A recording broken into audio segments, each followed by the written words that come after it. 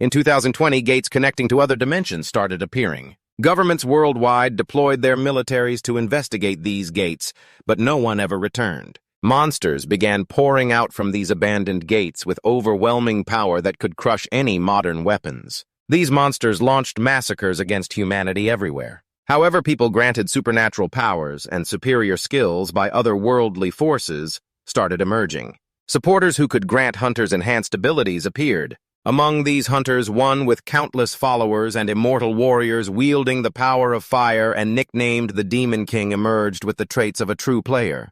Through his hunts, he gradually grew stronger. However, the 12 great heroes, seen as divine beings, feared this man and his power. Under their influence, he was erased from history. Those so-called gods created Eden. From then on, hunters were viewed as a new subspecies of humanity, and those who couldn't become hunters were reduced to slaves. Hunters held the power to rule the world, and just like that, 100 years passed. Under the blazing August sun, this young man with black hair was pushing himself to the limit in training, determined to change the world. Yet after just a few laps, he was already exhausted. Maybe sheer willpower isn't enough to become a hunter. To catch a supporter's eye, he had to push beyond his limits. His brother Seong-gu didn't even have to try. Supporters just flocked to him. The black-haired guy felt it was unfair. But the world doesn't care about fairness, just like how Seong-gu became a hunter while he remained ordinary. If he couldn't run anymore, they might have to try something else. He pulled out a staff, that skill only hunters have. It's always mesmerizing to see. But if he became a hunter, that sense of awe would probably fade. After learning that his parents were killed by hunters, Seong-gu gave him that book as a keepsake. It was full of the unreasonable rules hunters imposed, and he wanted to change that. Anyway, his brother had helped him for years, but after trying this hard, the black-haired guy figured he'd never become a hunter. Becoming a hunter, as Eden teaches, is just destiny. He guessed so. Seong-gu bought into that nonsense. It felt so ridiculous. He promised he'd become a hunter, and always told him to keep that book safe. It's the memoir of a forgotten hero erased by the 12 great heroes. If he were still alive, the world might be a better place. While the black-haired guy and Seong-gu were talking, a girl was watching them from the sky. "Found you!" With that, she extended her hand and shot a purple beam at them. Seong-gu immediately sensed the magic. As soon as he saw the purple beams heading straight for them, he cursed under his breath and shoved the black-haired guy away. Seconds later, a massive explosion erupted where Seong-gu and the black-haired guy had been standing. While the black-haired guy was still figuring out what was happening, a girl suddenly descended from the sky in front of him, leaving him in shock. A hunter. "What's a hunter doing here?" The girl glanced at the black-haired guy. If you looked closely, her eyes had turned purple. "Kneel." The black-haired guy dropped to his knees, not because he wanted to, but some force compelled his body to obey her. Right after several beams of light shot in from nowhere, the black-clad figures who appeared knelt down reverently and said, "Ruler of Eden, we greet you, Lady Athena." The name Athena made the black-haired guy even more terrified. As one of the highest ranked, the ruler of Eden, and one of the 12 founding gods. What was she doing here? He can't have gone far. Capture him and bring him to me. "Yes, my lady." The black-clad group responded in unison and quickly left to carry out the order. Finally caught that one, but what a shame. Athena looked at the black-haired guy. "Who is he? I can't sense any magic from him." At the same time, the black-haired guy silently prayed that the Demon King's memoir he was holding contained the dirty secrets the 12 heroes wanted hidden, hoping she wouldn't notice and would leave. "You're just a lowly slave," Athena said, turning her back on the black-haired guy. "Is she gone?" The black-haired guy wondered, but suddenly his body was freed. He thought he was in the clear, but as soon as he looked up, there was Athena standing right in front of him, eyeing him suspiciously. "Almost missed that. I can feel magic emanating from you, even if it's just faint traces. Your heart is racing and your breathing is uneven. From the way you're stiffening up, I guess you have something you can't let me see, right? Hand over whatever you're hiding and explain what it is. My body's moving on its own. This must be a god's command. Stop if she finds this book, I'm done for." Ignoring the black-haired guy's inner pleas, his hand moved involuntarily, pulling the book from his pocket and holding it out. It's a book the black-haired guy thought, cursing inwardly. His body wasn't listening. The story of how the Demon King was truly humanity's hero. Eden doesn't want this world to know the Demon King's story. Anyone connected to it must be eliminated. If things get worse, the whole neighborhood could be wiped out. That's how Eden operates. With their power, they eliminate anything that doesn't suit them or gets in their way. I can't give this to her, please. As Athena reached for the book, it suddenly flipped open. Magical flames erupted. Athena quickly conjured a shield, barely escaping being scorched. Found it, the Demon King's memoir. At that moment, her eyes lit up as she exclaimed, "Found it, the Demon King's memoir. I don't know how a lowly slave like you got this, but I'll take it." Just then, Seong-gu appeared like a guardian and struck Athena, sending her flying. Bro, black-haired guy, he couldn't hold back his emotions and burst into tears. "Hey, don't cry like that, man up. Still, you did great. You held on really well." Seong-gu picked up the book with a teasing smile. "Who are you, really? How did you fight back against Athena, one of the 12 gods?" Seong-gu handed the book back to the black-haired one. "Sorry I haven't had time to explain this to you yet, kid. I didn't think I'd find this so soon. You've always said for a long time now, right, that you want to change the world. Are you betting on someone like me? Hunters are chosen as gods to rule over others. Someone as useless as me would just live like livestock waiting to be slaughtered. If you had the power to change the world, a power that could rival the 12 gods, would you still want to change it?" Seong-gu summoned a sword and pointed it at the black-haired guy. The black-haired guy stayed silent. Just then, Athena's shout echoed from afar. "There he is!" Furious with her weapon in hand, Athena flew toward them. "Athena's coming. We don't have time. Make your choice quickly. I can't take her on alone," Seong-gu urged. The black-haired guy's eyes suddenly turned red. "Yes, if I had that kind of power, I'd change the world." Seong-gu smiled, satisfied, then suddenly thrust the sword through the black-haired guy's chest. "If we meet there, remember to treat each other well." "What are you saying?" "His body." The black-haired guy's body, along with the sword in his chest, floated up and slowly vanished. "Executing the pact. As per the pact, the fallen angel will support you." When the black-haired guy regained consciousness, he found himself teleported to a cave. What happened? He clearly got stabbed, but there are no wounds on him. His body feels different now, power surging through him, and that voice said he'd be supported. Did I become a hunter? Exactly where am I? Magical energy is flowing in his body. Maybe I'm inside a gate. Perhaps I'm inside a gate. As the black-haired guy was pondering, he suddenly heard footsteps nearby, so he quickly hid behind a rock to check. It turned out to be a goblin wandering around looking confused. Definitely I'm inside a dungeon gate. Goblins are the lowest-level monsters, but they're more dangerous than you think, which is why they're called manslayers. New hunters with their keen senses and bold hunting styles have caused many rookie hunters with little info to lose their lives. I hope it leaves without finding me. Unfortunately, with its sharp sense of smell, the goblin quickly picked up the black-haired guy's scent and slowly approached. Will what I learned work on it? Anyway, I have no other choice. I can only trust the skills I learned to become a hunter. The black-haired guy quietly picked up a stone and threw it in the opposite direction of the goblin. Hearing the strange noise, the goblin turned its head. Seizing the moment, the black-haired guy grabbed the goblin's sword arm, and with his other hand, he struck, taking it down instantly. What the heck is this power? I only meant to scare it and steal its weapon. But did I really just become a hunter? As the black-haired guy was confused, a notification appeared. The fallen angel is paying attention to you. The fallen angel is the Demon King. Just then, a group of goblins appeared. They seemed to have been drawn by the noise the black-haired guy made earlier, and there were many of them. Even worse, the one at the back was the goblin leader, the boss of this goblin dungeon. This is the end. I just awakened as a hunter. How can I stand up to that? Suddenly, the black-haired guy remembered his promise to Seong-gu. If he had the power to change the world and fight the 12 gods, he would definitely do it. Yeah, I can't go out like this. I can't die before changing this world. The fallen angel applauds your fighting spirit. The fallen angel is watching you. This is a once-in-a-lifetime opportunity. With determination, the black-haired guy charged at the goblins. In the past, when the black-haired guy practiced spearing falling leaves with precision, Seong-gu had marveled, saying, "Impressive. Seeing you, I finally understand what a genius is." Ordinary people have their limits, but if you're sponsored, I believe you'll become a hunter better than anyone. Just like now, with his willpower and honed skills, the black-haired guy single-handedly wiped out most of the goblins. His level increased accordingly. Only the leader remained, as he thought that he sensed imminent danger.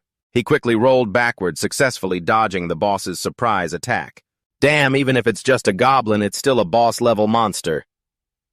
According to records, defeating a goblin leader requires at least a C-rank hunter. If you're a fresh awakener, you're usually only E or F rank. Can someone who just awakened handle it? The black-haired guy glanced at his spear. All right, I'll bet it all here. The fallen angel applauds your decision and grants you authority over fire. The spear is the Demon King's weapon, and the one I'm most confident with. Moreover, the black-haired guy enhanced the spear's power and charged forward. With one thrust, he finished off the boss. See you in hell, you've leveled up. The spear's durability is now 0.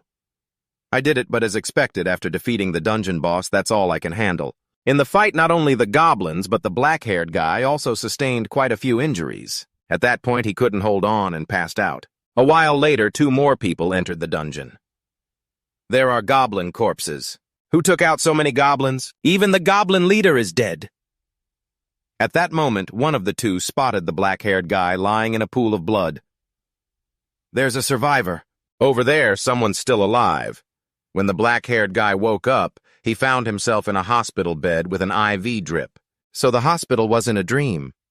Athena showed up and almost stole the Demon King's memoir. And after getting stabbed by Xianggu, I woke up inside a dungeon gate. I faced a goblin leader and almost died, but survived thanks to the fire authority the fallen angel granted me. However, I passed out from severe injuries afterward. Did the hunters who cleared the dungeon save me? As he was lost in thought, a nurse walked in, smiling. You shouldn't move yet. How are you feeling? Any dizziness? The guild hunters found you and brought you here. If they hadn't, I hate to think what might have happened. The black-haired guy asked suspiciously. The guild? The nurse smiled. Yes, you were badly hurt. Surviving that is a miracle. You had an accident inside a gate. Someone from the association will be sent. So just rest up until then. The nurse turned to leave and muttered to herself, He's so handsome. I have to tell everyone. The black-haired guy spoke up, excuse me. The nurse turned back, yes. What year is it? The nurse replied, Seems your memory hasn't fully recovered, so you're still a bit dizzy. It's 2022. The black-haired guy was shocked. 2022, more than 100 years before I was born. Gates started appearing in 2000. 2022 is when special hunters began making names for themselves, the era of heroes. At that moment, Xianggu's words echoed in his mind. Hunters started calling themselves gods and ruling humanity. The powerless like you are forced to live as refugees, barely surviving. What do you think about changing the world? Would you do it? The black-haired guy's heart started racing. Unlike now, where you need Eden's choice to become a hunter. This era is when hunters awaken through sponsor support, and this is my moment to change. Thinking that the black-haired guy decisively pulled out his IV and wires jumping out of bed. The nurse saw and worriedly yelled, Hey, jumping up like that is dangerous. I'm fine, the dizziness is gone. Forget about that. Can you tell me where the bathroom is? The nurse answered, The bathroom is next to the entrance. The black-haired guy went into the bathroom and looked at himself in the mirror, stunned. Is this really me? I didn't have these muscles before, and I must be almost 6'2" now. I guess my face still looks similar, but my build and appearance are like a totally different person. Just then, from outside, someone called, Is someone in here? A few minutes later, the black-haired guy, now in patient clothes, sat facing a young man. The man introduced himself as Kim Su-dong from the association. Kim Su-dong smiled and said, You were rescued by the guild after the gate incident. I heard you have some memory issues, right? The black-haired guy thought, The nurse must have told him that. That's perfect. So with a straight face, he replied, Yes. Kim Su-dong asked, Can you tell me what you remember? Your name, family, how you got into the gate or anything? After the black-haired guy was brought to this hospital, both the hospital and the association tried to dig up info on him. But obviously they found nothing, no name, family, or anything. The black-haired guy thought, There's no way info from my future could show up here. They said memory loss can happen after a gate accident or awakening as a hunter. Then he smiled and answered, I'm 23 years old and my name is Lee Jun-gum. I can't remember anything else. Just as the black-haired guy, now Jun-gum, was about to say his name for some reason, the name Demon King flashed in his mind. For some reason, he mixed up his name with the Demon King's, but he felt it was the right thing to do. Hearing Jun-gum's answer, Kim Su-dong sighed, a bit headache-inducing. This is a big problem. Then he looked at Jun-gum and asked, In that case, did you feel anything while inside the gate? Jun-gum replied, I heard a voice. I will sponsor you. That's what I heard. Hearing that, Kim Soo-dong's hands on the table clenched slightly. After a few seconds, he said, "Understood. It seems you've become a hunter." Mr. Lee Jun-goom, do you remember anything about hunters? I remember they're special people who are chosen. I don't know much. I remember they're special people who are chosen. Kim Soo-dong stood up and said, "Thank you for talking with me. Someone else might come later, but the association will contact you soon." Then he suddenly bowed deeply. "I know you're probably confused, but you've become essential to this world. I wish you the best." The conversation ended and Kim Soo-dong left. Jun Geum stood by the window watching Kim Soo-dong in the parking lot, muttering, "He's a good guy." Then he whispered, "Status." Instantly, a status window appeared. 4 status windows. Name Lee Jun-geum, level 9, trait player, nickname Goblin Slayer, strength 31, endurance 28, speed 34, magic power 38, authority fire dominion level 2, summoned beast none, skills none. Looking at his status, Jun-geum thought, this is one of the Demon King's qualities. The reason the 12 heroes feared the Demon King and why he developed faster than other hunters, fearing that Eden erased all traces of him. The Demon King was unique. To be precise, he wasn't a hunter, he was a player. He was a player unlike hunters who need sponsor support to grow strong. He became powerful on his own. He was the only one who could grow by hunting. And now I'm a player. On the day Jun-geum was discharged, the nurse came to his room smiling. "Mr. Lee Jun-geum, congratulations on becoming a hunter." "Thank you, but is becoming a hunter really something to celebrate?" The nurse laughed. "Of course, it's like hitting the jackpot. Even the weakest E-rank hunter can live in luxury that ordinary people dream of. Besides fighting monsters in gates, hunters have many other options. You could become a blacksmith using your powers to create magic items, or a bodyguard earning a fortune. Even the wealthy line up to hire you." Jun-geum thought, yeah, I know that. That's why those not chosen are completely helpless.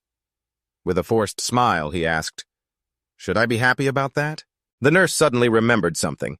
She handed Jun-geum a bag. "Oh, almost forgot to give you this from Kim Soo-dong. He's from the association. These are the clothes you were wearing when you were rescued. They said you probably couldn't wear them again, but they kept them just in case. Congratulations on your discharge." Soon after, Jun-geum left the hospital and headed to a place in Gangnam.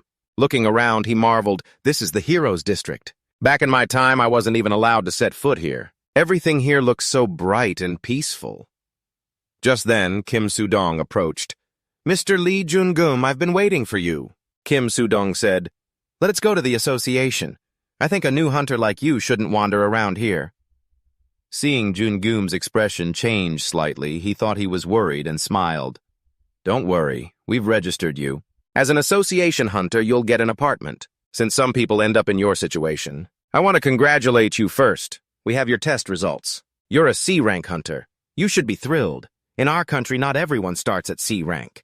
Then he pointed to the car waiting by the road. "Let's go. I'll explain the rest after we finish registration. Thank you." With that, Jun-geum got in the car with Soo-dong and headed to the association headquarters. There, he was guided by staff to complete the registration process. Normally, ordinary people get E or F rank after their first awakening as a hunter. Hunters are ranked by letters with higher ranks, meaning greater potential and special treatment. You also get special benefits. By evening, as the sun set, Jun-geum left the association headquarters with Soo-dong and arrived at apartment 802. "We completed your registration without any issues. And this will be your apartment," Soo-dong said. Jun-geum opened the door and stepped inside. The next second, he was stunned by everything in there. It even made him a little emotional, his eyes welling up. Soo-dong, standing behind, didn't notice. "Is it to your liking? The furniture looks a bit outdated." Jun-geum replied, "Yes, I like it a lot. Thank you so much." He thought today is incredibly special. I finally got the chance to become a hunter. So this is what it feels like to own an apartment for the first time in my life. Soo-dong added, "Oh, I almost forgot. There's one more thing I haven't told you. A few people want to meet you." Lee Jun-geum heard that and was a bit startled. He turned around and asked, "Meet me." At the same time, he worriedly thought, who could it be? There's no way anyone knows I'm from the future. Soo-dong was surprised by Jun-geum's overreaction. Still, he answered, "He's the leader of the guild. The one who saved you? He seems very interested in you. You can decline his request if you're uncomfortable with the meeting." Jun-geum asked, "The guild leader?" "Yes." They're a pretty active guild that's been getting a lot of attention lately, the guild. Jungeum thought for a moment and replied, okay. Then Sudong took Jungeum to meet the guild leader. When they met, Sudong immediately introduced them. First, he gestured toward Jungeum. This is Mr. Lee Jungeum. Then toward the bald man. And this is the leader of the guild that saved you. The bald man spoke. I'll introduce myself. You're quite tall and good-looking. I'm the leader of the guild. For Jungeum, ever since meeting Seonggu, he said nothing and just stared at the bald man's head. He thought, that's really him. That bald guy noticed Jungeo's gaze. Seonggu asked, where are you looking? Jungeo jolted awake. He scratched his head awkwardly and said with a nervous smile, I'm sorry if I happened to offend you. I didn't mean to. Then he fell into deep thought again. He had been so startled that he almost made a serious mistake. I didn't mean to. Then he fell into thought. I was so startled that I almost made a mistake. I didn't think I'd meet him so soon. He's the one who worried about me, taught me the basics to become a hunter. My benefactor, the one who saved my life in my past. And the forgotten hero who turned down countless opportunities to save others. The hero people thought sacrificed himself. The founding god El Seonggu. We've met again. Seonggu had no idea what Jungeum was thinking. He smiled and said, no problem, have we met before? You feel a bit familiar. Jungeum replied, I lost all my memories after becoming a hunter, so I'm not sure.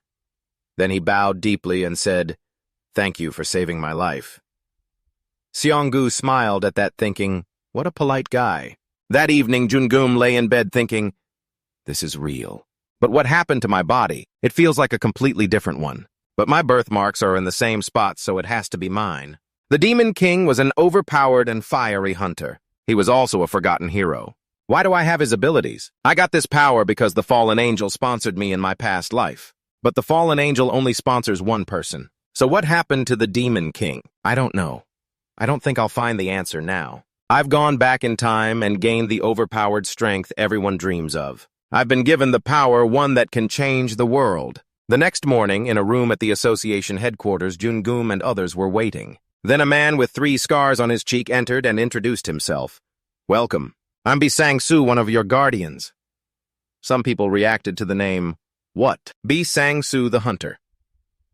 Why is a key association member guarding a newbie hunter like this? That means there's a hunter here who's caught the association's eye. The others realized and started hoping, this is my chance. If I impress him, I could join a guild or something.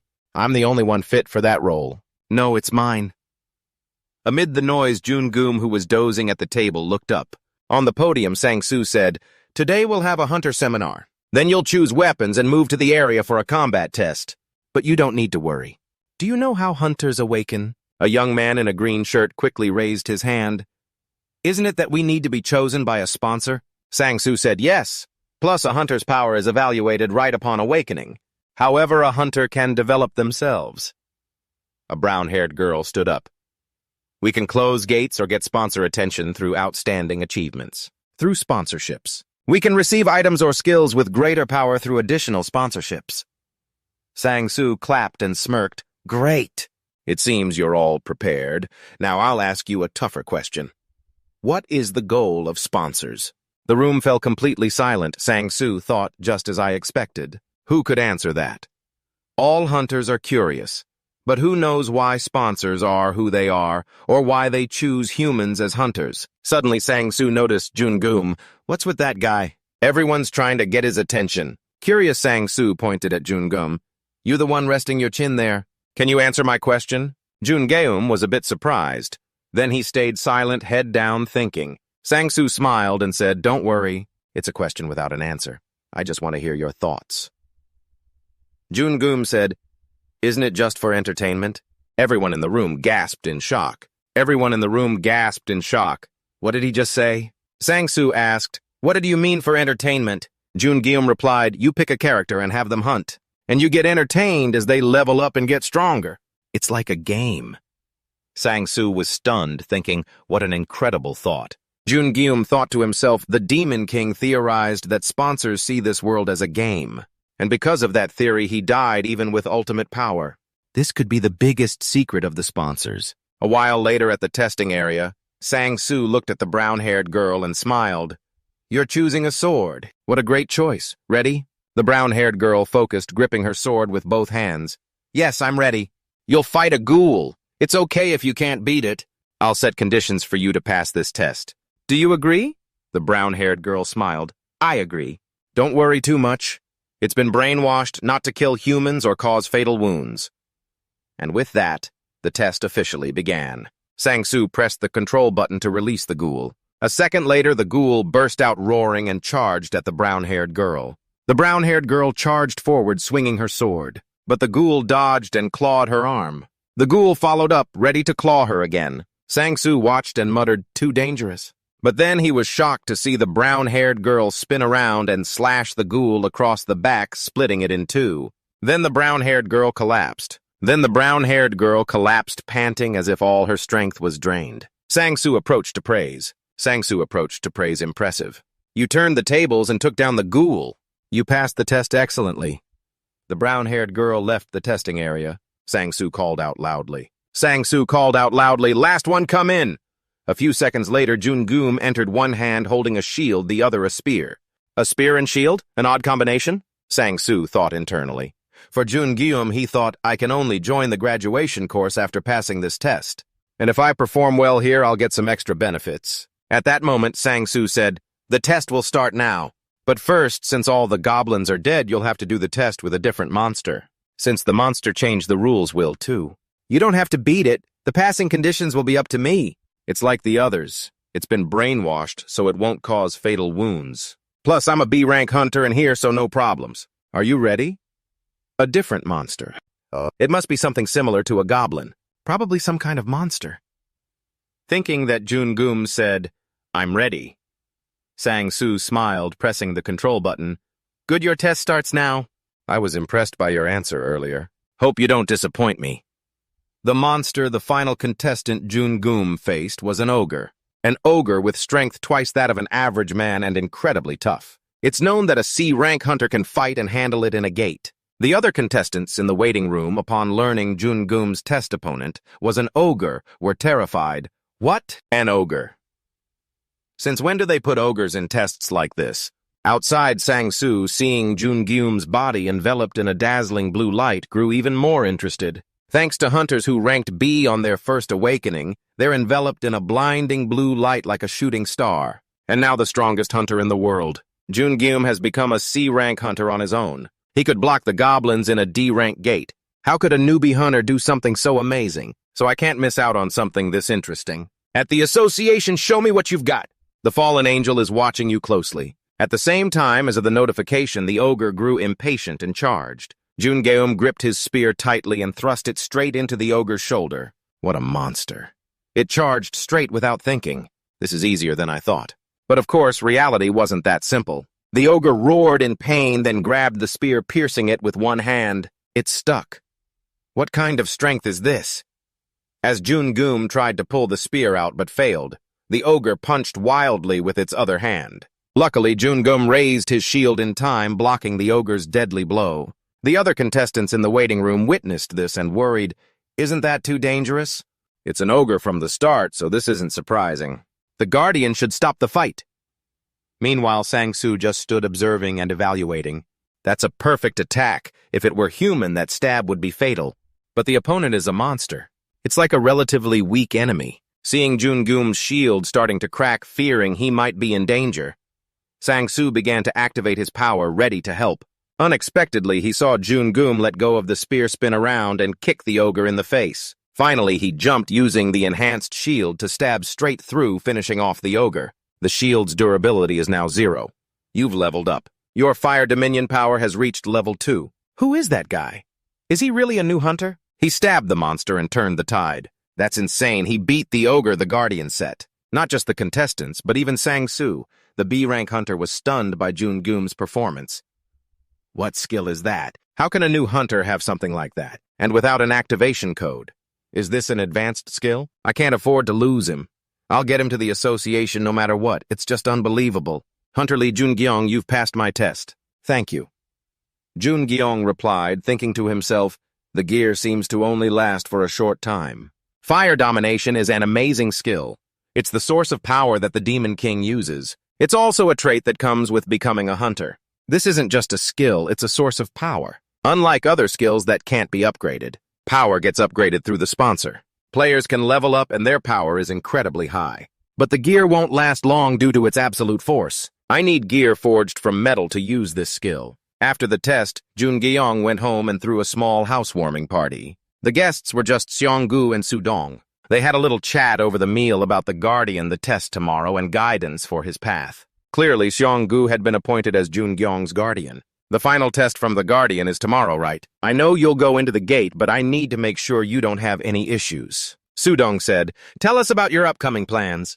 Have you thought about our proposal? I don't know why, but I have a feeling I shouldn't let you go. Anyway, I don't want you to feel too pressured," Seonggu said with a serious face. Sudong glanced at Seonggu, thinking to himself, "I'm worrying too much." The most promising alliance association in Korea is trying to track him. This is a once-in-a-lifetime opportunity for Hunter Lee Jungyong. Jungyong was silent for a moment before replying, "I respectfully decline. Can I ask you the reason behind that answer? I just can't understand. I think it's a great proposal for someone deciding to become a combat hunter. He really worried about me and taught me all the basics to become a hunter. You're right, but when I went back to the past, I had already planned for all the situations that would happen during this time. In this situation, it would be really dangerous for me to get close to Seonggu right now. But if you ever need my help, I'm more than willing to assist since I owe you a favor." Hunter Seonggu. Seonggu was silent for a moment, then smiled and said, "I'll remember that." Sudong looked back and forth between Seonggu and Jungyong, feeling confused. What's going on here? A new hunter is talking about helping a rank A hunter in Korea, and this rank A hunter is taking it seriously. I really can't understand these hunters.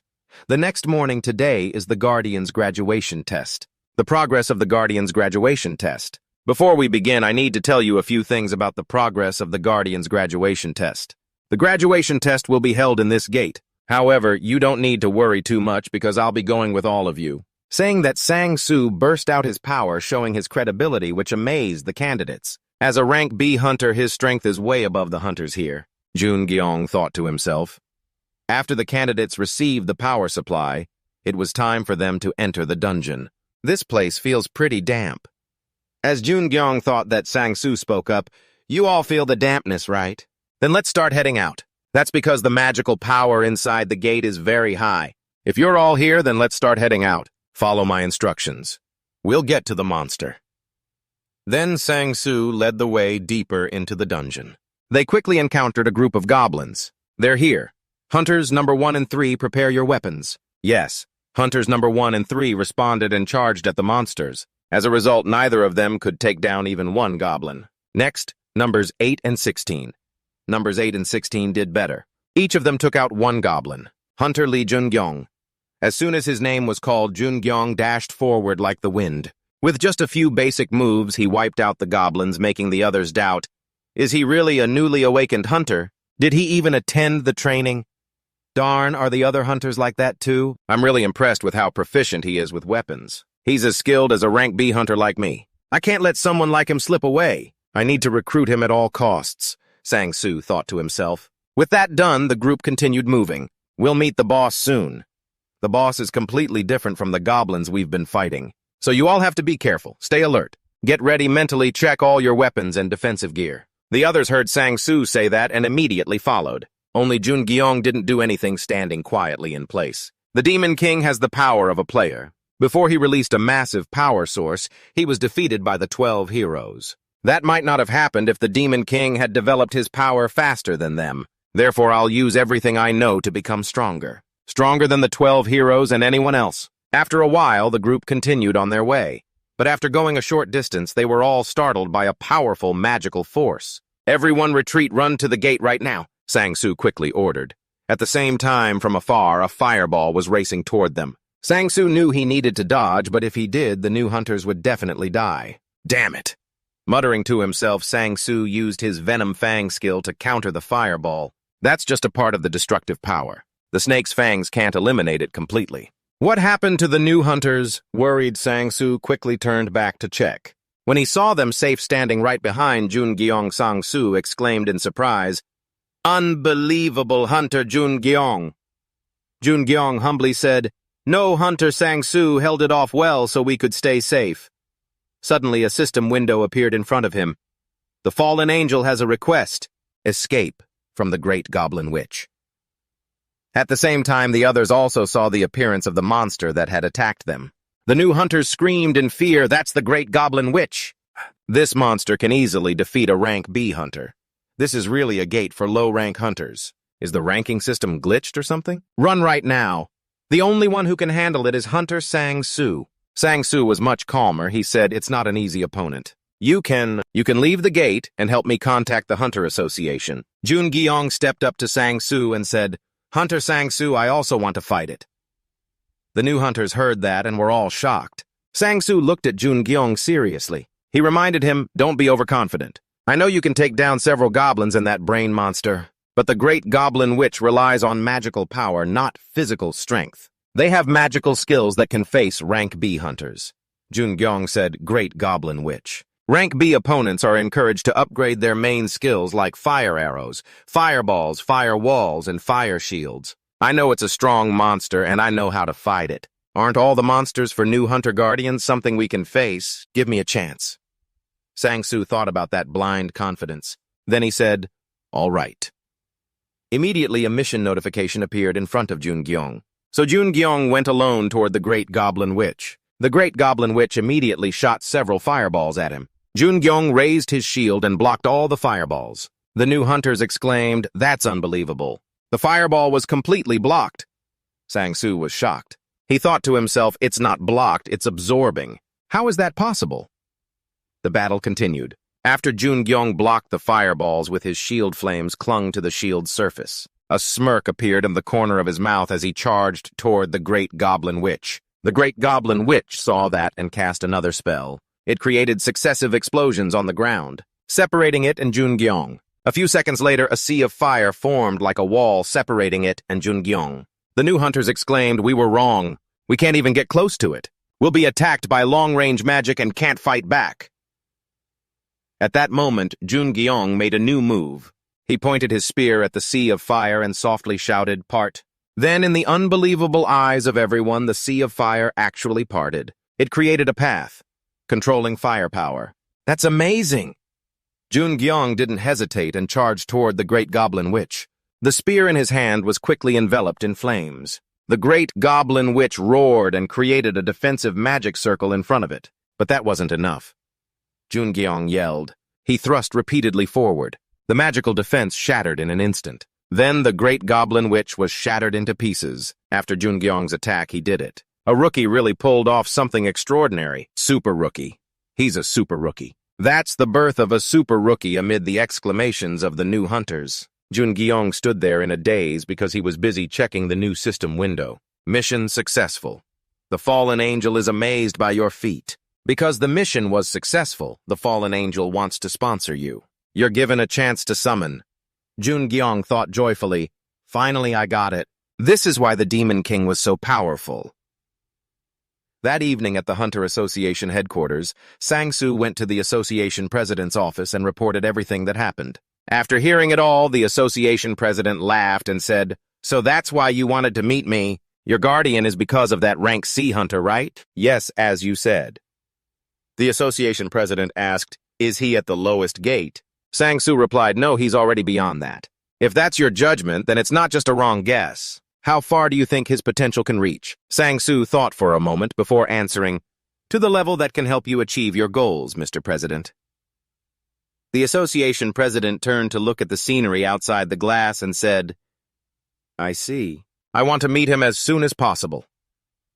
At the same time, at the entrance, Jun-gyong had just come out and saw Seong-gu and Su-dong waiting. Su-dong saw him come out and smiled. "Ah, there you are.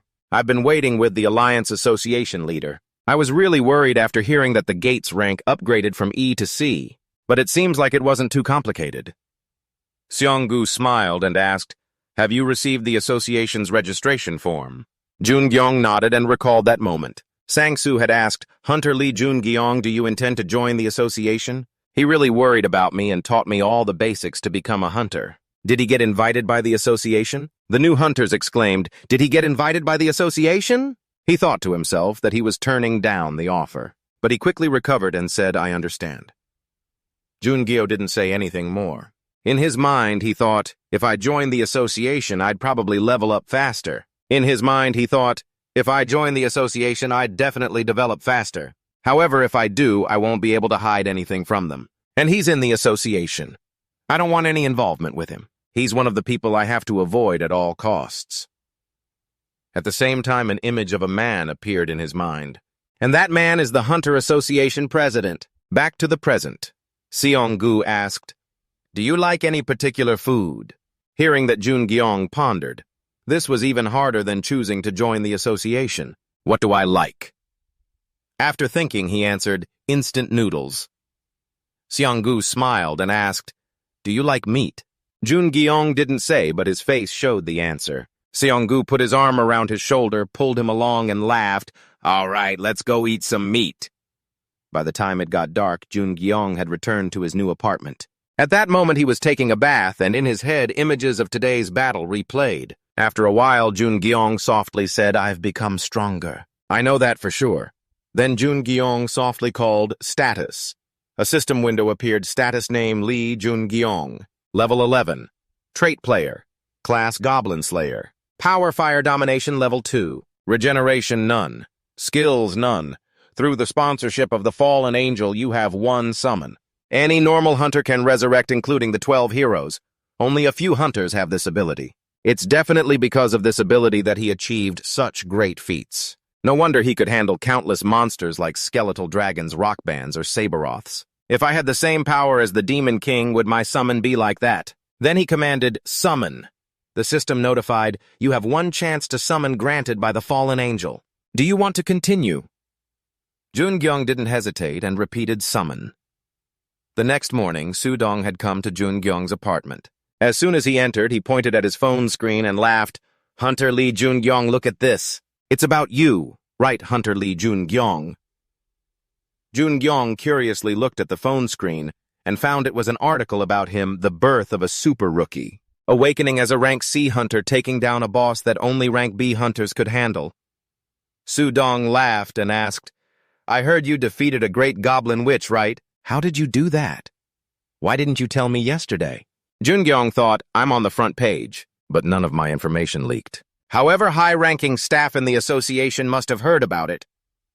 Seeing Jun-gyong not speaking, Sudong continued, "Lately, hunters seem even more popular than celebrities, but you don't seem interested in that." Hunter Lee Jun-gyong said, "More importantly, there are a few things I want to ask you." "What is it?" "I want to join a dungeon raid."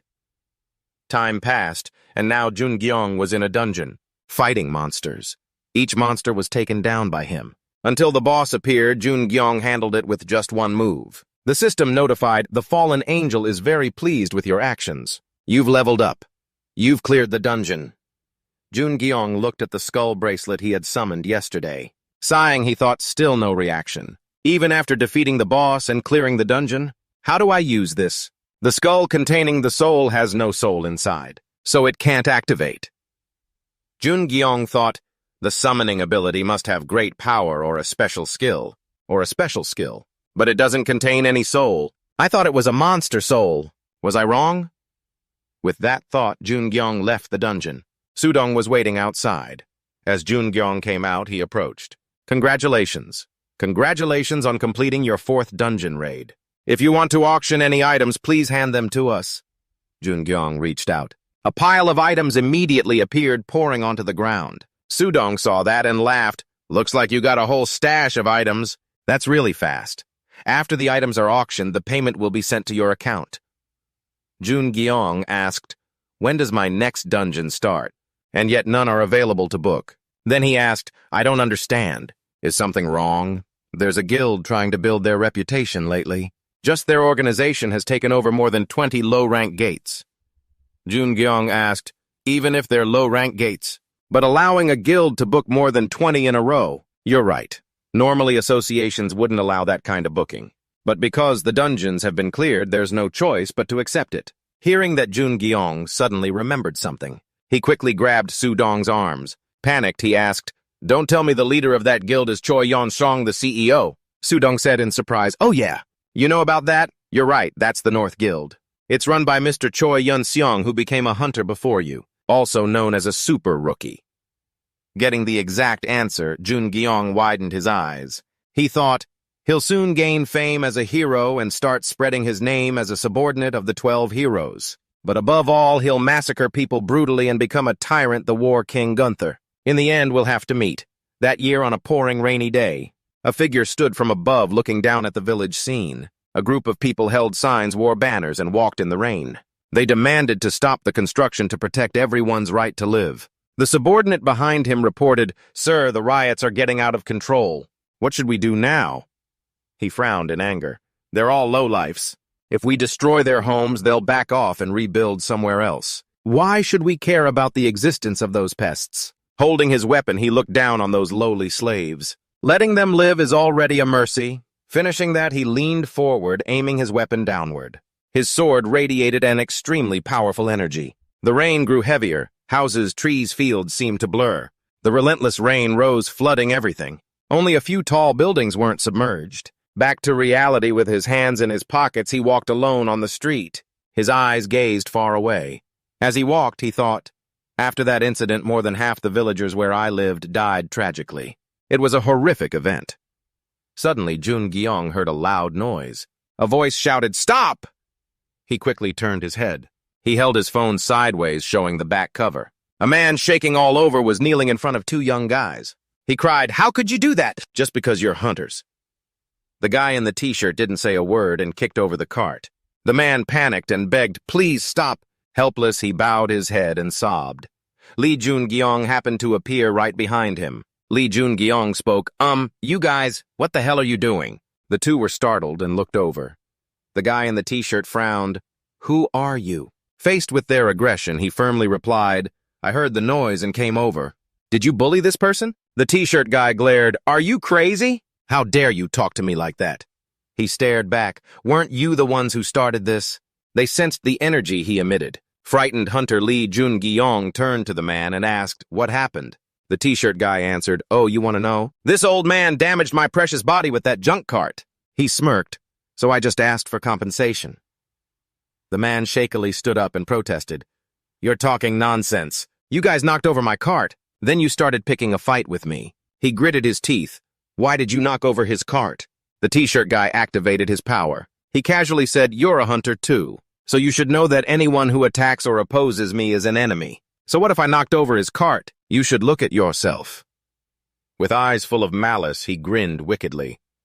"I feel like you're trying to pick a fight with me."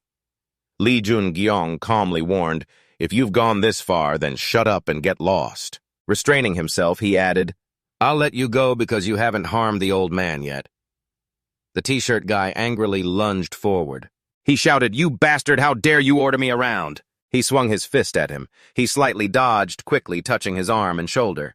He grabbed his wrist tightly and flipped him over with force. His face remained expressionless.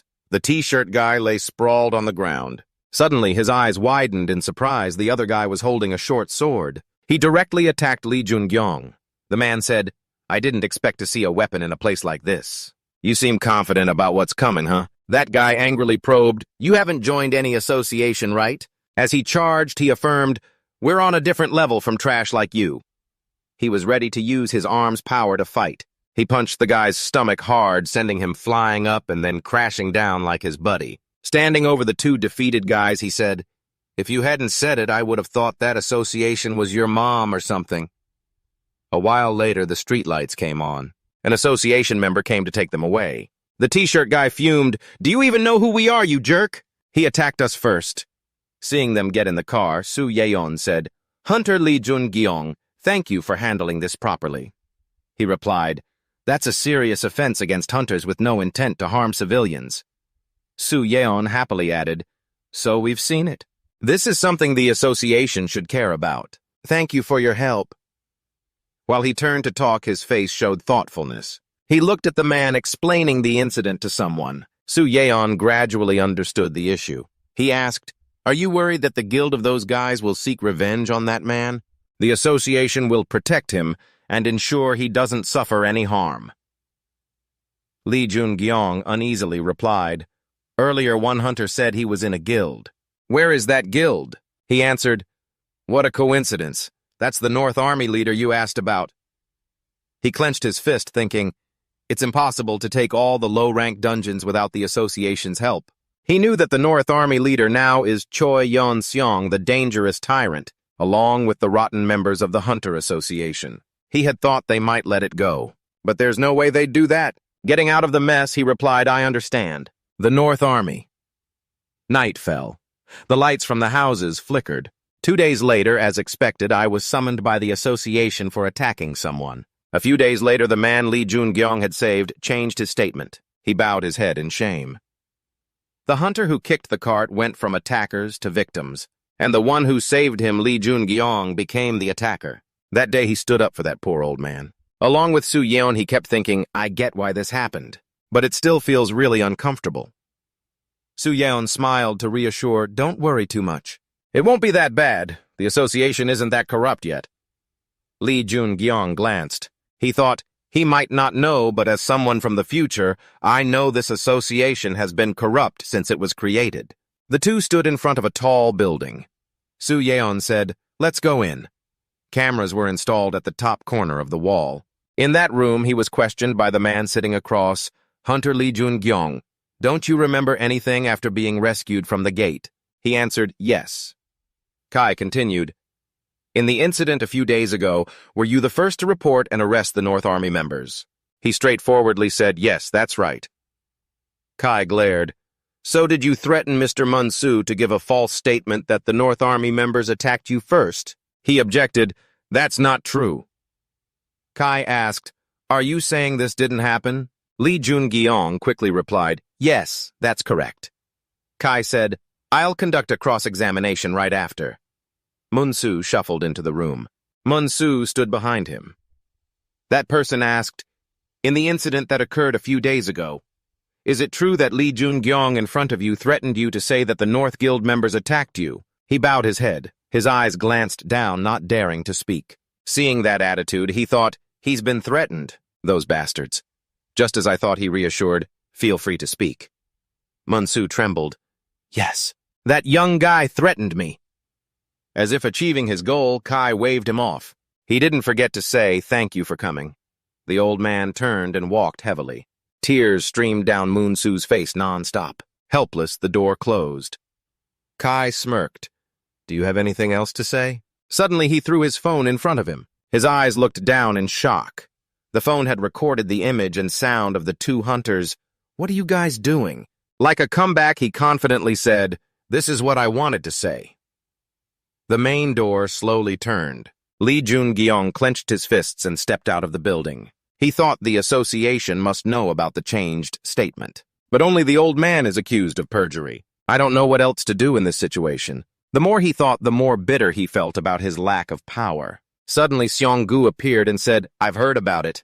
He turned in surprise and called Mr. Seong-gu. Su Yeon scratched his head and explained, I contacted him just in case. I don't have any connections in the association. He's the most influential person I could reach. He happily replied, you must be really busy. He really worried about me and taught me all the basics to become a hunter. He really worried about me and taught me all the basics to become a hunter. What a relief. Mun-soo appeared out of nowhere and spoke loudly. I'm truly sorry. He sobbed and trembled as he cried out, those bastards told me that if I didn't do it, they would ruin my granddaughter's future. I couldn't let that happen, so instead of helping, I framed you. I couldn't let that happen, so instead of helping, I falsely accused you. And why are you only saying this now? And why are you saying this now? Mun-soo slightly raised his face and said, if I said it, my granddaughter would be in danger. Since things have turned out this way, at least I want to apologize. That won't happen. As the head of the Alliance Association, I'll take responsibility. Don't worry about those bastards. Go home. Hearing that, he stood up, relieved, and turned back. Why is there a phone recording the earlier disturbance? He explained recording videos as a natural habit of his, because he's been in many unfair situations before. The habit must have started from there. Suddenly, his eyes froze. He quickly turned to look. CEO Gu asked, is that him? He answered, yes. The CEO exuded great power and strode forward. He fake smiled. Oh, I didn't think I'd meet the respected leader of the Alliance here. You seem close to that rumored super rookie. Soo-yeon thought with wide eyes. How does he know about that? Did the association leak his information? He extended his hand. I'm the leader of the North Guild. My name is Choi Yeon-seong. The CEO looked at that hand. He noticed it, and then Seong-gu shook his hand. He smiled back. Nice to meet you. At the same time using his super ability to communicate with his eyes. But remember my warning. He was reminding him, if you don't want to be my enemy and this super rookie's, then don't get too cocky. His eyes widened as he listened, but he didn't pull his hand away. Glancing up, he thought, oh no. Seong-gu smiled, but his eyes kept communicating. Don't make me say it again. You're not even worth being an enemy. Be careful if you don't want to die. Remember that. The scene changed to a small, sunny cafe. Inside the cafe, someone's hand slammed the table and said, this is ridiculous. Soo-yeon angrily said, why did they only get fined when he threatened a civilian? Lee Jun-gyong recalled the future where punishing hunters never happened. He said casually, more importantly, I wonder how that old man is. Soo-yeon continued, lying to a hunter is a big crime. But thanks to you stepping in and resolving everything and the North Guild admitting their wrongdoing, that old man was released with just a warning.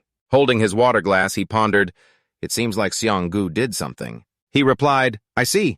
How's the North Army been lately? His eyes showed worry. They're keeping quiet. He felt a chill down his spine. There's no way they'd let everything slide like that. There's no way they'd let everything slide like that. Recalling the violent image of CEO Ion, the cold-blooded killer who would become the War King, he strongly believed in karma, so he'd definitely strike back. With a worried face, he requested, can you help me keep an eye on the North Army? Soo-yeon happily agreed, of course. Inside, he felt determined, I won't let it go either. His face turned cold.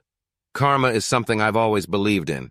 Outside, the sky was blue with white clouds, trees, and fresh air. Lee Jun-gyong was standing next to Seong-gu. He turned and said, I didn't think you'd contact me to conquer the dungeon together. He looked up and replied, this dungeon is for high-level people, so I need your help. Thank you for that. Seong-gu happily said, it's an honor to fight with you.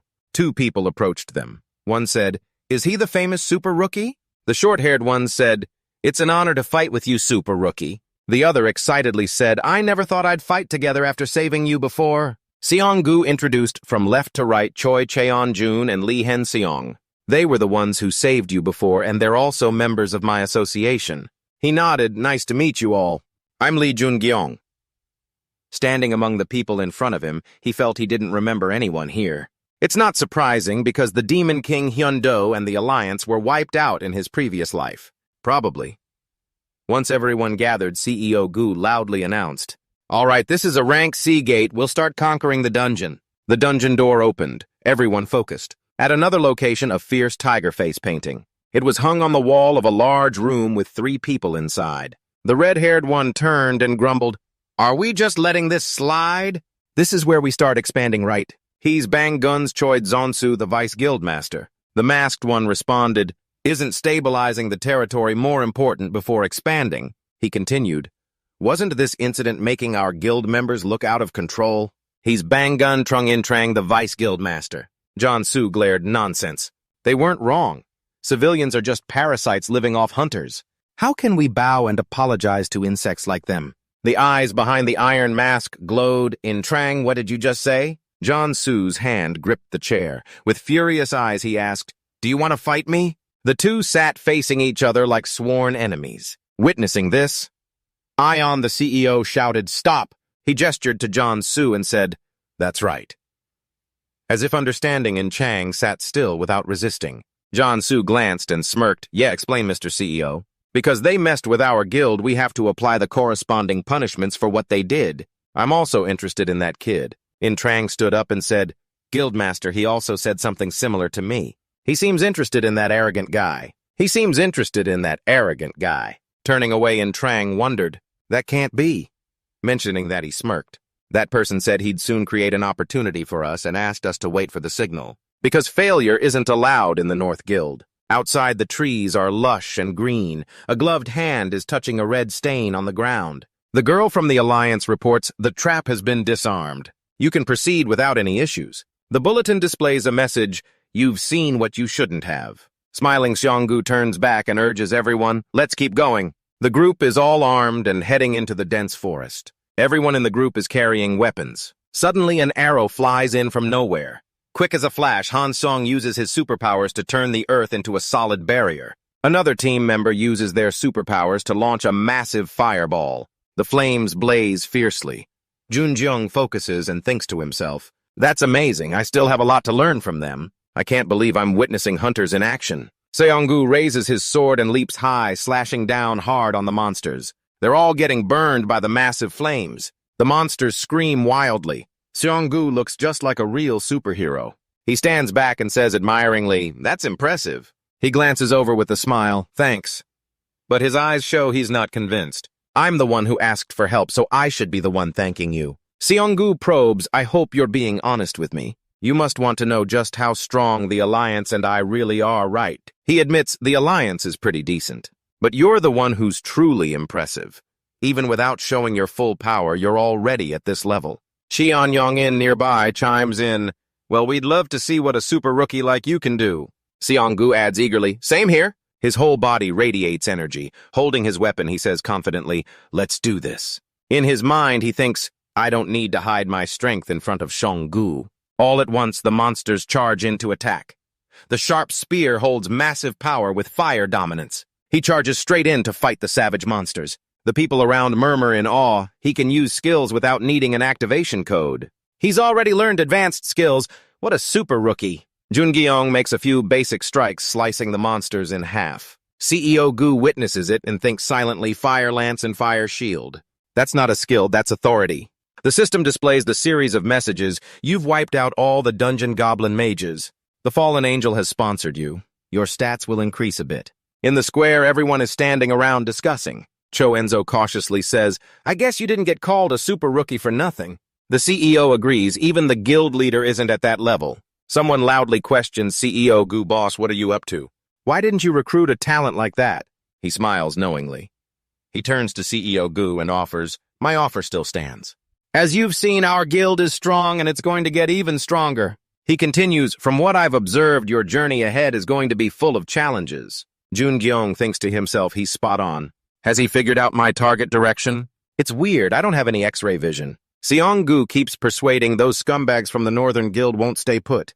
If you're with us, they won't be able to harm you. He extends his hand with an incredibly tempting offer. "Join the Alliance and I'll make you the vice leader of the guild." Everyone around gasps, "Boss, oh my gosh!" Jungeong is stunned and thinks, suddenly becoming the vice leader of the guild. But he clenches his fist, bows his head. "I'm very grateful for your offer. I'm very grateful for your offer. But I have to decline." He laughs heartily. "No need to look so apologetic. I can see in your eyes that you're aiming for something much greater." The phone in his pocket vibrates lightly. He picks it up and reads the messages on the screen. The message from the Hunter Association reads, "We need your help to clear a gate." The Northern Army has about 100 independent hunters. He looks at the messages. Thoughts race through his mind. The Northern Army is bold and won't let Mr. Sung's plans be stopped. Mr. Google ponders, order to mobilize the Northern Army hunters and 100 independent hunters. Given the scale of this hunt, the only guild involved is the Northern Army. Something doesn't add up. Junjeong is shocked. He thinks Mr. Sung has exploited the association. I get it. This is the beginning. The scene shifts to another place where night has fallen and the building is lit up. Someone slams their hand on the table. In-cha sits on the table thinking. Since when did they change so much? Thinking about old memories. Choi Yong-soo, his childhood friend, and his brother Choi Yong-sung. He's irritated. Everything changed since they met that person. Images of each person flash in his mind. The aggressive but warm Choi Jong-soo, no longer looking down on ordinary people. Remembering the guild leader who sees everyone under his command. Whether they're civilians or hunters, he's uncomfortable. They're trying to kill a hunter. That's why he's questioning the irrational actions related to the Northern Army. People shouldn't act like that. The Northern Army has become so corrupted it can't be fixed. But I can't just leave those two behind. The phone screen in front of him lights up. A few notifications. Conflicting thoughts in his mind. Justice or friendship. The scene shifts to another space. Lee Jun-gyong stands straight. Introduction. Nice to meet you. My name is Lee Jun-gyong. The man in iron armor responds. I won't introduce myself. He thinks to himself. Brave, I don't sense anyone with him. Did he come alone to meet me? Lee Jun-gyong seems to understand his thoughts. It's just the two of us here. No traps. so relax. Trang gets straight to the point. I won't say anything else besides this issue. You must have received the mobilization order from the association. Refuse it. He's puzzled. Why he continues. Do you know our guild is also being mobilized? He replies immediately. I know, he says sincerely. You probably don't know, since you only recently became a hunter. But hunters are something way more disgusting than you think. Especially our guild leader. He's not as great as people think. Running into him on the street is already dangerous. If you enter the gate with him, he says coldly. Are you saying you can't be sure what he'll do to me? He puts his hands in his pockets. Running into him on the street is dangerous enough. Entering the gate with him is risky too. So the Northern Army, his face turns fierce, is a chaotic guild, he adds. And there are bad sponsors too. Among the good sponsors, they assign missions to kill people or mass murders. Guilds are formed by groups like that, called a chaotic guild. Trang gets angry. What the hell are you saying? He interrupts. Isn't that exactly what you're telling me? Vice Guild Leader Dung Trang. He responds casually. If it weren't, you wouldn't be warning me. His eyes light up. I get it. Even after hearing about the chaotic guild. You can't leak it outside. Because of my connection to the Northern Army. It's been that way from the start. Trang draws his sword immediately. He's furious and charges. The sound echoes through the building. He shouts, "You bastard, don't insult our guild!" and more. He doesn't back down. A green aura billows from his body. You should have known that already, he says firmly. The Northern Guild is rotten. The guild leader Choi Jong-soo and the vice leader you trust. They've changed, ever since meeting that demon. You're all serving him. He pauses at those words, then retracts his killing intent. He thinks silently. Trang ponders. He's only been a hunter for less than a month. No matter how quick, it's unbelievable. He could be on par with an A-rank hunter like me. We thought we had all his info. He even knows I have no intention to attack. Is it me who's being seen through? And he knows that person's identity. He looks up at him standing there.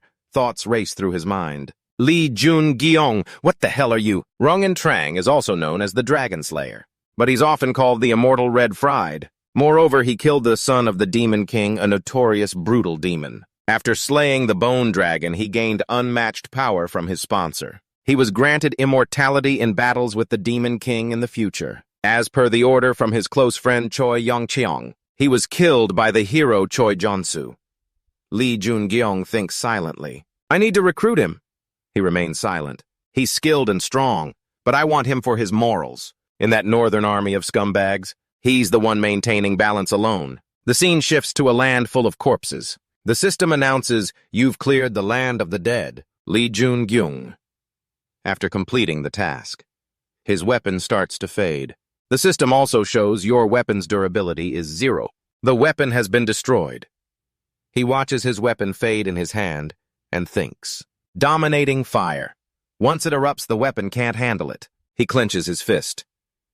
Maybe I need to prepare something else. Before the hunters are mobilized, I need a new weapon. The scene shifts to houses close together. The person in the room calls out, "Come in!" Lee Jun-jung slowly enters. He thinks to himself, this forge feels ancient. Inside, a blacksmith is forging a red-hot weapon. He's drenched in sweat. Wait a minute. I'm in the middle of this. He thinks happily, I can't believe I'm meeting him directly like this. One of the hunters who became a dwarf upon awakening. Looking at the muscular man in front of him, he thinks, he'll definitely become a blacksmith. A North Jaehyun hero blacksmith. After 4 hours of hard work, Jaehyun wipes his sweat. Only then does he remember the person standing next to him. He greets, "Who are you?" He turns around. He thinks I've been waiting for 4 hours and he still asks who I am. I'm here to order a weapon. By the way, is this shop run by just you? Jaehyun is confused. Who are you? Why are you ordering a weapon at my shop? An unknown blacksmith. It seems odd no matter how I think about it. And now you're asking if I'm working alone in this shop. He answers casually. I'm asking because I saw a strange hammer over there. On the wall behind Jaehyun, there's a hammer hanging straight. He laughs and replies, "Looks like you have a sharp eye. That hammer belongs to someone else. No need to worry about it." Jaehyun asks, puzzled, "Why did you come to me? I never seriously made weapons. All of this is just junk. What made you come and find me?" Lee Jun-jong answers, "My sponsor. My sponsor told me to find you." He shows surprise and sighs. Your sponsor did that directly, unbelievable. He thinks. You can only trust me.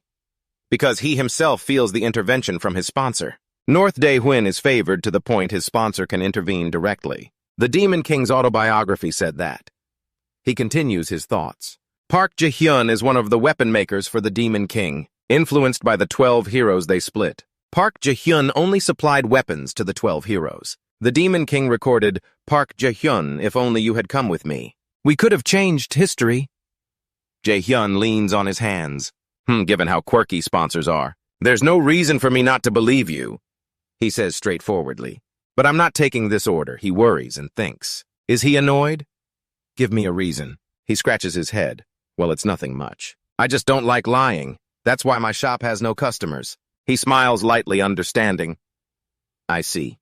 He reaches out to Jae-hyun. He is confused. "What do you want?" "Why are you reaching out?" He replies. "I'll ignite the passion in you." His hand suddenly bursts into flames. He says confidently, "Do you know about fire control?" Jae-hyun scoffs.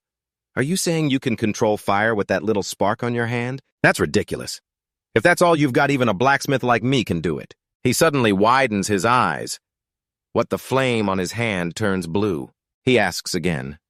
"How's that?" He clenches his fist, retracting the flame. "I can control fire as I wish and have complete mastery over it." Jae-hyun laughs happily, agreeing. A week passes. Jun Gi-hong holds a spear in his hand. The weapon emits a strange aura. He looks in amazement. "What is this?" Jae-hyun sits aside with his arms crossed. "I couldn't make a shield as requested, as I said. That's something I can't do alone. But the spear's fire resistance that you asked for is the best it can be. The spear is sharply engraved, showing powerful strength emanating from within it." He explains. "I hate to say this, but with my skills, this is the best I can do." The system status shows Spear of Muspel. Level 1 special rank increases fire control level. Fire resistance increases by 30%. This weapon grows stronger with fire exposure. He thinks silently. He said this is the best he can do. In a good dungeon, this might be the rarest item. If he were a famous blacksmith, this would be super rare. You can only get it through a sponsor. He smirks. Above all this evolving weapon, out of 1,000,000, there's only one. If I have this weapon, I'll never need to change it again. Jae-hyun interrupts his thoughts. "It's not perfect yet." He starts explaining. "That guy isn't here. Compared to your flame, it's just a low-level weapon. Remember to bring it back, but not too often. If you go and come back right after, I'll upgrade the weapon for you. I'll leave it with you." He sincerely bows to Jae-hyun. He sees something and pauses slightly. The skull-shaped bracelet on Jun Gi-hong's hand is a bit odd. He immediately asks, "Hey, that's the bracelet your sponsor provided, right?" "Your sponsor isn't ordinary either." "Your sponsor isn't ordinary either, kid." Hesitating, "I'm not sure, but this is concerning. It might be hard to use the system display info. The skull bracelet holds summoning souls, but since there are no souls in it, it can't activate." He ponders. "That's right. Just a guess, but if I'm correct." Jun-gyo, he puts on gloves. He thinks the soul-holding skull it'll be tough for summoning if I join the gate mobilization. He grips the weapon, materializing in his hand, but this is a much bigger discovery than expected. He owns the Spear of Muspel. He bows his head in thought. "If Dong-in Trang is with me, my chances of winning will be higher. Now everything is tough, but based on what I read in that book, he'll help me." Jun-gyo's eyes start to glow. 2 weeks until the gate mobilization. From afar, dark shadows appear. They must be many, kicking up thick dust. He tells himself, "For now I need to get stronger." Through those shadows are monsters with fierce faces, weapons in hand. They're charging to attack. He jumps hard, shattering the ground beneath. Jun-gyo soars through the air, one hand with a shield, the other with a spear. The spear radiates energy, dominating the monsters below. With red pupils, he doubts, "While I can get stronger by hunting, 2 weeks is too short. Even sleeping takes too much time." 2 weeks later, in a place with tall buildings, the bulletin shows, "The ruler of the riverbank is paying attention to you. All preparations are complete." Inside the building's room, everyone is gathered. Choi Ayon, the CEO, clenches his fists, showing determination. "All preparations are complete." He shouts, "From now on, we the Northern Army must rise." The team members listen excitedly. "In Korea and around the world, everyone will know our name, the Northern Army." Finishing, his pupils change color and his body emits tremendous energy. Trang sees this and is very surprised, thinking an unimaginable magical power. Hunter Choi Ayon has finally become an A-rank hunter. John-soo smiles smugly, unbelievable. Everything is going according to that person's plan. Now the requirements to become a hero are met. He raises his hand, affirming, "The world will be shaken by the name of the Northern Army." Everyone below seems mesmerized, cheering in support. He smiles to himself, and I'll take it that emperor title. Outside on an empty road with a curve, a bus is driving along. On the straight road, a small car is moving. There are two people in the car. The driver asks, "Are you ready to go there?" It's Sui-yong. He continues, "You might die." There are two people in the car. The driver asks, "Are you ready to go there?" It's Jin-soo. He continues, "You might die." Haven't I told you about the scumbags in the Northern Army? They're worse than you imagine. He keeps explaining the Northern Army tried to raid the gate before and got wiped out, without any evidence to prove they did it. But Jun-gyo sits next to him, silently staring into the distance. He looks straight ahead and says, "Maybe they did it to Sue." He is startled upon hearing that, making him stop the car abruptly at the curve. He slumps over the steering wheel, helpless. Seeing his attitude, he looks over and sighs. After a moment of silence, Soo-yeon lifts his head angrily, shouting, "You're still going even though you know that?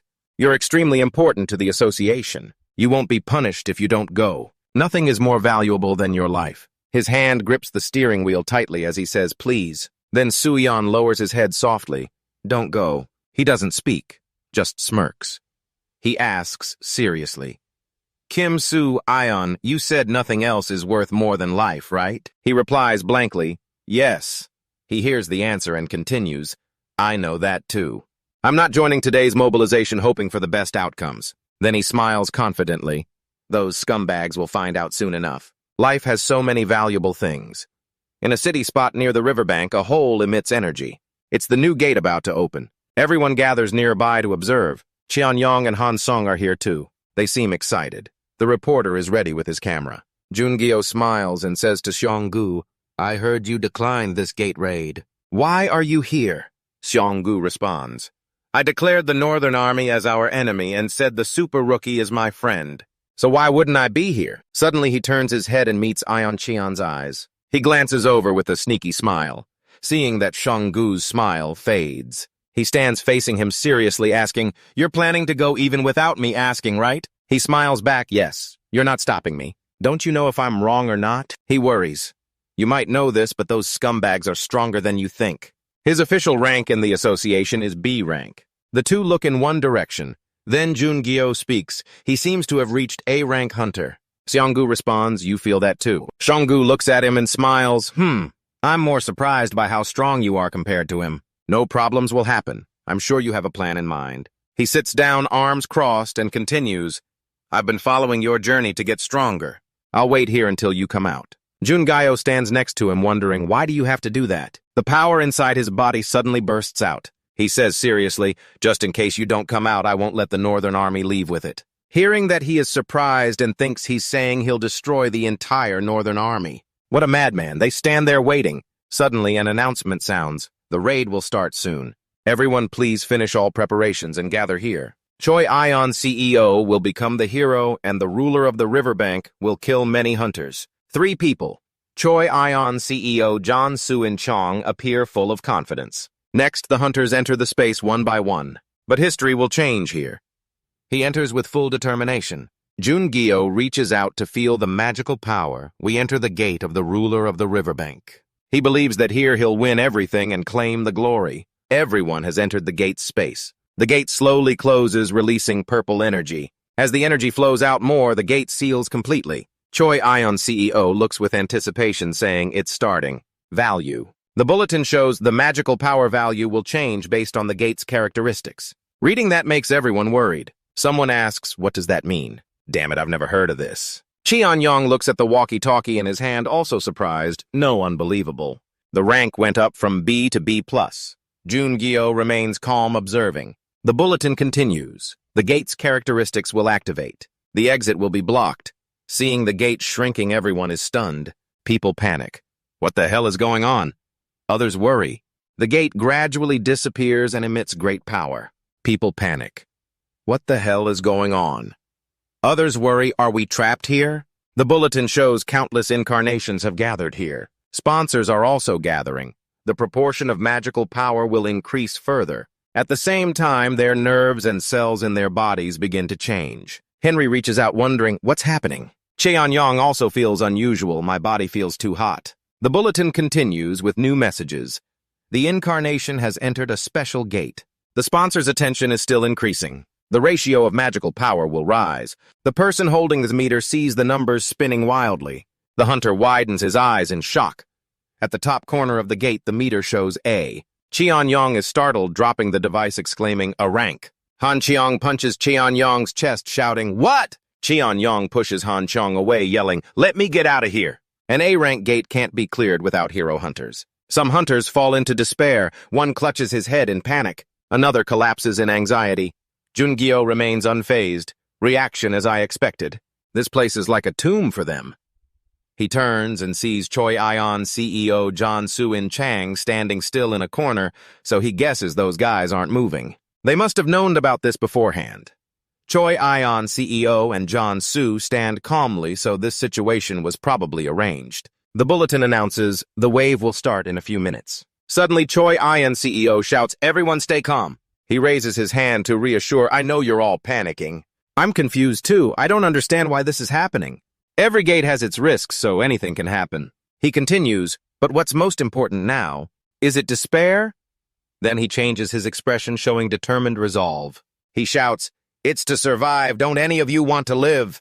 I, the leader of the Northern Army, will fight alongside all of you here." The bulletin shows the ruler of the riverbank is trying to persuade. Hearing that promise, they seem to regain their spirits. Cheon-yong happily says, "Really, we're going to survive." The hunter in front of him responds, "Survey the terrain first." Han Seong also says confidently, "Let's go."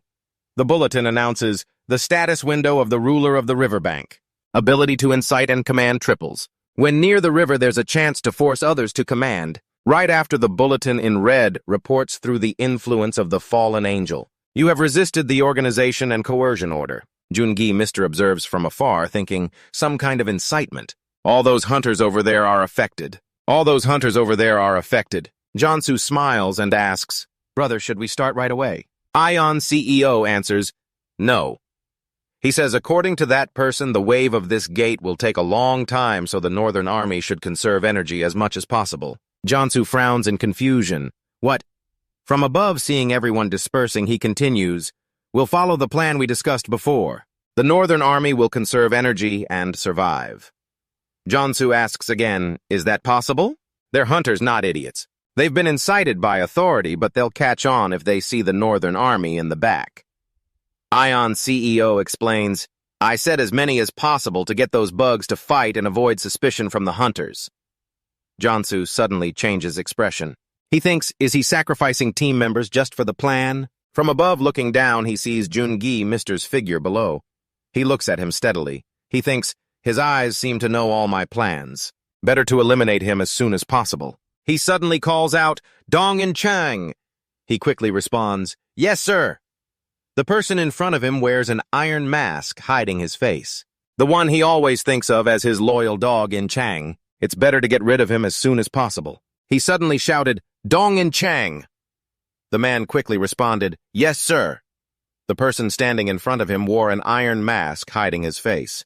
The one he always thought was my loyal dog in Chang. Because he has such a pure and kind heart, I couldn't reveal too much of the plan to him. But there's no doubt about his skills and loyalty. No to the Northern Army. He nods in agreement. The bulletin shows the wave will begin. Hence he panics. It's coming. The monsters wade from the water, aggressively approaching. The hunters' weapons in hand start using their powers. One says, "Madman." Another responds, "Luckily there aren't many in an A-rank gate." They rush to attack. The hunter says, if they group up, it'll be hard to fight. Jun-gyo sees them attacking without formation. The hunters started using their weapons and energy. One of them yelled, "Madman." Another replied, "Luckily there aren't many at this rank a gate." They rushed to attack. That hunter said if they group up, it'll be tough to fight. Jun-gyo saw them attacking without any formation. Even though they're low-rank monsters, that's still reckless. He suddenly realized this was by the river. The monster's cheeks puffed up. It was preparing to cast a spell. It spewed out a huge stream of water. The water shot toward them, catching the hunters off guard. They screamed. He shouted, "Get all the injured to the back and form a line." They quickly turned and climbed up. The Han CEO yelled, "Form a line." He's using his own team members. They start slashing the monsters mercilessly. The guild members raise their hands in encouragement. "We can do this." Help everyone get out of here. They're just mercenaries anyway. They move quickly with all their might. A Northern Army member is severely clawed by them. His teammate uses a skill to heal him. Jun-gyeo's face darkens, thinking, now I understand. The warriors are fighting against the mercenaries. That will boost their morale. They're sacrificing guild manpower. That will boost their morale. They're sacrificing guild manpower. He summons a spear and shield ready to fight with fierce eyes. It's even better than I expected. His face is stern eyes full of determination. I'll start the attack. It's even better than I expected. The warriors are fighting against the mercenaries. That will boost their morale. They're sacrificing guild manpower. He summons a spear and shield ready to fight with fierce eyes. It's even better than I expected. His face is stern eyes full of determination. I'll start the attack. In Chang stands watching him charge into battle. He watches in silence. The image of Jun-gi Mr. in the past with eyes full of anger. The Northern Army follows orders. After he monitored that man, Leader Choi Ion CEO and Vice Leader Choi Jonsu met that person. One of the people he monitored, I mean that. In Chang thinks he's not wrong. The Northern Army is very evil. If it continues like this, many hunters and army members will die. He recalls the past when Ion CEO patted his shoulder. I trust your loyalty and kindness. In Chang starts to hesitate. No, I'm sure the leader has a plan. I'm sure the leader has a plan, if that's the Ion CEO I know. Everyone is shocked and stares, exclaiming, what's happening with that guy? He's amazing! In Chang is startled by the cheers. Jun-gi Mr.'s fiery attacks. He uses the spear to burn them one by one. They were all shocked and murmured, who is that hunter guy? Was he sent here to clear this gate? What's his name? I'm sure I checked all the hunters' names here. In Chang realized, has he grown this much already? Jun-gi used his spear's power to easily slice through the enemy's body. Just 10 days ago he was on my level. The image of his fiery red eyes makes Jun-gi Mr. freeze. But now has he surpassed me? The bulletin announces, the wave has ended. You'll get a short break. Some sponsors want to reward your incarnation. A series of messages, the fallen angel is very pleased with your performance. Your stats have increased. You've earned the title Mermaid Hunter. Your stats have increased. Your stats have increased. Your stats have increased. Jun-gi Mr. returns to normal sweating. The bulletin emphasizes the Guardian of the Spears is interested in you. The symbols of those things have attracted you. The King of Wetness shows hostility toward you. He is startled. Many sponsors are watching me. I might receive a lot of sponsorships like those strong heroes. Jun-gi Mr. is pondering when the bulletin responds. The fallen angel shows his dissatisfaction. The sponsors interested in you have dispersed. He is bewildered. What the hell is going on?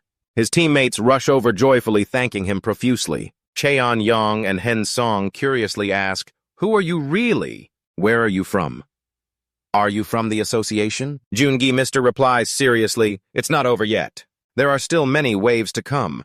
All of you should hurry and prepare thoroughly. The gate is now A rank, don't you want to survive? They raise their hands with determined faces, I understand. We're starting to rest up now. Everyone began to turn and leave. Ion CEO stood still, his face darkening. His expression showed anger. Jun-gi looked up and smiled. I'm sure he's planning to wait for a critical moment and take down all the hunters here. I'm going to completely ruin his plan. Over time, all the hunters will side with me. He ordered in his mind, status board Jun-gi is happy. I'm already at level 24. This harsh gate will be the foundation for my strong development. I have to reach level 30 here. He observed his teammates and the hunters. They'll always follow me. A moment later, the monsters shot water columns at the shield. Jun-gi channeled his power, his eyes glowing red as he charged forward. He slashed straight through, splitting them in half. The system notification appeared. The fourth wave has ended. You'll get a short break. Jun-gi paused, wiping off his sweat. He was startled seeing his teammates. They started collapsing in exhaustion. Damn it, 4 people are already dead. 4 people are already dead. Will we really survive? Jun-gi face darkened with tension. It's impossible, but I want to get out and make sure no one else dies. He clenched his fists. Jun-gi shouted, Why? Why is it only the Northern Army fighting? The general was stunned and replied, What are you talking about? Jun-gi showed eyes full of killing intent and yelled, Do you think we're all idiots? I know your plan is to stay back and save your strength for the army members. Cheon-yeon and Han Seong agreed and spoke up in protest. That's right. If you think that, then it must be true. One of the Northern Army members has to die. They're not even injured. Jun Gi-young emphasized, at least fight fair and square. How can you just sit there and watch the hunters sacrifice their lives for you? Jong-soo approached and asked, Jun Gi-young, are you okay? He gritted his teeth, thinking silently, my plan has failed. Jun Gi-young frowned, thinking to himself. After getting through the waves using the useless guild members and the assigned hunters, I planned to ambush the hunters. But now it's a total failure. The Northern Army members were also panicking and worried. They realized they were being used as pawns. The lower-level members in the army were getting shaken. Aeon Seong's face showed clear killing intent. The plan that guy made for me actually benefits that jerk. Jong-soo spoke up. Hey, he replied calmly, but we'll keep going like this. Just watch a bit more. Aeon Seong appeared calm on the outside, but was scheming inside. With the strength he's shown so far, there's a big gap between me and him. I can control him. His face turned extremely sinister. Besides, he's wasting his energy fighting on the front lines. Yeah, right, just talk big. You'll face death soon enough. The notification appeared, the fifth wave has begun. Cut to the beach scene. Something is about to appear. The system board announced, intermediate boss has appeared. A massive sea monster advanced. They screamed in fear, Sea Beast, what the hell is that? What's with its size? It tensed up, preparing to unleash its attack. The Sea Beast shot out a massive water column. Jung-gyu yelled a warning, it's coming. Everyone get out of the way! They all quickly dodged the powerful attack. The monster kept blasting, shooting out massive water columns. Han Seong yelled in shock, what is that such devastating power? His teammates drew their bows ready to attack. The arrows flew toward the sea beast, piercing its body, but it didn't faze it at all. They kept charging with their spears. The monster tensed its fist, preparing to strike, its massive hand slamming down. They tried slashing at its hand. Take this. The sea beast swung its hand lightly, sending his teammates flying. They started panicking. Our attacks can't even hurt it. Damn it, what are we going to do now? Jung-gyu grabbed his spear and channeled his power as he charged forward. Jung-gyu raised his spear, channeling his power as he charged forward. A red glow surrounded his body. Jung-gyu leaped at incredible speed, holding his spear and jumping from above to stab straight into the monster's head. The attack distorted the sea beast's face. The monster collapsed, sprawled out while he landed gracefully. Cheon-yeon and Han Seong gaped in awe. All right. That hunter, who is he? How did he do that? Jung-gyu turned around seriously and commanded, the gates now have full magical power. Don't hold back the increase in your power. Unleash it all. You need to infuse your weapons with magical power. The girl with the bow listened, suddenly thinking, infuse weapons with magical power. Isn't that something only high-level hunters can do? Well, I'll just try what he said. She started channeling her power into the bow. Her face lit up. All right! The empowered arrows flew straight at the sea beast. The attack wounded it. They excitedly shouted, our attacks are working now. Jung-gyu bit his lip in tension. The damage is piling up, but it's not enough to take down this monster. His spear began to emit a mysterious power. The system board appeared. Muspel's spear is absorbing the flames. Jung-gyu raised his spear, preparing to throw. To take down this jerk, I need to destroy its magical core. He suddenly hesitated, his face highly focused. Not now, I need to wait a bit longer. The sea beast was preparing to tense up and attack. Everyone panicked. Damn it, is the monster using its breath attack again? Get out of the way. Thoughts full of determination flashed in Jung-gyu's eyes. No. This is the moment we can take down that damn monster right now when its core is exposed. He hurled the spear straight at the sea beast at incredible speed. The attack pierced through it. The system board kept appearing. You've defeated the intermediate boss. The sponsors are paying attention to all of you. Some sponsors are very surprised by you. One sponsor is extremely interested in one of you. Jung-gyu raised his hand to retrieve his weapon. Muspel's spear started flying back toward him. Jung-gyu grabbed the weapon tightly, looking at the spear with pride. The return ability of Muspel's spear when it levels up is really useful. Everyone stared at him in stunned silence. One of them spoke up, realizing, oh yeah, I remember now. There's a rumor about a strange hunter using a long spear and shield. He said it to Cho Enzo and Hansel, making them jump, the rookie sensation. Yeah, it's the rookie sensation, Cho Enzo protested. Are you crazy? He's a hero. Could he have reached A rank? Everyone cheered, raising their hands. We can survive now. Let's trust in our rookie sensation. The system board appeared with a notification, you've been promoted. You've reached A rank by defeating the sea beast. You've received the water gem. Your achievement is for defeating the sea beast. Your stats have increased. The fallen angel has smiled upon you. Some sponsors are watching and find you very interesting. Jun-gyu was thrilled to see, finally I've gotten the attention of many sponsors. The red system board appeared. The fallen angel is not pleased. The other sponsors are no longer interested in you. He angrily thought, damn it, good thing the player's ability is strong. Jun-gyu looked up calmly. Well, even the Demon King isn't sponsored by many, and he's impressive. He's not sponsored by many, but he can still be amazingly strong. The Demon King is even more impressive than me right now. Ion CEO was furious, but held back. But how did he get so strong in such a short time? I think his power isn't just at B rank. He started to fear, but what I see proves he's reached A rank. Ion CEO gritted his teeth in rage. The one called Lee Jun-gyu in Chang stepped forward and said, Guildmaster, we have to leave now. Did you reveal the earlier event as part of your plan? You can't just stand here and watch any longer.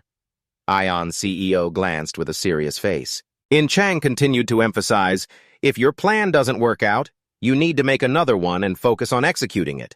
And besides, give it up. He gritted his teeth in anger. Want me to give up on Jongjun? Ion CEO channeled his power and shouted, ridiculous, do you think I'm a loser? I built established and made the Northern Army thrive. And now I'm about to become a pillar hunter of the world. Think I just let that slip away easily. He summoned his weapon in his hand and shouted, Northern Army Guild. Ion CEO pointed his sword to the sky and ordered, we'll start using our power to purge this gate. The Northern Army began to burn with fighting spirit. He started to show his vicious side, the pride of a king that won't back down. Suddenly, Ion CEO glanced and saw In Chang's hat left on the ground. The hat was abandoned. He started recalling their past conversation. What is this? I want you to be the Vice Guild Master. Ion CEO happily explained, but I see with your kind face you'll have to work hard to discipline the stubborn members of the guild to make them follow the rules. That's why I prepared this. He silently thought, so now the dog has turned on its master. Ion CEO stomped on the hat. He turned around looking at the army on the beach. What a bunch of fools rushing to their death. The Northern Army started shouting with fighting spirit, show them the real power of the Northern Army. They began slashing and killing the monsters, cutting through their bodies easily. He smirked smugly. How's that? That's the power of the Northern Army. Suddenly, a familiar flame appeared, severing the monster's limbs. He was stunned. What the hell? Oh my God. He's on a completely different level. Everyone watched excitedly. He's really the rookie sensation. We'll definitely win this monster wave. Jun-gyu attacked continuously with his spear at incredible speed. Jun-gyu smiled to himself. He paused, sweating. The notification appeared. You've leveled up. Jun-gyu smiled to himself. It looks like I'm hunting monsters and wasting energy, but I'm actually combining it with regenerating stamina as I get stronger through leveling up. A monster appeared behind him. Someone shouted a warning, behind you. He casually attacked, burning it with fire. Someone approached Jun-gyu. In Chang spoke up. It seems like you haven't fully practiced watching your back. He replied seriously upon recognizing In Chang. Well, I don't have eyes in the back of my head. With that, he dashed off, leaving her alone. In Chang stood silently, her face downcast and sad. Does he still hate me? In Chang sighed, but I can only stand around without acting because of that. Thinking that she dashed off. In Chang gripped her sword and charged forward. I'll do what I can. He's pushing himself to the limit to save the hunters. I need to show him the power emanating from my sword. In Chang slashed the monsters easily with eyes full of killing intent. Her determination to leave the Northern Army Guild, her face full of anger and fighting spirit for survival. Time passed and the monsters' bodies were scattered everywhere. Jun-gyu's teammates were trying to revive someone who had fallen. Damn it, wake up. He lay motionless. Gi-ung-soo, please wake up. They cried and begged desperately, does anyone have any potions left? Please, I promise to pay you back once we escape this gate. Please, Dr. Jun-gyu stood thoughtfully with In Chang. This is pure hell. Even if 111 people entered this place, less than half will survive. She approached and asked, "Are you okay?" He replied coldly, "I'm fine." "What about you?" "I'm fine." In Chang had just finished when they approached, "I'm fine." From behind, someone shouted, "Traitor!" Everyone cursed at her making. In Chang bowed her head, "You worthless traitor. Let's see if you can survive till the end." Jun-gyu was confused. They're treating her that badly, even though she's the vice guild master. I guess the guild kills without blinking. They hate anything called justice for her. He asked In Chang, "Don't you regret it? As a vice guild master, fighting with me is basically turning your back on them completely." In Chang smiled calmly and replied, "That's exactly why." Her words shocked him because I felt I was depending on them and providing value to them. But when I saw you, I couldn't turn a blind eye anymore, couldn't keep going down the wrong path. Jun-gyu clenched his fist and responded, "Eon-sung will do whatever he wants soon." She replied, "Don't worry, I've freed myself." As they finished talking, the notification appeared. Warning. The final monster wave will begin. Boss appears. Warning, boss from the Wim River Gate appears. A tremor hit, causing the warriors to panic. The group was crowded on the beach. Right then, a large shadow rose from the water. They all widened their eyes in shock. Choi Jung-seong stuttered, "Wait! What is that?" "Is the river rising?" What appeared was a monster with a mouth like a man-eating plant. Its whole body and eyes glowed blue, looking extremely ferocious. It rose up, revealing its massive size, showing the huge difference between superior beings and ordinary humans. The warriors were so scared that their movements froze for a moment. Some even couldn't handle the pressure and collapsed on the ground. Despair was rising. "This is insane. It's over. How can we—" Lee Jun-gi was one of the witnesses there. He cursed under his breath. Jong In Chang, standing next to him, suddenly said, "The Northern Army Guild isn't— Choi Jang-seong has a way to kill the river worm." She pondered and guessed, "He must have given that monster something. I'm sure of it. Choi Jang-seong has a way to defeat that giant monster. Distract the attention elsewhere." Before Choi Jin-soo, the CEO, hunted the river worm, the Northern Army Guild members had long surrounded this place. Everyone's expressions showed danger. Some will interfere with the raid. You have to face them first. Facing the large force with advanced weapons, In Chang left Jun-gi with a short warning, "Get ready." The other warriors were still processing, "What's happening? Are they about to turn on each other?" She gripped her sword tightly with immense anger. "The Northern Army Guild has used all of us. Doesn't anyone think this has been weird from the start? We kill them to try and monopolize the gate." Deep in her eyes was the long-suppressed anger finally bursting out. "I, the Vice Guild Master of the Northern Army Guild, can testify they're going to attack us right now. If you don't believe us, just watch. If we die, you're next." He thought while watching, she really knows how to sway hearts. A dragon slayer. A true dragon killer can sense that a hunter's power expands when you approach them. The warriors, though confused, were somewhat convinced. "Damn it, we're dying anyway, so at least pick up a sword and fight." It's pointless. Jin-soo, the CEO, smugly gave the order, "Nothing will change. Northern Army Guild move according to the plan." His sword in his hand suddenly glowed like a halo. He shouted, "River worm!" The monster immediately moved, splashing waves everywhere. Jun-gyo widened his eyes in surprise. "It's absorbing water." Soon after, the river worm opened its massive mouth and shot a beam of light into the sky. The weather changed dramatically. It was clear a moment ago, now pouring rain. He looked up wondering, rain? Are they using the river worm to change the battlefield and gain an advantage? His red pupils scanned alertly. Jin-soo, the CEO, stood like someone about to claim glory. If he completes this gate raid, he'll become a hugely influential hero in this era. The brave war king. He tensed and sighed, trying to stay calm. "I've been leveling up non-stop today. But do I have a chance?" He smirked mockingly.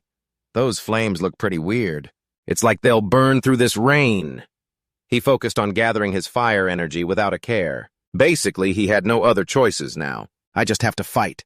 In an instant, he was gone. In an instant, he was gone, only leaving a swirl of white smoke on the ground. Jun-gi leaped high for momentum, thrusting his weapon at the enemy. The spear clashed with the great sword, creating a piercing sound. Jinsu, the CEO, was the first to show signs of fatigue from the immense pressure. Ugh! He smiled, seeing the opponent's weakness exposed. I knew it! Seizing the advantage, he continued his rapid attacks. He could only block with his sword. Jungi once again gathered his strength to charge down. A dark red sword strike flashed through the air, pulling Jinsu, the CEO's body, along with the attack. In the end, he was directly pushed back several yards. His movement slowed significantly. His sweat-drenched face showed extreme terror. Impossible! What kind of skill is that? We're on the riverbank. My power should be enhanced here. But unlike his struggle, the flames around Jungi weren't extinguished by the rain at all. Got it! He arrogantly revealed, the moment I stepped into this gate, I was at a complete disadvantage. His pride was hit hard. What? There's no way that's true. Meanwhile, the sponsors of that person sent a huge gift. And he kept going. I've been conserving my energy, moving carefully like a child and leveling up while hunting monsters. Jungi blurted out in disbelief. What? He wasn't in a hurry. You don't get it. If words won't make you understand, then add a little force. No problem. That's why I'm telling you. CEO Jinsu, stubborn as he was, had to admit he couldn't win. He could only rely on the riverworm's power for protection. I noticed its blue glowing eyes quickly responding to his call. From its short limbs, it shot out a series of sharp claws. He was blocked, so he backed away to dodge. The tables turned. He laughed triumphantly. Ha ha ha! You're so arrogant with all that sponsorship. But I got power from that person. That power source is way stronger than someone like you. I'll show you that massive power. Jungi was shocked at the seriousness that's the riverworm's protective instinct, like when it guards its young. The riverworm roared, echoing through the space. It slithered onto the shore right behind him to protect its master. It slithered onto the shore right behind him. The aura from him expanded even more. One of his feet stepped on the riverworm's lowered jaw. He gritted his teeth and focused intensely, immediately dashing toward the person and the monster without delay. The speed was terrifying, making him flinch. The two different techniques clashed tensely. Since their powers were equal, neither gained the upper hand in the clash. In Chang and the Northern Army Guild members' attack speed was terrifying, almost invisible to the naked eye. Her eyes glowed pink and her whole body emitted a similar light. She gripped her sword, raised it to head level, and swung with all her force. Choi Jang-seong wasn't outdone, raising his sword with both hands to stab down. The internal force wasn't simple. In an instant, the sword was gone. Only leaving the afterimage of a powerful swing. He succeeded in splitting In Chang's magic field in half before it could reach him, creating a massive shockwave. Dust billowed everywhere.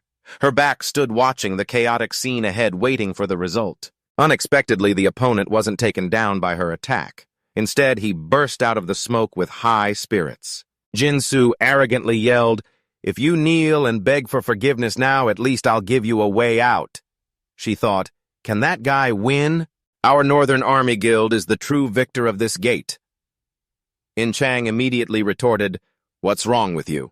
Have you forgotten your oath to protect humanity forever?" The two sides kept clashing their swords, flashing brightly in the air. The gloved hand skillfully twirled the sword hilt to reverse it. In Chang charged again with the sword held in reverse. Jinsu pointed his weapon behind his back, his other hand holding his head as if to protect it. Turns out their movements were to build momentum for a massive sword swing. On the other side, the riverworm had emerged from the water, revealing its massive length and grotesque appearance. The air seemed sucked into a cave of sharp spikes, which was actually its mouth. The atmosphere between Jungi and Jin Seong was tense, yet neither made the first move. He sweated coldly and yelled, "You're really crazy!" jumping straight into the riverworm's mouth. More like I'm waiting for the riverworm to swallow you whole. More like I'm waiting for the riverworm to swallow you whole. When the riverworm protects its young, it swallows them and shields them inside its body. Next, and no matter the bug species, their insides are dry. He planted his spear down, cracking the ground a bit. Flames blazed around his weapon. The battle's heat kept rising. His blood-red pupils gleamed with danger. He continued, "Inside that dry stomach of the bug, the power you got from the river ruler will drop by more than half, and my fire control will have the upper hand." The notification kept popping up. Muspel's spear has absorbed the flames, and my fire control will have the upper hand. Attack energy will be temporarily boosted. A massive amount of heat slowly built up inside its own mouth. The warriors struggling with the guild members were also surprised by the flames surrounding John Seong. He widened his eyes in disbelief at what he was witnessing. No, no way, I'm the king, I'm the born ruler, I can't accept this harsh reality. His hand gripping the sword, tightened veins bulging as if about to burst from rage, charging recklessly for a final stand against the enemy. Who are you? What John Seong got in return was a fatal blow from Jun Seong, turning him into a mangled mess in the jaws of death. That reckless move made him a bit nervous. The skull on his glove suddenly emitting a strange light. The empty eye sockets of the skull were as deep as an abyss, seemingly seeing through the world. He pondered, I know it's the soul core. It doesn't absorb evil spirits, it needs human souls. Above all, it requires those with extraordinary power, like people who break through multiple times to become heroes. New titles appeared, Fallen Heaven. The River Ruler has been defeated. All assistance from the River Ruler has stopped. His face suddenly froze in surprise, then he turned to observe, no way the sponsor died. Or did the Fallen Heaven do it? Right then the warning sounded, the Fallen Heaven smiles upon you. The great sword plunged into the ground, spreading a rolling dark energy around. After killing the incarnation, the sponsor dies too. That power suddenly expanded, becoming more like a black hole, finally condensing into the shape of a black crow. Jun Seong's eyes had returned to normal by then. He stared down, and it suddenly spoke, You haven't responded to your last question. What is it? In his mind, he replayed the image of John Seong's last desperate act. He kept reminding himself, I killed a hunter, not a monster. His mouth slightly opened and said, I am.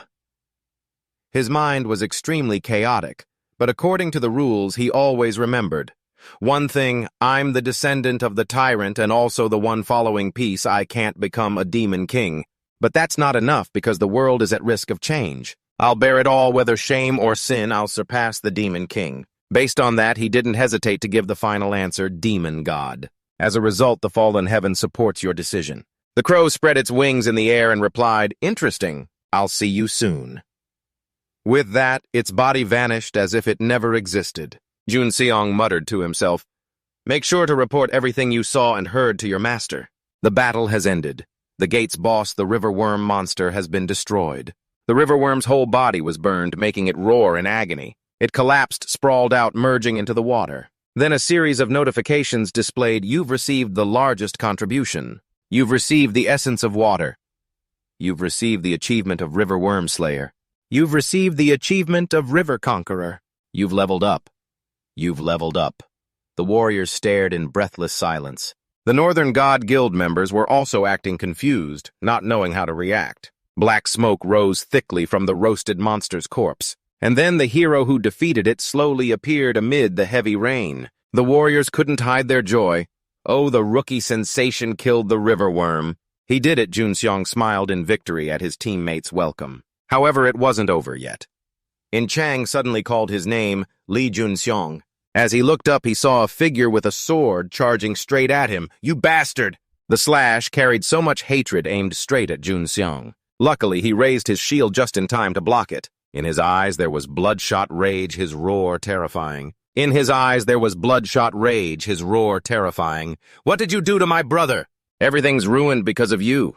He struggled against this immense power. Jansu raised his sword high, preparing for the second strike. His feet scraped hard on the sand. Jun Seong put all his force into his arm to fling the opponent away with the shield. He slid a long way, his body doubling over from the impact. But with iron will he tried to keep his balance, refusing to fall again, growling like a wild beast. Ah, you dog!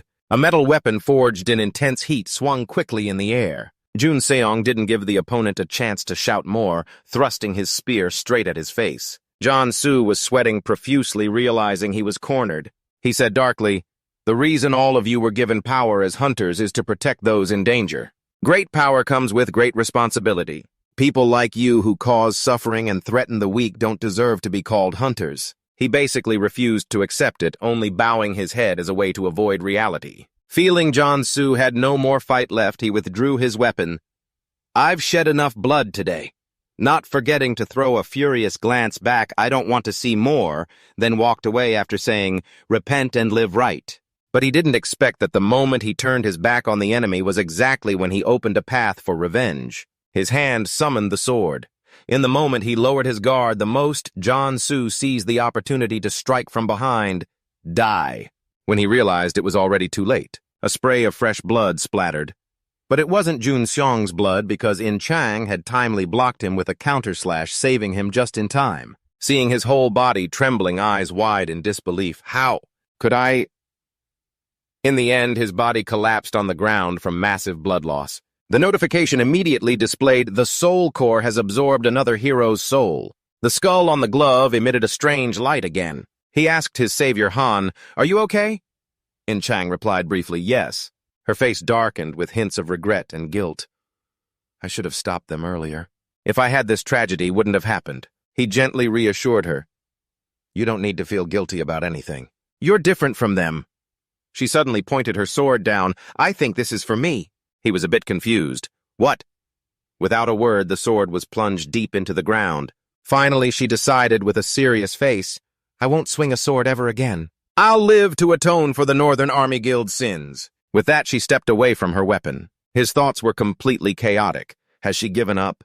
The one destined to be a superhero, this issue turned out to be more critical than he thought. No, I won't let her go like that, but right now I can only watch her leave. Gradually, the sky cleared and the sea returned to its blue state. Jun Seong and the warriors were now on the beach. In front were countless camera flashes from reporters. Right then, a group stepped forward and shouted, "We're from the Hunter Association." "We're from the Hunter Association. We request everyone stop taking photos." The journalists suddenly stopped their recording. Where's Choi Zion? Is Choi Zion Su not here? One of them couldn't help but wonder, what happened there? Is the Northern Army Guild behind this? The hunter in the middle is the central figure of this gate raid. A brilliant idea popped into his head. No one knows his name or face. This is definitely hot news. The other journalists thought the same. They kept asking questions for interviews. Who are you? What happened in the gate? Who are you? What's your name? A pair of light feet stepped forward. It was Seo Ong-gu. He gently placed his hand on Jun Xiong's shoulder from behind. "This is the rookie sensation, the one awakened at C rank, the one who's been rumored for so long." The media exploded upon hearing the rookie sensation. That person, he's Seo Ong-gu from the Alliance Guild. It seems Seo Ong-gu and the rookie sensation know each other. He put his hand under his chin and coughed a few times. He spoke loudly to calm the media's excitement. "Right now, these hunters have just returned from a special gate raid, the Gates of Hell. Don't you think they deserve some rest?" Looking at the injured warriors, some barely standing, that's enough to understand. Now let's give a round of applause to the heroes who returned and those who couldn't return. Please for them. The journalists were convinced by those words in an instant. They applauded enthusiastically, which was their minimum way to show respect to the fighters who gave their all. Yet the warriors couldn't feel happy. They only silently bowed their heads. A gate where 110 people were mobilized became a special gate, and the number of people returning from hell. The revealed numbers showed they suffered great losses. It's just that Jun Xiong is very aware of this harsh reality. The golden sunlight reflects on the calm sea, making it sparkle like pieces of silver. Meanwhile, in the prosperous city, traffic hurries by among the towering skyscrapers. A black crow lurks outside the window as if waiting for someone. The association chairman quickly notices it perched on his desk. He smiles and says, "Hugin, you're late." In the quiet office, after hearing the story, the chairman can't help but sigh. It seems he knows they can control Ha Trung and also knows how to create heroes. How intriguing. The crow utters some ancient language. He absent-mindedly scratches his cheek, pondering getting stronger by hunting a demon god. Without thinking much, his finger lowers to press the screen on the desk phone. It seems he's made his final decision. Then I'll go meet the survivors from the early gate phase. The other side quickly acknowledges, "I'll prepare." Suddenly, the chairman's eyes flash with a dangerous glint, and we don't need to worry about the North Army Guild anymore. Do you understand? Once again, the other side immediately complies. I understand. I'll end this and leak it to the press. Traffic hurries by on the bustling streets, weaving among the towering skyscrapers that block out the sky. In Chang quietly enters the auditorium through the large door. Her eyes show a deep sadness as she looks around. Memories of her time working under the North Army Guild flash in her mind, specifically the meeting for John's CEO.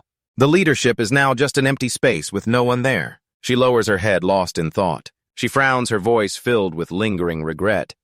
Hunters, I truly hate this. Suddenly, a group of people speaks up from behind Vice Guildmaster. She turns around a bit surprised by their appearance. You all... A young man steps forward to speak on their behalf to In Chang. You didn't do anything wrong, Vice Guildmaster. Vice Guildmaster Choi Jun-soo and Guildmaster Choi Jun-seong are the ones at fault. Even though she knows that's true, those words don't improve her mood. The former guild members suddenly kneel down together, startling her. He earnestly pleads, please don't give up. I want to live a clean life as a father to my child. We'll take the blame for the North Army Guild's mistakes. She firmly takes the blame herself. This is my responsibility. I'm the only leader of the guild, so you don't have to carry this burden. Now that it's come to this, he decides not to hide anything. There are a few things you don't know, Vice Guildmaster. Her expression remains sorrowful, showing no interest. However, his next confession changes everything. We're the real killers. This new information hits her like a bolt of lightning, shocking her mind. Switching to another scene, in a luxurious apartment, a hand grips a soda can tightly. Seong-gu asks to confirm, have you taken care of your personal matters with the media? Is there anything I shouldn't do? Looking at Jun-gyung's expression, you can see he's extremely satisfied. Not at all.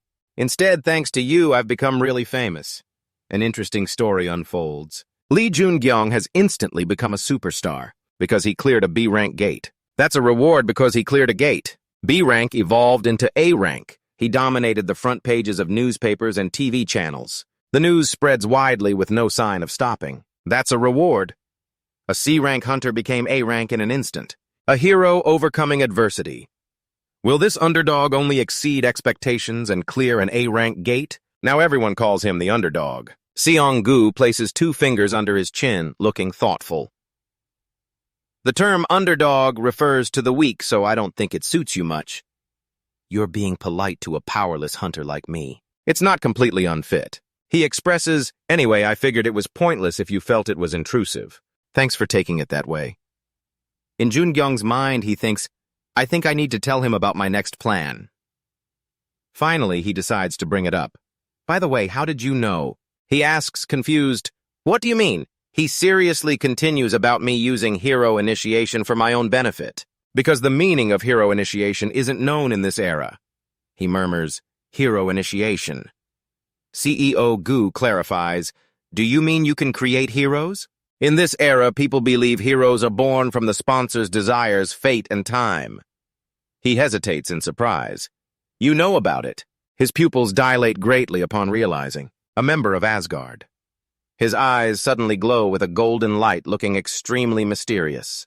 His whole body radiates powerful energy, the pressure spreading to the park swing, making it sway non-stop. The roadside trees also move chaotically. Inside the office, a member stands in front of the chairman's desk. It seems they're discussing together. He suddenly widens his eyes as if sensing something unusual. The subordinate curiously asks, what is it, Mr. Chairman? A sly smile forms on his lips. Nothing. I just sensed something interesting happening. His face darkens with worry. This is his real power. The power gradually retracts into Seong-gu's body. He closes his eyes tightly, trying to regain his calm, and finally says calmly, how did you know? It's written in the book. From the moment I met him, he was a member of Asgard. He cleverly turns it back. What about you before you did those things? That made me think you're acting while fully aware of my plan. He smirks slightly. Maybe I've got you figured out. He honestly replies, I'm also suspicious of you about your abnormal growth rate. Your eyes and actions seem like you know something. Jun-gyung sighs. So you set a trap and I fell into it. He thinks it's intentional, then continues to challenge, why do you think I did that? Seong-gu stays silent for a while, waiting patiently. Your statement is the last thing he expected. Because I want to join Asgard, everything is going smoothly. That's the reason Jun-gyung is so confident.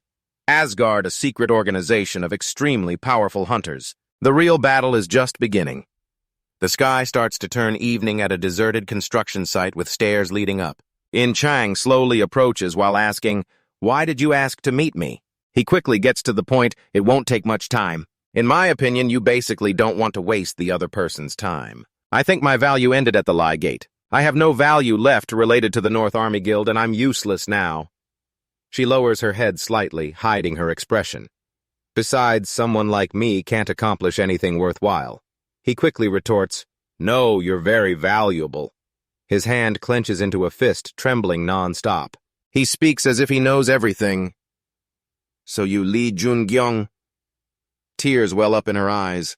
Even so, she shouts with all her strength, "Yes, you're right. The North Army Guild is a dump, and I'm part of that trash." Outside the building, the sky today has an indescribably gloomy look. A faint star shines. Jungyong worries and asks, "Han, has something happened?" She replies in a very heavy voice, "What I just found out is even more horrific. They killed people on the Guildmaster's orders, specifically the weak civilians." He hears this and can't sit still. She helplessly sits down on a stair, hugging her knees, full of despair. He still remembers what he went through, when hunters and ordinary people clashed. His hand instinctively covers his face, not wanting the other to see his miserable expression. They secretly assassinated innocent civilians during that conflict. Guildmaster Choi John, CEO, truly sees civilians as worthless trash. In Jungyong's mind, thoughts are in chaos. This is bad. A principled person like her can't handle this shocking news. At this rate, her spirit will collapse forever. But I can't lose my cool. He tries to ask, "What will you do if something like that happens again?" Then he calmly presents his argument. Gates suddenly appeared, and awakened hunters were born. Ordinary people can't fight back against that massive power. The next words catch in Chang's attention. "If a small guild like North Army is doing this, it's certainly happening elsewhere. Will you ignore the other violent ones?" He frankly reveals his intention. "I want to stop things like this. Fix the mistakes they made. Fix the mistakes they made." Finally, he boldly declares, "The disaster you've seen and felt, I want to end it." She can't stay silent anymore and stands up to argue. "Do you really believe you can end it? I know you have amazing power, but do you know how strong that guy is? We're just like mosquitoes compared to him." The harsh truth comes from her own mouth. "I don't have the courage to fight him." "Are you claiming you know how to defeat him and change the world?" Faced with his determined eyes, Jungyong has no way out. Now or never, act or die. He glares and grits out, "I'm from the future." This new information leaves In Chang speechless. At that moment, he seriously reveals, "A disaster is coming soon. A great flood. It will cause many deaths and destroy a lot. At that time, your power will be needed to buy more time to think." He proactively suggests the meeting. "You got the message from the association calling us, right? I'll meet you there. From now until then, think carefully." Time passes to the next morning. At the luxurious high-rise apartment, the news broadcast is updating the public. We received reports of thousands of massacres by the North Army Guild. The hunters killed civilians. The North Army Guild has withdrawn. Is their loss at the Rivergate a prophecy of the punishment they must face? Jungyong presses the off button on the remote. This article is way more detailed than I thought. He silently guesses it was prepared in advance. I'm sure they did it. It's no use, just ignore it for now. The skull on his bracelet slides, emitting a strange light. Notifications keep appearing. The soul core has been activated and will turn into a real incarnation. He immediately widens his eyes as if he's been waiting for this. Finally, it's activated. It collected the souls of John CEO and John Su, plus the water gem from the water monster and the essence of the Whim River. The incarnation's name is Hyon Mu. Call the name to summon it. He extends his arm forward. I don't know how strong this incarnation will be. He murmurs its name, Hyun Mu. The skull detaches from his hand and slowly enlarges in the air. It suddenly speaks, "Did you call me master?" Jungyong stands frozen in place. This thing wears the bone dragon. The skull has its own mind. Something's off. On top of the building is a spacious rooftop. The book records magical power. Just like air. He sits in meditation, shirtless, to focus his energy. Based on the available information, he analyzes himself and many other heroes. He wonders if we're truly maximizing the real potential of magic. We wonder how to truly generate the power of magic. Although he already knew about the existence of mana, he realizes this is impossible. I can't do it. He breaks out in a sweat. The method the Demon King taught to generate the maximum power of magic. Since it's not detailed, it's very hard to succeed. Countless calculations form in his mind for the future. An unavoidable great flood is about to happen. And then current A-rank hunters will become C-rank plus. Before that, I have to get stronger. but it seems too difficult. Right then, a message from Kim Soo-yeong arrives. I'm waiting outside to take you to the association. His hand grips the dead phone. In his heart, he's already made up his mind. Finally, we meet. A new day arrives. Bright sunlight shines on the glass of the skyscrapers. The streets are bustling with vehicles moving back and forth. Soo-young drives while speaking to the person in the back seat. I've never seen you worried before. Jun-gyung just laughs it off. Am I not human? He frankly admits, yes, I don't think you're an ordinary person. Did I say something wrong? Even going into all the dungeons and the river gate, you never worried? He unconsciously reflects, is that so? While he chatters on. But if you're worried about meeting the association chairman, I guess he's not someone you meet every day. A mysterious smile draws on his face. But don't worry, it's not because you did something wrong. I'm sure it's just to talk about your achievements. His face suddenly darkens.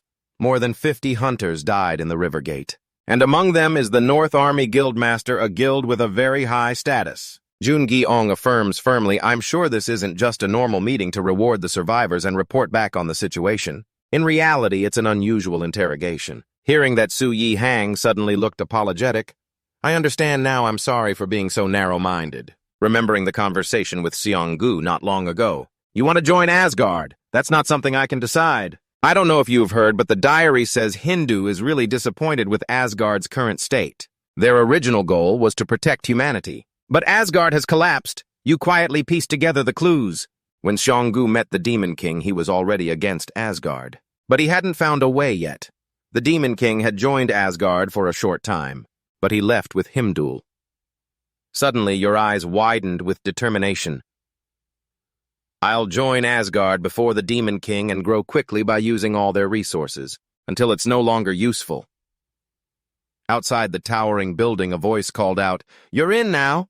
Jun-gyung is now standing in front of a large door. The moment he steps inside, he stands looking at the association chairman who is checking the bookshelf in the office. He hurriedly turned around.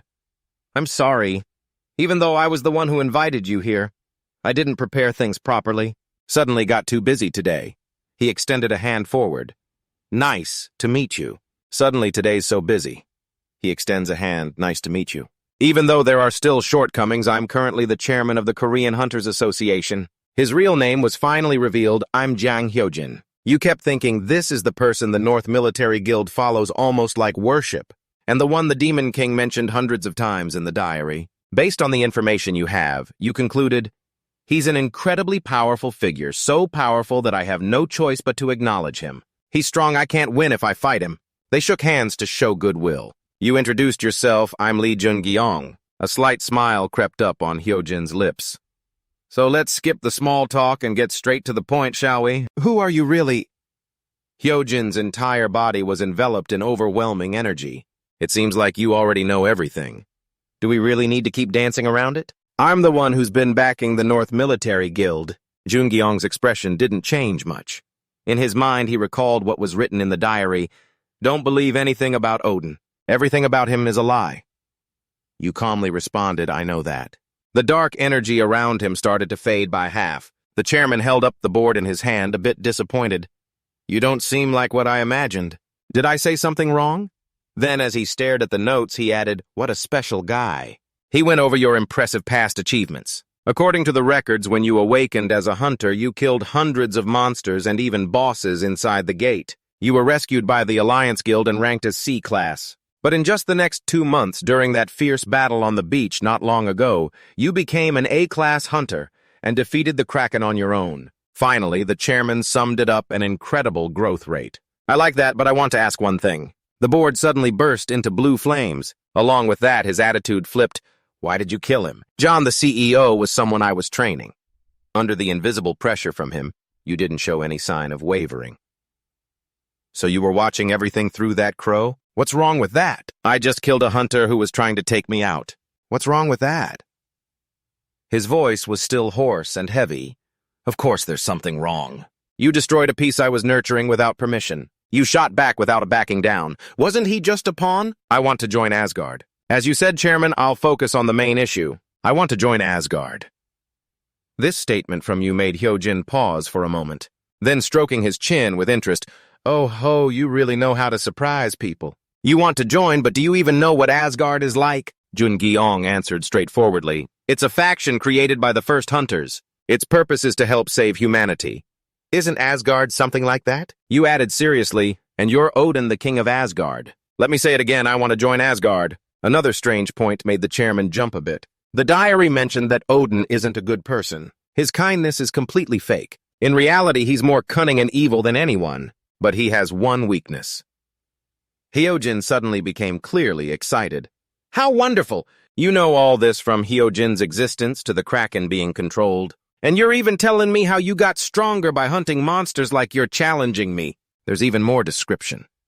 Odin's curious nature and his endless thirst for knowledge is a bottomless pit. He wouldn't hesitate to team up with enemies if it satisfies his curiosity. In your mind, you silently placed a bet with your life on the line. But it seems effective, just like what was written in the book. Odin can't refuse my offer because of his curious nature. He pressed on eagerly. More importantly, my eye doesn't work on you. You know about my eye, too. You continued to show your knowledge. Is it the eye of truth? And this detail can be explained since his eye doesn't work on me. Odin is extremely intrigued. Also, the timely notification appeared. The apocalypse sky strongly opposes anyone trying to mess with players' minds and warns those seeking the truth. Hyojin covered his face to hide his goofy grin. He, this is interesting. Quickly, he returned to his calm demeanor as chairman. All right, I'll allow you to join Asgard, but you'll have to pass a few entry tests. Actually, this was something John, the CEO, that foolish hero, suggested at first. But if you can pass the test, I'll accept you as an official member of AESCA. A surge of electric light surrounded his body and under his eye patch. Of course, I have to restrain your mind, so this doesn't leak to anyone else, right? The light spread out even through the glass doors of the high-rise building. Cut to another scene, countless canned drinks displayed on shelves inside a glass cabinet. Jun Gyeong sat at the coffee table deep in thought. Not only can it neutralize the eye of truth, but it can also block the mind restraint he placed. Luckily, Odin didn't seem to notice that much. You pondered deeper, maybe the apocalypse sky not only blocks mind restraint, but also denies psychological attacks. If that's the case, it's even better. Suddenly, a figure approached and spoke up. His real name is finally revealed. My name is Jang Hyojin. He asks with concern, Han, you met the association chairman today, right? Did he say anything unusual? In Chang's expression didn't look good. No, he just said he felt very sorry about what happened to the Northern Army Guild. She bows her head and hesitates. I couldn't ask why he did that. At this point, Jun Gyeong doesn't beat around the bush anymore. In Chang, I'm sure the chairman really wants to eliminate you. After all, you know his identity, but why do you think he hasn't and is leaving you alone? Because you're innocent. She guessed based on her knowledge of Hyojin. I'm sure he'd go after innocent people, too. You quickly agreed. Exactly the only reason you're still alive is simply that. You have no value whether you live or die. He sees you as no threat. Even though the North Military Guild wasn't a threat to him, they were all killed to warn other guilds that he's back. In Chang clenched her teeth, holding back tears that were about to flow. Her whole body trembled. I see, so I'm nothing. As she knelt there in despair, a hand reached out toward her. That's why you should work with me. You explained seriously, I plan to change this world. You can call me arrogant or cocky if you want, but for someone who's at the end of the road like you, isn't it worth trying to team up with me since you have nothing left to lose? These words seemed to touch in Chang's heart, making her slowly lift her head. Her eyes were red and puffy, as if she'd just woken from a long despair. Everything was finally settled smoothly through their handshake. Time passed and night fell. Jun Gyeong and In Chang returned to the building where they first discussed after the guild war ended. She asked, so what do we do now? You responded with another question. In Chang, I'm sure you got sponsored when you were in the Rivergate. So can you tell me exactly what you were sponsored with? Something was summoned on her fingertip. I don't know how to use it, but I received the Blood Dragon Stone from the sponsor Prince Whitehorse. Prince Whitehorse. It completely matches what you deduced, just as I predicted. A brief introduction to this treasure, the Blood Dragon Stone, an extremely rare crystal. The only one that appears 3 times in the Demon King's diary, and it's the catalyst that makes the immortal Siegfried perfect. In Chang didn't hesitate and moved it away as if offering it to him. I'll give you this Blood Dragon Stone. Hearing that, Jun Gyeong's eyes widened in surprise. You couldn't understand, don't you know the value of that stone? It felt like it had been a long time since you'd seen such a bright smile on her lips. From your reaction, I think you know its value better than I do. You took it and thought deeper even though I really want it. She's giving it to me so easily. This is the item you were sponsored with. Are you sure you can just give it away? It's something that could help you a lot. She stuck to her decision. This is my gift to you, someone who trusted and recognized me. From now on, I'll follow your lead. You gripped it tightly in your hand, I understand. I don't know why I could get the blood dragon stone. This is the moment you realize the shocking truth, maybe. Maybe she saw your innocent and pure appearance and thought you were someone easy to manipulate, surprisingly easy. The notification sounded just then. The apocalypse sky is laughing, watching you with a smug grin. Right now, Jungi-yong is in a weapon shop. It's been a while, right? Jae-hyun wondered. Yeah, so what brings you here? You looked up and scanned around. Information about the swords on the wall appeared on the screen one by one. The other weapons in the corner were also thoroughly checked by you. Finally, you said just 2 words, amazing. Jae-hyun added, they're not finished yet. Thanks to your help, the forge fire is sorted, but the material supply isn't stable yet. Jungi-yong broke into a sweat, thinking to himself, it's unavoidable the blacksmith skills are important, but materials play a crucial role too. Especially now before the Great Flood, it's impossible to get enough materials. The blood dragon stone on your fingertips suddenly glowed brightly. The moment you showed it to Jae-hyun, his movements paused for a second. His excited hand slammed down on the table. The blacksmith couldn't hide his extreme shock. What is that? I've never seen a crystal like that before. To avoid confusion, you quickly denied it's not a gift. Jae-hyun shot back loudly. That thing who doesn't know there's no one in the world who's that gullible to just give away something so valuable and rare. Hearing that Jungi-yong didn't know how to respond, I think there is. Then you picked up an item, let me borrow that hammer for a bit. Without a word, you headed toward the forge. Jae-hyun was anxious. Oh, what are you doing? You raised the hammer high, preparing to strike the gem. Watch closely. Your muscles bulged with veins, showing you were focusing a lot of strength. The hammerhead glowed as if electricity was running through it. At this point, Jae-hyun couldn't stay still. Hey, you crazy guy, stop, I told you to stop. But it was too late. The powerful hammer strike was already unleashed. Metal clashed with the table, creating a sharp sound. The result was that the blood dragon stone was completely split in half. Jae-hyun was horrified, covering his pale face. No! After explaining everything, the blacksmith calmed down and examined the 2 halves. So that's how you use this? The journal notes that the blood dragon stone can regenerate by absorbing a certain amount of blood. In other words, it can replicate. Jungi-yong states his request, put half of the blood dragon stone into the spell lance. The blood dragon stone isn't easy to handle or refine. Then he turns his head slightly and hesitates. And the other half of the blood dragon stone? His eyes suddenly turned serious. This great sword is just like the magic sword of Siegfried. A large weapon soaking in the water had caught his attention. Put it on that great heavy blade. The other person politely replied, this time I'll do it for free. Thanks to you, I not only got to handle a rare crystal, but also had you uncover its secrets. The scene shifts to another place from above. The mountain scenery below is almost completely obscured by clouds and mist. A massive brain monster was sliced in half by a beam of light cutting through it. Another one took a diagonal slash, looking as perfect as could be. Notifications kept popping up. The blood dragon stone has absorbed the brain monster sample. The blood dragon stone's regeneration rate is 1.7%. Standing before the pile of brain monster corpses stacked up, Jungi-yong and In Chang just quietly watched from a distance. She excitedly looked down at the brand new weapon in her hand. I really like this blade. I've never used a great heavy blade before, but it feels smooth like it's always been mine. He couldn't help but sigh. Jae-hyun is really something else. He's a true craftsman in weapon making. Then he asked, what's the regeneration rate of the blood dragon stone now? She estimated it's about 2% now.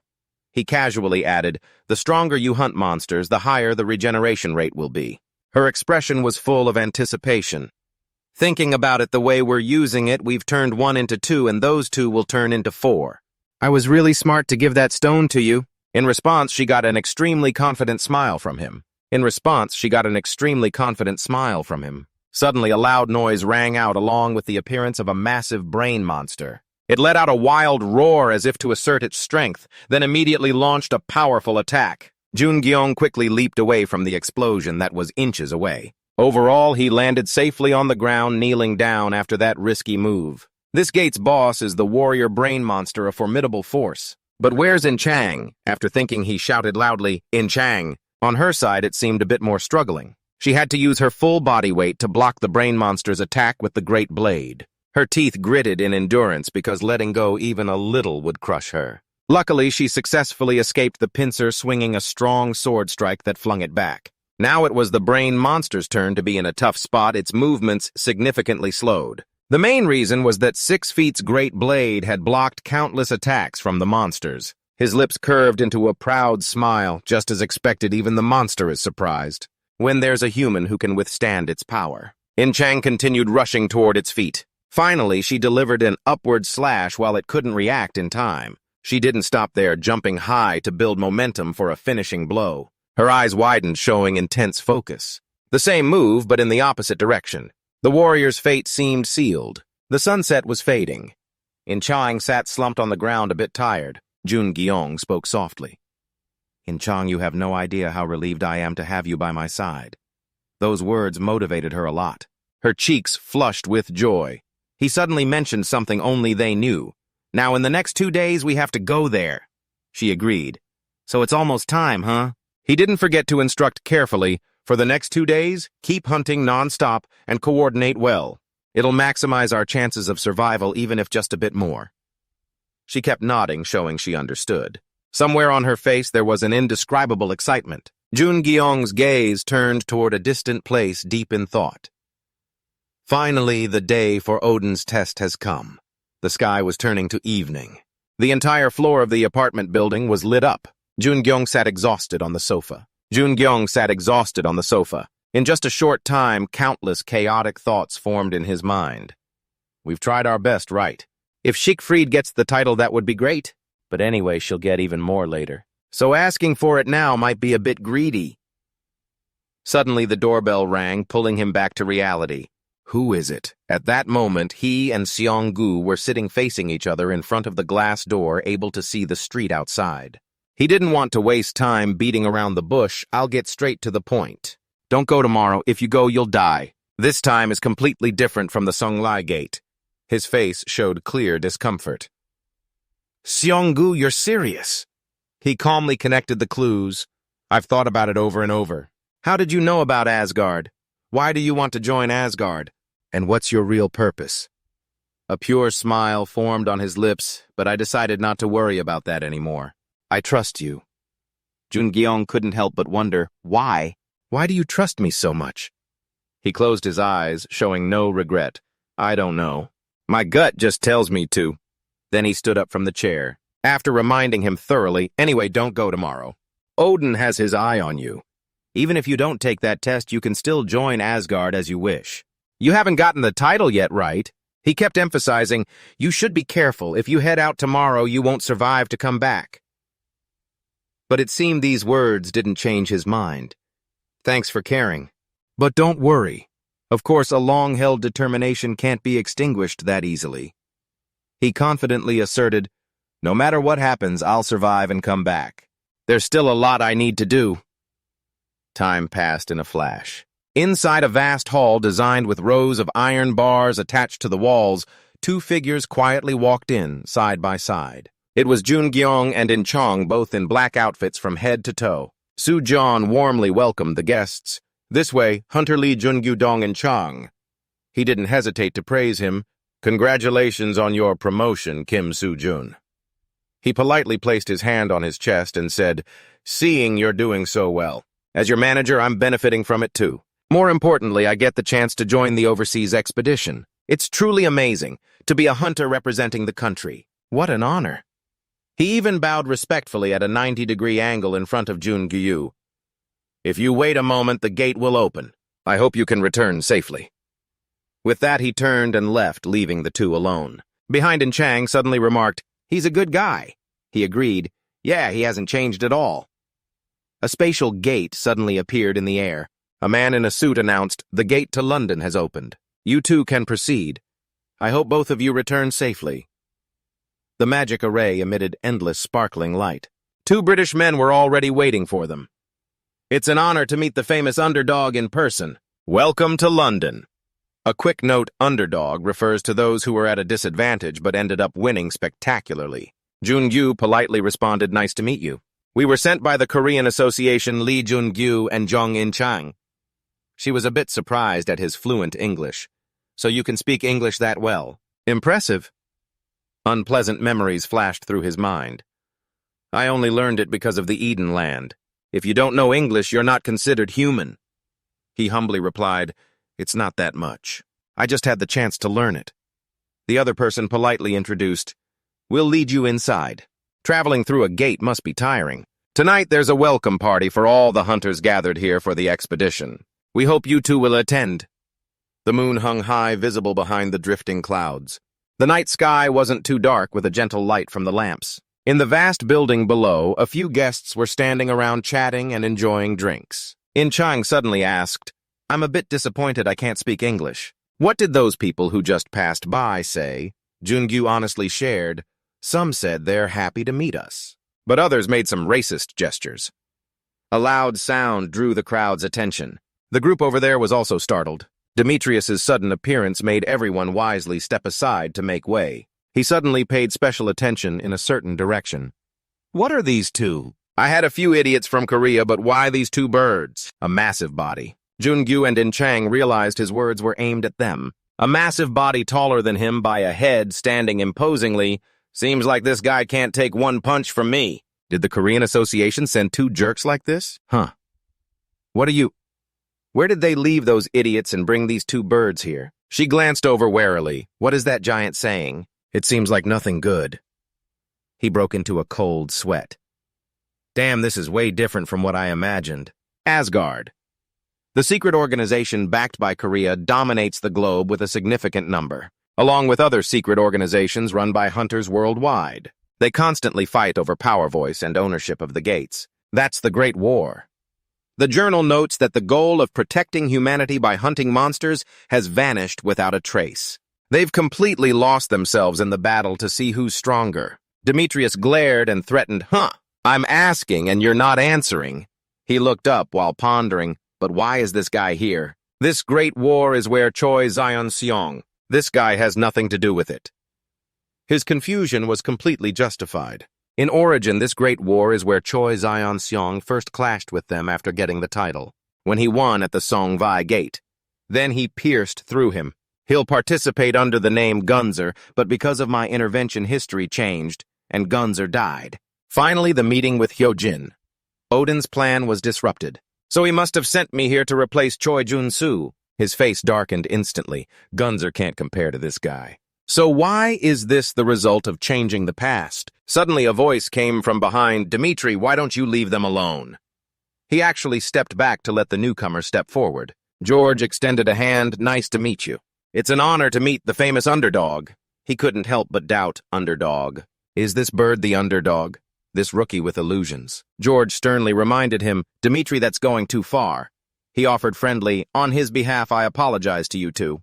Don't pay attention to the words of this musclehead. I'm George, my title is Odyssey. Jungyu was extremely surprised at the opponent's presence. So this is Odyssey, because the silver hero was killed by his own teammate Hercules in the future. He didn't hesitate to shake his hand. Nice to meet you. I've heard a lot about you. He acted politely. I'm embarrassed I can't compare to your underdog fame. He also glanced at the person next to him. Dimitri, go apologize. Demetrius smiled mysteriously. Okay, an apology with a handshake, right? That sounds fun, underdog. Contrary to George's goodwill, his intentions didn't seem good. Demetrius' title, Hercules absurdly. If you said you've heard a lot about my Greek homeland, his bright red pupils gleamed with bloodlust. I'd be happy if you quickly accept this apology. The book also has a few lines briefly describing Dimitri. Heracles, this guy is truly a beast, to the point that facing him is real terror. In Chang stepped forward, grabbing his arm tightly. You stay put, not letting Demetrius budge. Not only that, but also threatening, take your hand off right now. He won't accept this apology. He glanced and wondered, what are you staring at? Then laughed, what are you saying? In Chang didn't respond, but pushed his hand harder. George witnessed it and was surprised. He's widening his eyes in shock. Unbelievable. Is she really going against Hercules? Suddenly, Demetrius tensed his muscles in resistance. Then she was knocked back by the strong force slowly retreating, trying not to fall. She stared in shock at her still shaking arm. In Chang worriedly looked ahead, thinking she was pushed back. Demetrius witnesses her defeat and laughs loudly. Ha ha ha! So besides Underdog, there's another useful guy, huh? Impressive, awesome. He smiles with delight, saying, "See you later." George also bowed his head politely. "I'm sorry about this. I'll come greet you two next time. I'll come to greet you two next time." Heavy footsteps echo as those two leave the place. In Chang is still uneasy about what just happened, so Jun-gyung asks, "Han, are you okay?" She feels a bit worried. "Not really. Do we really have to take on someone like him?" He bowed his head and said, "That's right, we don't stand a chance of winning. But there is a weakness. However, he has a fatal flaw that keeps him from ruling the world." So Jun-gyung glared and said, "If we use the usual method, there's a party every day for members of the secret organizations to get to know each other and understand their opponent's strengths. The city scene is incredibly peaceful right now, but the Underdog team isn't attending any of the parties." The gate opened to welcome the two inside. The man introduced, "This is the place," praising him. "Wow, that's amazing, you're raiding dungeons abroad already?" Jun-gyung replied cheerfully, "Oh, these sightseeing trips can happen any time." Still, he didn't forget to remind, "But I'm worried you should watch your strength for the important dungeon raid coming up. Anyway, I'll support you." The system suddenly announced, "You've entered the Oxford clan. The sponsor is watching you." So the two were teleported away. He looked at In Chang and instructed, "We'll stay here until we reach our goal. And if not here, we'll raid a similar dungeon elsewhere." She nodded in agreement. He instructed, "Just do it like we do in Korea." So In Chang smiled and replied, "Practice defense skills, right?" Jun-gyung smiled and said, "With my abilities, I don't think I could withstand even one attack from Hercules. That's why your role is so important." He turned and left, not forgetting to say, "Wait a minute." That left In Chang shocked and wondering, "We're not going together." Jun-gyung tilted his head and assured, "Not yet. Just wait there and you'll understand. I'll be right back." So In Chang stood still, watching him dash away. She could only feel helpless and sighed, looking up and reflecting on herself.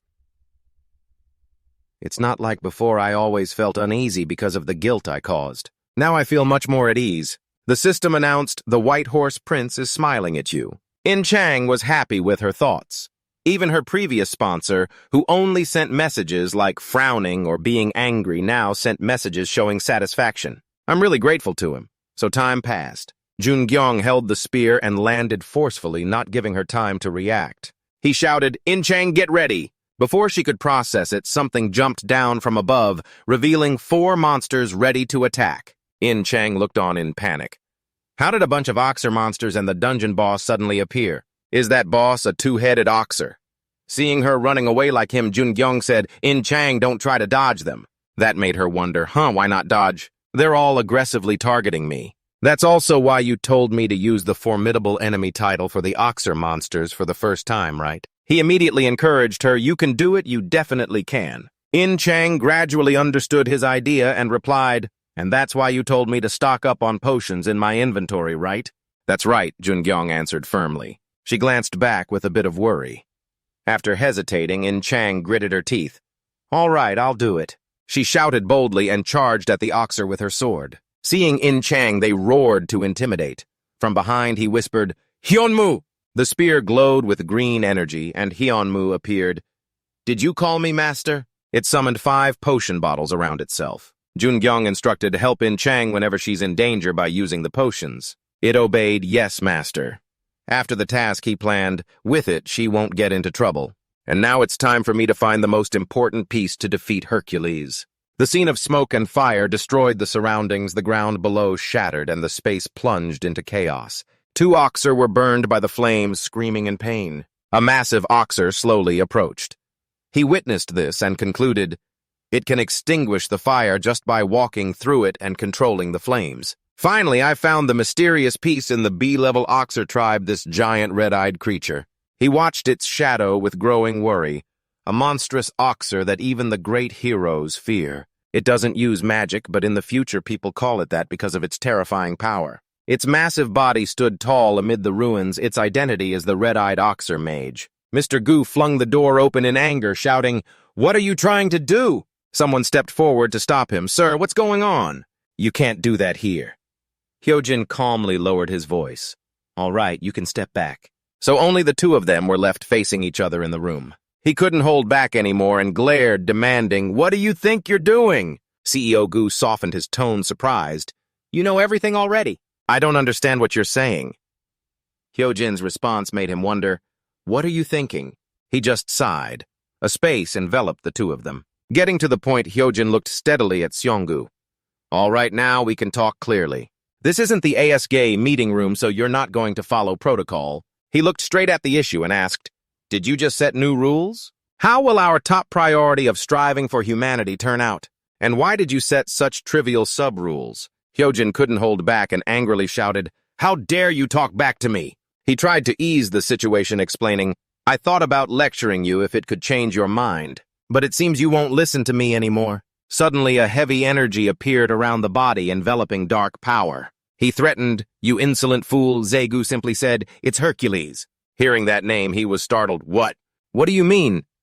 His anger subsided as he listened. Seeing Hyojin had calmed down, he reported, I mean Hercules is participating in this round of the fighters tournament.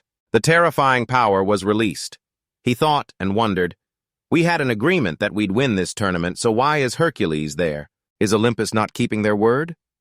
Zegu was a bit surprised. I thought he knew Hercules was there and sent him, but the situation is more concerning than I thought. He responded in astonishment, so you didn't know either. But something still worried him, so he shared, are you just going to let him die like that? I thought you were interested in him. That's why I have to go. Anyway, don't worry too much. He reassured I don't plan on letting him die. I wasn't prepared for things to go this far. Hyojin's calm response shocked him. He assured, but I've placed a mind restraint on him. When he's in danger, the mind restraint I installed will send a signal. He smiled with delight. Olympus broke the agreement, that'll be the perfect excuse. Zegu looked and felt worried, thinking, that cunning guy, did he really predict this? The mind restraint from Dong Young's perspective, I can't say it's a smart move, but it seems useful in this case. I can't help but it feels like a weight's lifted off me. This peaceful scene will end soon. Both Odin and Hindu don't know that Odin's mind restraint was nullified by the revelation sky. Back to In Chang and Jungyong's battle. The Oxer stood still looking at the burning house, turning its head to search for its target. He picked up a rock and wondered, luring it with fire is worth it, right? He felt relieved having found the reason it could become the Oxer Mage, the most important piece to counter Hercules. Suddenly the Oxer's shadow appeared behind him, making him jump. Jungyong turned around in shock. Since when? It breathed out a powerful breath. A massive explosion occurred. Jungyong used all his strength to escape, but suddenly it was behind him, grinning at him. He panicked and cursed, damn it, how is this giant so fast? He worried inside, it's a monster that can rival Hercules. Can I win right now? It leaped up, raising its foot to stomp him. A loud stomp echoed, cracking the ground below. Luckily, Jungyong dodged in time to escape. He summoned his weapon to his hand, his face cold as he stared ahead, deciding, I wanted to avoid fighting this one to prepare for the battle with Hercules, but I think I can't avoid it anymore. I have to defeat it. Seeing Jungyong stand still, it threw a punch, the fist coming at him. He held the spear and faced it directly. The system announced, the gate has been successfully raided. The Oxer suddenly froze and changed color.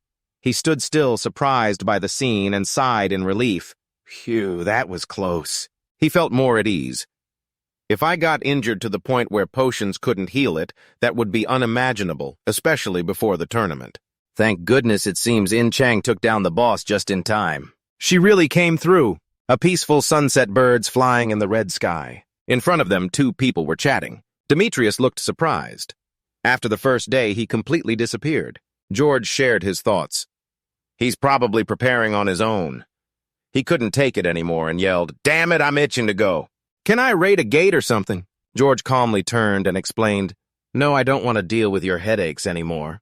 You're the one who caused this trouble by joining the fighters tournament, ignoring Olympus's orders. We could easily win. Why throw it? Does that make sense? I'm a warrior who can't stand this injustice? He retorted, then fight for the real injustice. Why did you fight half-heartedly and end up in the hospital? There are many things worrying George, so he exclaimed, ha, you're giving me a headache. The tournament should have started sooner. I've been hiding for a while, but because you showed up at the first day's party, I'm sure Olympus people are on their way to punish you for breaking the rules and me for helping you. Demetrius said arrogantly, smiling confidently. Don't worry, I'll handle it all. I'll protect you. Also, that underdog guy who seems to hold his own alone, I'm looking forward to it. And the girl with him. He could only force a smile, thinking, Not many opponents catch this guy's eye. So seeing how excited he is about Underdog and his partner George's worries grow, I feel like a big explosion is coming.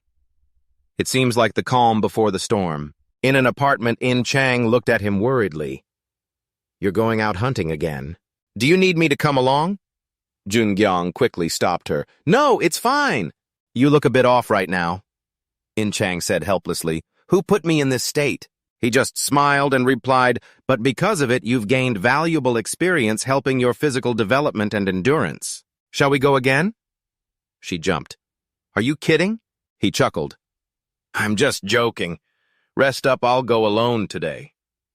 In Chang blushed. Okay, but if anything happens, contact me right away. The sky was clear, gentle sunlight shining on the tall buildings. Jun Gyong walked and thought, she's probably somewhere around here where I can sense most of the magical power. He headed straight forward. It's probably nearby. Suddenly, Jun Gyong's eyes turned red as if realizing something. Here it is. He opened the door and stepped in. Jujin greeted cheerfully. Welcome to Phone Box Store. Seeing her, he was glad. I came to the right place. Jujin observed him and smiled brightly. Are you Korean? There aren't many Koreans around here. So what brought you here? Some special potion or an item to deal with demons? Jun Gyong reached out. You're Park Jujin, right? She was surprised and a bit angry. Yeah, who are you? Unfortunately, I just opened this store. How do you know my name? He smiled smugly. Your hammer is still intact, right? As he said that, he thought, Brock's sister, an amazing blacksmith with skills that rival Brock's. She's the top jeweler. Jujin was shocked. Did Jaehoon send you here? Seeing her reaction, Jun Gyong just thought it was a nickname. One day she'll have one. Then he pulled out a spear. As you requested, I melted that red ore and coated it on the muspel spear. Who are you really? Jujin stared at him. That stone on your spear and that red ore, I've never seen them before. I left my brother who doesn't even know how to cook behind and came all the way to England to find minerals like that. Even people in Olympus don't have those. Tell me, who are you and how did you get these? Ignoring her question, he said firmly, go back to Korea. Then Jun Gyong added, if it's rare minerals and materials like you want, Korea is better than here. In Chang was a bit confused. What are you talking about? As if about to achieve his goal, he schemed in his mind, if these twins are together, they could make me even stronger. Then he laughed, because I'm in Korea. Seeing how smug he was, she showed her annoyance. What? You're claiming you can possess minerals that even Olympus doesn't have. That's so arrogant. But why did her expression change in such an interesting way? I like it. Outside the city, a blue light appeared among the hunters. There were some shady figures. They looked sneaky and vicious. George headed toward the soldiers. The guide picked up the mic and announced, the raid will start soon. Hunters from all over the world, please get ready. In Chang walked with Jun Gyong. She asked, so we have to fight all those people? He shook his head. Not all of them. Even though this is a battle among great warriors, there are those who don't care about winning, and clearing the dungeon is one of the win conditions. She was relieved. Thank goodness, so that means hunters don't have to kill each other pointlessly. Jun Gyong looked at her worriedly. Only if there are others like you. Then he whispered, I'm not so sure. Suddenly a loud noise echoed.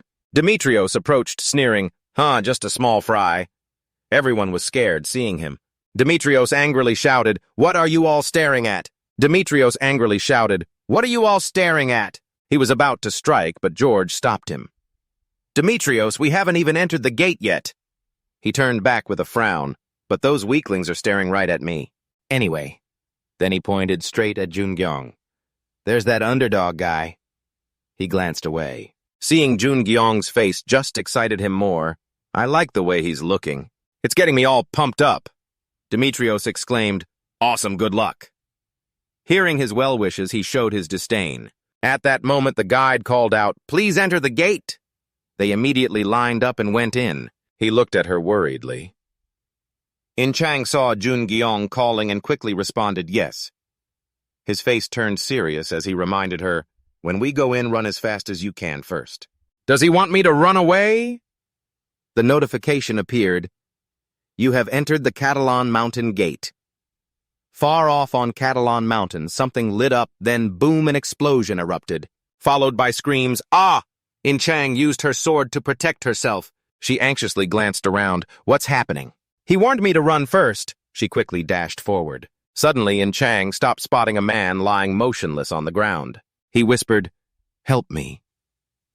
She recalled Jun Gyeong's reminder, "When we go in, run as fast as you can first."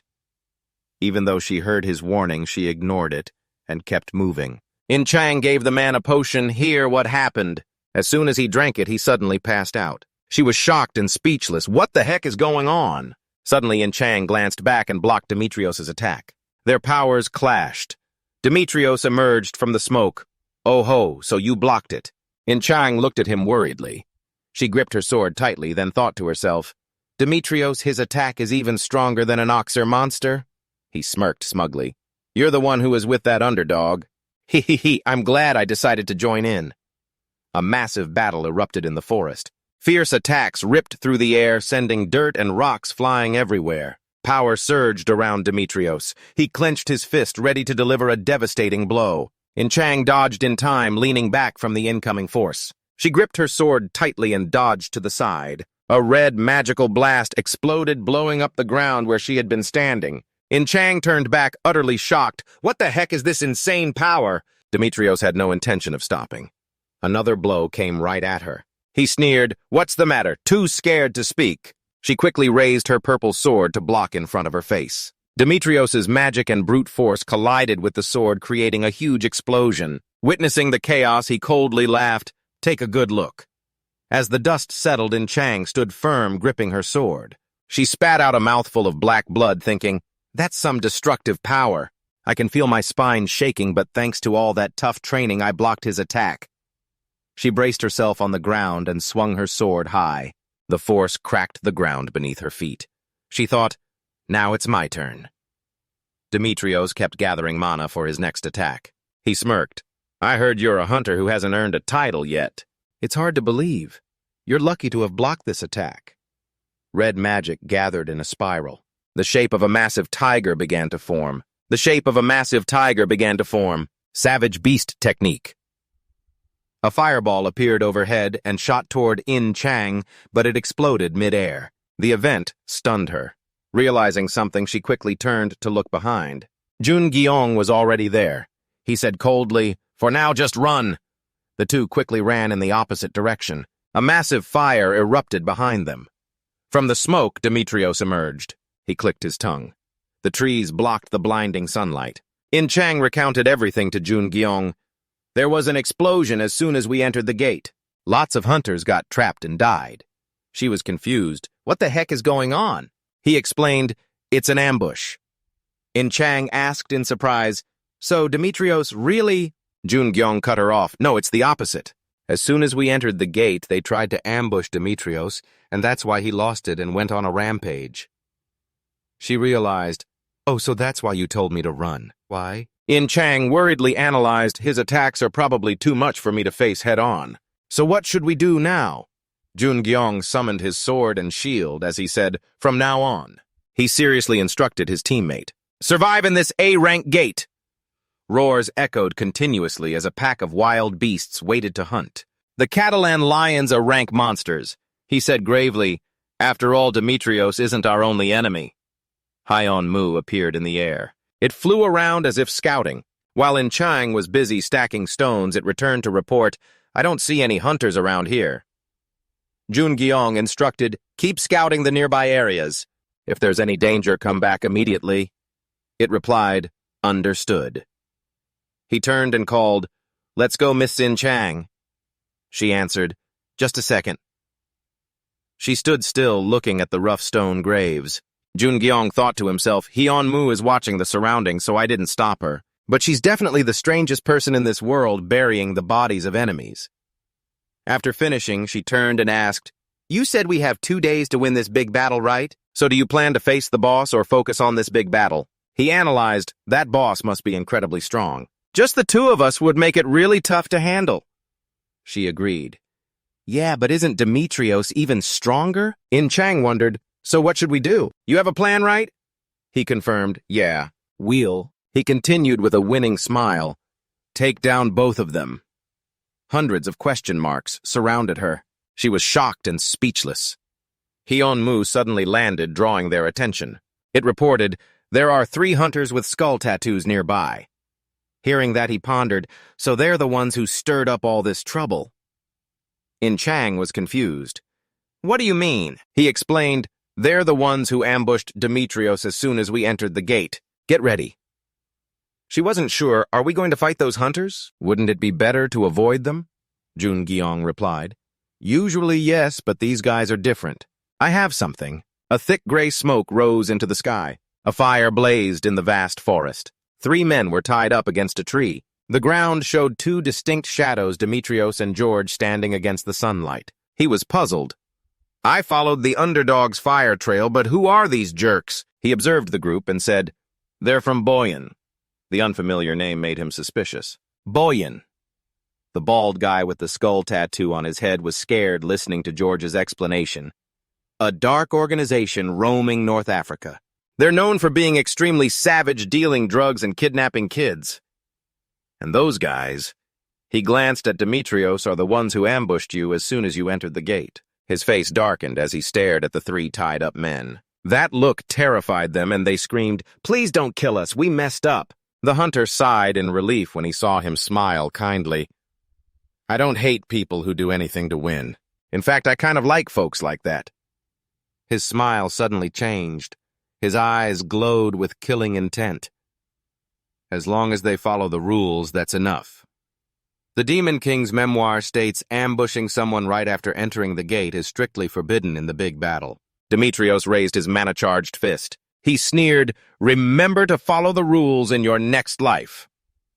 A massive explosion shook the forest. Dirt and smoke flew everywhere. The system notified, the monster stomper approves of your action. In the thick smoke, George crossed his arms and watched Demetrios admire his work. He sighed with his eyes closed. Rules, well, you've ignored Olympus's orders anyway, and you're basically on the brink of ascending, so I think you shouldn't say that. Hearing that, he scoffed. So what? Anyway, that underdog guy is definitely interesting. Suddenly alert, he opened his eyes. This I can see as a gift. 2 unfamiliar hunters appeared. The one on the left had a familiar skull symbol on his clothes. Following them, a group armed and full of killing intent stared this way. Demetrios stepped forward excitedly. Strong magic gathered around him. Are these guys allies of those 2? I guess I'm not the only one with a burning passion. He grinned excitedly. I really like this gift. The hunter's charred body lay still on the ground. George looked at the bodies scattered around and said wearily, your hobbies are so weird. Glancing at his companion, he remarked, can't you use a weapon? This is exhausting, man. The killing intent lingered. The white bandage on his hand turned dark red as he scorned him. You should use your hands to fully feel the hunt. A coward like you wouldn't get it. Demetrios isn't just some madman.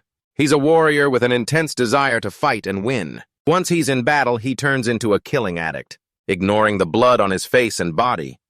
Demetrios excitedly said, now let's go meet that guy. And that's why George is really worried about Demetrios facing the underdog. The sun was setting. The red hues on the trees grew stronger. Jun Gyeong and In Chang walked together under the trees. Suddenly she spoke up. There's a thick magical presence. Maybe we're in the boss monsters area. She was surprised when he raised his hand to cut her off. He sensed quietly, there's a hunter here. Not an enemy, no blood mixed in this magic. At that moment, a group of strangers appeared in front of them. The 2 in ethnic clothing said, so you're the underdog. Aren't you late? We've been waiting for you a long time. Jun Gyeong thought to himself, waiting for me? Then he asked, what do you mean? His attitude made the Zai on the other side hesitate. Weren't you sent by Asgard? He answered seriously, yes. The 2 of them turned back to discuss with their group. Then the guy stepped forward and explained, I'm Inep from Nin. We're here to help you. But it seems you don't know anything yet. This great battle is set to end with Asgard's victory. Jun Gyeong silently wondered, Nin in Egypt, an international guild like Asgard and Olympus. Inep continued, I don't know what happened with Olympus, so even though the path here was tough, we're waiting to make sure you win. He thought to himself, So that's why Choi Jung-song won the big battle because of this. He introduced them to the group and said, "We'll help you two, so let's go take down the boss right away. Fighting with just two would be really hard." Jun-gyong bluntly refused. "No, I'm going to take down Demetrios." His words shocked everyone. What? Even Inep and Numek couldn't believe it. In Chang glanced at her companion. He was seriously thinking, winning just by beating the boss would make me like Odin's lapdog, always following his orders. She opened her eyes wide in confusion. Why are they all so surprised? He turned and explained, "It seems this big battle was already set up for Asgard to win. That's why they planned to help us take down the boss." She followed up. "So avoiding a fight with Demetrios and beating the boss is the surest way to win this big battle." He agreed. "Yeah, but they're surprised because I want to take down Demetrios." Jun-gyong frowned, thinking, "Will and Chang object too?" She enthusiastically agreed. "All right, let's go for it together. You have a plan, right? I'll follow it." Her attitude made him smile. He remarked, "You're really reliable." Suddenly, someone spoke up, "I'll bow out." Another person raised their hand, "Me too." From the other group, they agreed, "We'll sit this one out. I won't get myself hurt fighting Demetrios." Everyone around murmured in protest. "Why did Asgard send someone like this?" "I agree, let's just leave the gate quickly." Inep added, "The boss is a lion like the Catiyon species, but it's gigantic and much stronger. I won't fight Demetrius, but at least I'll give you some information." Numek refuses to join. "I'll step back too." The hunter nearby agrees. "We'll stand back and observe too." Jun-gyong and In-chung are helpless. She says, "We're back to square one." He smiles reassuringly. "No problem at all. Let's move on." The sky darkens as the treetops blend into the night. Numek asks Inep worriedly, "What do you think will happen?" He ponders, "It'll be really tough, but given what he's been through, he's unusually strong. A star suddenly rising in South Korea and even one of the strongest hunters there." Jun-gyong bravely fights the giant centipede alone. He cleared the river gate phase, which is an incredibly special gate. "You stood firm against a whole group of people." Inep recounts, "And this rookie single-handedly wiped out the North Army Guild, known for being extremely powerful. He has a very tight connection with Hindu, a key figure in Asgard." The terrifying sight of Hyojin smiling appears. He continues his analysis, and with just a glance, Odin was completely interested in him. In terms of potential, he might even match the Dark Organization. Numek widens his eyes in surprise. "What?" "No way." He smiles knowingly. "That's exactly why we're stepping back. This way we'll get an accurate read on him." How will the underdog perform against the overwhelming hero Demetrius? It's something we're all excited about, even the hunters standing out there. The sky grows dark. A few sparks light up. A massive horned lion with fierce eyes faces two tiny humans. The info screen appears, "You're facing Catalan." It suddenly roars. A lightning-like force surges out. The system warns, "Your abilities are slightly reduced due to Catalan's pressure." Jun-gyong grits his teeth against the attack. "Notification, you've successfully resisted. Your abilities are back to normal. You've achieved resisting the earth pressure." The spot where he stood shatters from the force that flew toward the prey. He shouts, "I'll handle the left side." In Chang, you attack the right side. Remember to conserve your energy. She focuses her power and charges forward, responding, "Got it." Hyunmoo also chimes in, "I'll take the belly." The group attacks with weapons from 3 different directions. The boss opens its mouth wide, bearing sharp fangs, ready to face the 3 tiny beings. At that moment, Catalan charges forward at high speed. At the same time, In Chang slashes her sword down on it. But unfortunately, it notices and immediately counters with its leg. In the end, to her surprise, In Chang gets hit despite raising her sword to block. She's still stunned by the overwhelming force it emits. Jun-gyong seizes the opportunity, grabbing his weapon to help her. But before that, it flings her straight to the ground. Dust billows out. He quickly retreats to dodge. Hyunmoo immediately unleashes his energy to help them, and it hits Catalan's remaining eye directly. The 2 others land safely thanks to that. Jun-gyong turns to remind In Chang, "Don't push yourself too hard, got it? We still have Demetrius as our second target." Elsewhere, a conflict erupts like an earthquake. Everyone around is affected by the blast and collapses. Mana envelops his entire body. His arm is covered in blood as if he's just tortured someone. Demetrius, eyes dark with rage, grabs his opponent's throat. I'll keep facing off against people like you. While searching for that guy's flame, he quickly tosses the person aside and says to George, "Thanks for that." He urges him, "Save some strength. You've got the fight you want ahead." Hearing that, he flares up in anger, eyes bulging as he shouts, "Shut up!" Seeing this, he sweats and wonders, is he losing himself in his bloodlust? That's what gives him such amazing power. The more Demetrius loses himself in bloodlust, the more people he kills. In the quiet forest, George is deep in thought. Did that rookie see the darkness in George and leave these guys for him?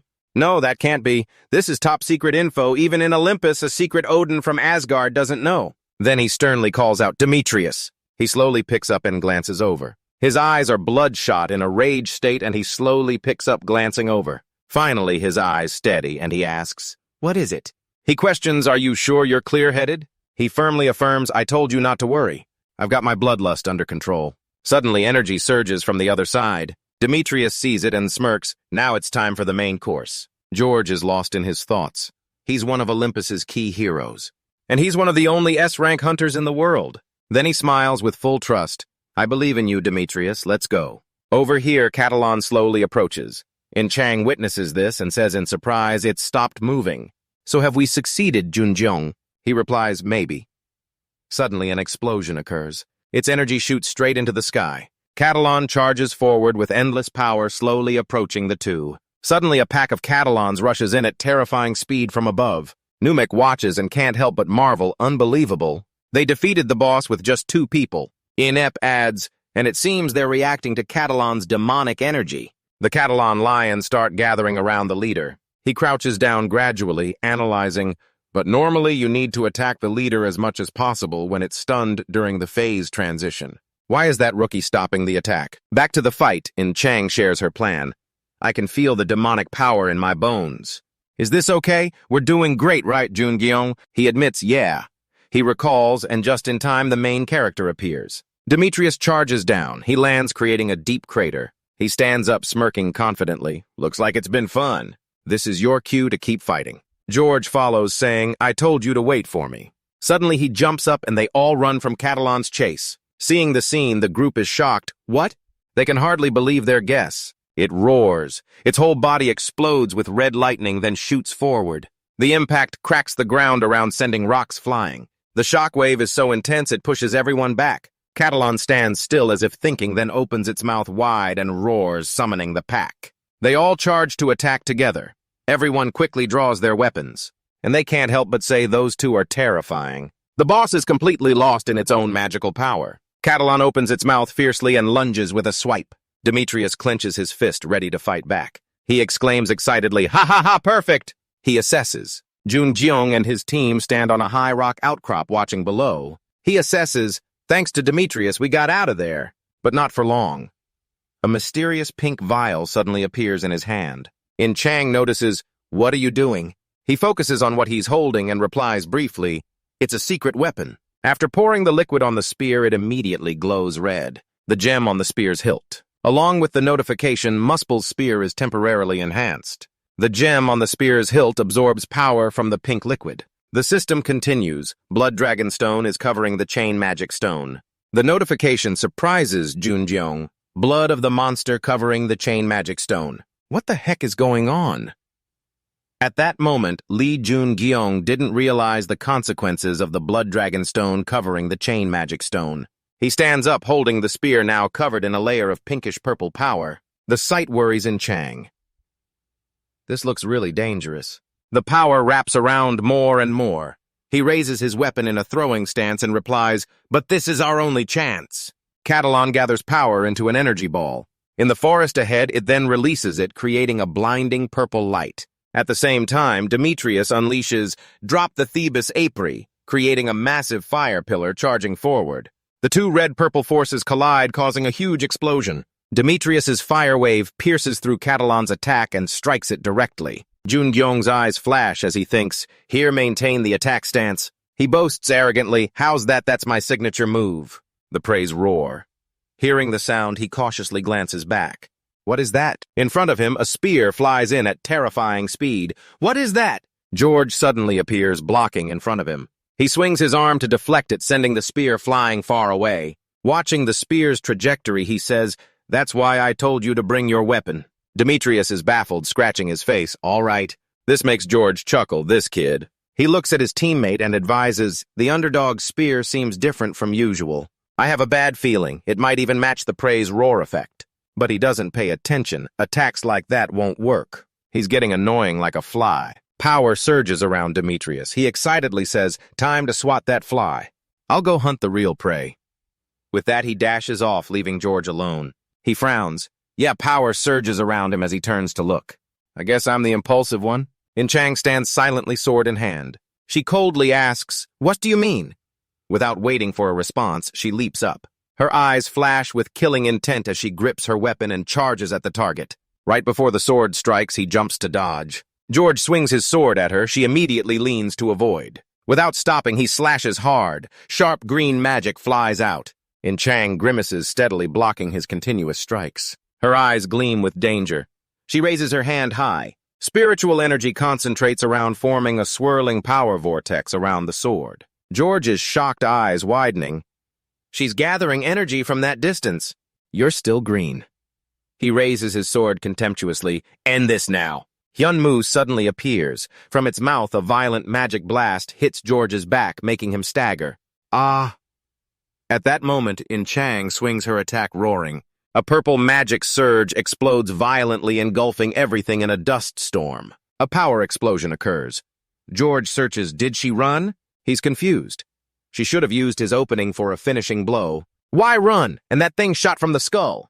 Why is it so sticky and sweet-smelling, is it, Josh? Suddenly looking ahead, he channels magic into his fist. A herd of monsters approaches him.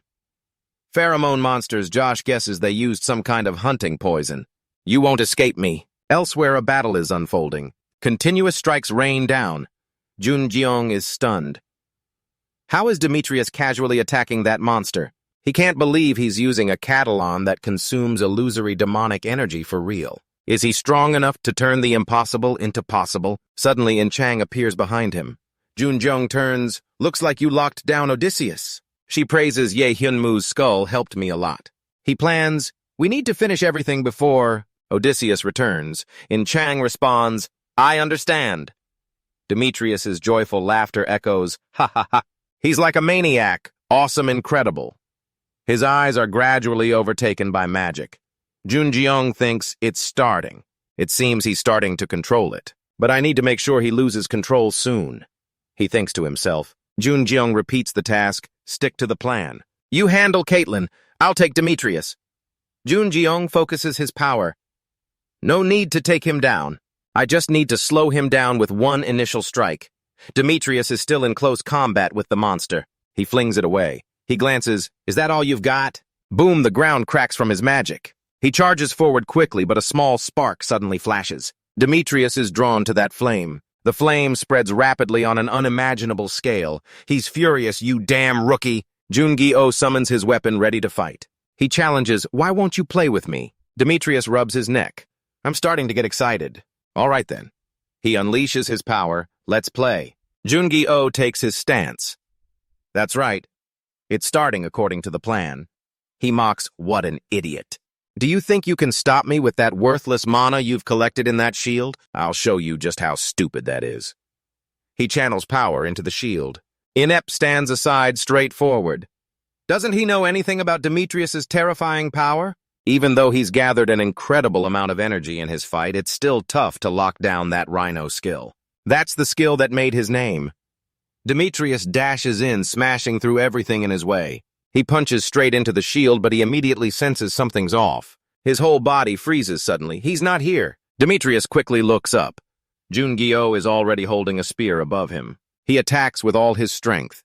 The spear strikes his left shoulder. Demetrius shows no mercy and sends a magic punch his way. The hit lands directly on Jungi-Oh. He's flung far away. Demetrius rubs his stabbed shoulder. Are you trying to trick me with that worthless energy in that shield, Demi-Choi? He gloats, ha ha ha, you're just a rookie. Get up and entertain me. Jungi-Oh thinks deeply.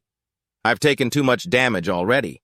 He mocks, hey Demi-Choi, are you okay? He teases, are you getting cocky because you gave me a few little scratches? My body will heal right up. As soon as he finishes, he staggers.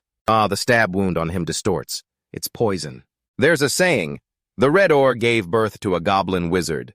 Jun-gi-oh denies, no, the full saying is, the ore is known for two functions, release and... Demetrius screams in pain. Ah! The last part is madness. A red crystal stone sparkles. The crimson magic stone can grant ordinary Oxer monsters strength beyond even a boss. Humanity's endless ambition led to research on this crimson magic stone. Two doctors discuss the stone animals will turn into monsters. A white rabbit empowered by the stone transforms into a massive rabbit. Animals will turn into monsters. That monster even has boss-level strength. And so the crimson magic stone got its first name release. Soon after experiments continued on hunters, a doctor prepares to inject something into the hunter in front of him. The crimson magic stone helped them boost their potential like a rocket. The hunter's eyes turn bright red. His whole body undergoes a massive transformation. But since humans can die in the frenzy, it was quickly banned. The hunter looks back with a furious attitude. And so the crimson magic stone got another name, Madness. A skull seems to burn in flames. The sky turns to dusk. Smoke and dust fill the air and the forests shake a bit. Jun-gi-oh's whole body seems enveloped in some kind of power.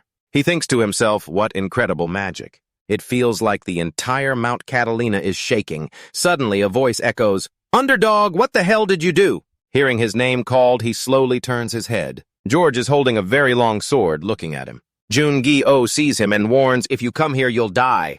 He hears that and shouts angrily. Even though he knows in an instant, George vanishes from his spot. He dashes like lightning toward Demetrius, who's on fire. Demetrius Jun-gi-oh also quickly leaves his position. He jumps high and heads in one direction, thinking, "Damn it, it's happening again." In his mind, he pictures Demetrius killing George in the future. Something like this happened. Demetrius lost himself in the madness, and George Odysseus, who leaped to stop him, was killed by his own hand. A flame shoots straight into the sky. That flame hits straight toward George, making him dodge quickly. He quickly uses his sword to attack the flame that was created. George shouts urgently, "Get out of the way! He hasn't been mad for too long, so I can still wake him up." Jun-gi-oh yells to stop him. "No! Even if it's you, that's impossible. I can't let you die like that." He blocks George's sword strike with his long spear. He quickly persuades, "I have a plan." Hearing that, he steps back a little. "What?" Both temporarily stop fighting. They quickly get to the main point. "I can't trust you, but I'll listen for now." "What's your plan?" Jun-gi-oh answers confidently. "I just need 5 minutes." "We'll hold Demetrius during that time." He hears that and widens his eyes in surprise. 5 minutes. Do you really think you can stop Demetrius in his mad state for just 5 minutes? He's still charging forward like a flame. Jun-gi-oh yells quickly, "Ms. In-chang!" Demetrius's body emits a huge energy. He's charging toward a massive claw. Their collision creates a massive explosion. Seeing that, he feels a bit more relieved. Good. She's luring him well. Jun-gi-oh speaks to the person opposite. "Catalin is on our side, too. He'll hold out for 5 minutes. Hearing what he says, George sighs softly. "I don't know what you're thinking." He grips his sword tighter. The power surrounding him grows more intense, but it seems there's no other choice. Jun-gi-oh thinks silently. The limit of a crimson magic stone isn't long-lasting. Just 5 minutes. If we can hold out for those 5 minutes, Demetrius will return to normal. His eyes show clear determination. And in this great battle, I'll be the winner. Elsewhere, a group is looking at the dead bodies in front of them. A voice rings out in panic, "What the heck? What's with this overwhelming demonic energy?" Another corrects, "It's not Catalan's phase 2. Suddenly, his face changes. "That's Herculean.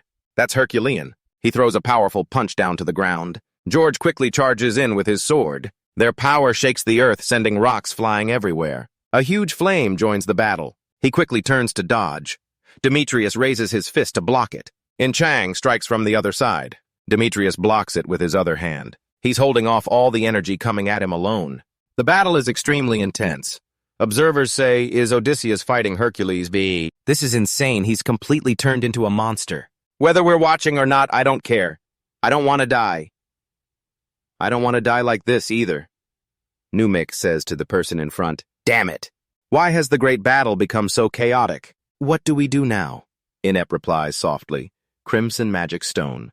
She jumps at that. What? Inept looks serious. It seems the Crimson Magic Stone has been activated. We have to intervene! The chaos continues. Demetrius is surrounded by energy struggling to fight back. Next, he kicks hard. In Chang is flung far away, but she manages to hold herself back. George charges at Demetrius with his sword. Take this. He gets into a ready stance on the ground. His sword and Demetrius's fist collide. But the power is so overwhelming that George's sword starts to crack. The impact makes him groan in pain. At the limit, the energy explodes, pushing George back. At the limit, the energy explodes, pushing George back. A massive tiger head appears on Demetrius's back. Savage Beast is activated. He jumps away from his spot in an instant. A flame sweeps across Demetrius's shoulder. Jungyong flies in and pulls George out of the chaos. The two land quickly. He lies on the ground, panting, and asks, "How much longer until your 5 minutes are up?" Jungyong is silent. Experiments have proven that 5 minutes is the maximum limit for an unfinished Crimson Magic Stone. He notices something odd. So why isn't that monster tiring out? Suddenly his eyes widen. Demetrius is charging at the two. A firm voice rings out, "River Swarm." A powerful wave crashes into him. Numake and Inept charge in with their weapons. "We're here to help." A moment later, Jungyong asks with concern, "In Chang, are you okay?" He grips his weapon tighter. "If only I had a bit more power." Suddenly, the system appears. The blood flow in the Blood Dragon Stone has reversed, regenerating from 0.3%. Jungyong is shocked by this.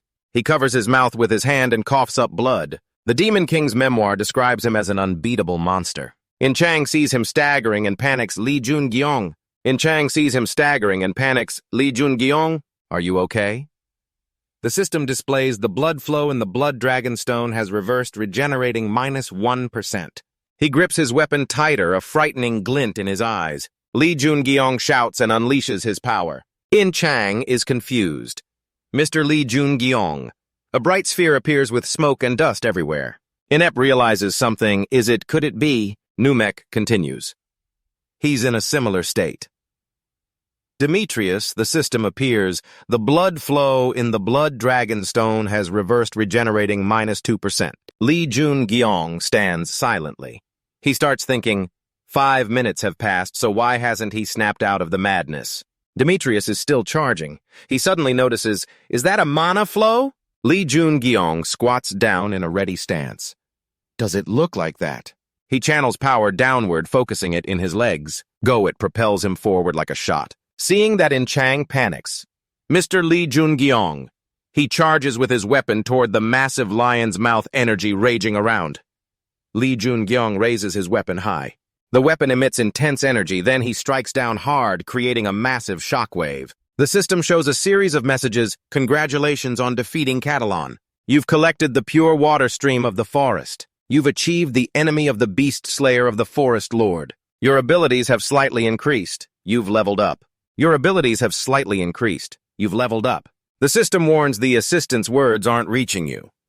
Confused by this, a red magic circle appears under his feet. Strange symbols start appearing on Li Jungyong's arms. A series of warnings follow. You've been weakened by demonic energy. Your body is starting to drain of strength. Eliminate the demonic energy. The burning sensation makes Li Jungyong scream in pain. Terrifying flames and something else surround his whole body, emanating from Li Jungyong. The two energies merge and begin to spread as if to swallow the entire Mount Catalina. Flames engulf everything on the ground. Choi Cho Enzo and Li Hen Song kneel in pain. "You're scared. This flame is absorbing my magic." Then he wonders what the hell is going on. In the distance, Demetrius is resisting the flames. He smiles with a frightening look. A figure charges from the flames. Li Jungyong swings his spear hard. When the two forces collide, it creates a horrific explosion. Right after they clash, the attacks keep coming. Demetrius clenches his fist, preparing to strike. Seeing that he gets into a ready stance to counter, a massive explosion occurs, filling the air with smoke and dust. When the dust clears, Li Jungyong has stabbed his spear into Demetrius's chest unnoticed. He stands frozen, trembling. He kicks him hard, then pulls the spear out immediately. Demetrius spits out black blood. The surroundings are still covered in dust. He's lost an arm now, and blood is dripping from the wound. George sees this and says sadly, "Extract it." He hesitates. "Hey, your arm!" But before he finishes, the arm is cut off. It grows back. A green flame shoots down. Athena appears blocking in front of Demetrius. She looks coldly at the opposite side. Witnessing what happened, George thinks, he's using the mad mana to regenerate his body instantly. If Demetrius can do this, what about Underdog? Jong In-chang panics and shouts, "Jun-gyo!" His wounds are now fully healed. George thinks in fear, the wound is pretty serious, but how is he recovering so fast? Is it because of that blue flame covering the gate? Demetrius clenches his fist. A massive fiery face appears behind him. Jun-gyo quickly jumps up, charging with his spear like a gust of wind. The fiery fist in Demetrius's hand grows larger. George stood there, eyes wide with fear. His arm hasn't finished regenerating yet, but he's still going to use the Predator's roar. This is dangerous. That Predator move is being unleashed like a massive tornado. Suddenly, blood from Demetrius's arm started spraying out non-stop. Lee Jun-gyo swiftly struck with a devastating blow. A huge flame erupted from the clash of the two attacks, followed by an explosion that devastated the surroundings. George's sword fell at his feet. Shocked, he said, "This can't be!" Inept nearby couldn't believe his eyes. Did the Underdog win? Demetrius was now kneeling on the ground. Lee Jun-gyo quickly landed on top of him. The flames still blazed red-hot as he raised his spear ready to finish off Demetrius. George rushed forward to stop him. No, Lee Jun-gyo has lost his reason. His eyes were blood-red and unfocused. Right now, his only instincts are survival and an intense bloodlust. The Blood Dragon Stone had been affected by the blood chains of the previously hunted monsters merging with the magic-soaked blood of Catalan to form a hybrid crystal. Lee Jun-gyo will also erupt and explode just like the results from the experimented hunters. The spear was now right at Demetrius's body. Suddenly, a powerful pink force halted the spear. Athena coldly commanded, "Kneel." Lee Jun-gyo suddenly snapped out of it. He quickly dropped to his knees. In-chang couldn't believe his eyes. The people around had similar reactions. Lee Jun-gyo stood up and bowed respectfully. "It's an honor to meet you, Athena." She frowned in annoyance. "This is such a mess. Because of you all now, I owe rot." But before that, Athena glanced downward, curious. "Who is this guy?" He quickly added, "This is Jun-gyo." But before he could finish, the other one opened his eyes wide and interrupted, "He's the Underdog." Athena observed the person in front of her. She thought to herself, is he the one who caused all that impact on the gate? More importantly, it seems my shield isn't strong enough to hold against him. Athena looked around. The entire Catalan forest is covered in dangerous flames that can drain magic from other entities. She assessed Lee Jun-gyo. "I thought he was just a rookie sent by Asgard out of luck, but he actually outdid Hercules. This is bad." She summoned her own spear. "He has to be eliminated right here." The spear glowed with purple lightning. She thrust it forward. Suddenly a voice cut in, "Stop!" Athena turned her head. A rainbow light suddenly appeared in the sky. A man appeared out of nowhere. She was stunned. "Hindu, what are you doing here?" CEO Gu replied, "That's what I want to ask you." Athena said irritably, "Did you follow the lightning?" He didn't explain and just stood in front of Lee Jun-gyo, blocking the way. She raged, "Get out of the way. He has to be killed right here." CEO Gu said seriously, "If you're going to kill him, I'll take it as a declaration of war against Asgard." Athena's face turned dark. She snapped, "A declaration of war? Is he that important to you? This is ridiculous. I thought nothing was important to you." He remained silent. Inept spoke up. "Could you give me a moment, Honorable Athena? I'm Inept from Nin." Athena glanced at him. "You're an Egyptian warrior. I know." He placed his hand on his chest.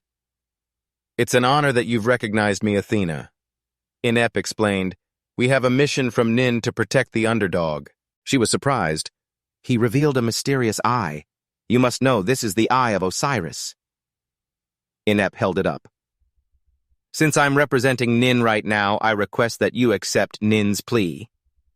Athena the system announced, "The gate is about to collapse. It's activating and rewarding a new skill." In a magnificent castle, through the glass door, you could see inside a room. In-chang was slumped in a chair. Then she suddenly looked up and ran to the bed. "Lee Jun-gyo." In-chang teared up. "Thank God." Lee Jun-gyo tried to make a sound, but he realized, "My vocal cords aren't working." She explained, Your body probably hasn't fully recovered yet. Just wait a second, I'll call someone. He looked around, a round shield with 2 swords. This must be the Round Table Society. Lee Jun-gyo thought, not all powerful hunters create secret organizations to control the world. Many operate in secret for noble purposes. He continued thinking, and the Round Table Society is one of them. Lee Jun-gyo speculated. But in the end, they didn't step in. They stayed hidden and acted under disguises. Even though the UK is on the brink of collapse, they continue to stay hidden. Despite their tremendous power, they don't try to change anything. He sighed. Anyway, my body is a total mess right now. His body was in a fatigued state. This creaky body can't talk and my legs won't move. The system suddenly spoke, Hyun-yu is asleep. He thought to himself, if I'm right, there's no need for Hyun-yu anymore. A window showing his stats abilities and level appeared before him. Lee Jun-gyo noted, my level is still over 50, but my skills seem to have declined due to the hybrid crystals effect. I can't even speak. New skills appeared on his status board. He was amazed. I've collected skills that can rival unique ones. Lee Jun-gyo said proudly, I'll make you even more thrilled, Revelation Sky. Then CEO Gu visited, how's your body? He saw him and sat up softly calling, brother. He smiled, I heard the magic invasion process is happening. This is a rare case, so there's no specific treatment or solution right now. But seeing your current condition, I think we don't need to worry much. Lee Jun-gyo thought, with the help of Revelation Sky and the mana flow, purging the magic won't be hard. CEO Gu encouraged, make sure you recover fully. Then I have something I want to ask you. Right now he's standing before the council. Athena ordered, the power Lee Jun-gyo displayed is too dangerous and destructive. I demand that you investigate Lee Jun-gyo's power. CEO Gu argued, Asgard hasn't interfered with the hunter's power. She interrupted, but aren't you the ones who need to clarify this? He didn't back down, but you're the one who broke the pact between Olympus and Asgard. Asgard was promised victory in this great war, so that's why we sent a hunter. Seong-gu recalled the image of Lee Jun-gyo losing control. If we knew Hercules would join and break the pact, we wouldn't have sent Lee Jun-gyo. In this situation, our hunter was just fulfilling his duty. He affirmed that the demand for clarification is unreasonable, and I think you're the ones who should explain. Olympus Athena stayed calm. The power Lee Jun-gyo possesses is already a threat. She gave an example. The entire gate was covered in green flames, even stealing mana from other hunters. This was unforeseen. Athena insisted, so we demand that you hand over the new underdog. If not, Olympus will be ready to fight Asgard, CEO Gu explained. Seong-gu heard this and fell silent. Seong-gu explained, we fully recognize that the flames absorbing other hunters' mana are dangerous and it's not a skill that existed before. However, don't you think the existence of a hunter is already a danger? Everyone was stunned and murmurs erupted. He continued, all of us are entities that never existed before, and the skills hunters have are terrifying and dangerous to everyone. Seong-gu stood firm, so since Olympus mentioned war, you must take responsibility for your words, as it shows contempt for hunters. Athena gritted her teeth. All of this is because of you. Her face darkened. How the heck did you show up here? He looked at her and was about to speak about this. Facing you makes me lose my cool and can't think straight. He looked at her and was about to speak, but about this, Athena turned away. After this, I hope we never see each other again. Seong-gu felt a bit troubled. The system announced that the mana flow had been activated. Lee Jun-gyo was meditating. Feel the mana flow and use it. He studied. When observing Demetrius's mana flow, you can see that he amplified his power by using the available magic throughout his body. Lee Jun-gyo felt the magic. The name says it all. When applied to attacks, it boosts damage, and when applied to defense, it strengthens protection. That's the power of mana flow. First, I need to use mana flow to recover. The system began activating the skill.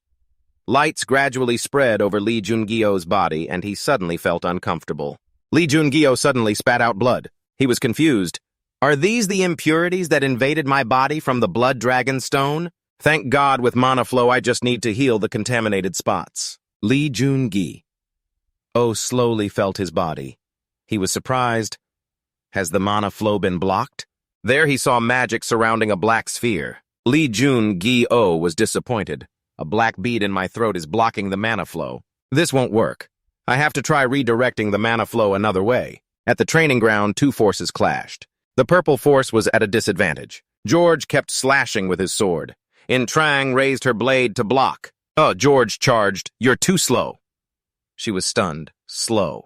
Immediately, In Trang slashed several more times, but George dodged in time. That power scorched the ground where it touched. She jumped up and brought her blade down. He encouraged, that's it, keep going. Fighting people isn't like fighting monsters. You have to understand that. In Trang stammered, I don't get it that deeply. She decisively swung her blade horizontally. George ducked to avoid it, and his green sword energy rushed toward her, grazing her cheek. She stepped back. He suggested, we should stop now. In Trang felt discouraged. I couldn't help at all in the Catlin Gate. She recalled I wasn't summoned because the sponsor couldn't connect with me and Incha. Thinking about Lee Jun-gi-oh back then, I couldn't protect him at all. The message from the White Horse Prince looked at me with pity. And that's why I received that message from him. She remembered, and that's why I received that message from him. In Chang felt down. Although I thought Lee Jun-gi-oh and I started at the same point now, he's way ahead and I haven't improved at all. I'm not worthy to be his companion. She clenched her fist. That's also why Lee Jun-gi-oh almost died. It's all because I'm still so lacking. Josh was wiping sweat. He turned around. In Chang approached. Please do it one more time. Josh turned. That look is just like mine, the regret of not being able to protect the one I wanted. Is that how In Chang feels? She'll definitely get stronger. He put the towel down. All right, let's try again. She resolved, I have to do the same. I have to get stronger no matter what. Training ended and George entered a room. IV bags and fluids were hanging on stands. He remarked, I definitely felt her potential growing in the Catlin Gate, but this is no joke. George looked at his trembling hand. She's really something. Every time our swords clashed, I could feel she was getting stronger. He clenched his fist, just like I was back then. George looked at Demetrius lying on the bed. He started saying, I think you'll like this news. The underdog has woken up. George shared, so wake up soon. Seeing Demetrius still silent on the bed, George felt sad. In the grand building, Seong-gu walked slowly. He looked up. Is Lee Jun-gi-oh training? He came here. He smiled slightly. I can't believe you're walking already. You always surprise me. The two stood facing each other. He replied, Is that so? He put his hands on his hips. Do you know anything about lightning? He casually answered, It's a sacred artifact of Olympus managed by Zeus. He quickly explained, That's right. On this world, not many powers can match Zeus's lightning. Those powers are always watched and hunted. Those powers are always watched and hunted. He spoke up, interrupting like the Bifrost that you have. He was surprised, startled. How did you? His face turned worried. Brother, I have something to tell you. He was cautious and glanced around. Okay, but this isn't the right place to talk. Follow me. The blue sky, white clouds, and a colorful rainbow sparkled. The two stepped out through the door to the building's grounds under the blue sky, and even more vibrant rainbow with the fountain constantly running. He looked at Seong-gu and sighed, It's beautiful. He added, This is my private domain. He showed curiosity. Are you a prophet or a regressor? Lee Jun-gi-oh didn't hesitate. Something like that, but I once read a book. The book was about you and your friend. His face darkened. It's the book about the one called the Demon King. Seong-gu's eyes widened in shock. The scene remained the same. He and the boy stood facing each other on the grounds. He raised his hand. Are you saying I should believe that I killed you? He quickly explained, You didn't kill me. I thought you knew everything that was going to happen. He thought to himself, This isn't a lie. His face became sad. You even know that Athena and I dated. I have no other choice but to believe you. Lee Jun-kyung is full of questions. The Bifrost he mentioned is true, but that book isn't complete. He's stunned. What she explains. What's written in the book is just the beginning. The rest of the future I discovered by chance. Most of the stuff about him is missing, and what I know is just a small part of it. Lee Jun-kyung affirms again. This isn't a lie. His face turns serious. I get it. So what's your goal? She reaches out her hand. I want to change that terrible future I went through before. From now on, a lot of things will change. The sound of heavy footsteps echoed as those two left the place. From now on, a lot of things will change. Bifrost doesn't distinguish between lies and truth. It can only assess if someone is trying to harm him or not. Changing the future isn't my plan. The magnificent building in the night sky inept stood on a branch in front of Lee Jun-kyung's window. His face shows joy. So he's really woken up. She's surprised. I can't believe you sneaked into the round table meeting. Is something wrong? He replies right away, I sincerely apologize for my disrespect. I've risked coming here to ask you this, underdog. She thinks silently. I heard he asked me for protection at the gate, but we have no connection at all. He says, go ahead. He kneels on one knee and bows his head. Please come to Nin. That's what I'm asking? She's startled. Is the commander of Nin really kneeling just to ask me this? We only met by chance and helped each other in the last battle.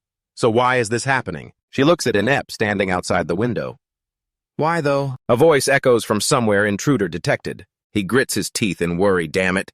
I've been spotted. He quickly realizes it's because of the bloodstone. He shouts, please go to Nin. Then he hurries away. She stands still looking outside. She thinks to herself, if it's the bloodstone he must be talking about, the disappearance in Egypt, did something like that happen there too? The hunters shouldn't know about the bloodstone yet. Thinking back, they intervened right away when they saw Hercules change. Footsteps echo from somewhere. In Chang rushes in, are you okay? He replies, yeah, I'm fine, at least for now. She's shocked, huh? He has a bad feeling. I just got over one mountain, but it feels like I have to climb a bigger one. The roundtable conference is over. The conference building is impressive. Starting the war was Athena's mistake. She walks with him in the grounds. Of course, since Olympus broke the pact, they have to take responsibility for that and for starting the war. He says cheerfully, finally, we're heading home. A voice calls from behind, hold on. She recognizes it immediately and turns George. She quickly grabs her sword. Protect yourself and step back, Jun-kyung. Her eyes turn purple. What is it? George appears in a dark surge of power. His face is dark. George stands on the stairs looking at In Chang and Jun-kyung. He reassures her. In Chang, it's okay. She's confused. What do you mean? Jun-kyung explains, even though he looks hostile, it seems like he wants to talk to me. In Chang looks up hesitantly. She sighs, I see.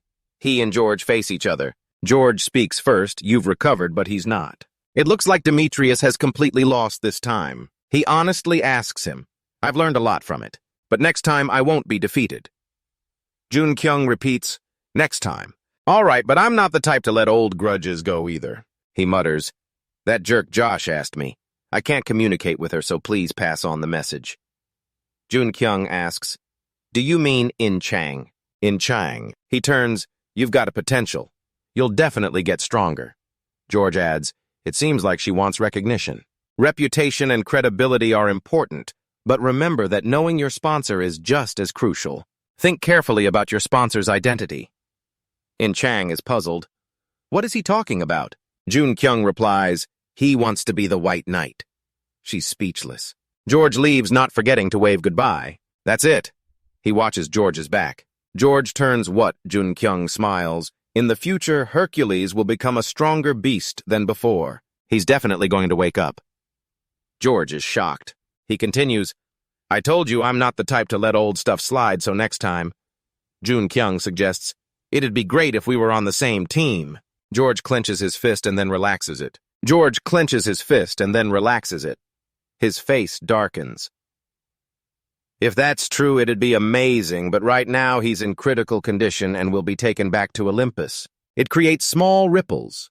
Jun-gi-oh stands by the shore and skips another stone. He's about to throw the next one when a voice says, you're making a mess. He's startled. A blue light flashes in the air. A blonde girl appears. I don't know who sent you to find me, but this is really over the top.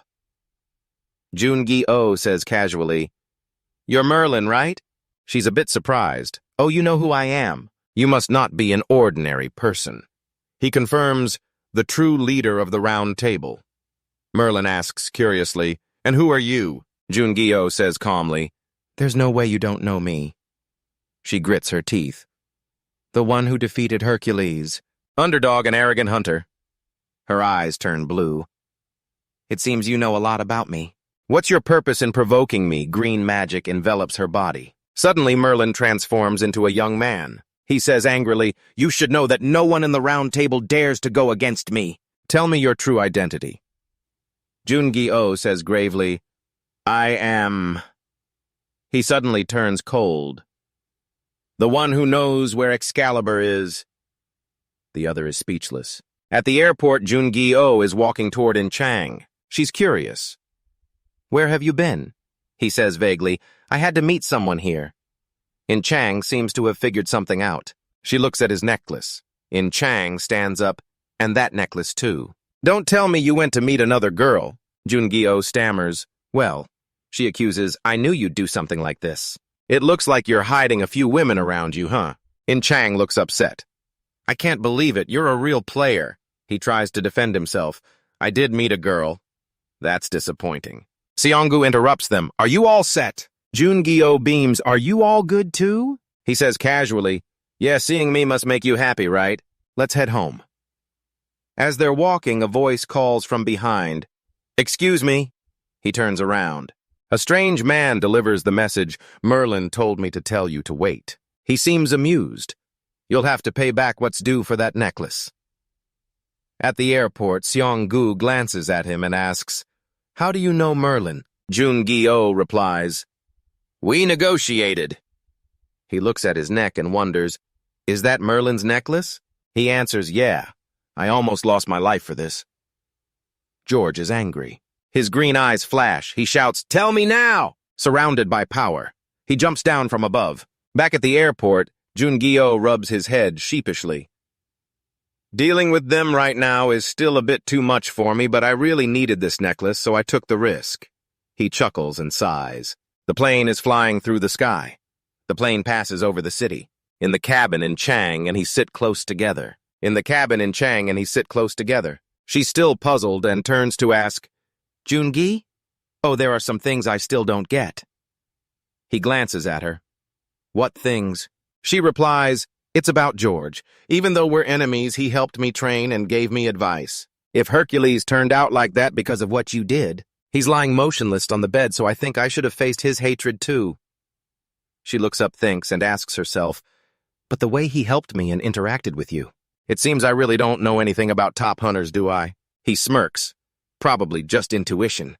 She asks, doubtfully, "Intuition?"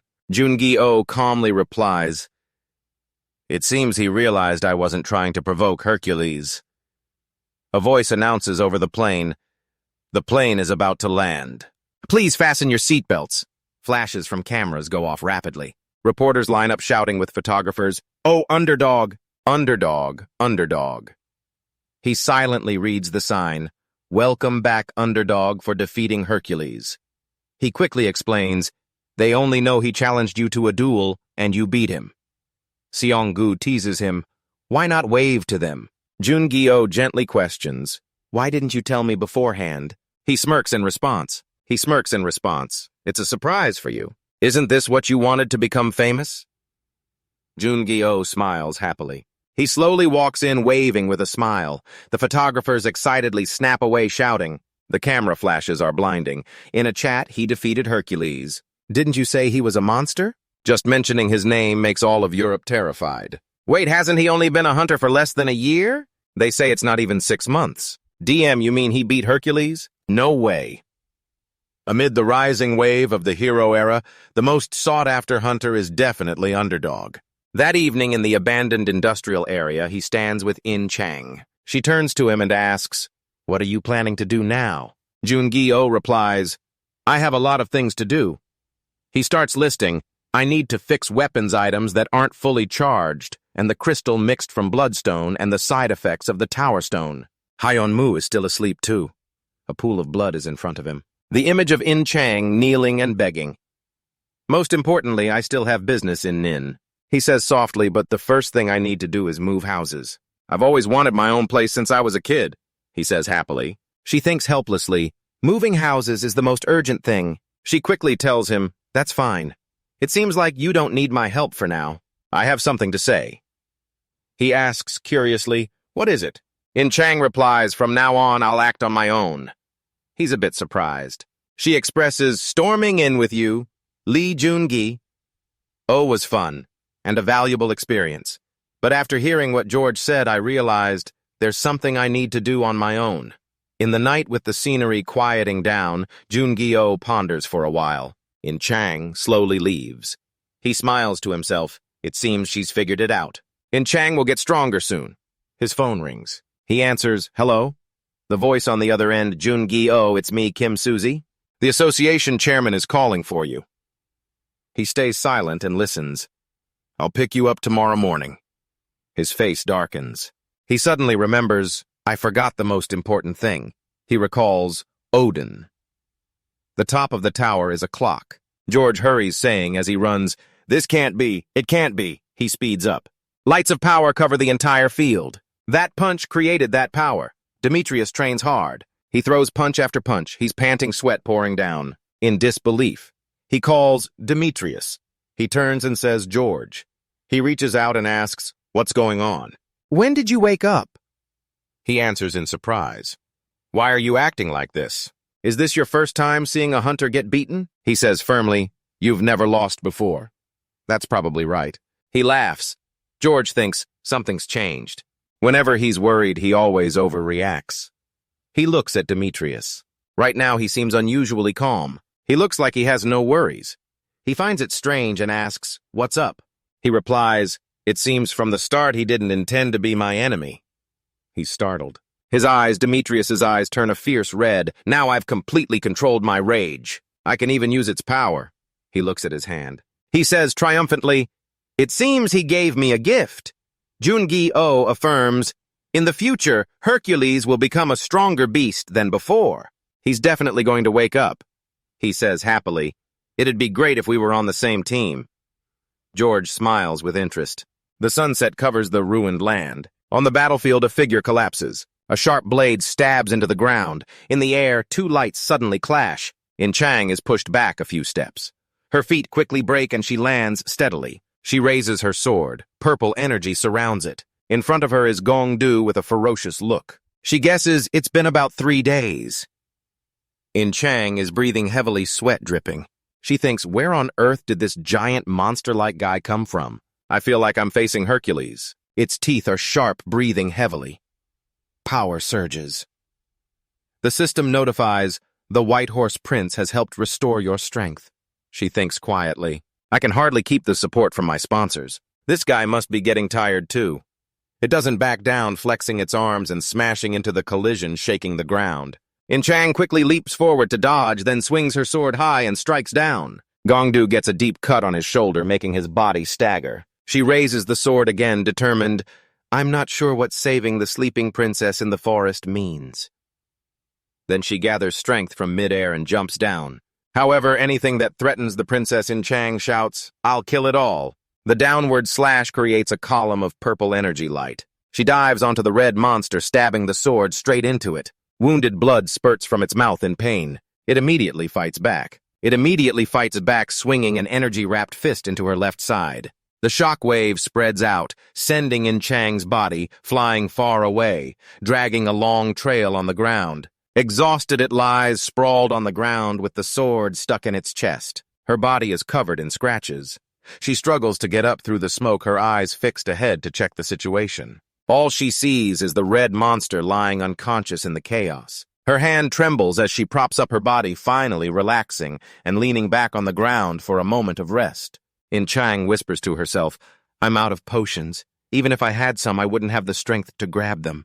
Am I really going to die here with that thing? Suddenly, Hyunmoo appears out of nowhere, holding a floating potion bottle and asks, Do you need a potion?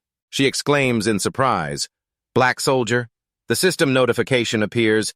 Interrupting the White Horse Prince is praising your achievements.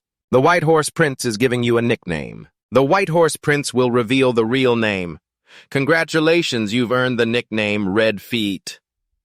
The sky gradually turns pink with clouds drifting lazily. Then Jun-gi-oh walks up and stands in front of her, asking, Are you awake now? She straightens up, eyes wide with confusion. Where are we? He smiles lightly. Where do you think we're? Right at the gate.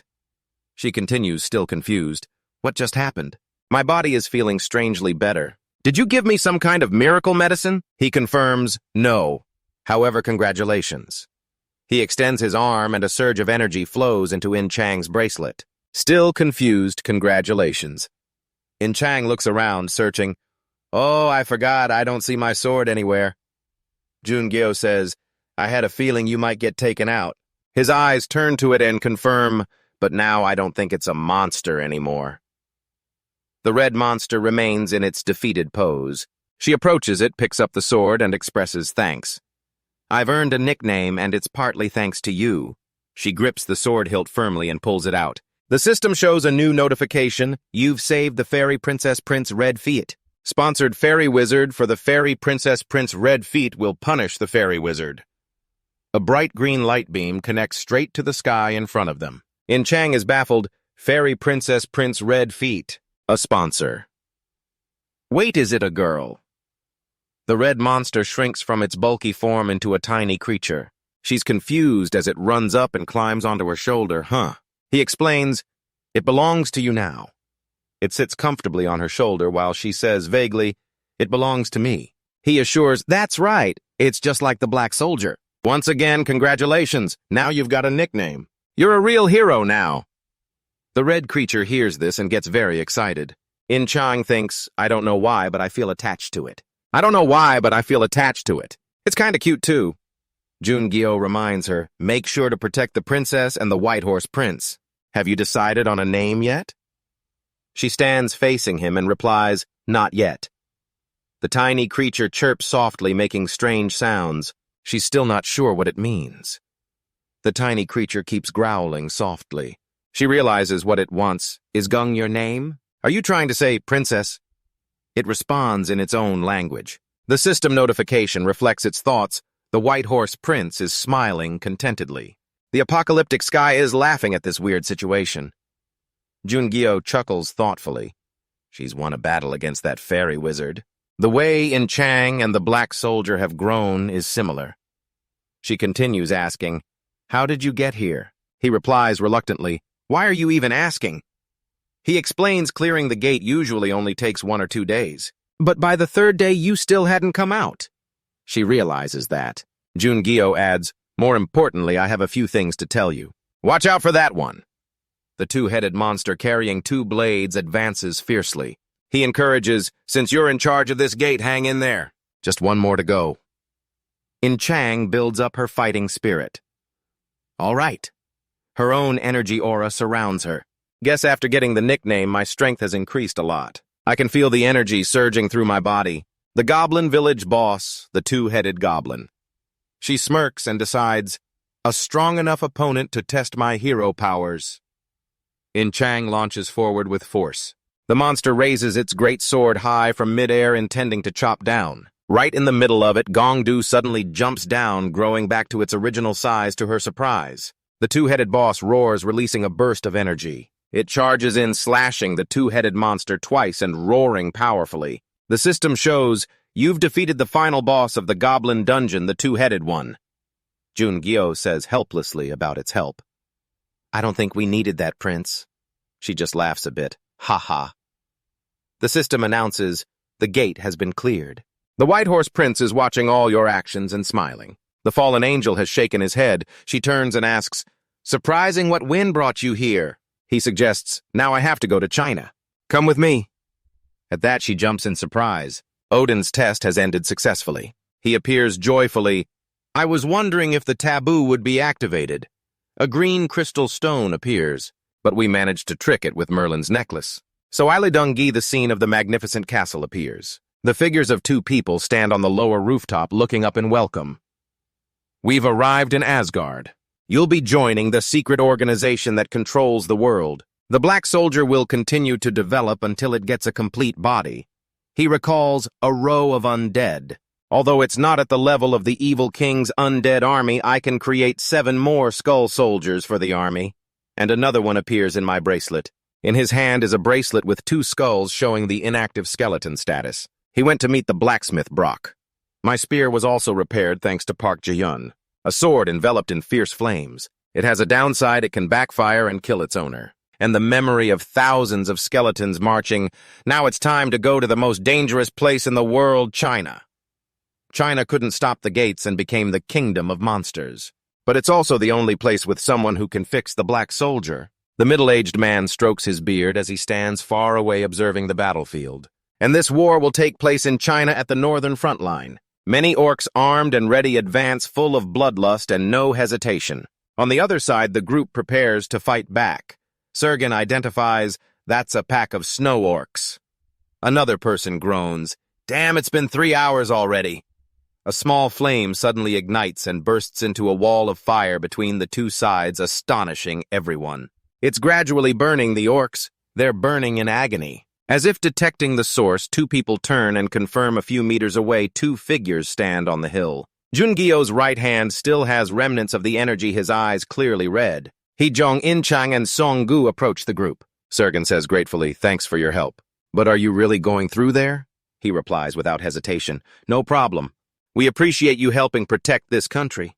I have a few things to say to them. He ponders, "I know you beat Hercules, but I'm still worried. This is a barrier no one can cross. So even if we wanted to, we couldn't go any further." He stands behind thinking. Meanwhile, he reassures, "Don't worry, I know what to do." The location changes to a misty water barrier in front of them. He suggests, "Let's see, even if you freeze it, it won't move." It's something very mysterious. In-chang, wearing a coat with gong-du on her shoulder, wonders, "What is that?" He explains, "It's a gate. The entire country of China has turned into gates." She repeats, "A gate." His words are a bit mysterious. "You'll see soon enough." Seong-gu's hand touches the water screen, making it move. He informs them, "Starting now, my vision turns yellow as a warning. No matter what happens, I can't help you two." The water begins to separate from his hand and spread. He adds, "If you two don't make it out, I'll come back next month. I'll check every month." He agrees to the deal. If everything goes smoothly, we'll get out on time. Seong-gu hopes, "I hope so." He watches as the two slowly walk in. His eyes don't leave their backs, trusting he's always the one who tries his best to do what he says and save as many people as possible. The responsibility feels even heavier. "So I'll take on a little of the burden you're carrying." Inside China, the weather is bitterly cold, covered in snow. The two walk through the piercing cold. In-chang chats, "Is there anyone in this freezing place?" Gong-du snuggles into her collar. He agrees, "It's freezing. It's colder than I thought." Then he worries, "If it's colder than I predicted, that means everything is progressing faster." In the past, strange creature roars hide in the snowy wind, making him cautious. That's a snow orc. She steps forward, gripping her sword, her voice echoing, "I need to warm up my body." "So I'll handle that one." She swings the sword, slashing through the snow orc's body. The massive body shakes from the tremendous force. There aren't just one orc. They charge like a wolf pack, angrily attacking her all at once. She's ready to wipe them all out. "Good taunt, come on." I thought the orcs were attacking me, but instead they run away from her as if something scared them. He notices the instability. Something seems to have changed. Other giant creatures run in from the fog. Long tusks like horns appear. The system displays info snow beast immune to cold with high regeneration like all snow species. Its strength is equal to a B-rank hunter. Jungyeo draws his weapon, warning, "Watch out, it's a snow beast." Jungyeo swings his spear, shattering the snow beast from above. In-chang also puts in effort, slicing through another one sideways. Green blood from the snow beast splatters everywhere. The snowy space gradually returns to quiet. The two stand among the pile of dead bodies at their feet. She's quite surprised. "What the heck?" Facing him, she asks, "This is weird. Why are there so many monsters here? Not only are they strong, but..." He asks back, "They're hard to control and suppress with magic, right?"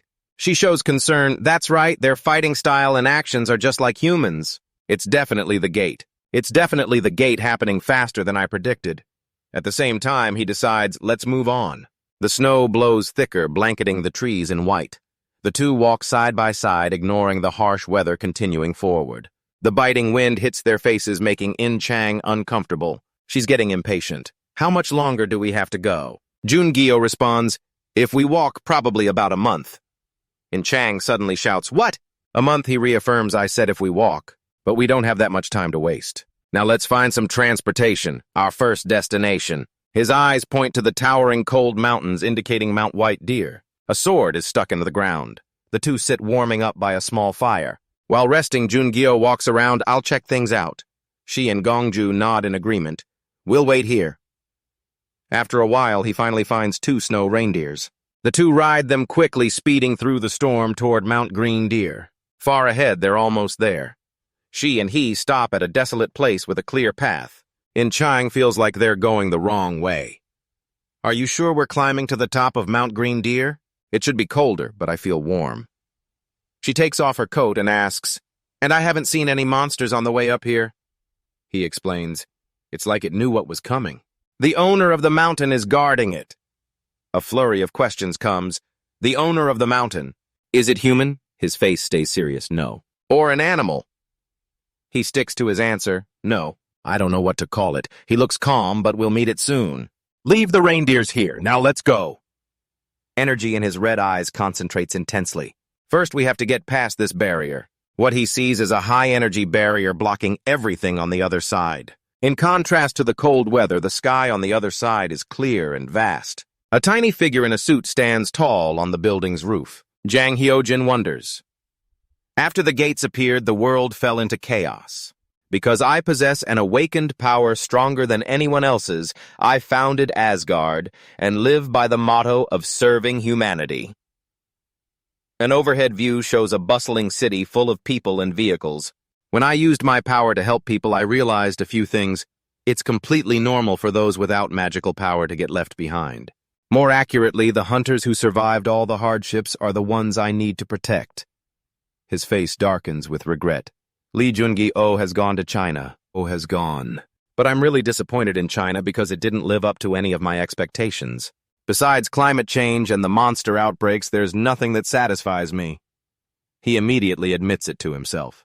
But the guy who beat Hercules without any heroic power might be something I can't find anywhere else. He looks at his palm with an evil grin. Hehehe, this is interesting. Realizing his shady thoughts, he covers his mouth with his hand. Oh no. He advises himself, I shouldn't rush into this. Energy radiates around him as he smirks wickedly. I need to savor it slowly to make it worthwhile, because this is the last meal to satisfy my hunger. The scenery changes. The two stand in a new area. She exclaims, "Oh!" Trang gets excited. "Want to know if we've arrived?" He quickly replies, "Yeah, this is..." But he suddenly stops looking toward something that catches his attention. A glowing weapon in his hand, his power surges. He stands his ground surrounded by a red glow on alert. At the mountaintop, a group of mysterious, heavily armed people look fierce. When they see him, she draws her sword ready for battle. Hunter. What are these things not quite human, not quite monsters? Do you know anything about them? He clarifies. They're survivors from the old North Korea. You don't want to fight them, so make the request, I want to meet the master of this mountain. The two tribespeople look suspicious. How do they know about Sun Gun? These guys are really dangerous. He shouts, they're intruders. Everyone advance. Jun-gi. Oh doesn't want to get into trouble, so he warns, I don't want to waste time fighting. But it looks like I have no choice. A voice suddenly echoes, cutting off the impending fight. Uncle? He turns to look at the newcomer. The little girl stands in the distant grass, waving with a smile. Sun Gun says to invite them in. The northern part of Korea has been gone for a long time. Due to the failure of nuclear experiments, North Korea became a wasteland even before the gates appeared, and many North Korean citizens started migrating to South Korea or China to survive. The father holding a sword stays alert. I'm asking one more time, why do you know our identity? He thinks silently. That's a tough question to answer. Unil steps forward, immediately scolding, oh my gosh, why are you treating Sun Gun's guests like this? If they know Sun Gun, then of course they know about us too, right? What if they're bad people? Besides Sun Gun right now, they discuss among themselves. Unil glances at him, then explains, he's just that worried. Because a long time ago, some bad people came here and tried to harm Sun Gun. And luckily, everyone here fought back against those bad guys. He looks down at Unil, little girl. She jumps a bit, looking a little worried. In a certain city, people are bustling around shopping. A guy and a girl stand nearby wondering, tourists. It's been a while since anyone came here, huh?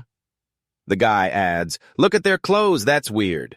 Isn't the outside world supposed to be in ruins? Trang looks at him. We have about 200 people, mostly hunters.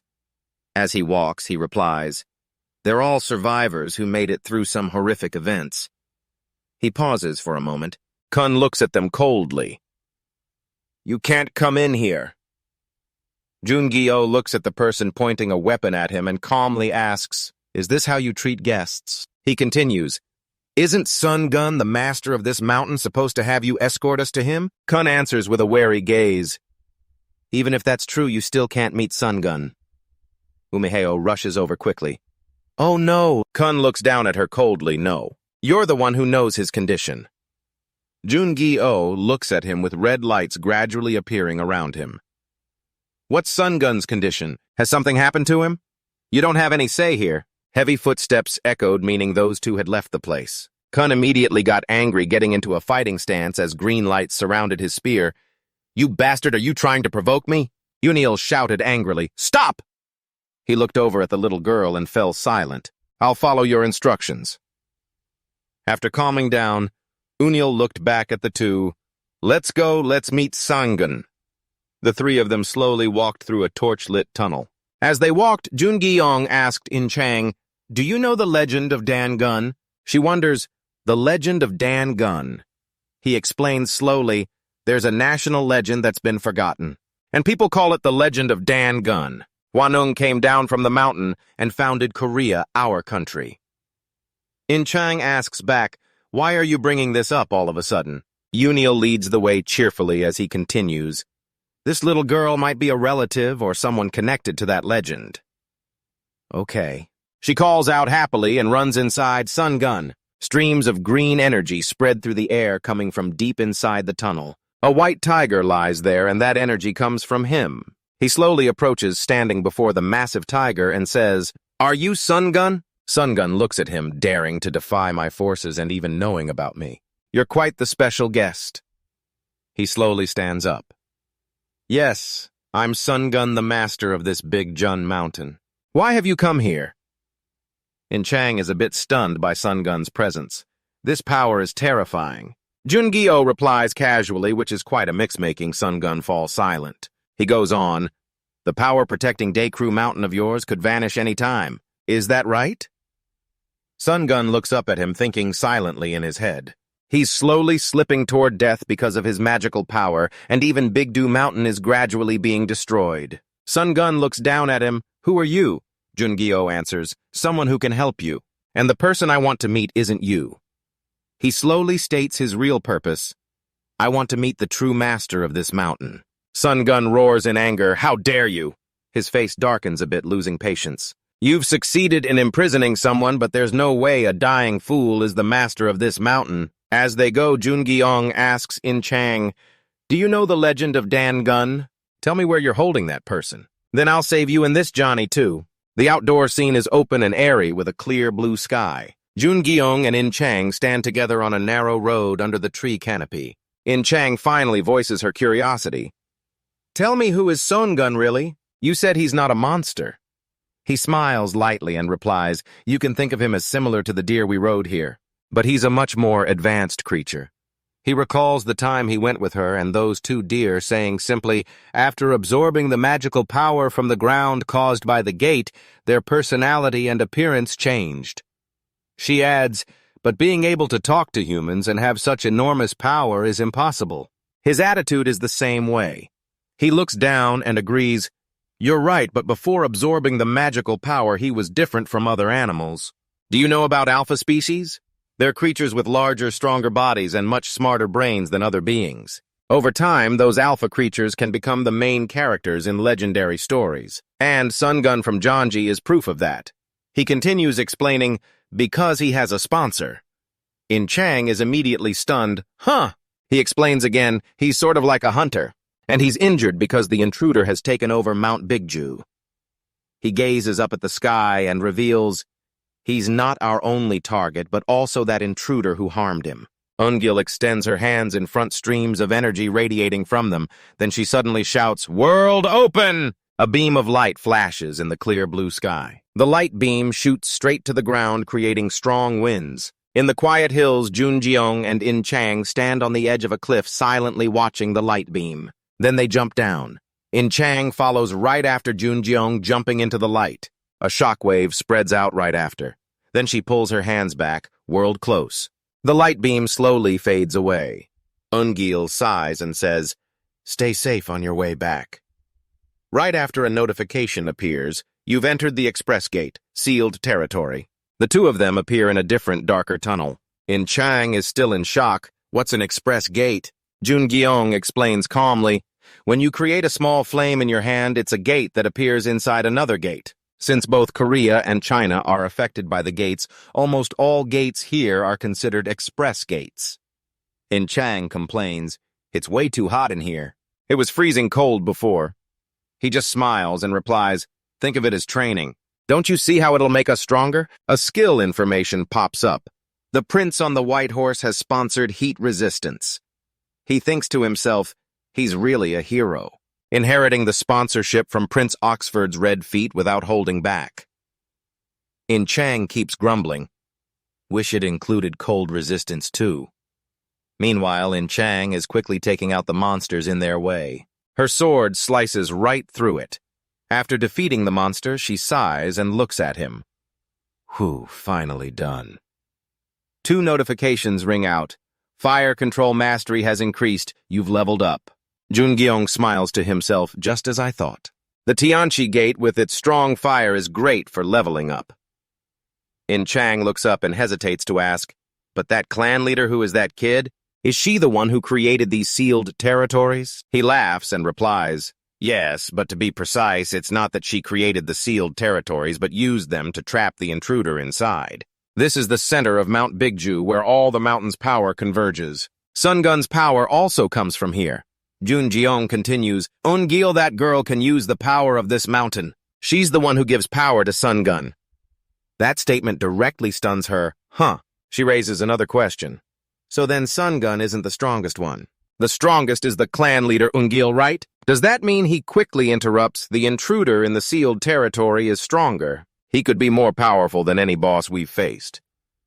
In Chang's eyes widen a bit in realization. Wait, but that kid's name is Eun-gil. That's a unique name. Jun Gyeong denies it. "No, I don't know her real name. Eun-gil is just a nickname. That girl is a hero." In Chang's face shows a bit of helplessness. "Ha ha, the world is really vast. I've worked so hard to become a hero, and yet I keep running into them everywhere." A book titled Tianchi Village is the best place for development appears. Jun Gyeong grips his spear tightly and charges forward, thinking, "Just like the Demon King's autobiography mentioned, it's hard to find a hunting ground like this. I have to develop as fast as possible to handle any sudden changes in the future." A huge explosion with flames erupts as he stabs his spear through a monster. Chunks of rock and burning monster remains fall to the ground in the smoke and dust. In Chang puts her hands on her hips and admires in awe. A notification appears. "Fire control mastery has increased. You've leveled up." In Chang puts her hands on her hips and admires in awe. "Your sponsor is amazing. From what I see, the prince on the white horse is the best. How much have they sponsored you to make you get stronger so fast?" Jun Gyeong looks back at her, smiles, and says, "From what I see, the prince on the white horse is even better than that." Then he thinks, "Because I'm getting stronger from my player traits." Suddenly, 2 dark red notifications appear.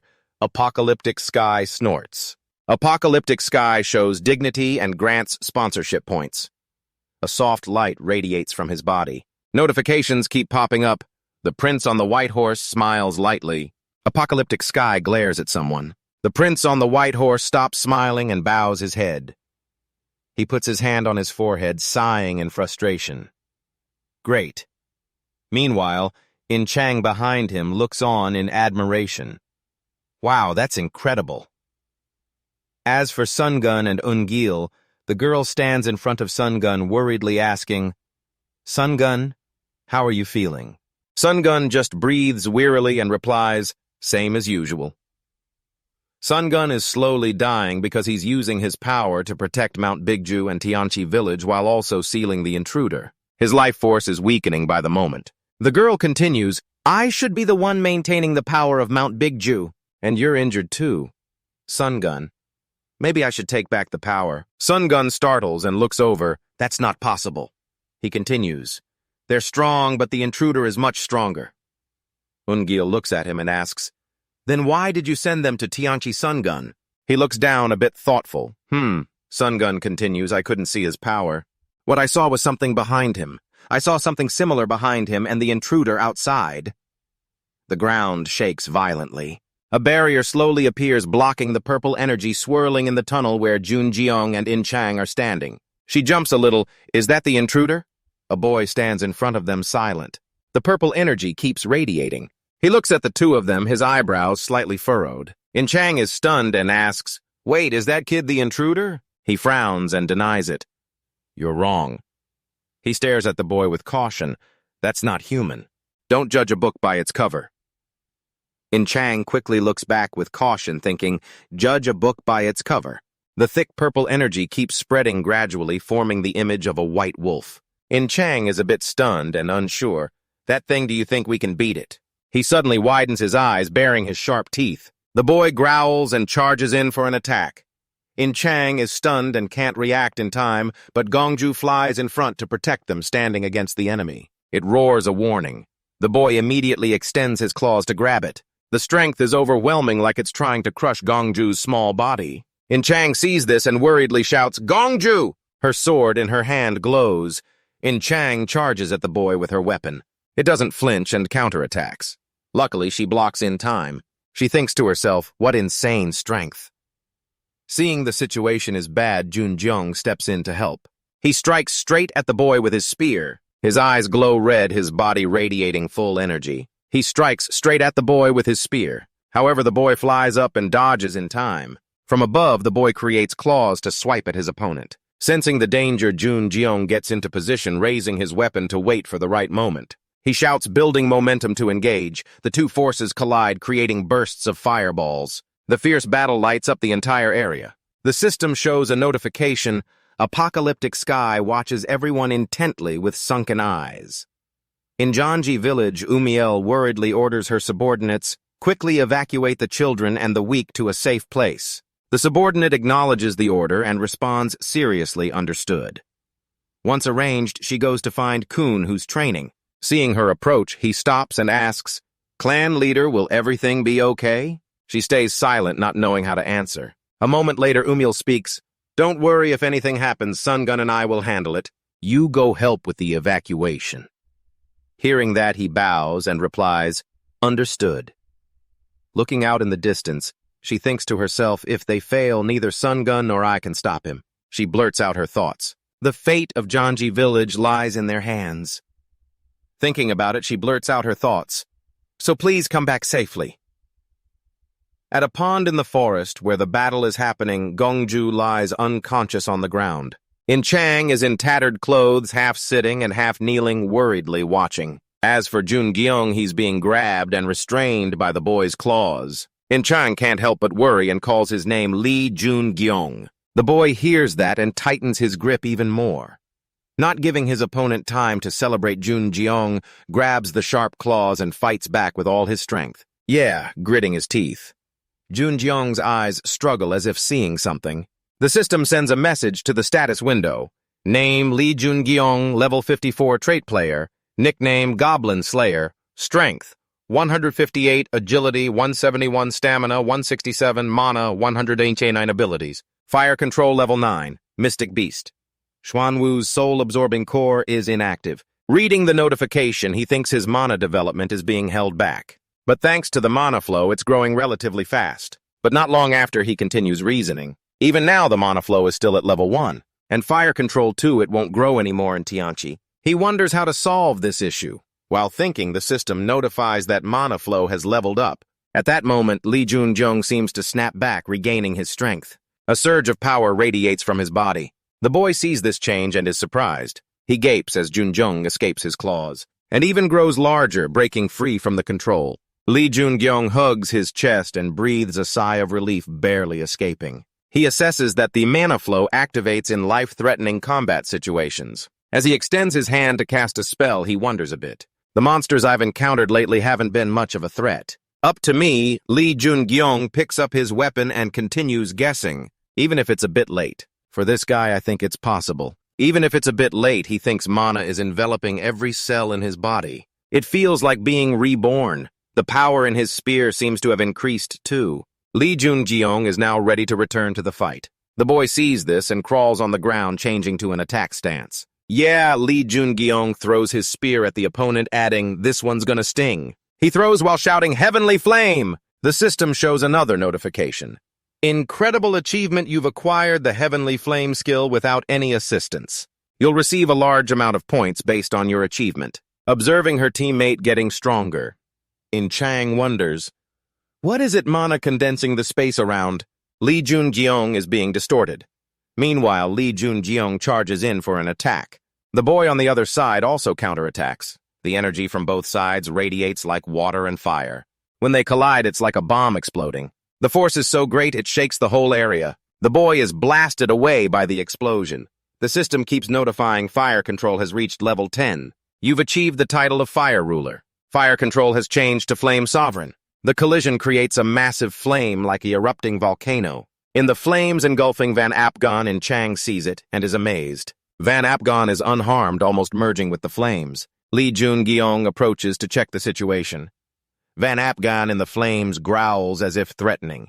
Right then, the Demon King's memoir shows, I crossed the flames and approached it. Lee Jun-gyong thinks, after all, because of its origin, this beast can't disobey me. The book provides info it's an injured beast. Its eyes, filled with anger and pain, have turned to deep sorrow. Suddenly, the beast opens its eyes wide and calms down. The memoir shows the next line, soon it will find its master. The image of Van Apgon standing in the flames looks pitiful. Lee Jun-gyong ponders, looking up at it. The system warns apocalyptic sky watches you with a serious gaze. The two stand in the ring of fire, silently observing each other. A notification appears, apocalyptic sky grants a bond. Lee Jun-gyong approaches and touches Van Apgon's forehead. It closes its eyes and submits to him. The system sends more info. Apocalyptic sky gazes at the lost child.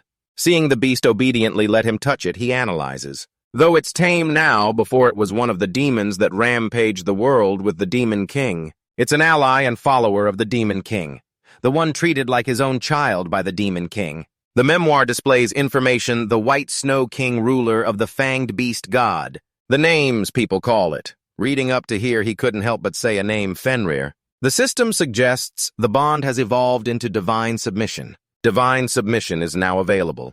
Do you want to activate divine submission? At the same time, in Jeonji village, Yuniel reaches out and touches the ground. She thinks seriously, the earthquake has stopped, is it over? Spotting the figures of two people from afar, she joyfully says, you're both safe and back. Their clothes are torn to shreds. Lee Jun-gyong is still holding an unconscious boy in his arms. As soon as she sees the boy, she startles the intruder. Furious, she shouts, Sun-gun! The two are startled by the shout. At that moment, San-gun hears the call and appears behind her. Yuniel frowns and questions, what do you mean by this? Lee Jun-gyong calmly replies, I've kept my promise. San-gun angrily roars, so you're deceiving me. Didn't you say you'd destroy the intruder? He retorts, I never said I'd destroy him. I said I'd save you and the village for her. He frowns and explains, this one is no longer a threat. Fenrir hears this and opens his eyes wide, staring intently at his master. Then the boy suddenly jumps out of his arms and stands on the ground. The boy stares straight ahead. His cold gaze makes San-gun and Yuniel wary, and they step back. Fenrir sees this and looks up at Lee Jun-gyong as if getting a signal. The boy bows deeply, leaving her astonished. Lee Jun-gyong smiles and pats the boy's head. See that? The village returns to peace just like that. Fenrir opens his mouth and calls his name Jun-gyong. He notices the mispronunciation and corrects, not Jun-gyong, it's Lee Jun-gyong. The boy tries to say it, but still gets it wrong. Lee Jun-gyong thinks helplessly, so he can't speak properly yet. In Chang and Gongju approach them and call out Lee Jun-gyong. The boy sees them and growls aggressively. She quickly explains, Fenrir, I'm not your enemy. Suddenly, the boy notices something nearby. Then he grabs Gongju and growls. In Chang worriedly calls out, hey, don't. Lee Jun-gyong smiles and reassures, it's okay, kids are just playing. She's uneasy and objects, I don't think so. The system suddenly announces the prince on the white horse is crying. The revelation sky laughs triumphantly. One day at the mountain lake, Uniel and Lee Jun-gyong stand by the lake. She asks curiously, why did you call me here? He explains, I promised Sun-gun I'd handle the intruder and help him recover. The next words make her jump, and if I do it, I can take you with me. Yuniel hears this and just stares at him without saying anything. Lee Jun-gyong isn't in a hurry. But not yet. I'll come back for you after I finish my business in China. So get ready. After saying that, he summons his sword. Then without hesitation, he throws the sword into the lake. Looking down at the lake's surface, he says, "By the way, protect that until I get back. And if you can perform one of the rituals on it, that would be even better." Unil asks confusedly, "What?" The sword slowly sinks. He continues, "We'll talk about that important stuff later. I still have to give it to someone." She hears this and makes a face, saying nothing. In the village, people gather in crowds. The four stand at the village gate, bidding farewell to the villagers. Boni speaks for everyone. "We apologize for what happened before. All outsiders before wanted to rob us?" Li Jungyong smiles and replies, "I understand." In Chang also says, "It's okay." Unil steps forward and asks, "You're leaving already?" He replies, "Yeah, time's running out. I'll be back to get you soon." She asks confusedly, "What do you mean?" Li Jungyong thinks to himself, "Looks like she doesn't remember what we talked about yesterday. The side effects must be worse."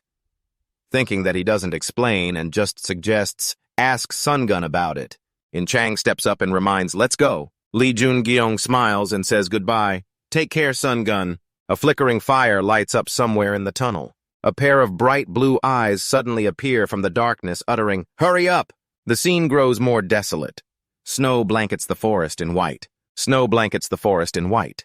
The group keeps moving forward. Suddenly, In Chang stops. Li Jungyong looks over curiously. She looks down, feeling downhearted. "Leaving them behind, I feel so heavy-hearted." Hearing that, he reassures, "We'll come back." In Chang exclaims in disbelief, "Huh." In his mind, he sighs. She's really full of compassion. He continues, "Once the business in China is done, we'll come back to visit Chodi village." In Chang asks, "But aren't you going to personally resolve the assimilation gate issue?" Li Jungyong, "In that case, wouldn't going back through the gate or by plane be easier? He says blankly, "Just me." She adds, "No, you've achieved so many unbelievable feats by now, right?" After a pause, she laughs and says, "You took down Hercules and deified Fenrir. You're going to China to stop the assimilation gate, aren't you?" He responds unconfidently, "I can't do that." In Chang is surprised by the answer, "Huh." Li Jungyong analyzes, "I can't stop the assimilation gate on my own. No one in the world can prevent the assimilation happening to China." In Chang realizes, "Oh, I get it." In Chang asks, "Are we walking all the way there?" In her mind, she thinks Mount Baekdu is majestic, but it's so cold. He smiles and explains, "I told you we're going up the mountain to find a mount, right?" In Chang wonders, "But all the deer and animals have run away." He doesn't answer her and just calls Fenrir. Hearing his name, the boy replies, "Yes. Yes, Jungyong." Li Jungyong orders, "Take us there." The boy looks back confusedly. Once Fenrir returns, he tells her, "Get on." The group speeds ahead like the wind. It dashes through the forest at incredible speed. The two on its back have to hold on tight to avoid being blown away. The scenery isn't rushing by as fast as before. Fenrir stops on the high mountain, looking down at the sound coming from the foot of the mountain. Right now, the monsters Orc and Bull are fighting at the foot of the mountain. Now chaos erupts. He says to In Chang, "The Orcs and Bulls are fighting." Li Jungyong realizes that's why we stopped. Thinking that he calls Fenrir, the boy immediately appears in his Van Apken form. Li Jungyong says seriously, "Eat them." As soon as he finishes, it jumps down to the foot of the mountain and attacks the enemies. The battle at the foot of the mountain intensifies. In Chang chuckles nervously, watching the scene below. "That's incredible." Li Jungyong says he must have been starving for a while. While waiting, In Chang, I have something I want to teach you." In Chang quickly agrees. Hearing that, she wonders seriously what it is. Thinking about Jungyong's battles with monsters, she quietly deduces his unusual strength and speed development. "I've been wondering how he does that." An image of Jungyong full of power appears in her mind. She continues thinking, "I didn't ask because I figured he'd tell me when the time was right." Jungyong clenches his fist and says firmly, "I'll teach you about the flow of mana. With this, you can become a self-developed hunter." Hearing that, In Chang is shocked and thinks, "A self-developed hunter without sponsorship? Is that even possible? Is this the secret behind Li Jungyong's strength?" In Chang clenches her fist and thinks, "Then I can become stronger too." He keeps explaining, "You're In Chang, you've already gathered some of the mana flow." He casts a spell creating a small energy ball. "Do you see this?" She focuses and recalls, then says to him, "It looks like mana gathering." Hearing that, he thinks happily, she's got real talent. In Chang continues, "If I concentrate, I can see the mana. Is that why you always take time to meditate?" Li Jungyong explains to her, "To be precise, what we're seeing and feeling is the flowing mana stream." It's like you're feeling it inside your body. Hearing that she's confused, that sounds confusing. Junjeong reassures, you don't have to understand it. This isn't something learned with your mind. Then he offers a solution. I'll force the mana flow into you. I'm warning you it's going to hurt like hell. In Chang observes and tells herself, it's okay, I want to get stronger. She bites her lip and thinks, I can't keep being a burden to him. The sky darkens and snow falls heavier. Jungeong sits by the fire watching over In Chang and Fenrir as they sleep. Suddenly he notices something off. In Chang is curled up in her sleeping bag, shaking. Junjeong recalls transferring energy to her and thinks, she's truly extraordinary. She endured all that pain without making a sound. The boy stands silently looking down at the cliff. His eyes are fixed on something. Jungeong steps forward curiously asking, what are you looking at? Fenrir. At the foot of the mountain there's a monster that looks like a giant lizard. He panics. That's an Asian dragon. Fenrir licks his lips, eyes locked on it. Seeing the boy's reaction, Junjeong asks, do you want to hunt it? The boy turns back and replies, I do.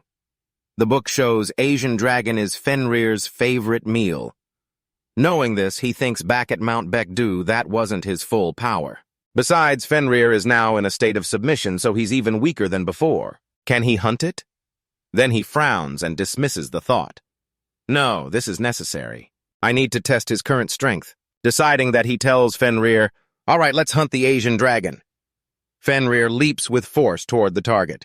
The boy takes a powerful step and dashes forward with a surge of power around him. Fenrir transforms back to his original form.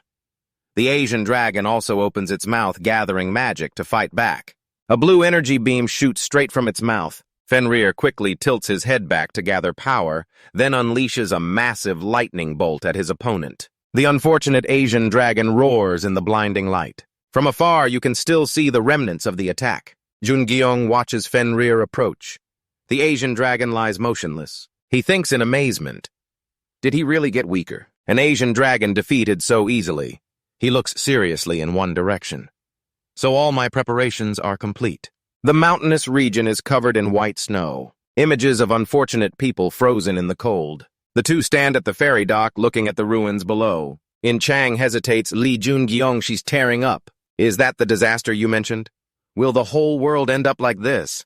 Jungeong replies seriously, yes. It's ridiculous to compare, but it'll be less devastating than this, and more people will be saved. As he speaks, he looks elsewhere.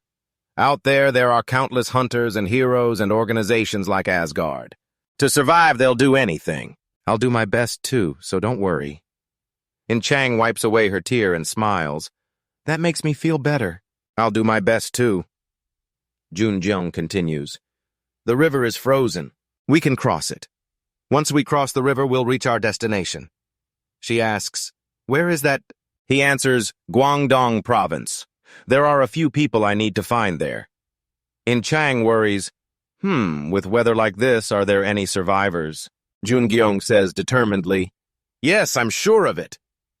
He furrows his brow and thinks I'm still sealing the black stone with mana flow, but I can feel the stone's power growing stronger. Jungeong clenches his fist and wonders, is this the limit of sealing it this way? Thinking that, Junjeong urges, let's cross the river. Along with the thought, I need to find them quickly.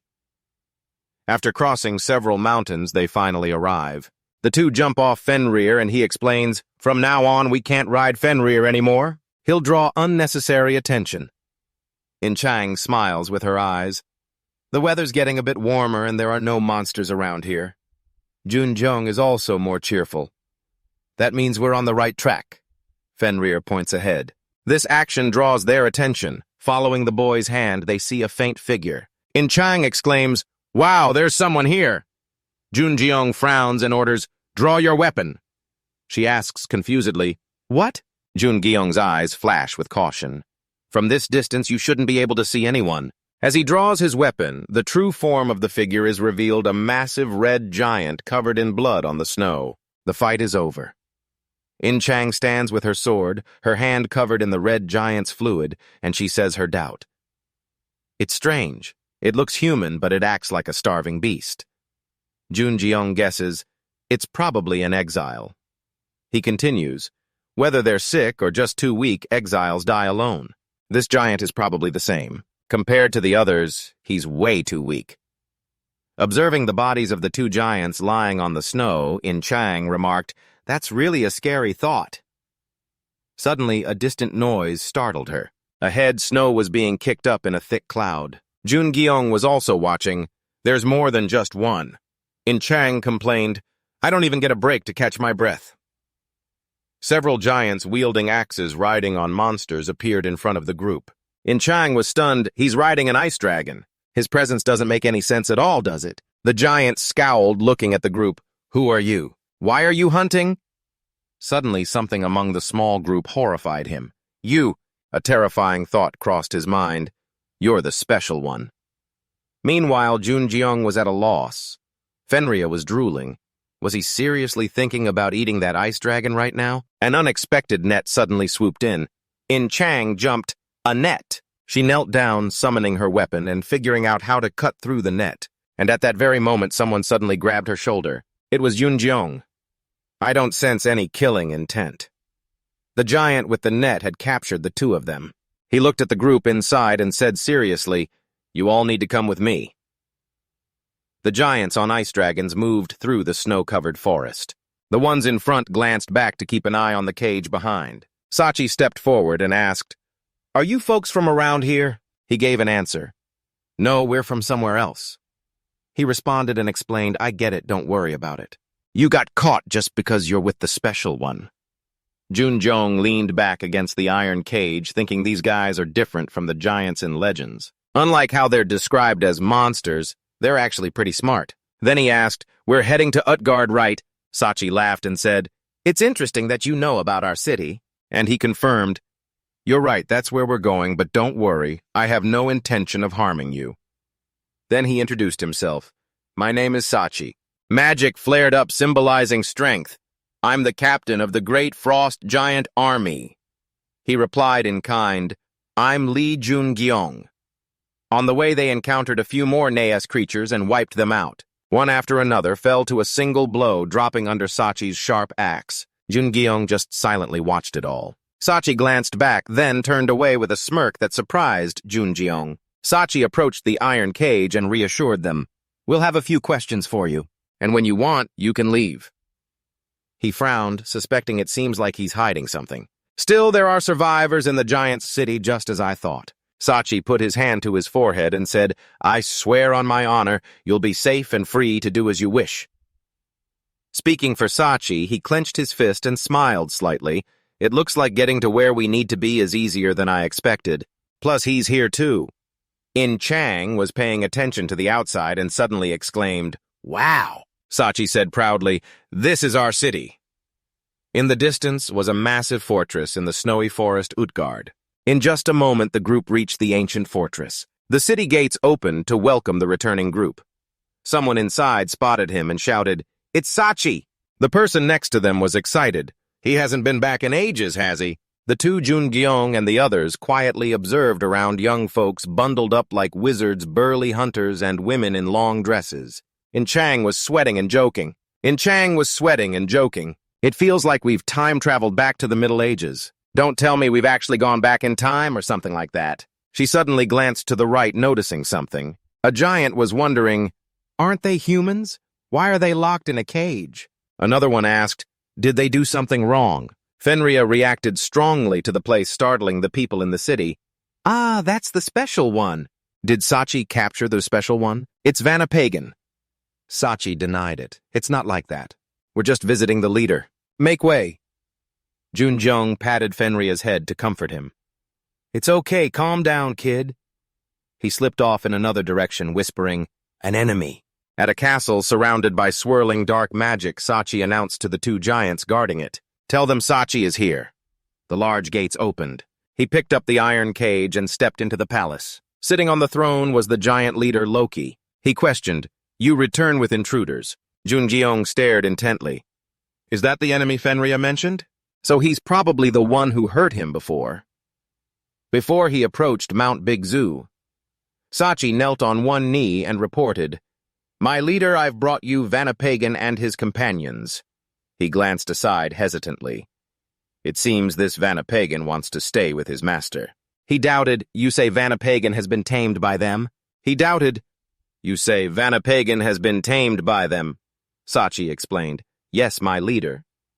Magic surged, and Loki turned, ordering, warriors leave the intruders here and return. So I ask that you don't harm them and help them get back where they belong.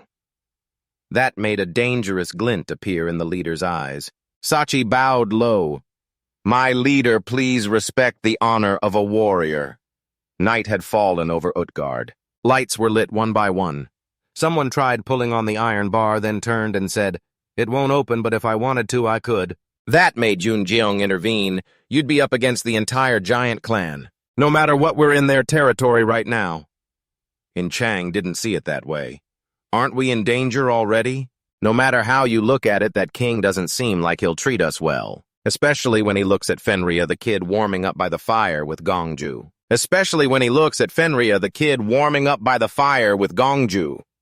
What do you think we should do now? Junjeong casually lay on the bed. Don't worry about it. If we want, we can leave right away. Isn't this a perfect time to rest? Take a break. As expected, he said, it looks like we'll be staying here for a while.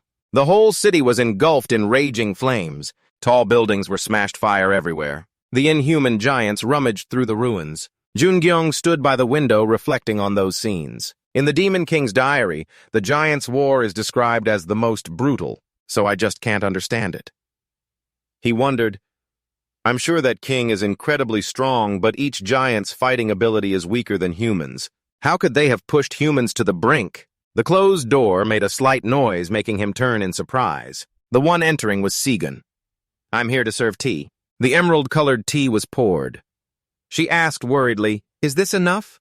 Junjeong, sitting at the table, asked, do you treat all visitors like this? That made her wave her hands no.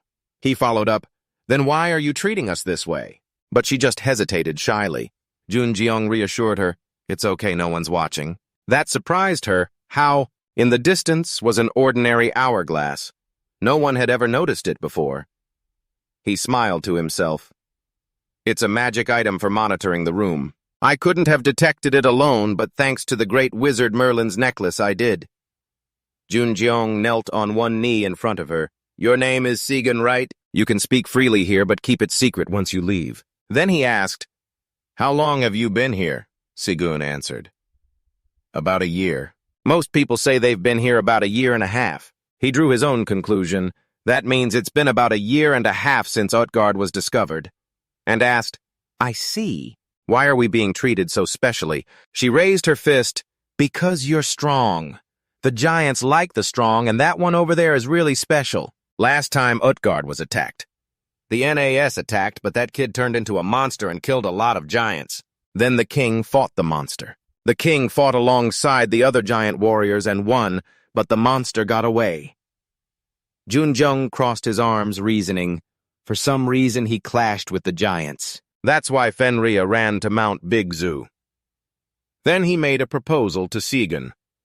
Can you help me with something? I'll give you lots of snacks in return. But she replied, I don't need them. Segan shyly made a condition. But if you have any iron pieces, please give them to me. If I sell iron, I can buy medicine for my mom.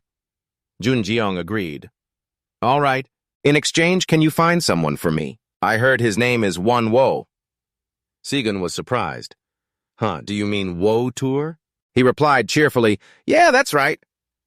Snow was still lightly falling on the palace. A few days after arriving in Utgard during that time, Lee Jungeong's group did nothing. The two Lee Jungeong and the others were walking together in the garden. Meals were delivered when it was time. Occasionally, they were allowed to stroll around the castle. That's all. In Chang complained from behind, what kind of joke is this? If they don't need us, why don't they just let us go? Lee Jungeong turned back optimistically. But thanks to that, at least we have some time to train, right? In Chang was still irritated. Sure, but being cooped up like this is killing me. He responded boldly, don't worry. I'll make sure you won't get bored. That puzzled In Chang. How? Lee Jungeong summoned his weapon. I think it's time to show our strength. That got her excited as she drew her sword. Finally, are we going to smash this place? Lee Jungeong saw that and sighed a bit.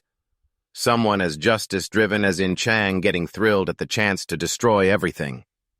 Thinking that he asked, "You really don't like this place much, do you?" In Chang grumbled, "Of course not. We haven't seen any humans except for these giants. We haven't seen any humans. Of course, I don't like that guy who calls himself the king either. There's something off about him. Something's definitely not right here." Magic swirled around Li Junjiong. "Exactly. To figure out what it is, isn't it time we showed our strength?" Li Junjiong said seriously. "Let's fight." That surprised In Chang. "Wait, you're not explaining, you're just asking. You've never fought me before, have you? You're hesitating, aren't you, but—" Li Junjiong sighed dramatically to provoke, "How disappointing." Li Junjiong sighed dramatically to provoke, "How disappointing. Don't you have any confidence?" In Chang pursed her lips, unhappy. Magic also surged around her. "You'll regret this. Even if I can't win, don't think you can take me down easily." Then she dashed toward him, leaving only a magical afterimage. But Li Junjiong had already leaped away, confidently setting a condition. "If I win, you have to grant me a request." His strike cut through the air, missing completely. In Chang had jumped up and struck down from above. In Chang had jumped up and struck down from above. Her fighting spirit was boiling. "I want that too." From outside the greenhouse, everything looked calm. But the next second, a magical explosion burst out, shattering the glass everywhere. Somewhere in the snowy forest, Sachi laughed delightedly. "Ha ha ha, the castle's completely destroyed." The greenhouse was left in ruins. Sachi laughed heartily. The two vandals just stood silently outside, watching. When he heard the news, the humans he brought destroyed half the castle garden. Sachi was thrilled. "Too bad I couldn't see the leader's face then. I'm glad I brought them." He thought about how he and Loki had fallen out. When the leader allied with another clan, he changed. Loki is now immersed in darkness. He's demanded his title change from leader to king. And as soon as he mined iron, he called for warriors to enlist. His eyes aren't bright anymore. However, no one knows that the leader is planning to start another war. The pride and honor Sachi fought for those noble reasons realized it's hard to understand his purpose. He stood from afar looking toward the city. "I hope you choose your enemies wisely, leader." Then a subordinate reported, "Captain Sachi, it's the NAS." He returns in a fighting state. "Let's go." The scene shifts to another building in the castle.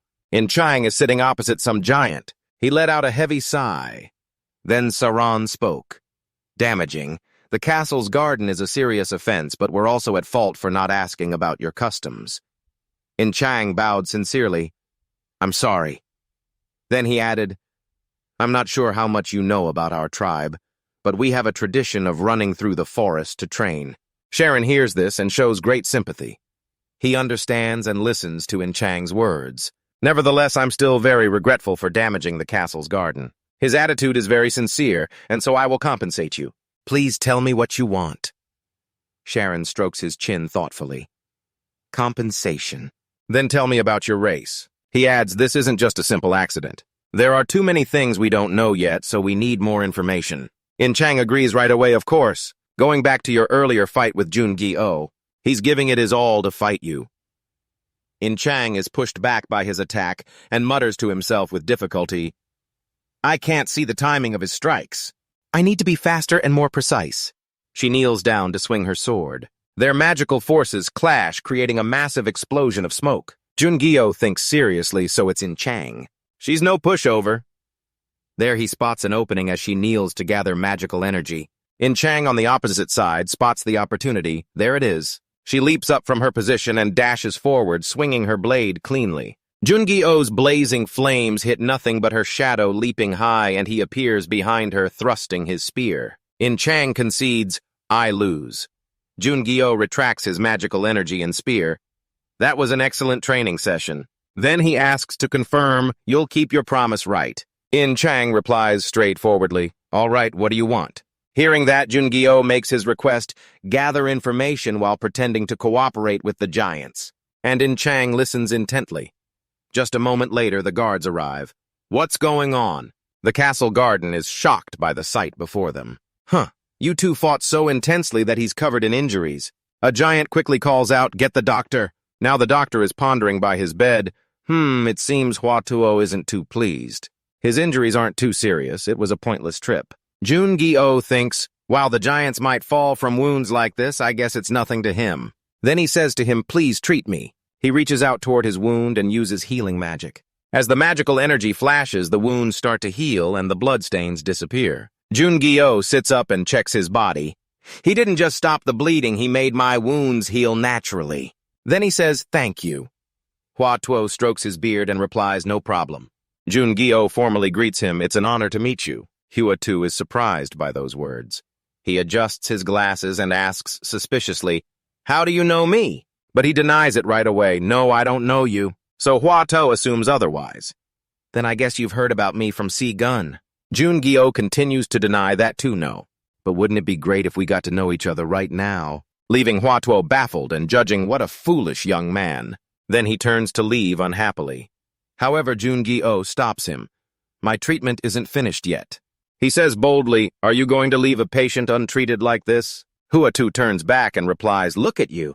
You don't have any wounds left. Jun-gi-oh extends his hand and explains, that's not an external injury. How can you decide that without checking my pulse? Making Hua-tuo pause before saying, my mistake. Then he reaches out to take his pulse, checking suspiciously before letting go and saying, even after checking again, I don't detect any issues. I need to go now. The door slams shut decisively. Jun-gi-oh is still thinking, I can fully sense the magical power from him. That means he's a hunter. Hasn't he awakened his abilities yet? He frowns in disbelief. How could he not notice anything after checking my pulse? There's no way. I'm sure he's Hua-tuo, the one called Hua-tuo, but at this level, Jun-gi-oh recalls from the memoirs, Hua-tuo, one of the last surviving hunters in China, the man who treated many heroes, even the Demon King. He thinks about the records of this time. The Demon King created the mana flow in the giant's land from the beginning.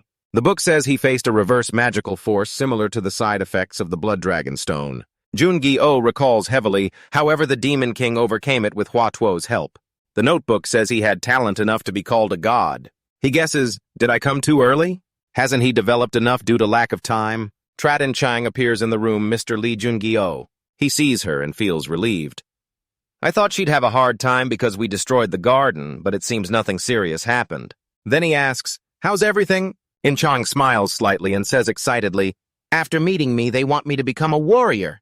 Snow is still falling on the towering tower. In Chang recounts, lately the giants called Nas are building a city and are looking for an opportunity to attack Utgard right now.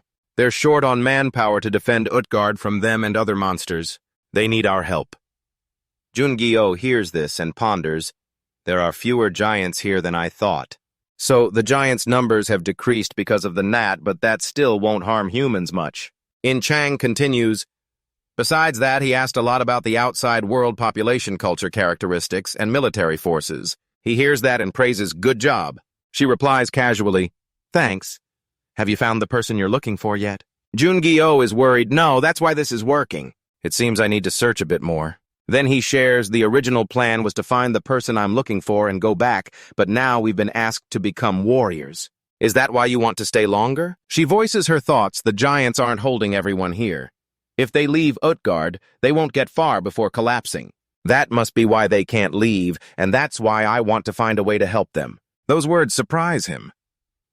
Jun-gi-oh reflects after finding Hua-tuo. I was just going to take a few others and escape Utgard and tell her she's way better than me. Thank you. He thinks to himself sacrificing the few for the many sounds good, and he's glad he almost did something he hates most. The scene shifts to the city streets. After signing the agreement to take on the mercenary role, we're allowed to stay with the others. Some people see them and wonder, is that the owner of that wolf? Yeah, seems like it. Why's he here? The townspeople quietly observe him. He looks dangerous. Jun-gi-oh notices they're wary of outsiders. In Chang says it seems we're not very welcome here. Trutsi-gun runs over from afar, big brother. She happily shares, thanks to the iron you gave me, my mom is better now. He replies with relief, that's a relief to hear. He notices someone approaching, it's Dr. Hua-tuo. How are you feeling, Jun-gi? Oh extends his hand in greeting, sir. I'm doing better, thanks to you. With that, their hands shake. Hua-tuo strokes his beard and advises, if you feel unwell, come find me and I'll check you again. Then he leaves with the little girl Sai-gun. Jun-gi-oh's extended hand tightens and then relaxes. He frowns in thought this time. I intentionally reversed the magical flow, but he still didn't notice. Watching Hua-tuo's back, he's very confused. With that, he should have noticed something. That man named Hua Tuo. Am I misunderstanding something about him? In Chang sees this and asks with concern, "Are you okay?" Jun-gyo sighs deeply, no. So she reassures him, "Don't worry, you'll definitely find them." In Chang's words make Jun-gyo smile slightly. He regains his spirit. For now, let's just gather information. The two of them go around asking the townspeople. "So you want to know how many giants live here, right?" He replies, "Yes." The man hesitates. "It's hard to say, maybe about 1,000. The young man nearby jumps in. "What are you talking about?" The young man nearby jumps in. "What are you talking about? It has to be over 10,000. That makes the other man question, really. Jungi? Oh continues. "So, who exactly are these ones called Nas?" The young man answers, "There used to be many more giants in Utgard, about 3 or 4 times as many as now. But they started fighting among themselves, and one of the leaders took a group and left. Those people are the Nas." Jun-gyo asks, "What about the ones who stayed?" The person next to him answers, "They died fighting each other. From the beginning, I think there was also a disease." The young man agrees, "Yeah, they couldn't adapt to our land and died after catching some diseases." Those words make his face darken. An infectious disease. This is new information. He continues, "Are there any other tribes here besides us?" The man thinks for a moment and replies, there used to be." That makes Jun-gyo's face even more serious. Used to be. Right now, maybe. One person comes to mind, the Demon King. The book definitely says he went to China and to the Giant's City. Since I've gone back in time, maybe I can find some clues about his existence. The two townspeople continue. "There were a few, but they've left. We never met them. We just heard the giants say so. They found intruders like us, but they just left without any issues." Their words give Jun-gyo a decision. "I guess I should ask the giants about this. And keep exchanging information. I'll tell you about the outside situation." Once done, Jun-gyo heads back alone. This seems pretty useful. He walks and thinks someone stopped the disease from spreading among the giants. And that person is often called to the castle by the Hua Tuo I'm looking for. It has to be him. His face doesn't look good. Just the giants then. Now I'll ask a few things from the giants. So back to the castle. Sachi suddenly notices someone behind him. He's extremely excited. "Ha ha ha, isn't this the guy who burned the castle garden?" He says sincerely thanks for the help. The dwarves and the Vanya. "Even though we're not the same race, the dwarves and the Vanya really hate us giants. I have to go out today." Jun-gyo hears this and asks, "Outside?" "These days the gnats are attacking a lot." Sachi explains to him and jokes, "These days the gnats are attacking a lot. I'm wondering if I can borrow the strength of the one who burned the castle garden." He smiles and agrees. The giant army marches through the snowy landscape. Sachi and Jun-gyo have left to stop the gnats' attack. Utgard's group encounters another group riding ice dragons, led by the NAS leader Stream. They end up in a completely unexpected encounter with the NAS leader Stream. Leading the opposite side is a giant with an emotionless face. He dismounts and approaches. Sachi also steps forward to meet him. The two stand face to face at a close distance. The NAS leader exclaims, "Sachi!" He replies, "Stream." Jun-gyo watches from afar with a serious expression. This looks dangerous. The NAS giants are led by Stream. He senses the strong magical energy emanating from Stream. He's very powerful. Jun-gyo watches closely. He's stronger than Sachi. Maybe on par with the giant king I met at the castle. I wonder if I can learn their language. The Jotun language surprises him. I don't understand what they're saying. He sees a notification. The Revelation Sky supports you with the Jotun language. It surprises him.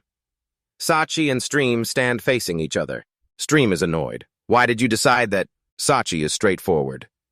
"There's no reason for me to listen to a traitor anymore." He angrily steps forward. "Do you really want to keep listening to that foolish king? Seeing your tribe degenerate like this is disappointing. You're the shame of a warrior. I'm not a traitor. We're simply not owned by Utgard." Suddenly he shouts, "Enough!" Power surges around Sachi. He also releases his power. "Yes, that's how we solve problems." Suddenly he looks elsewhere, seeing him and Faria watching Special Species. Is he a subordinate of humans? And that human? The film laughs smugly.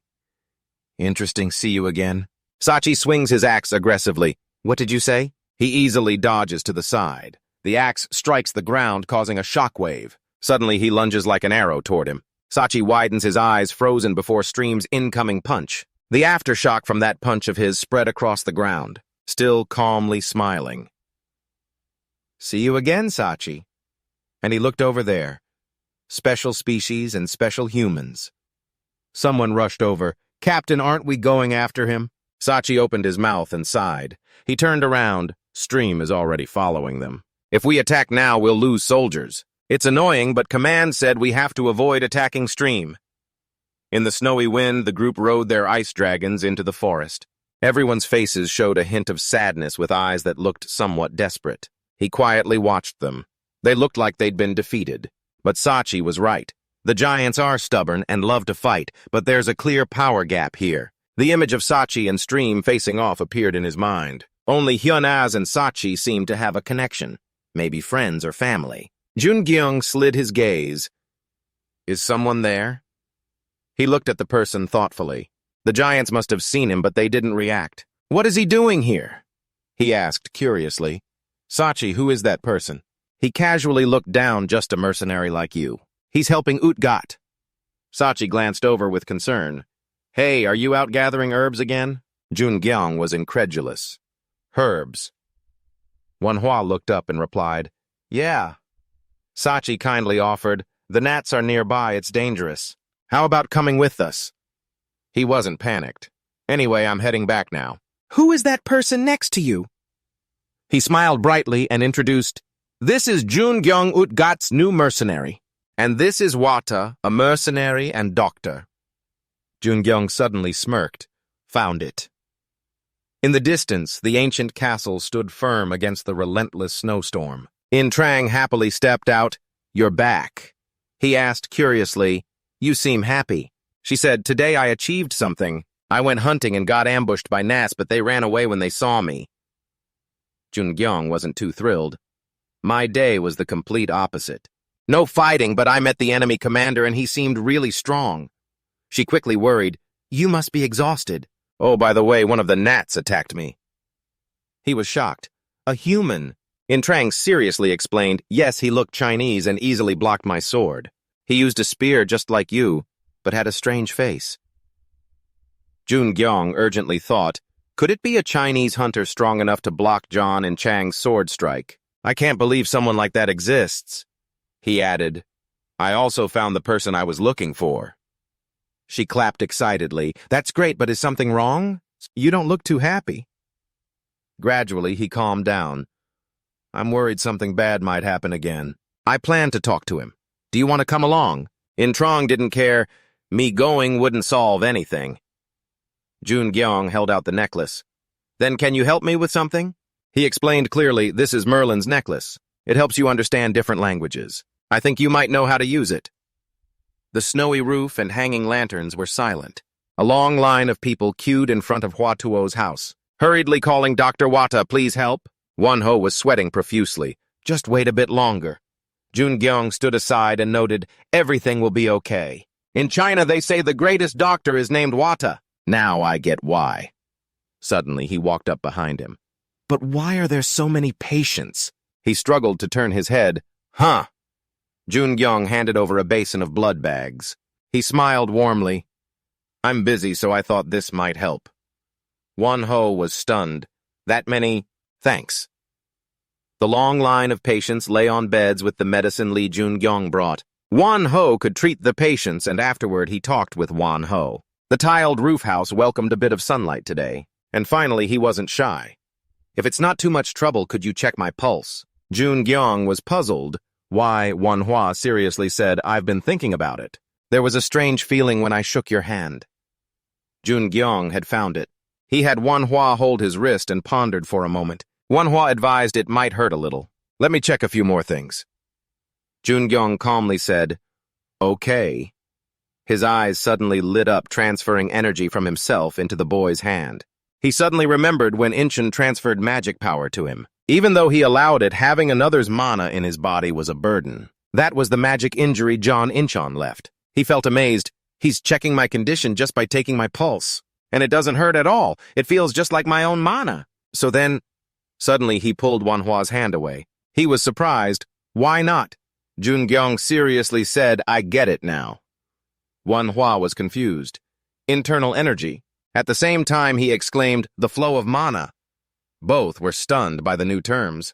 Under the cold, tiled roof, Jungyung sat facing Wata. Where did you learn the flow of mana? He wondered, the flow of mana. We call it internal energy. He thought briefly, we call it the flow of mana, not internal energy. Do others know about it too? Manhwa calmly explained, yes, the people in Nas. He recalled their previous conversation, the ones John and Chang met. There's a secret, Jungyong pondered. For now I have to deal with the black stone first. Did you notice anything unusual in my pulse? Manhwa was very attentive. The blood vessels aren't clear and the energy is irregular. I only glanced at it so it might not be accurate, but have you had any health issues? He admitted, you're the one treating the Demon King. I can trust you. Jungyong sincerely said, I had a little problem while practicing energy. Recalling the time he burst with energy, the demon energy from the monster was released and entered my body. The shiny black stone appeared as he described. The demon energy in my body combined with other energies to form the stone, and those stones release a stronger energy than pain. Jungyong tried to explain, I don't know what that stone is, and the energy can't change anything. Manhwa slowly spoke. In that case, can I take your pulse again? This time for real, it might be dangerous. He seemed relaxed. It's fine. Jungyong lay straight on the bed, waiting. Manhwa wiped the sweat from his forehead. It feels like the 6 organs are being torn apart, but you're handling it well. He looked up.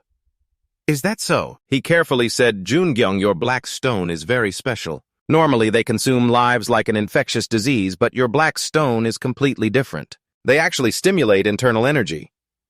Jungyong sat up. What do you mean? Manhwa chose his words carefully. They don't cause much damage. The reason you feel pain is because it's forcing your internal energy to work. I'm more worried, though, that it's still dangerous as you get stronger. The black stone gets stronger, too. He was surprised. Stronger? Manhwa's face grew worse. Yes, if one day it's stronger than you, you'll overload. When he remembered fighting the giant, he continued, leading to chi deviation. But strangely, Jungyong overcame it. Jungyong hesitated. Those who had chi deviation were all shattered on the icy land. Manhwa hesitated, then nodded, thinking of what he had seen. For those with chi deviation, internal energy in the Nas area has a lot of new information I haven't clarified. But I can say I've gained quite a bit. The black sphere appeared as he murmured. The black stone was still safely stimulating his energy. Jungyong pondered. As people get stronger, they must face dangers. This is a good thing. He picked up his coat and thought. Maybe the Demon King is researching the flow of mana from internal energy. Manhwa felt that with internal energy, he could improve the flow of mana. He put on his coat. Wada, can we talk for a bit? Manhwa wasn't hesitant. Sure, I have something to ask you too. The door was shut tight, Jungyong wondered, even though he doesn't fight. Why are there patients? He was calm because energy is boundless. Manhwa lifted his teacup. Hunters with sponsors would be happy to reach a place like this. But ordinary people can't handle a lot of energy and get sick. The image of the ruined, cold city outside appeared. The image of the ruined, cold city outside appeared. According to you, is that why there are so many patients? Gates started appearing all over the world. This became a land where ordinary people can't live. He put down his teacup. Before China turned into a gate, I was studying medicine in Europe. I came back and heard the news, hoping to help in some way. The huge monster stomping around appeared as he spoke. The outside world calls this the domain of hell, the kingdom of monsters. Manhwa suddenly opened his eyes in surprise. So why did you come to a place like this? Is a rescue team coming? Jungyong shrugged. There never has been a rescue team, and the announcement said the rescue team will never come. He said clearly because they're already here. His face darkened. I get it, he said clearly because they're already here. Manhwa was startled. Huh. Suddenly he smiled. Won-ho looked especially grim. Don't joke, just with 2 people you said Chen and Fanria plus 2 more. Making the giants tremble. One of them isn't even human. Calling him a skeleton isn't wrong, he looked up. So has your team changed? Can we take everyone with us? Jungyong was firm, no. Manhwa was confused. He was cut off again. I can't do that alone, he was even more surprised. So you're confidently asking, give me info on the Fanasti followers. I need their help. Manhwa was angry nonsense. You don't know anything about them? Jungyong took a sip of tea. Then tell me, there are too few hunters who can survive in Utgard. That means most hunters follow Fenris. But why are you suddenly confused? I don't know, I just went out to gather herbs. And when I came back, the hunters had left Utgat. He thought seriously. Ordered his own hunters, couldn't think of any other answer. Wata's eyes were like those who want to save people but can't. Seeing Manhwa's calm eyes, he started to explain. I want to help. To get everyone out, we need those hunters' help. And we have to get stronger, too. Suddenly, he leaned forward a bit. I have something to ask you. I want to learn internal energy. He showed determination. If I get abundant power. Manhwa was stunned for a moment. He showed determination. If I get abundant power, if they get internal energy, I can get closer to the Demon King's power. The fierce snow wind blew through the cold castle. The three of them, Jungyong, did something together in the snow. A barrier was set up. Done. Manhwa was proud. I've made a protective barrier around this place to keep internal energy from escaping. As long as you practice here, no one will notice. Do I really need something like this for practice? Jungyong was a bit doubtful. Do I really need something like this for practice? He affirmed, of course. Internal energy requires you to absorb energy around you. During that process, the energy change will be huge. The giants might notice. Wanho worriedly looked at him. From the start, gathering energy is hard. We need a barrier to block the natural energy flow. Is something wrong? Jungyong calmly said, no. I always feel and absorb natural energy. He asked, don't tell me you can gather energy around you without proper skills. Who was your master? Have you learned any internal energy? Manhwa hesitated. Of course, he vaguely said, it sounds so advanced. Manhwa hesitated. It seems like you have internal energy potential equal to a wizard. I had a feeling you were exceptional, but even more than I imagined. Suddenly, he laughed. That's good, then. Jungyong wondered, good what? Wanho confidently clenched his fist, even with outstanding technique. But after hearing you, I think I understand why. I think we can solve the issue of contaminated internal energy. The distant snowy mountains shimmered white. Outside the tent, the three of them, Wan Yu, discussed together. Robbie questioned, no hunters with skills. Jiang Bi was troubled. That's right. He was anxious. Hung, have they finally sent reinforcements? Wan Yu wondered, I don't think so. If there were reinforcements, Nas would have noticed for sure. Maybe a small team of around 10 people. Robbie opened his mouth. What the heck is going on?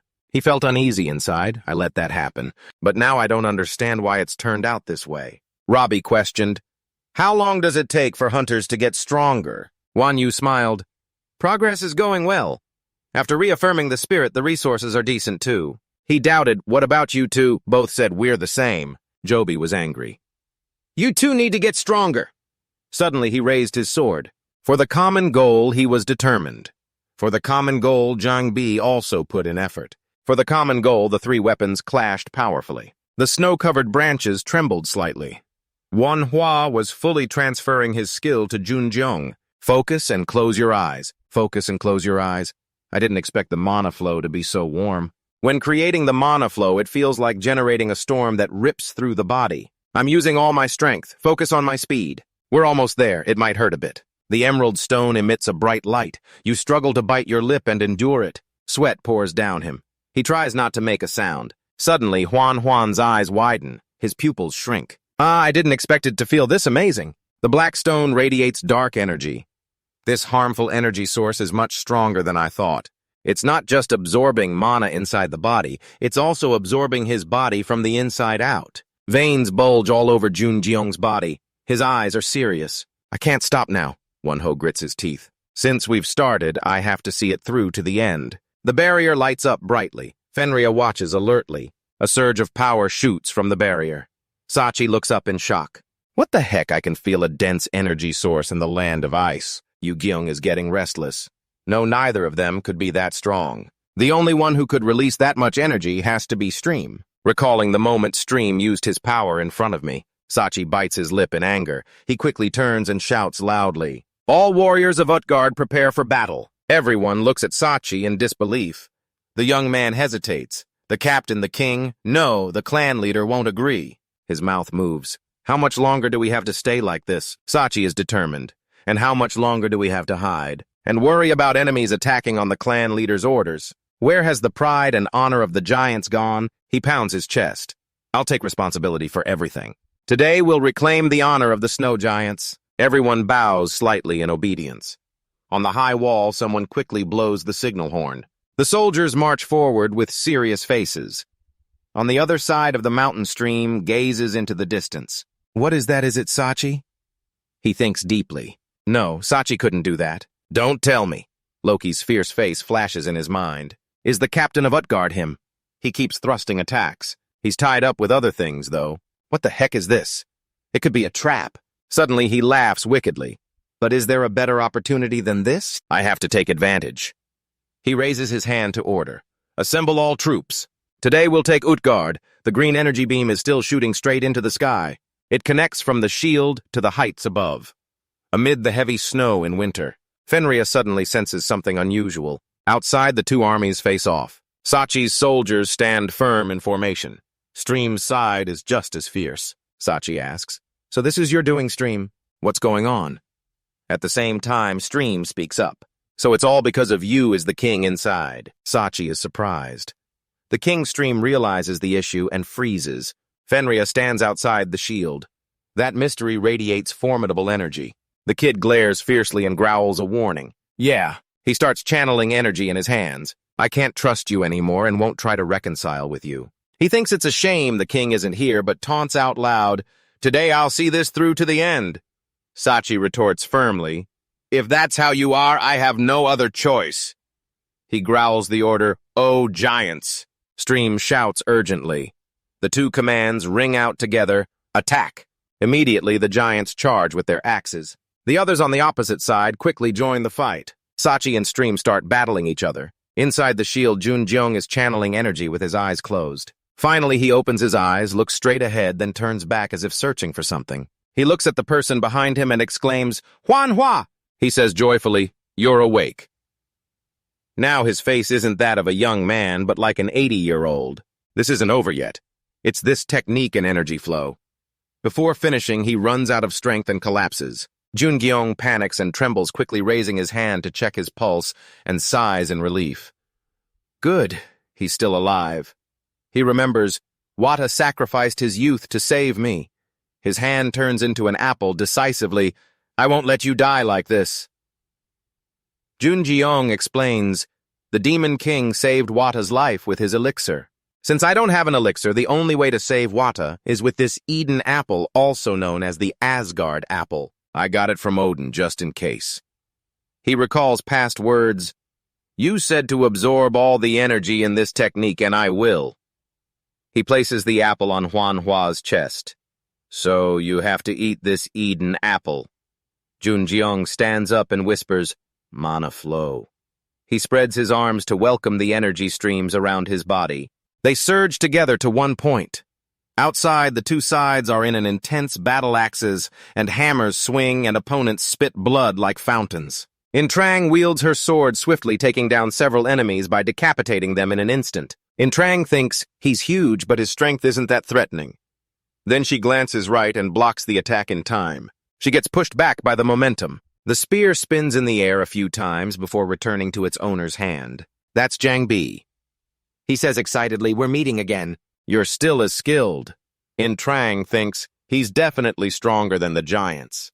She shouts for help. Gong Du.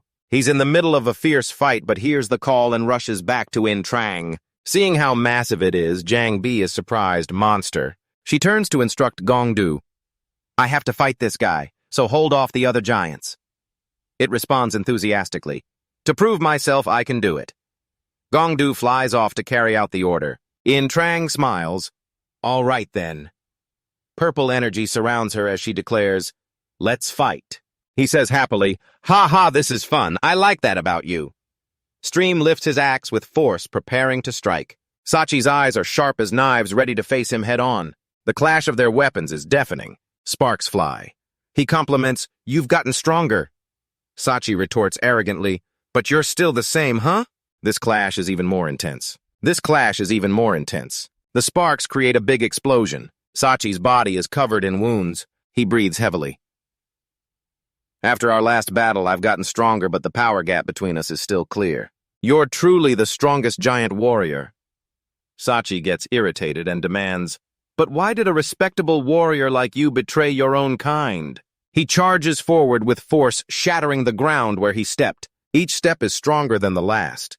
He yells from his heart, Why did you betray us? Stream strikes back without a care. The impact is terrifying, ringing out. He says, annoyed, I can't stand him pretending to be the king anymore. Stream vents his frustration. You might not know, but he's destroyed everything that belongs to us. He can't believe it. As he takes a punch to the face, immediately throws his axe away and lands a thunderous punch on Sachi, sending him flying 10 meters. He angrily reveals the horrible truth.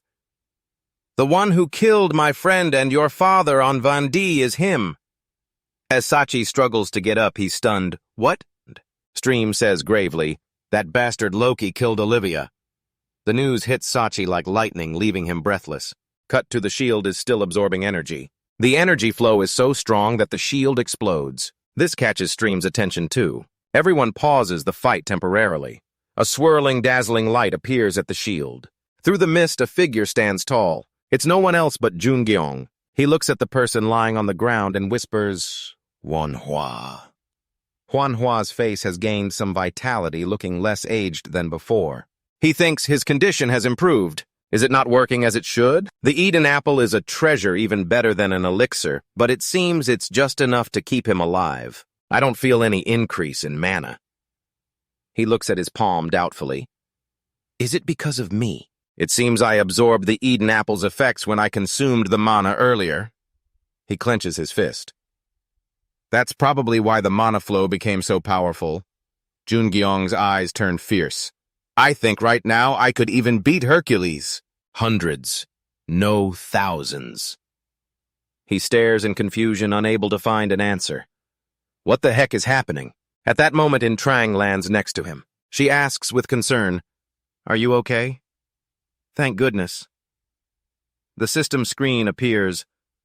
The fall of heaven expresses contempt for you. He says, surprised, contempt? Notifications keep popping up. Unbelievable, a great achievement. Mana flow has leveled up. Sea harmony, purification, and magic resistance have leveled up. Hyunmu has leveled up.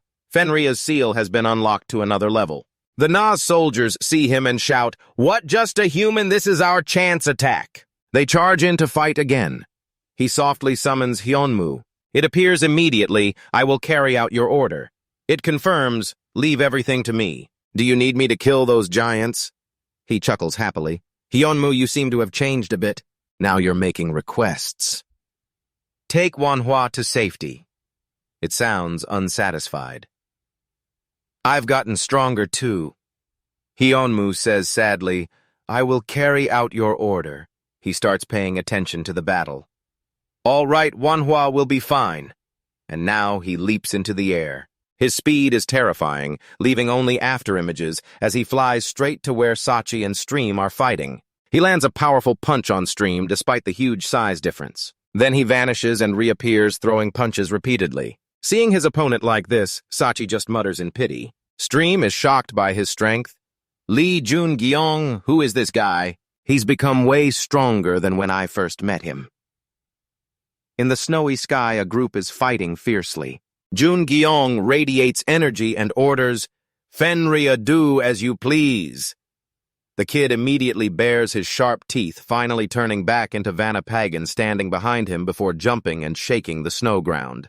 Jungyong looks to the side, so shall we talk? It's the group of 3 Robbie. Also radiating mana, he says gravely, Who are you? Jungyong's eyes glow red with blood. I can't underestimate them. They're all heroes, and the 2 behind have skills on par with Chang. He replies seriously. That's what I want to ask you guys. Who are you? Jubi says, a bit annoyed. I'm Jubi. Jungyong thinks Jubi. I've never heard that name before. Someone with skills like that should be in the records. He grips his spear. I'll ask just one thing. His eyes fill with killing intent. Why did you betray humanity? Just because they're not hunters? But Robbie clenches his teeth and retorts, I didn't betray them. It's all for the greater good. Jungyong strikes him decisively and says heavily, Nonsense. Robbie is easily knocked back far. He angrily shouts, What greater good is worth betraying humanity? Robbie sweats and explains quickly. I promised Stream that if the king of Utgard is defeated, we'll help rebuild China. Jungyong thrusts his spear at him. Couldn't you have promised that to the king of Utgard? Suddenly, Wan Yu stands behind Jungyong and screams, Hyun Nim! He hears it and jumps up high. At the same time, a heavenly strike comes from him. When he counters with a slash, it's blocked and he loses his weapon. Jungyong grits his teeth in frustration. So Jiangbi took the chance to thrust his spear at me. Got you. Just as the spear tip nears Jungyong, he catches it easily. Then he flips it up, spins around, and kicks, sending him tumbling and sliding down the snowy slope. Robbie frowns and answers his earlier question. That's impossible with the King of Utgard. His sword flashes with anger. He's killed countless people in the dark just because of an infectious disease. Working with someone like him is pointless.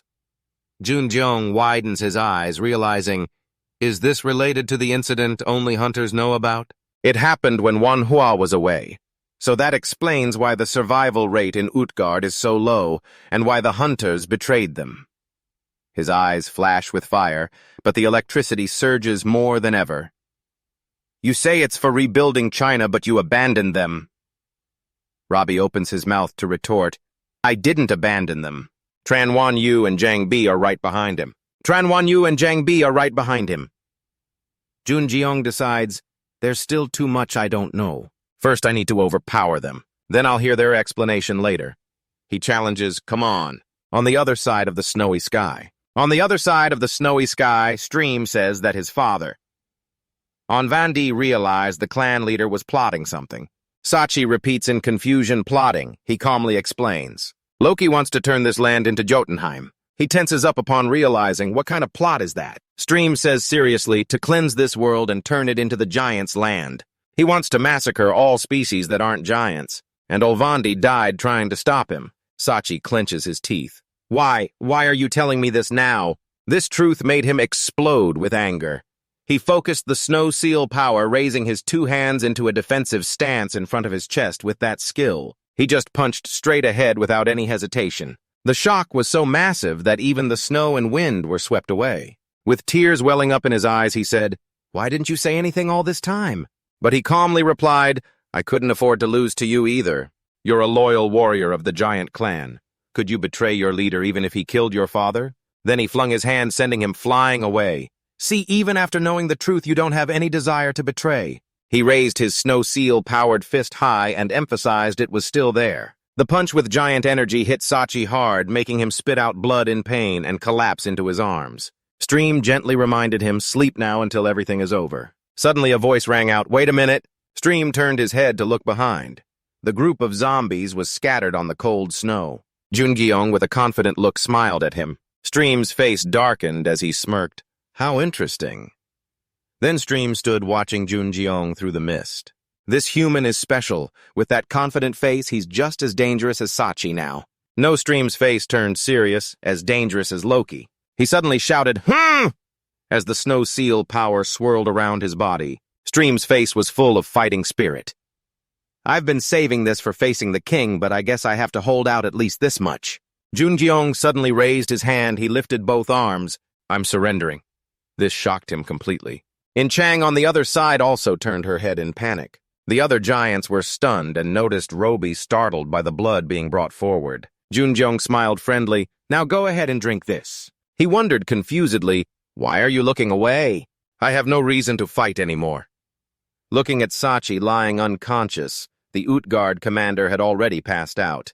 Then he glanced at Jiang Bi and Tran Wan Yu, clenching his fists. And I've figured out why you humans chose to side with the Naz people.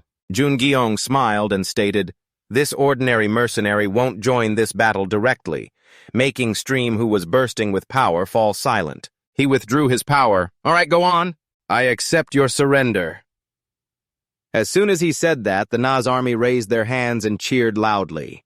The Utgard side was much less enthusiastic. Stream turned his head and ordered, don't kill him. The blood of the ice giants is enough for this civil war. Jungyong looked over. I'll keep an eye on your ideals. Show me. The zombie was so shocked he couldn't speak. Jiang Bi and Tran Wan Yu introduced themselves. I'm Tran Wan Yu. I'm Jiang Bi. Suddenly, Stream seriously declared, we're heading to Utgard. We're going to kill King Loki. The Naz army responded with a loud cheer. Suddenly, the system announced, the fall of heaven is watching everyone with displeasure. The fall of heaven is sneering. Jungyong pondered the announcement. I'm not sure why, but the fall of heaven doesn't seem too displeased. The king of Utgard waited for Stream to ask Junjeong. Is it after he heard Loki's name, the king of Utgard? Waiting for Stream to ask Junjeong, I'm curious why you suddenly withdrew. He casually answered, because we're mercenaries. With a bright smile, if you pay fairly, I'd be happy to help. He laughed with interest. That sounds good. Junjeong's group watched his straight back as he walked away. In Chang worriedly started, Lee Junjeong, will you really be okay? His face showed only cheerfulness. What's the problem? She still worriedly said, but he put on his coat and cut her off. Haven't I said this from the beginning? From the start, we've been neutral. Hyunmoo, carrying Wonwo, heard him continue.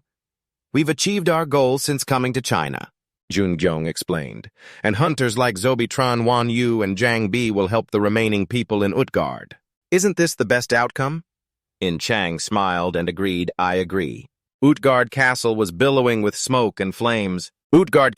billowing with smoke and flames. The advance to the Nat people went smoothly because most had already failed in the battle with the first giant warriors. The people inside had knelt before the enemy. The warriors could easily infiltrate thanks to the Nat people. A worried voice rang out, Wan-ho-si, are you okay? Junjeong sighed in relief as he had fully opened his eyes. You're awake. He panicked and turned his face to the side. In front was thick smoke and flames with Na's warriors chatting about something. Won-ho gritted his teeth. He angrily shouted right in Junjeong's face, Are you a traitor from the start?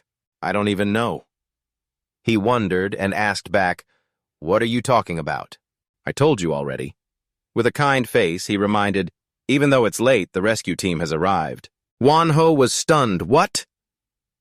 Then he noticed the group of 3 Zobitron Wanyu and Jang Bi approaching. Lee Junjeong spoke and assigned, Ruby, gather the Utgard people. If there's a chance, I won't mind letting you leave the fortress. He turned around, Oh, Won-ho, please go help them. If it's Won-ho, the one I trust, he can gather everyone without many issues. He calmed down and thought I can feel that he wants to save people, and he said, I don't know what's going on, but I understand. Lee Junjeong smiled satisfied. Then I'll go do my mercenary duty. Tran Kunhua raised a question before leaving. Can I say something? How do you feel?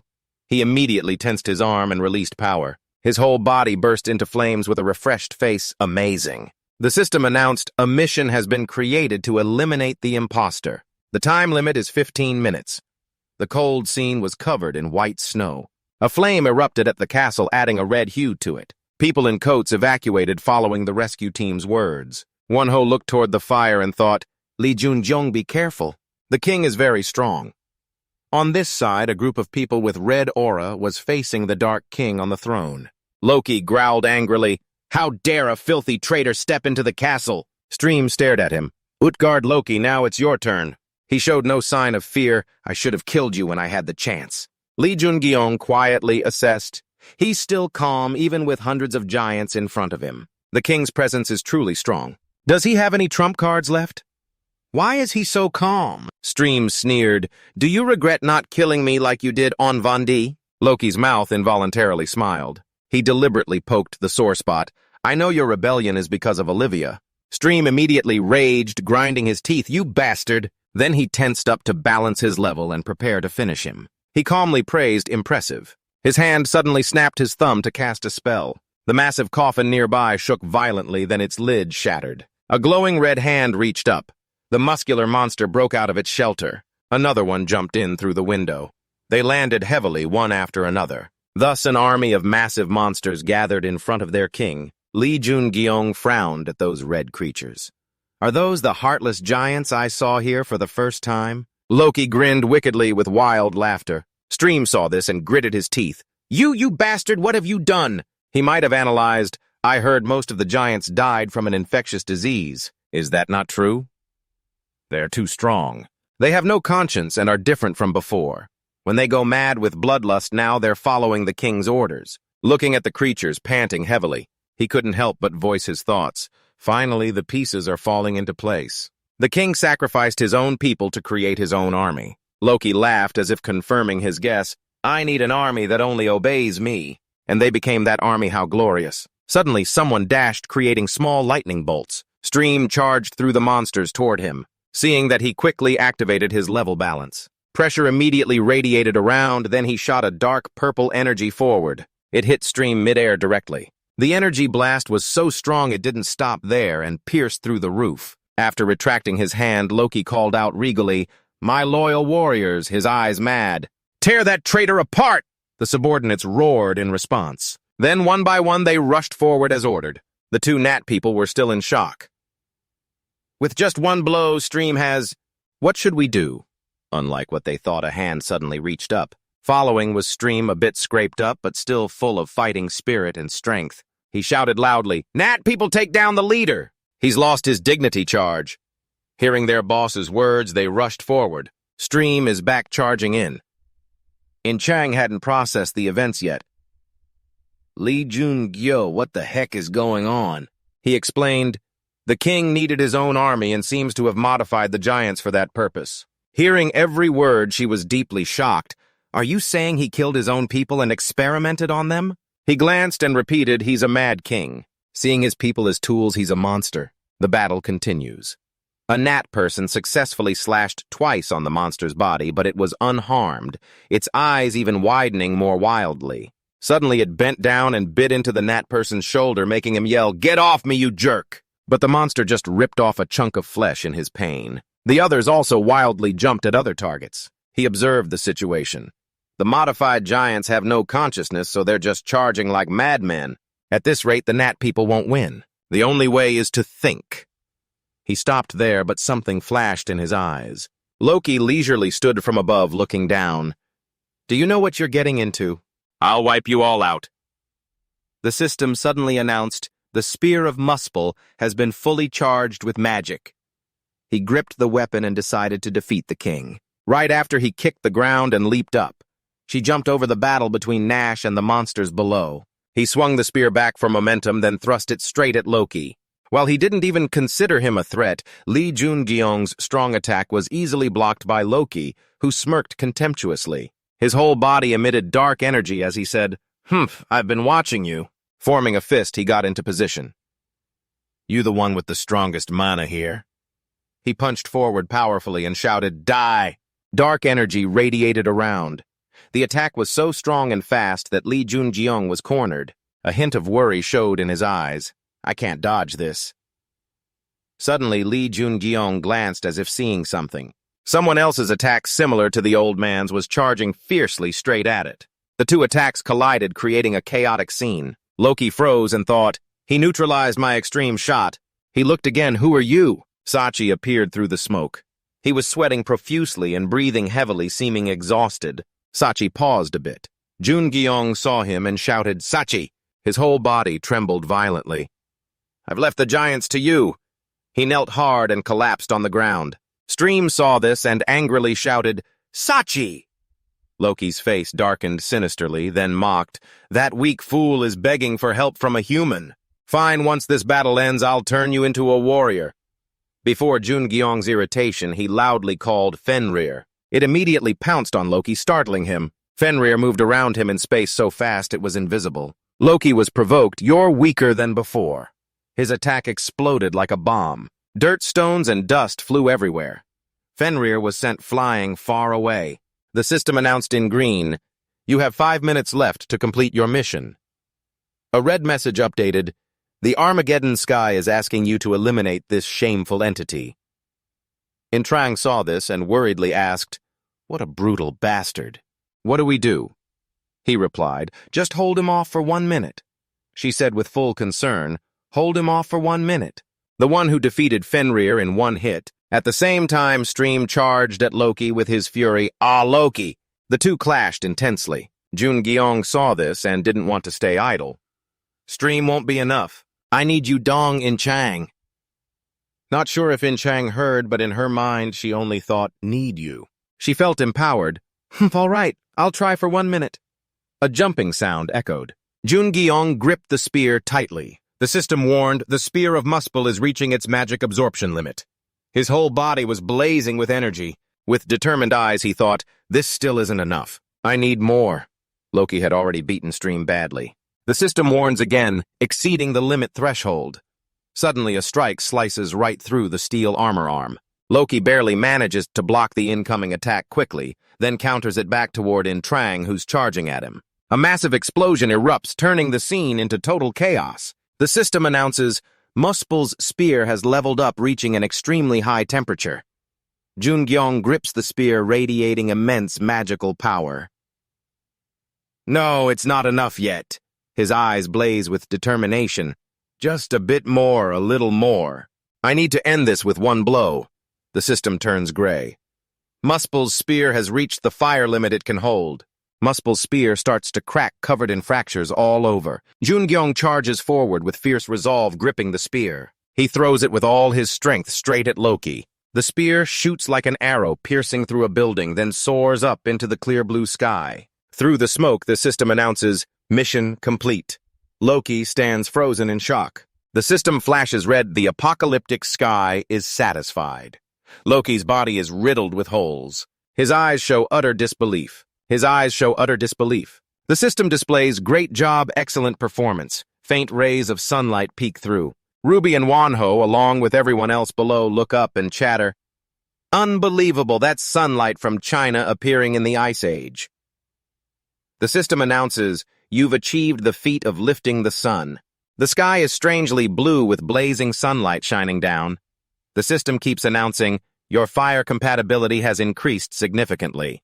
You've been rewarded for completing the mission. Stats are updating continuously. You're being healed. The city becomes peaceful under that incredible sunlight. Oot says sharply, Loki's dead. The king and the fortress are burned to ashes. Loki's body burns fiercely, leaving only unrecognizable bones that vanish without a trace. Finally, it's the purge. The giants enlarged by the king are killed by others, but it's more like putting them to rest than outright slaughter. The four leaders gather at the ruins of the castle. They are Sachi Streamzubi and finally Jungyong. The war isn't over yet. Fim steps forward and tells Roby, I'll keep my promise. He smiles, satisfied. Fim glances at Sachi. He turns calmly and says, kill me. Then Stream kneels before him, confessing, no matter the reason, as a traitor, my hands are stained with the blood of many of my own kind. My revenge is complete, but he looks up somberly. I hope you can forgive the Nash who followed me. Sachi's face is stern, but he says nothing. He summons an axe and holds it. Sachi's whole body radiates magical power as he says, all right. The sunlight still faintly shines. Snow falls thicker, covering the mountains. Sachi and Jungyong stand silently on the castle, gazing out. Jungyong suddenly asks, don't you look down on me? Sachi glances at him. He turns and smiles approvingly. Of course not. In fact, I'm more grateful to you. Thanks to you, I made the right decision. You're just like one of our warriors. Jungyong feels relieved and smiles contentedly. Snow keeps falling heavily around the fortress. Jiang Bi carries a large log amid admiring looks from everyone. Wan Yu is shouting orders. Jungyong and Toby stand above, looking down. Jungyong says, the reconstruction is going smoothly. He replies contentedly, it's all thanks to you. Jungyong asks, what else do you need me to help with? Sobi's expression turns serious. We've done what we can, but normally people can't stay long in an uninhabitable area like this, especially with the shortages. So he's making a request. We're thinking of leaving the walls. Can you help with that? Jungyong agrees, of course I can, but I don't think it's a good idea since a lot of things are about to change. Robbie asks, confused, what do you mean? I don't think we need to leave the walls. Actually, I think it's a bad idea. I think everyone should try to settle here because the whole world is going to become a gate. Robbie sighs a bit, worried. Oh, I get it. But what about the rations and the cold? Jungyong holds out a turnip. This is a monster called Puramora. It can be used as a food source. It's not very tasty, but it can grow in any environment. Jungyong points to a pile of Puramora scattered around. You can feed them with monster bones. That way you won't have to worry about starving. Ruby asks, surprised and confused, how do you know all this? He smiles lightly. I think I can also solve the cold problem. Zoe says excitedly, thank you so much. We'll definitely repay you next time. Tents are set up and secured. Snow covers everything. Stream appears out of nowhere, smirking slyly. You interesting human, there you are, the new giant army's chief. Doing well. Lee Jungyong, standing small next to Stream, replies, if you're curious, you should meet him directly. He adds worriedly, Will he be happy that an enemy is seeking him out? He chuckles and asks, "Maybe you're an enemy, but aren't you also not one?" Stream thinks back to his conversation with Sachi and explains, "Someone who's shed the blood of their own kind can't become chief. That's why I turned down Sachi's offer to be chief and I decided to lead the Nash. For the aggressive warlike frost giants, they can only grow with enemies." He continues, "Because monsters are just prey to us. The only thing that could be our enemy." Fim stares intently at Lee Jun-gyong is "you humans." He jumps at that. Lee Jun-gyong says, "That's why you're considering us, because neither side gains from being enemies." Fim replies, "Exactly, that's how we show respect to the humans who helped us." He adds, "I understand. Actually, the reason I'm here is to learn from you." He chuckles lightly. "If that's what Lot Loki wants, I'll grant it to you. Anyway, you're the one who saved the giant race." Lee Jun-gyong asks, confused, "Who's Lot Loki?" Stream explains, "In the ancient language of the giants, it means the one who killed Loki." The system flashes red, the apocalyptic sky manifests. He thinks to himself, there's always that reaction when Loki's name comes up. Then he says, "I want to learn the extreme release technique." Fim ponders, stroking his chin. "I can grant that to you, but I'm not sure if it's possible." He recalls his own extreme release and analyzes extreme release as a technique that pushes the dormant potential and mana strength in the body to the absolute limit. But it requires a massive amount of mana. Without the giants' physical strength and their large mana reserves matching their size, no one can learn it. A red magical energy blazes fiercely. Stream looks on in shock. Sachi's people are startled too. Confused, he turns and thinks, what is this terrifying amount of mana? Is it Lee Jun-gyong? Introng senses it and smiles, thinking, he really makes me wonder if he's even human. Lee Jun-gyong's presence is so powerful it envelops the entire area. His eyes glow brightly as he declares, I can confidently say I have more mana than you. Fim smirks. Impressive, Lee Jun-gyong. Alone on the cliff, he looks back at the grand castle under the snow. His face shows a bit of tension. Utgat Loki recalls the giants and Loki's name, smirking slyly. He continues, that foolish king used his own kind as experiments to build an army. That vile scum turned the giants with extreme release into emotionless killing machines using the inner energy of Chinese hunters. Lee Jun-gyong's eyes are full of doubt. But how could he control them to only follow orders completely? Based on what Stream and Sachi said, the king was a strong warrior, but he wasn't the type to do that. He glances back. If so, that means someone helped him. Lee Jun-gyong remembers asking the people and thinks, the intruders in the giant's fortress. Everyone said they left without doing anything. I thought if there were outsiders around that time, it had to be the Demon King. But if it's not him, then he looks up at the sky and thinks, that mysterious black figure emitting dark smoke. He suspects, could it be that black-clad boss? That guy has Lee Jun-gyong stumped. Who the heck is he? What's he planning? The entire hilly area is blanketed in white. Snow flurries in the sky. A voice breaks the silence. Lee Jun-gyong, pay attention. He glances over. In Trang approaches with a cheerful mood. She invites, there's a festival. Let's go together. He ponders quietly. He seems a bit reluctant. A festival. But she doesn't let Lee Jun-gyong hesitate long. She grabs his wrist and pulls him along. He's still in a daze, not reacting yet. Ah, she urges, hurry up, everyone's waiting.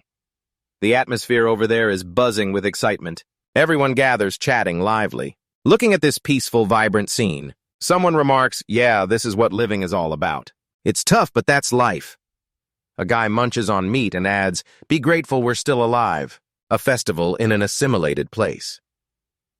Jun-gyong agrees. Yeah, it gives me a lot of hope. He suddenly thinks of a great idea. Should we set up a finale for the festival? She looks confused at that. He slowly steps forward. Jun-gyong stands on the high platform, standing out prominently, drawing everyone's attention. They buzz with excitement. That's Lot Loki. They buzz with excitement. That's Lot Loki, the one who defeated the Giant King. What's Lot Loki, I don't know, but it seems the giants call him that. They cheer enthusiastically. Loki will show us something. The mana flow strengthens. It grows wrapping around Jun-gyong's body. The mana becomes more abundant, centering on him. Energy bursts forth. His eyes flash red. Jambi and Roby are stunned by the sight. Trang smiles, silently waiting. Warm sunlight gradually breaks through the clouds, shining on the houses. Fim praises without holding back, Lot Loki, you're truly amazing. The others are wide-eyed in disbelief. No way. A sun has appeared with a clear blue sky. Gentle sunlight covers everything. Lee Jungyong calmly raises his hand to control the mana. The system announces mana is forming a core barrier. Excellent performance under the influence of the Dragon Vein Stone. A small dragon heart is forming. Soon after the festival's excitement fades, the castle returns to its original state. Two figures stand on the wall chatting. Roby speaks up. Are you leaving now? Lee Jungyong confirms, yeah. He smiles and shares what he did. I injected heat into the metal structures outside the settlement. From here, you can see the distant metal blocks steaming. I used the mana injection method I learned by observing Park Jae-hyun. And with Merlin's necklace, I used protective magic to keep the heat from escaping. As long as the structures are intact, the heat will stay. Sobi's face is serious. Do you have to go? I really want to repay this debt. Jungyong promises, we'll meet again. He jumps down and lands lightly below. 4 people are waiting. Chang teases, here comes the sun lifter. He feels embarrassed. Are you kidding? She recalls the scene, no, it's real. You really lifted the sun. When we were out there, Jungyong scratches his head awkwardly. I didn't think my image was like that. Chang changes the subject. But are we really going? He knows what she's worried about and reassures, don't worry about them. I've made sure the heat will stay. He thinks to himself about her. She's really kind-hearted. He calls out, hey kid, Fenrir. A blue mana glow flashes. The kid transforms into a massive wolf. His fur shines sleekly. Jungyong glances back and says goodbye. I'm off. I hope next time I see you, you've made progress. Zoe starts waiting for the next reunion. I hope we meet again. The wild hills and mountains stretch out. Snow and wind obscure everything. Nature fades in and out through the mist. Time passes slowly. Night falls, bringing freezing cold. Jungyong's group stops to rest after the tiring journey. Only he and Chang sit facing each other by the fire for warmth. The others are already asleep. She shares her thoughts. This trip was chaotic, but not too bad. He sighs tiredly. If traveling like this exhausts me this much, I don't want to do it again. She reflects and then teases, it's been a while since I heard you joke. You're enjoying it too, aren't you? Gongdu pumps his fists in excitement. Jungyong's face turns serious. Dongin Chang, how's your training going? He thinks to himself, as I mentioned before, inner energy is hard to learn. Chang reports, I've got a bit of it figured out. I understand inner energy and the mana flow. He urges impatiently, you need to hurry up. His expression is serious as he reminds we don't have much time left. The dragon heart near my own is also charging. Even while we're talking, just keep increasing the mana and developing. Not just me, but everyone is getting stronger. This means there will be some big changes coming up. You feel vague and worried about the current developments and the future situation. Even the monsters are getting stronger. The whole world is changing. China's mana saturation is just the beginning. When Chang absent-mindedly looked up in one direction, she suddenly startled and called out, Lee Jungyong. You were pulled out of your thoughts by her voice. You asked confusedly, huh? She pointed in the direction ahead and hesitated. Both of them stood up at the same time. Your pupils contracted in surprise. The tallest mountain in the distance was glowing in the night and spewing thick smoke, looking extremely prominent. They stood there observing. Chang narrated, Mount Pektu is on fire. The village is burning fiercely. Thick black smoke obscures the view. The high temperature is melting the ice outside. Countless monsters are approaching this place in a line. The monster army doesn't care about the heat of the fire and viciously charges in. Screams echo signaling the battle. All the villagers are panicking and fleeing. Kun shouts loudly, guiding, this way, everyone. The two stood waiting and protecting the villagers to escape safely. A monster with a sword in hand ferociously chased Kun, stabbed through its body. At the same time, disgustedly shooed it away, get lost. The person next to him also coordinated to slash the other monster in half, killing it. Blood sprayed everywhere. They retreated back into a defensive stance. Bonyi worried, have everyone been evacuated yet? Kun guessed uncertainly, I think so. He felt a bit relieved. All right, tell me what you want. Sharon strokes his chin thoughtfully. Compensation. Now can we head down the mountain? Before he can finish, a massive foot stomps down, shaking the ground. The sound echoes. They all jump and look toward it. The silhouette of a muscular giant appears. His body is covered in veins. His eyes are fierce. Q fearfully cursed. "Damn it, what the hell is that giant doing here?" Bonyi also trembled a bit. "I sense a tremendous amount of mana from him." His face turned pale, preparing to sacrifice. "Perhaps we have to risk our lives for this." Suddenly, a strong mana shot towards them.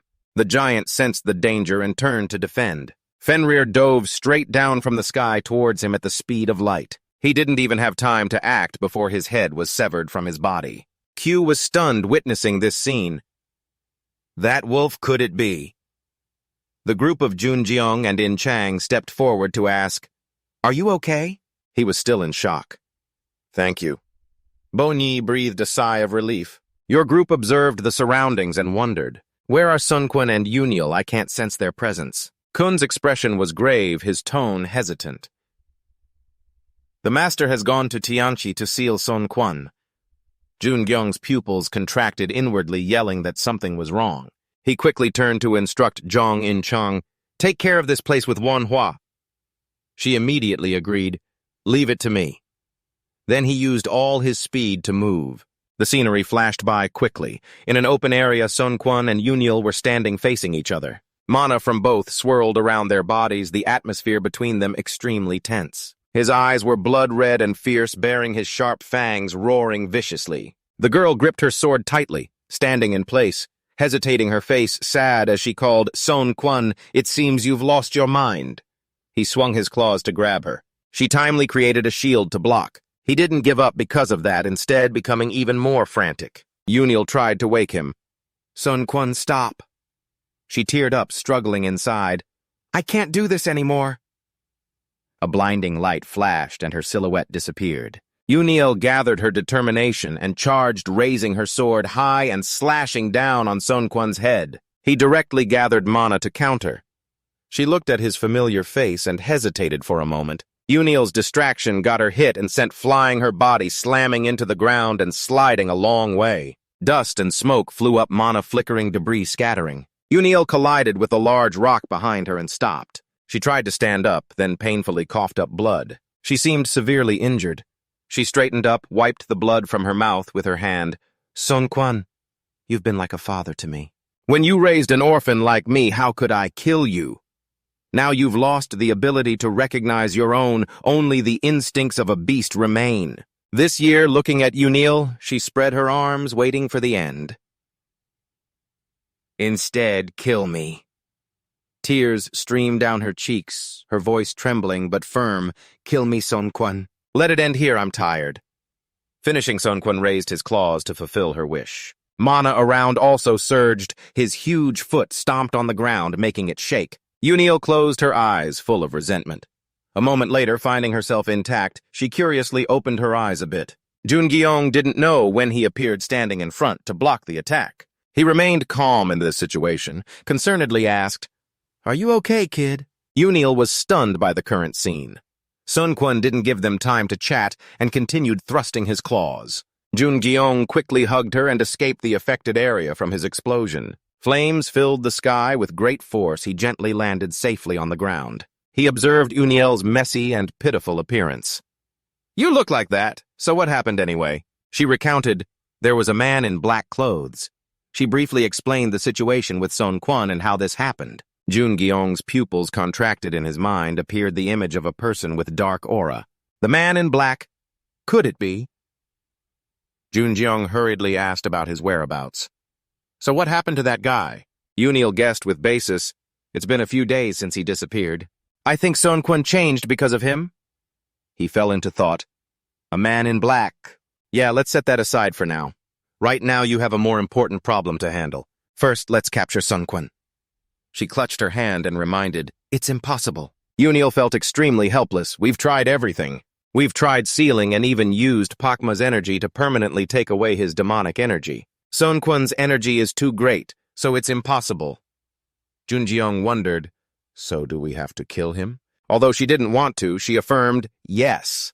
A staff gradually appeared in his hand, forming into a long spear from its initial shadow. He activated mana and instructed Rest Uniel. Maybe I have a way. Finishing, he leaped strongly, leaving only a spark on the ground. Junjeong attacked Sun Quan continuously from all sides at lightning speed. He decisively slashed a sharp path, the sound of wind tearing through the air. The two collided, creating a massive explosion. The area in front of Sun Quan was completely destroyed, debris flying everywhere, smoke and dust obscuring vision. Witnessing this, Uniel was shocked. Impossible has he gotten this strong in such a short time. He's changed so much like years have passed. But in reality, it's only been a few days. The battle was still intense. Junjeong continued charging like an arrow from a bow, mana flowing around the entire spear. Blood spattered Sun Quan's eyes, lost focus, stiffened. Only to see the sharp tip of his spear pierced through his abdomen, he couldn't move even a step. Uniel teared up and shouted, "Sun Quan!" Junjeong calmly reassured, "Don't worry, I don't intend to kill him." A strong mana gathered on the spear's shaft. The dragon heart created from dragon blood stone, and I'm at the peak of my strength because of it, and both Sun Quan's strength and the influence of Mount Paektuwai can sense it through the dragon blood stone. He gripped it tightly, red threads gradually transmitting into him, and from those spells I'm intending to absorb the bad part that's making Sun Quan mad into my body. However, it's not always according to plan. Junjeong gritted his teeth, his face serious. This is bad. Muspel's spear is gradually turning into a demonic spear, and it's also absorbing Sun Quan's life force. His pupils contracted, silently determined. Focus, I can do this. I need to return his life force and energy. The system suddenly announced, purification has been activated. He rejoiced. Great, I can't miss this opportunity. A moment later, it gradually returned to original. His consciousness returned. He was stunned, as if still not awake from the daze. What? What is this? He was startled and froze. I did it. Junjeong saw the situation was safe, so he withdrew. Sun Quan, also exhausted, collapsed to the ground. Light flashed, the ground cracked. Uniel hurriedly ran over Sun Quan. She raised her hands, mana gradually gathered. She was extremely worried and reminded, I'll heal you right away, so just stay still.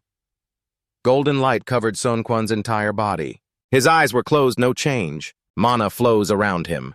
The two grip their weapons defensively. Uniel cries out in desperation, Please open your eyes, Mountain Lord. Finally, she gives up, pulling back her mana and bowing her head. Uniel is drawn to it and turns her head to check. Not far away, Wanho and Fanria appear. He breathed a sigh of relief, feeling extremely lucky.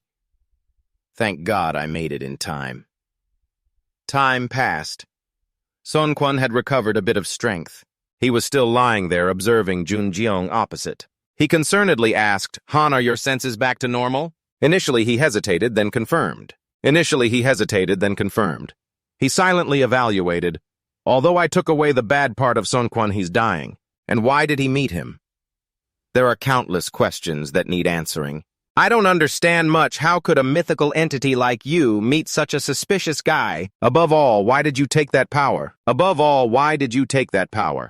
He recalled, I'll slowly tell you. Concerned about another issue.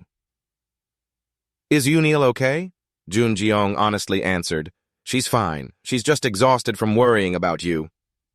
A few minutes ago, Manhwa described his condition to her. The internal tears in his body are too severe even with treatment. She was startled upon hearing that her pupils contracted, tears welling up. It seemed like her world had collapsed. Back to the present. Sun Quan said his final words. I understand you probably know, but I'll die soon.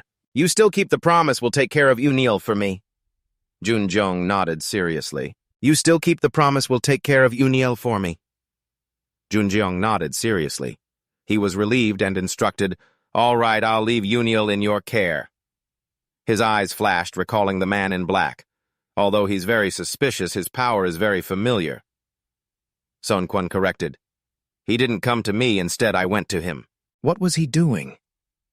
He doubted Junjeong, the mysterious man whose face couldn't be seen clearly. He just stood there, staring at Junjeong. Sun Quan stepped from behind. I slowly approached him. Junjeong rubbed his chin, waiting for the next words. Then what? Sun Quan was silent for a long time before replying, I can't remember. He was startled. Is the result like this? He slightly closed his eyes to recall, I'm sure I met him at Junjeong, but I still can't remember clearly. He pondered. If he doesn't remember the important part, we won't know how Son Kwon changed, who that guy is or where he's been. A moment later, at the devastated village, that's the trace of a fierce battle. In Trang stood on the bridge observing below. Have all the villagers escaped safely? I'll give you two choices. Her attitude was calm. Whichever you like, choose that one. She began to speak. It will be difficult, but that's the choice to stay here. Everyone listened seriously to her. The second is to come to Korea with us. We need government permission, but you'll be provided with full accommodation. In Trang reminded about the time, the relocation plan is 3 days, so decide beforehand. On the other side, when Jun Jeong was sitting alone, Unyel approached and called uncle. Her face showed uneasiness. I'm so worried about Mr. Sun Kwon. He's always trusted you. Can you and I go visit him? He immediately agreed. All right. They moved. This is an underground passage, echoes in the empty space. Mr. Sun Kwon lay motionless, his body lifeless. Unyel sat beside and asked, Sun Kwon, how are you? She tried to wake him up, She tried to transmit mana into his body, but it faded, and Sun Kwon had no reaction. Mr. Sun Kwon Unyel teared up, stroking his fur, expressing her feelings.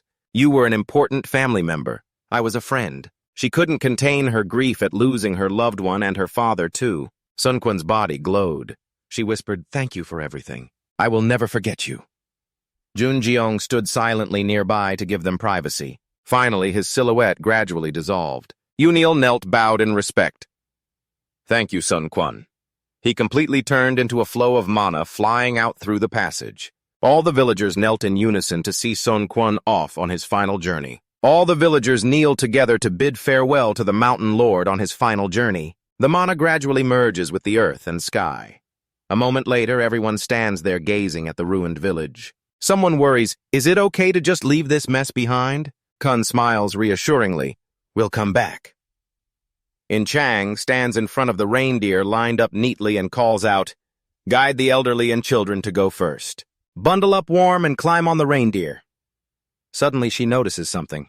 Jun-gyo gently lands while holding Unyel, then sets her down lightly. The little girl still holds the baby white tiger, and her mood has improved a lot. In Chang stares in surprise. Huh, a tiger cub? The little girl happily holds it up high, Mr. Mountain Lord. The little girl happily holds it up high, Mr. Mountain Lord. He calmly explains, oh, it's like a tool phenomenon. He's currently looking very small and harmless. A guardian named Big Male the Mountain Lord died in Unyel's family, but he was revived with almost all his memories and lost his powers. Jun-gyo adds hopefully, we'll be back in Korea soon. In Chang agrees, yeah, just thinking about it is exciting. She asks, curiously, what do you plan to do when we get there? He falls into thought, there's a lot to do. A sword appears in his hand, glowing with golden light and an impressive aura. In Chang looks at it curiously. What kind of weapon is that? Some kind of magic artifact. The mana is incredibly strong. Jun-gyo holds it up quietly, praising Unyel. You did great, and answers her, it's a gift I received. She grits her teeth on each word, a gift. Her face darkens, and her mood turns sour. I get it. So what are you planning to do when you set foot in Korea? In Chang says with a tone full of jealousy, is this a gift for your secret woman? He looks confused. Huh. After regaining his composure, Jun-gyo awkwardly scratches his cheek and avoids her eyes. Yeah, I'll give it to her. In Chang angrily hums in response, and he feels uneasy as she silently turns and walks away. What a weird reaction. The group marches through the cold, snowy weather. They stop at their destination. She says in surprise, this is the wall. Footsteps echo. Jun-gyo steps forward to it, recalling the past. I once said I'd open this wall once a month, right? It's been over a month now. Then he places his hand on the surface. A surge of mana spreads around. Waiting would just waste time. I've improved way more than I expected. His eyes change. I can open it without any help. As he uses his power, he says in a low voice, step back. With that, Jun-gyo focuses all his strength. The wall shakes, two energy sources intertwine, and the whole wall lights up. He grits his teeth, feeling the strain. The mana flow isn't enough. If I use the Dragon Heart, it might drain Sangun's energy. The Dragon Heart seems to show signs of cracking. The mana becomes chaotic. At the northern front, the area is covered in cold, snowy winds like a hazy fog, so the scenery isn't clear. On the watchtower, figures are faintly visible. Sergio says seriously, "It's been quiet lately." The guy next to him asks, confused, "Quiet about what?" He explains, "Those monsters, who are they anyway?" Ever since that person arrived at the front, this has been rare. Is it just a coincidence? Jin doesn't say anything more, just frowns in thought. The cold, ruthless image of Junji-Oh appears in his mind. He smiles, trying to act casual. Who knows, maybe he's escaped from those monsters in North Korea. The other guy quickly denies it. No way, no matter who it is, that's impossible. There have been so many heroes for a long time. He's stunned. Oh. Suddenly, Seo Jin jumps and shouts, "Hey, look at that!" He asks curiously, "What is it?" They both widen their eyes in shock. The boundary is changing. A red mana surge is burning the wall, and it's spreading more. The wall gradually disappears right before their eyes. Inside the base area, sturdy buildings with modern architecture stand. Steam rises from a cup of fragrant coffee. A voice says with admiration, "This coffee's warm." In Chang picks it up, and the professor praises, "Oh man, is the coffee always this good?" Jungi-Oh agrees, "Spot on right." Suddenly someone approaches. Seo Jin asks curiously, "The group traveling with you is in the Divine Hall. Can I know who they are?" He calmly introduces, "They're the remaining residents from North Korea, very trustworthy." He's shocked. North Korea means, as if he knows what he's thinking, he confirms, "Yeah, they're all hunters." Seo Jin is fully surprised. All of them are hunters. At the same time in the hall, all the people are gathered inside, focusing on Unil and Kun on the stage. The little girl begins her speech, "Everyone please be patient. Things will be more comfortable from now on." They respond happily, "Yes." Jungi-Oh watches from the side. That little girl, her curse must be gone. The power of the curse that gave her abilities but kept her in a child's form is no longer there. The little girl naturally stands in front of them to present. He steps forward and asks, "Unil, are you free?" The little girl turns her attention to the call, then her cheeks flush with embarrassment. Jungi-Oh takes her hand and leads her away, politely asking permission. "I'll borrow your leader for a bit." They respond enthusiastically, "Do whatever you want, no need to come back." Only Kun watches with a worried look, feeling uneasy. The two go to a quiet place. Seeing no one else around, he asks, "Your appearance, Unil." He explains, "The curse is gone." Jungi-Oh strokes his chin thoughtfully. Then takes her wrist and gently warns, "This might hurt a little." The little girl startles, confused. "Huh." His pupils light up as he focuses. "I need to use the mana flow to check her physical state." The air around them vibrates. The mana source connects the two. Unil warily pulls her hand away from Jungi-Oh and demands, "What are you doing?"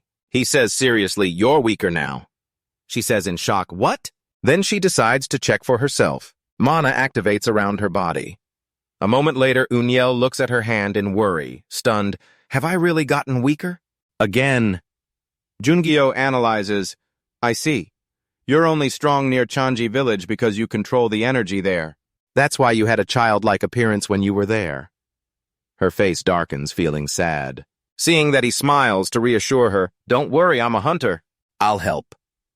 Unil is touched by this and hesitantly drops her hostility. "So what exactly are you trying to say?" He says Jungi-Oh is letting them know to prepare. "People from the government and association will soon come to you.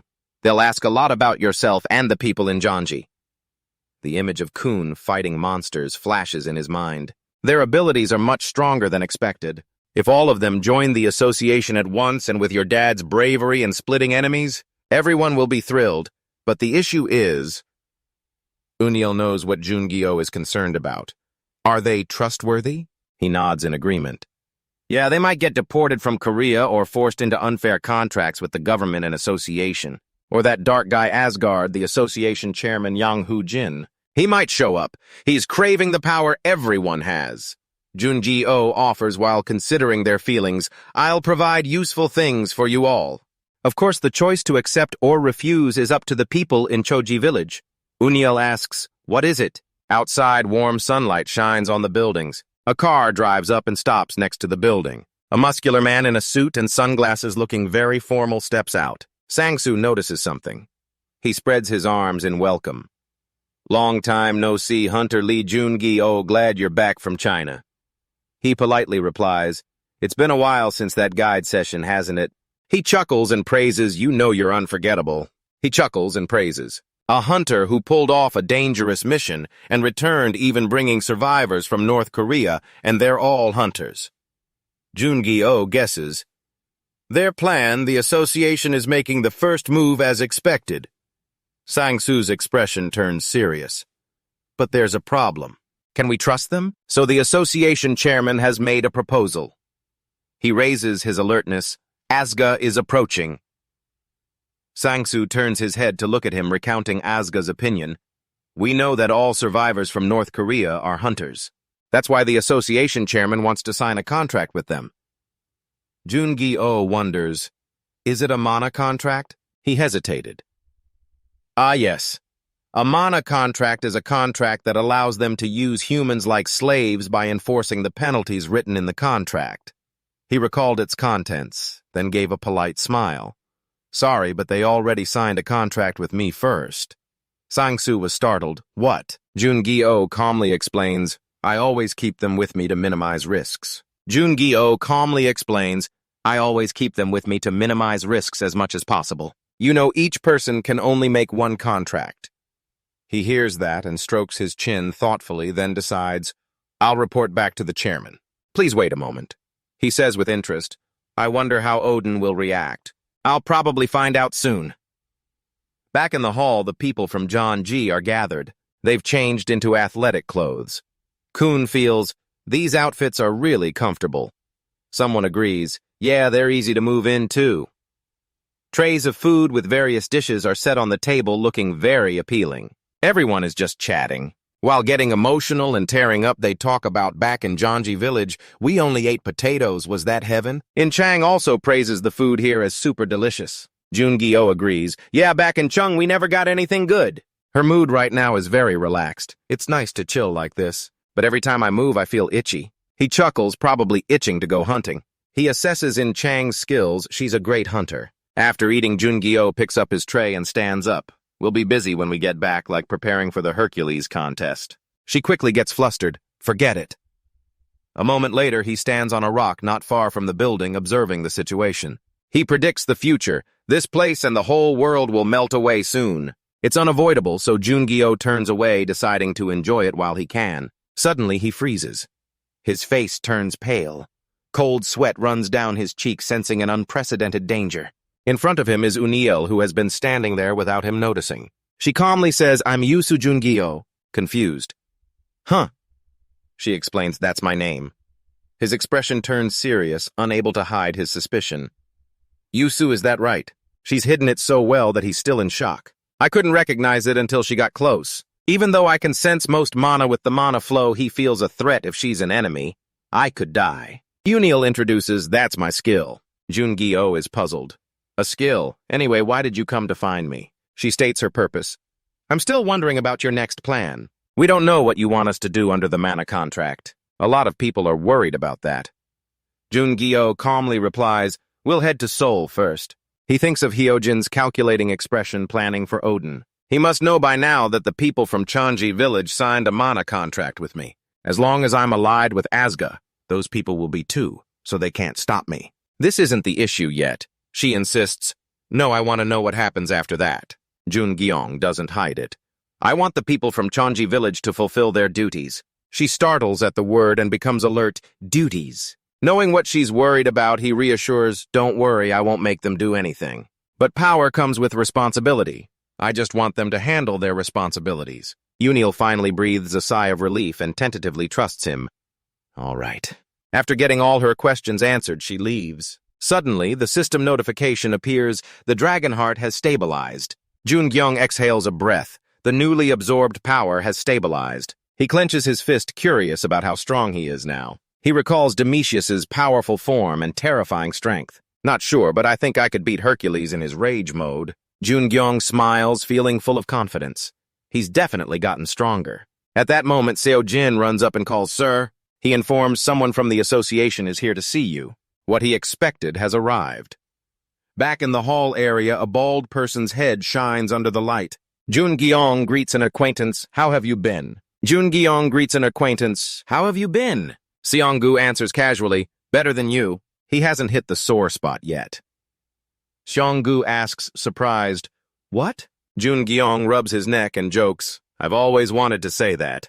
I work hard and diligently to get by." He's annoyed but lets it slide fine just this once. Seeing they've chatted enough, he gets to the point, "But why are you so late?" "What did the association say?" Seonggu takes a deep breath, then sighs heavily with frustration. It's a mess. Most of Asuka's members have returned to Korea. This information surprises Jungyong. He slowly recounts the situation. "What I heard after that was even more shocking. Special gates are signs of violent changes. Images of various vicious monsters appear. These special gates produce monsters stronger than usual, so the consequences are worse. When it was activated, these gates appeared not just in Korea, but all over the world. Planes fly through the clear blue sky, so hunters from around the world have returned home. After the raid, no one knows what these special gates mean, but even Odin sees it as a serious issue and summons the heroes." Seonggu reminds, "Before the schedule, there's a meeting in a few days. Of course, we'll discuss you too." He looks down, "We hope you'll come back." The people of Jeonji are gathering, and he sighs, "But we didn't expect it to come with a gold mine." Jungyong looks over too. "The hunters from Jeonji, they're called a precious gold mine. The number of hunters you have is real power." Seonggu's face turns serious. "But the problem is that you're the one who owns them." Seonggu's expression is grave. "The Mana contract has a purpose that forces loyalty and obedience to the master. You've brought back those hunters from the remote area, and now they'll become your subordinates." He clenches his fist, warning, "That'll make you attract a lot of enemies. All the other forces will see you as a rival or an enemy. In the end, a Mana contract and a guild are totally different things." Jungyong listens quietly, then smiles calmly. "It's fine, I'm still a member of Asga, right?" Seonggu sighs helplessly. "Yeah, that's true." Anyway, the two of them happily hug each other. He pats his back, welcoming congratulations on getting back safely. The sky is clear blue with clouds drifting lazily and warm sunlight shining down. Outside the building, buses are parked side by side and a few people are keeping watch inside. Jungyong and Seonggu stand on the stage. He announces loudly, "This will be the last trip." The people of Jeonji share their thoughts. "It's kinda sad I could go on 100 trips like this, just eating, sleeping, and detoxing." "Yeah, but I'm a bit tired." He kindly reminds, "Everyone will get busy soon, so rest up while you can." Suddenly, Seonggu notices something. They eagerly show their trust. "I believe in you." He points down, asking, "Jungyong, who's that woman?" The person he's referring to is Uniel. "Those hunters call her a saint or something. You didn't go to Jeonji because of her, right?" He chuckles lightly and confirms casually, "Yeah, but I think it was the right call." Seonggu freezes like a statue. Jungyong sees he's misunderstood and quickly corrects, "Hey, I was just kidding." In Chang suddenly chimes in, "He's serious. Jungyong didn't go there for Uniel." Her words catch their attention. She frowns, looking annoyed. "There are plenty of girls here anyway. If Uniel is the woman he's hiding, who knows?" Thinking about it, she stops, her mood souring. "Does that mean he has women overseas too?" "How many rivals do I have?" He suddenly feels a chill run down his spine. Seonggu stammers awkwardly, "I think I just heard her thoughts." The natural scenery is peaceful with the green of the sky earth and plants blending together. The wind blows, making the windmill turn. The buses line up and speed along the road, then gradually enter the city center with its modern buildings. The more they go, the more people appear and the atmosphere gets lively. All the people of Jeonji are amazed by the unfamiliar sights. Gentle sunlight shines down on luxurious skyscrapers, crowds of people, and the pulse of life everywhere. All kinds of vehicles are moving with honking sounds everywhere. Everyone is stunned, never having seen anything like this before. Everything is beyond their understanding. Jungyong stands nearby thinking, "Everyone's totally speechless, huh?" He's worried, so he turns and instructs Unihio take care of everyone. But he's startled because she's even more overwhelmed, her eyes wide and sparkling mouth hanging open in awe. He shrugs helplessly, understanding their situation. She's like that too. Well, they've lived in the mountains all along, so this is probably their first time in modern civilization. Jungyong has to assign the task to someone else. In Trang, guide the people of Janji. You just need to follow the association's people. She immediately agrees, okay. She immediately agrees, okay. He remembers the one he needs to worry about most. Fenria, you have to listen to. In Trang got it. The kid looks up, then grits his teeth in annoyance and growls. Jungyong gently pets the kid's head to calm him. You feel it too, right? On the roof of the building, a dangerous aura spreads. On the roof of the building, a dangerous aura spreads. Zooming in, it's Hyojin standing with his hands behind his back, silently watching them. He looks up and meets his gaze. Seeing that he smiles with interest, his face sly. Jungyong doesn't know what Hyojin is planning, so he stays on high alert. He kneels on one knee in front of the kid. Fenria, there's something you need to understand from now on. He seriously instructs so you can use your fangs when necessary. The kid listens intently to every word from Jungyong. You also need to keep it hidden. Fenria doesn't hesitate, responding with full trust, okay. Jungyong, this modern city is completely different from the small village where the Janji group used to live. Hyojin has been waiting a long time, and when he shows up, he acts friendly, welcoming. He remarks, you've brought so many interesting things. Jungyong is a bit curious. Jungyong is a bit curious, yes. He calmly lists hundreds of hunters, 2 heroes, and 3 oddities. He thinks to himself, keeping a straight face. He's definitely talking about Uniel and Manhwa as the heroes, and the oddities are Fenria and Sungun, right? But what's the third one? As if knowing what he's wondering, Hyojin steps forward, puts his hand on his shoulder, and explains, you're the third one. He has a lot of questions about his trip. I want to talk to you about China, but there are a few things we have to do first. With that, a mystical golden mana surges around them, spreading outward. In an instant, they've teleported to another space. Hyojin leads the way. Jungyong and Shonggu follow slowly. He feels excited about what's about to happen. Today is the day we're introducing you to Asga as well as holding a conference. They're probably curious about you. They're probably curious about you. All the Asga heroes are here. He feels intrigued too, got it. Over there in a luxurious building called Kim Kwang that's shimmering with light.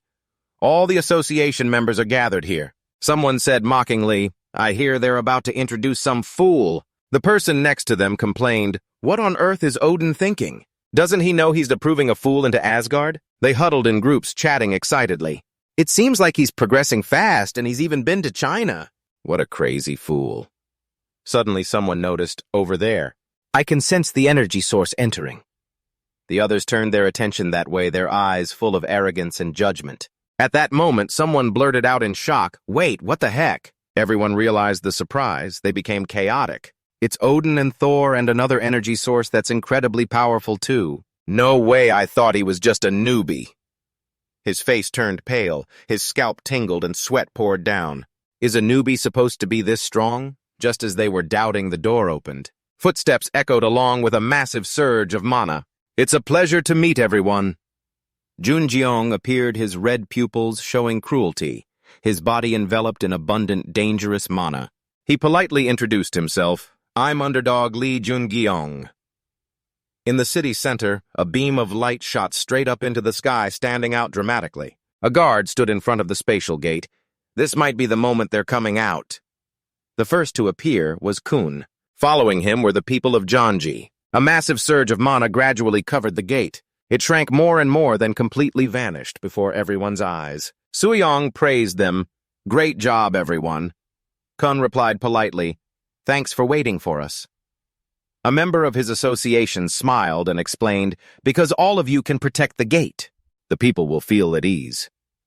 He thought to himself, this White Tiger group is totally different from the others. They've got great personalities and top-notch skills. Unil hugged Sungun to his chest and reminded, there are more gate locations, right? Let's head to the next spot. Suion thought in surprise. They don't even get the process, but do they not want to rest at all? You don't have to work all day straight. She smiled cheerfully and declined. No need. We're fine. Take us to the next one. He felt embarrassed by that smile and stuttered, okay. At the special gate location, the gloomy sky was covered in an eerie blood-red color. Sharp rock peaks jutted upward. Trang was charging to face the monsters. She wielded a sword bigger than herself, slashing them into pieces.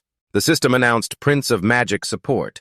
It displayed stats for one monster. Seizing the moment when she wasn't paying attention, it sneaked behind her, swiping its sharp claws down. Right then, a huge hand grabbed its head. Gongdu clenched his fist and punched straight through its head. Hyunmu simultaneously summoned a mana orb, accurately shooting it at another monster. Thin mana threads wrapped flexibly around it. Manhwa pulled his hand, tearing it to shreds. The system displayed Eastern Grand Scholar support. Ability evolution?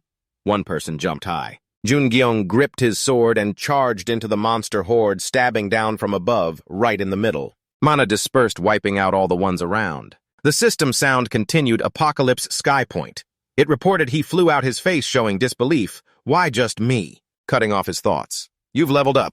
Jungyong sighed and accepted, can't hate it.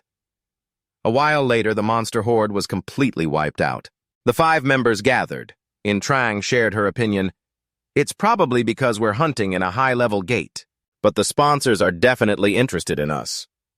He was very confident in his group's strength. That's a special gate with S-rank monsters. But with our numbers, it's more than enough. She replied, I'm sure everyone feels the same. She and Wonho both nodded in agreement. Junhyung didn't want them to get arrogant from these small wins, so he warned, the stronger we get, the more special gates will appear. The world is now full of magic. His expression turned serious. Soon the great flood will begin. He was startled by that. In Chang had a similar expression. He turned around, praised them, and didn't forget to remind, both of you are strong, but you need to work even harder. Where are you going? It seems like you're about to leave. He calmly shared his plan. I'm thinking of taking a short trip around the world. In Chang was a bit surprised. He calmly shared his plan.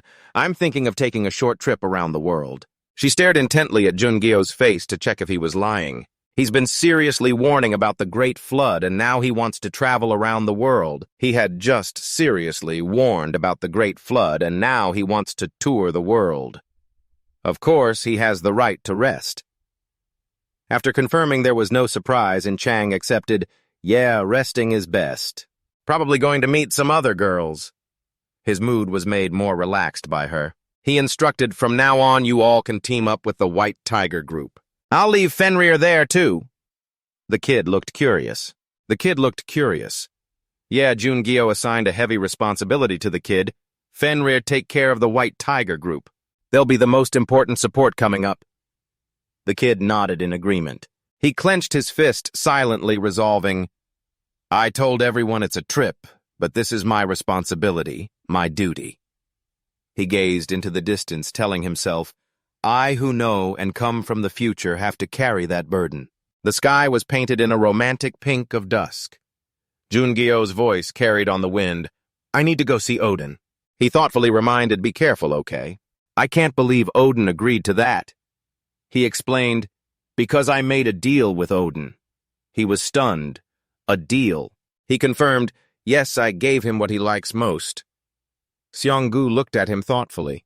The stern image of Hyojin appeared in his mind. God Odin doesn't easily allow others to use Bifrost. However, because they made a deal, Lee Jungyo was permitted. And that deal is the man in black. He's enveloped in dark mana, his face unrecognizable. After returning from China, he told Odin some information completely different from the survivors. Time travel to the past. Jungyo reported what he learned on this trip. There's a man called the Man in Black who's on the move. He destroyed China and ravaged Choja village. That information was enough to excite Odin about strong people. His eyes lit up with excitement. Find out the identity of that Man in Black. His eyes lit up with excitement. Find out the identity of that Man in Black.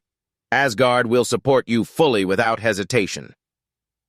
That means all of Asgard will cooperate with Underdog as much as possible. In the clear, peaceful sky, a sparkling, 7-colored spot appeared like a star. A radiant rainbow bridge stretched across the sky. Jungyong landed calmly. At that moment, someone approached him and said, I've been waiting for you to land. Though a bit surprised, he kept his composure outwardly.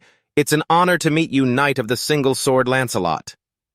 In his mind, he thought, beyond imagination. Jungyong thought they would just send a council manager. He politely greeted back, Same here, Underdog. It's an honor to meet you. Junjiong thought to himself, Lancelot, one of the knights of the Round Table. I'll meet him before the eclipse. The shield with 2 crossing swords appeared. It symbolizes the Round Table, a secretive British organization with a different view of the world from others. Unlike other organizations that try to manipulate humanity under the guise of saving them, that's the Asgard Association led by Hyojin. The Round Table is completely on the sidelines. Those who hold power but just stay silent on the outside. Not good or bad.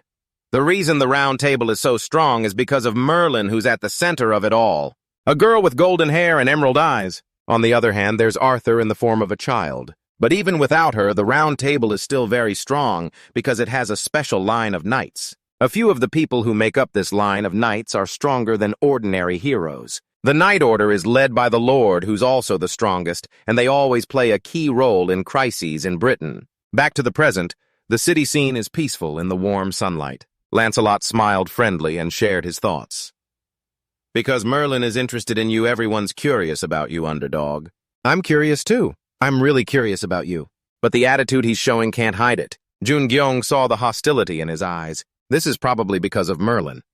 Lancelot is famous for being deeply in love with the head of the Round Table, Merlin. However, Merlin doesn't return his feelings, so their relationship is completely ruined. He became obsessive like he's lost his mind. Not because Lancelot is a traitor or anything, but because his obsession with her has gone out of control. He recalled the gossip, I hear most of the Round Table's problems come from Lancelot. He felt unlucky, thinking, looks like I stepped in it.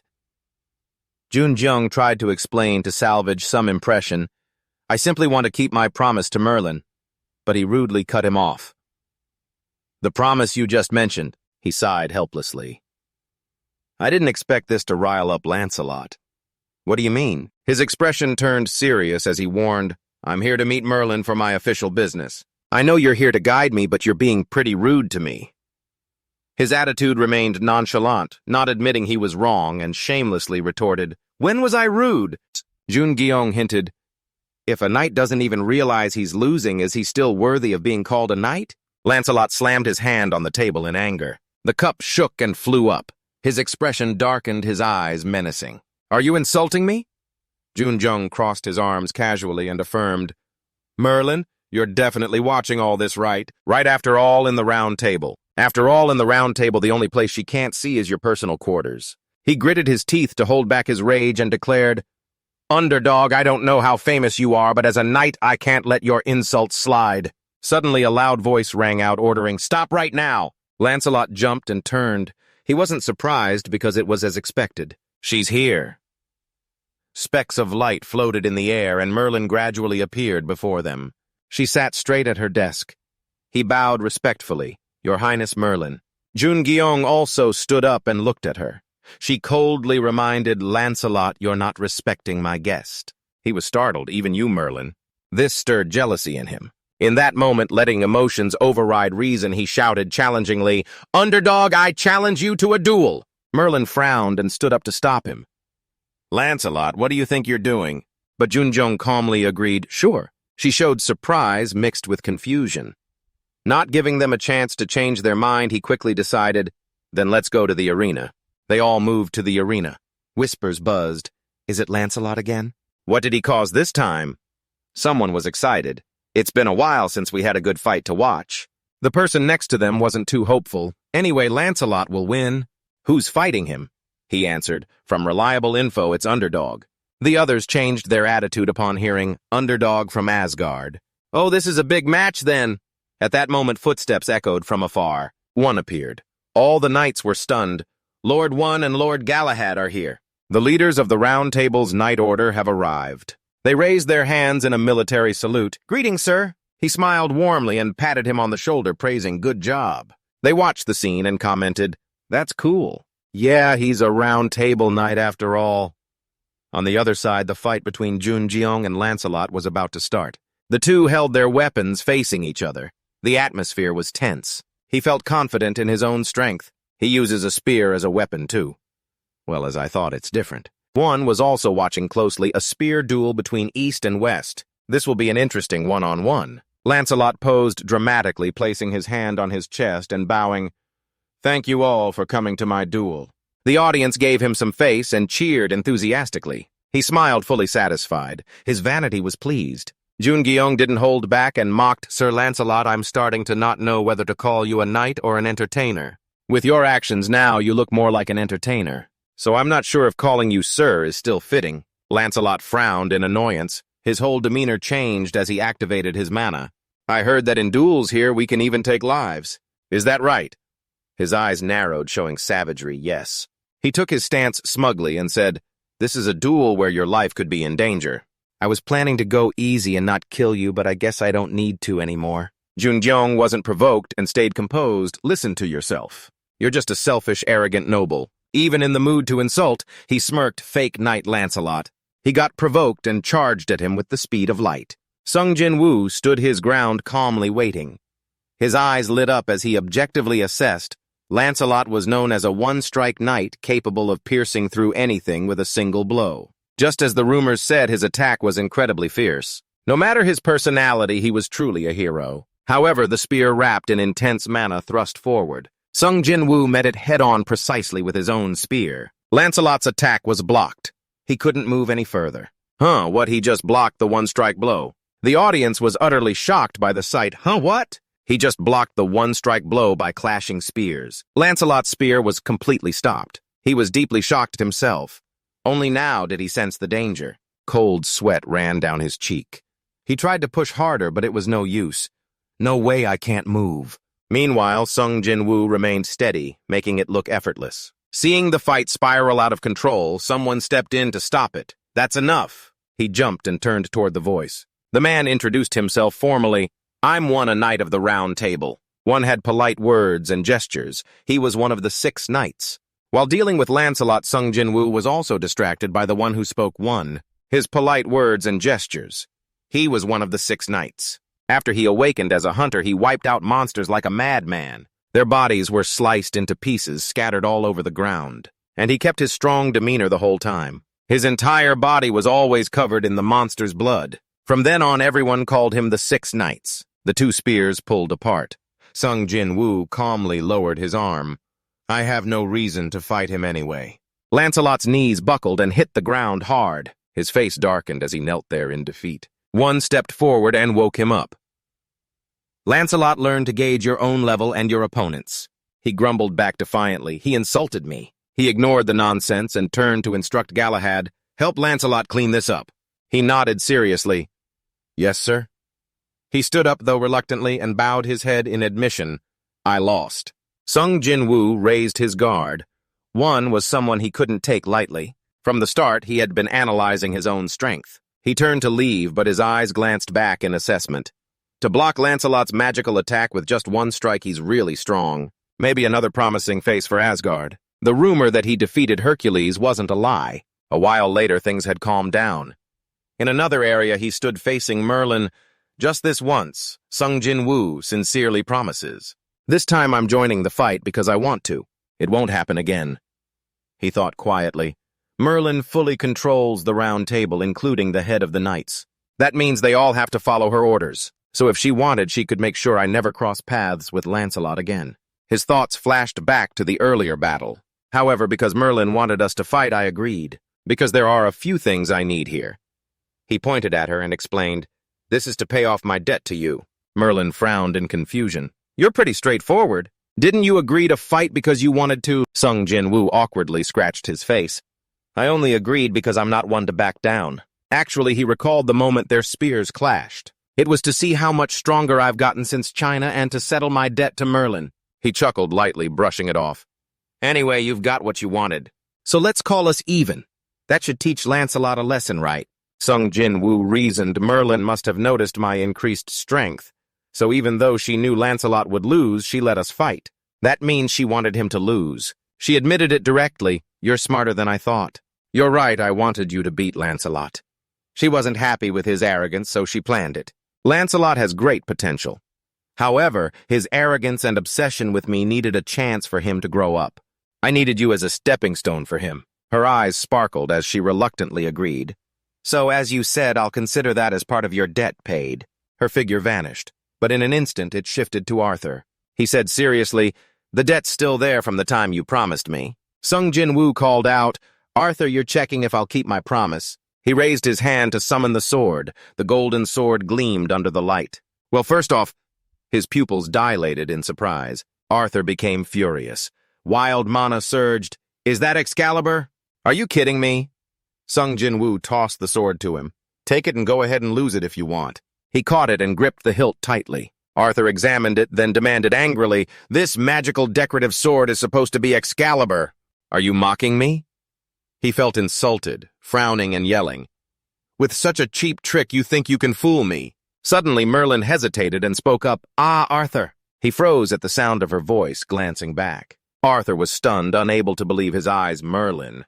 He stared blankly at the sword in his hand.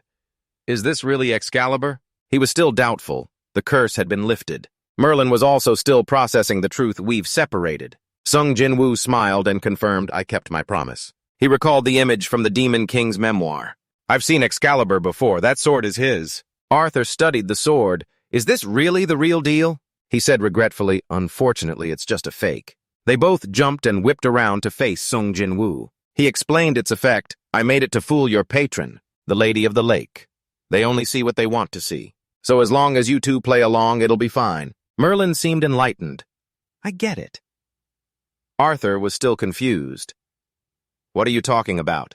Oh man, explain it as simply as you can. The Lady of the Lake is the one who wants us to retrieve Excalibur. Arthur, but we don't know what Excalibur actually looks like. We only know it exists as a sword. Its true form is a mystery. She looked at Sung Jin-woo and continued, but he knows what Excalibur looks like. So he created something that mimics it to trick the patron. He silently confirmed exactly. He imagined it the sword from the lake Excalibur, a sword that had lain in the magical lake for centuries, absorbing all that magic.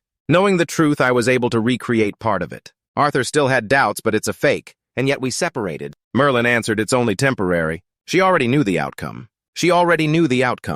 The Lady of the Lake will soon realize it's a fake, and the curse will return to its original state. He heard that and got angry, acting on impulse before thinking, ready to attack Sung Jin-woo. Is that so? Luckily, Merlin stopped him. Hold on. She's way smarter than him. Even though it's a fake, it should work for a while, right? Underdog, he calmly explained it's not about time. I made it to fool them, and even if they figure it out, they'll have to check it thoroughly. As long as you two don't leave this area, or rather don't leave the round table, the curse will stay lifted temporarily. Sung Jin-woo analyzed the main reason your patron put the curse on you two is that they really want you to find the real Excalibur. After that, he reminded them, anyway, that's my part done. Arthur covered his face in silence. Suddenly, he dropped his hands and said, no, not yet. His expression turned serious as he thought quietly. Arthur had endured the curse more than Merlin trapping him in a child's body while she stayed normal. So it's understandable why he's acting this way. Finally, Sung Jin-woo decided, so he smiled, clenched his fist, and revealed, I'll tell you two one more thing. The real Excalibur is in the forest, shrouded in mist. Suddenly, a blinding light flashed, standing out vividly, right after a massive pillar of fire erupted with scorching heat piercing through space. Demetrios clenched his fist flames, raging fiercely. He looked ferocious as he attacked Rote ruthlessly. He just leaned aside to dodge the punch. Its force grazed past him and hit the rock behind, blowing it to pieces and scattering debris. It shot out from Demetrios, not stopping as he charged forward with bloodshot eyes, seeming to be in a berserk state. The entire area in front of him was destroyed, smoke and dust obscuring the view. Rote stayed calm, swinging his sword while commenting, too slow. He slashed across Demetrios. He reacted quickly, jumping high to avoid the sword swipe just under his feet. Then he gathered strength to counterattack. Oh, missed. Demetrios noticed something off. Rote's mana had looped around behind him unnoticed. The sharp blade sliced through the sound of wind tearing, echoing in the air. He hadn't even moved yet when he was stabbed hard in the back. His body stiffened, veins bulging on his face. Demetrios's expression twisted in agony as he screamed. In his eyes, once covered in blood red, a white spot suddenly appeared. Then it spread and swallowed the red. Demetrios snapped out of his berserk state. His face darkened as he dropped to his knees. Rote stood there calmly, sword in hand, observing. He hadn't used any effort to take him down. Now back to his senses, he sat ungracefully on the dirty ground, pointing and asking, what the heck is that sword? He sheathed his weapon and replied, I picked it up not long ago. Demetrios widened his eyes in shock, hesitating in disbelief. You just picked up something like that? He silently recalled the devastating scene. The moment the sword touched him, he completely lost control of his magic. Rote didn't explain further and changed the subject. Well, you're strong enough for me to forgive you for breaking our agreement and acting on your own. He seized the chance to confirm so I won't get disciplined right, but he crushed his hope bluntly wrong. Only I'm forgiving you. Athena seems eager to discipline you. Hearing that, Demetrios jumped and turned to see her standing there silently with arms crossed like a ghost. I didn't sense her. He panicked. How long has she been here? I didn't sense her. Athena looked over indifferently as if she didn't care about their conversation. Rote was suspicious. What's going on, Athena? Only then did she speak. I have a few things to report. She brought up the topic they discussed before about what you said a few days ago, Underdog. Demetrios was surprised. That name was very familiar to him. Underdog. He put on a thoughtful expression, wondering what he was thinking. Athena continued. After returning from China, he's now in England. Rote was confused. England. She confirmed seriously, yes. We don't know why he's there, and she added, he's gone to the round table. He frowned in thought. After analyzing the situation, he decided, all right, keep watching him. And Hercules, don't slack off on your training. Athena placed her hand on her chest and obeyed respectfully. I understand. Demetrios also agreed formally. I got it, they said in unison. Rote's eyes gazed into the distance, planning for the future. The sky was clear blue with fluffy white clouds drifting lazily. At the same time, in the Round Table's territory, a voice rang out now. Arthur leaned on his hand as he faced Sung Jin Woo. You say Rote has Excalibur. He confirmed firmly, yes. He couldn't hold back his doubt, but he already has the Olympic lightning, so why would he need that sword? Sung Jin Woo chuckled awkwardly, thinking the lightning so many people have that impression of Rote. He answered honestly, I don't know. Arthur narrowed his eyes at him disapprovingly. Why are you talking to me without respect? He brushed it off. You're doing the same. He brushed it off. You're doing the same. Sung Jin Woo acted innocent, asking, Is that a problem? Is there an issue? He fell silent, trying to think of a retort. In the end, he gave up and sighed in frustration. Arthur shifted back to the main topic, so what do we do with Excalibur? His face innocently guided. Why are you asking me? I've already told you where it is. The rest is up to you two to get it. Arthur was taken aback, not expecting this outcome. What like our promise, Jun-gyo casually reminds him, you asked me to find Excalibur to lift the curse for you. I think I finished my job. Plus, you two still owe me for it twice over. He looks down, deep in thought. This is quite tricky. I don't think Rot will agree to negotiate handing over Excalibur to me. He stays calm and reassures, well, I think Merlin will figure it out. She's smart. Hearing that, Arthur chuckles and agrees, you're right. You're right, he's not hung up on Excalibur anymore. He's not hung up on Excalibur anymore, and asks Jun-gyo, so how do you want us to repay you? He quietly calculates, Merlin said she's busy with meetings on restoring Excalibur. It'll take forever if I tell Arthur about it. You don't know anything about power, yet you act all mysterious. I'll tell you when Merlin gets back. As soon as he finishes, footsteps echo. Merlin approaches slowly. Arthur notices and looks over. She knows they're waiting for her. All right, go ahead and say it. Jun-gyo is thrilled. You're not beating around the bush anymore. Perfect. What I want. He says it seriously, declaring something unbelievable is for you two to survive. Arthur's eyes widen in surprise and he stammers, huh? Merlin has a similar expression. Jun-gyo spreads his hands and adds to his request, I also want you two to fully trust me and follow what I say.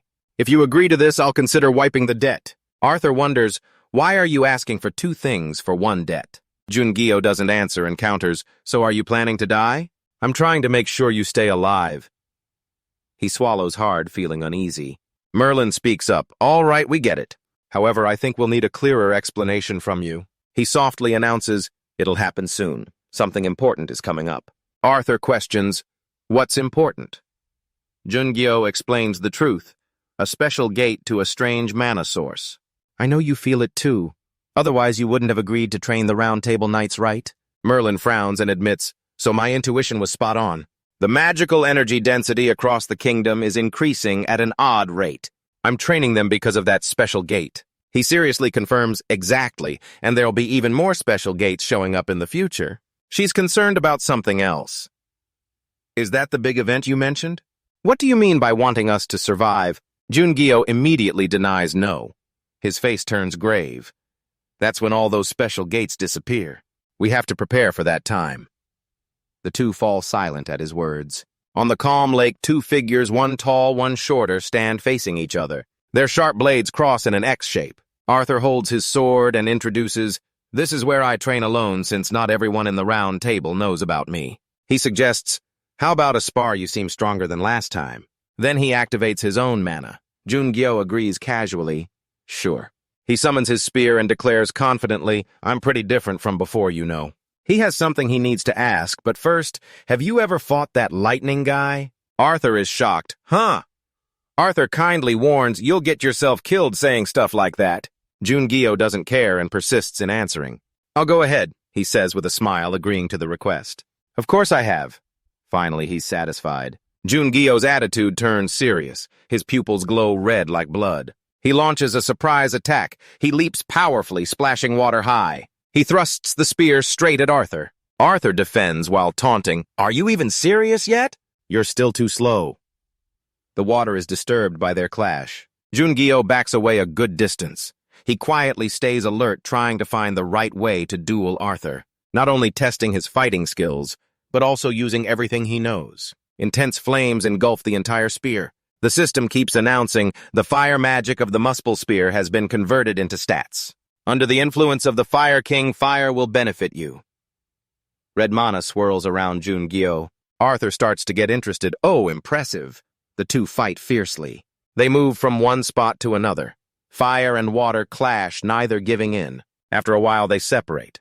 Jun-gyo gets knocked back by Arthur. He raises his hand to gather mana. And then blasts it straight into his stomach. Jun-gyo still has enough strength to fight back. Water from the lake splashes everywhere. Arthur's eyes glow as he looks down with contempt. "Is that all you've got?"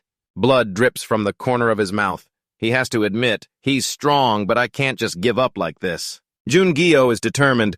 "At least I have to land a hit on him once." Sharp slashes cut through the air. The scorching mana grows even stronger. Powerful flames cover the entire spear. Arthur is amazed at the sight. What the?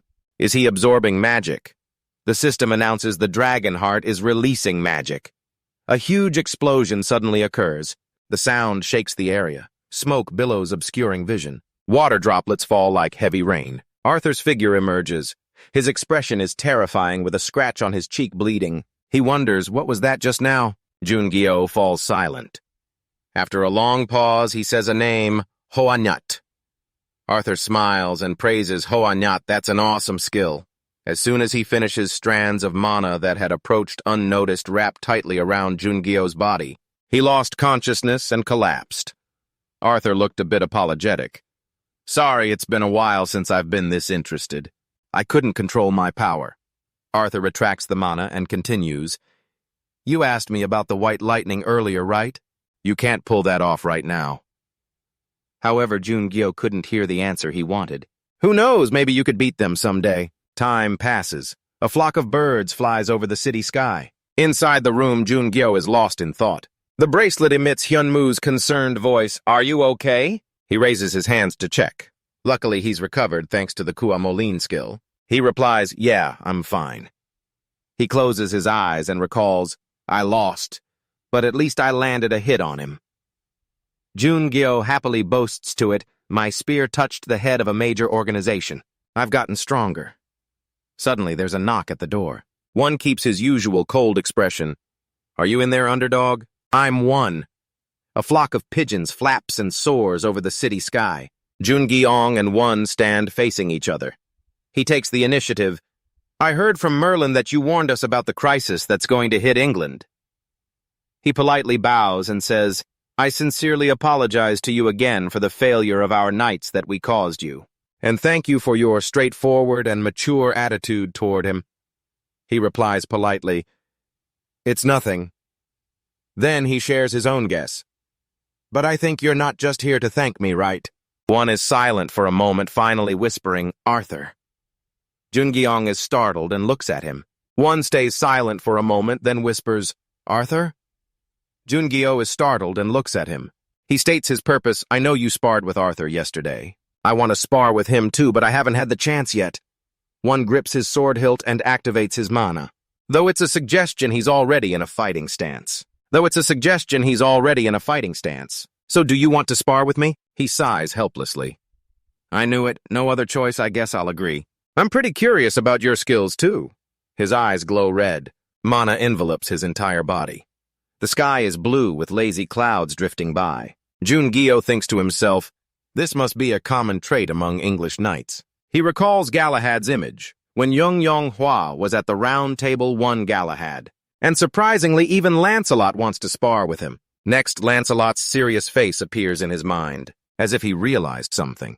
He apologized to Hua and requested an informal spar. Jun-gyo feels frustrated and tired. I came to the Round Table to return Excalibur after all. Why is it all just spars and more spars? A red necklace rests in Jun-gyo's palm. Flashing back, Merlin gave it to him. This necklace will boost your stats a bit. I think it'll help you a lot someday. He smiles sincerely. I've already been helped a ton in China. Thank you. She kindly offers, and if you have time, want to visit the Nile River. Jun-gyo hesitates. The Nile River. Molly reminds him of past events. Do you remember Inep the hunter from the Nile last time? The one who caused all that chaos? He asks doubtfully, why are you suddenly bringing him up? Jun-gyo remembers when they met. He was standing on a branch talking to him. Last time, after I got speared in the great warriors' battle in England, he came to find me and told me to visit the Nile. I heard that after he went back to the Nile, he got disciplined. Merlin explains her intention. So you still remember Inep, that poor kid? He asked me to beg you to come see him at the Nile again. I heard his punishment in the Nile is over now. So if you have time.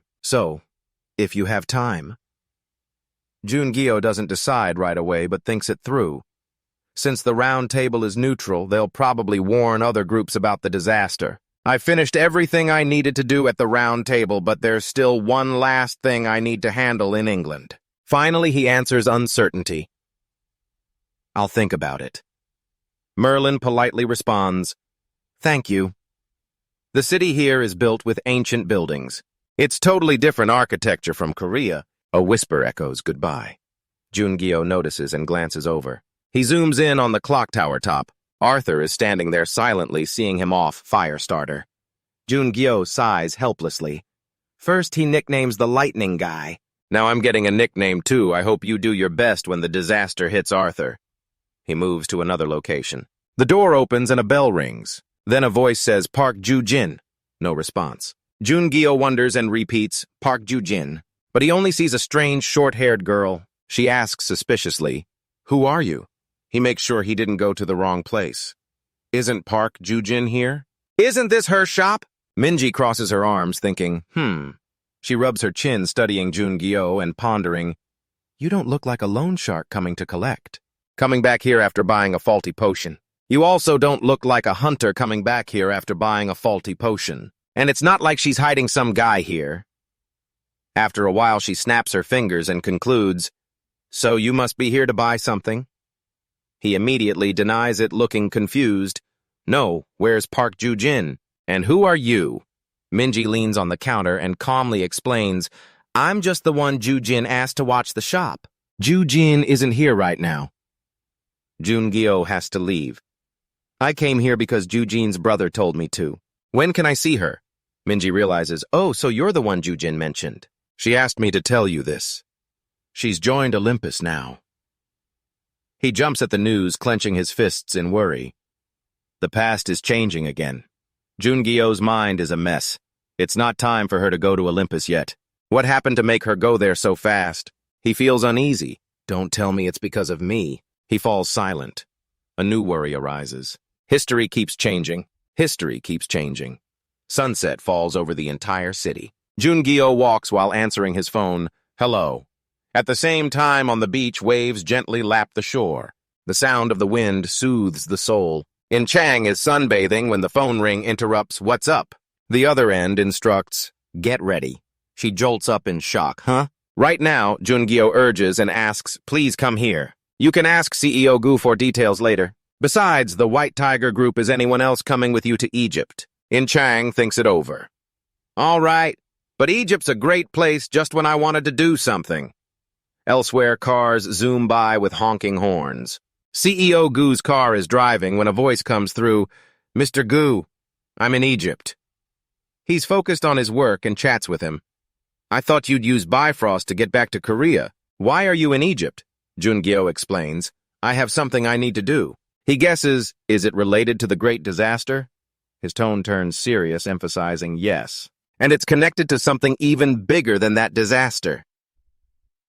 CEO Gu gives a long speech to convince, even so suddenly going there will cause a lot of issues. Egypt's already unstable with existing diplomatic problems, and your sudden appearance will complicate things further. So until we sort everything out here, stay quiet.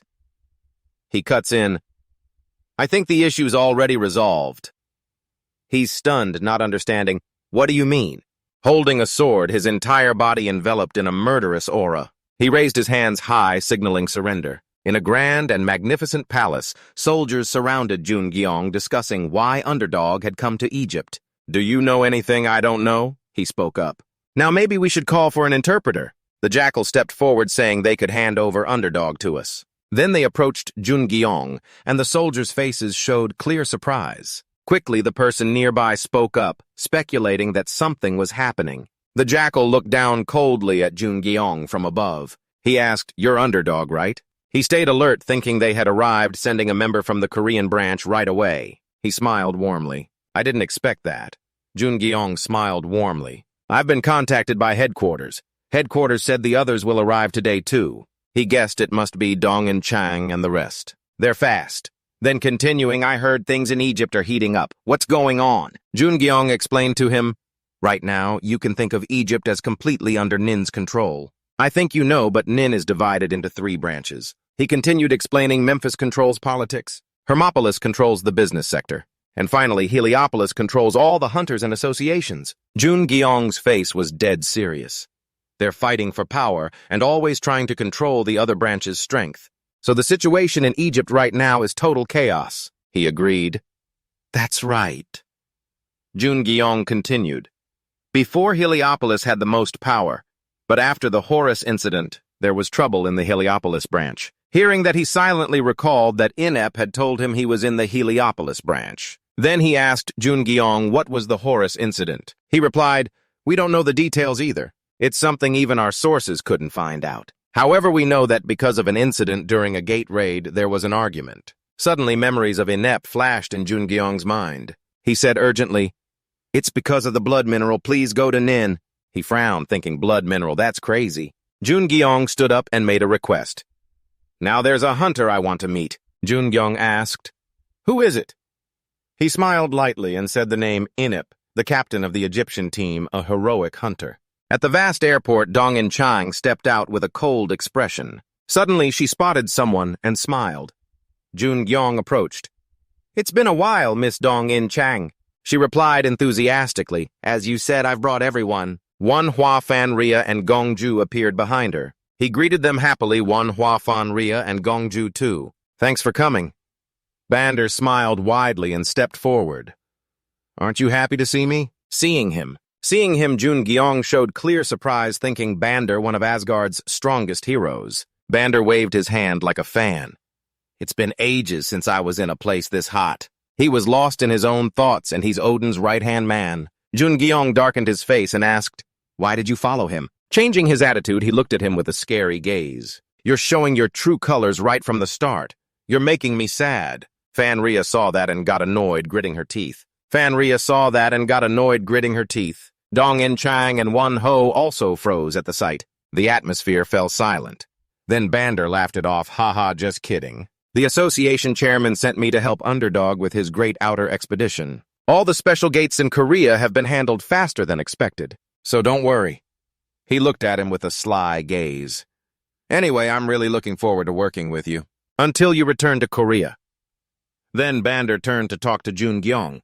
He darkened his face and said nothing. Jun-gyong thought, until then, this trip won't be very comfortable. A night had passed, and at the palace in the early morning, Jun-gyong sat chatting with him, but his request to meet the hunter named Inep from Nin had been denied. From our sources, it seems something is happening inside Nin. He wondered, what's going on? He explained.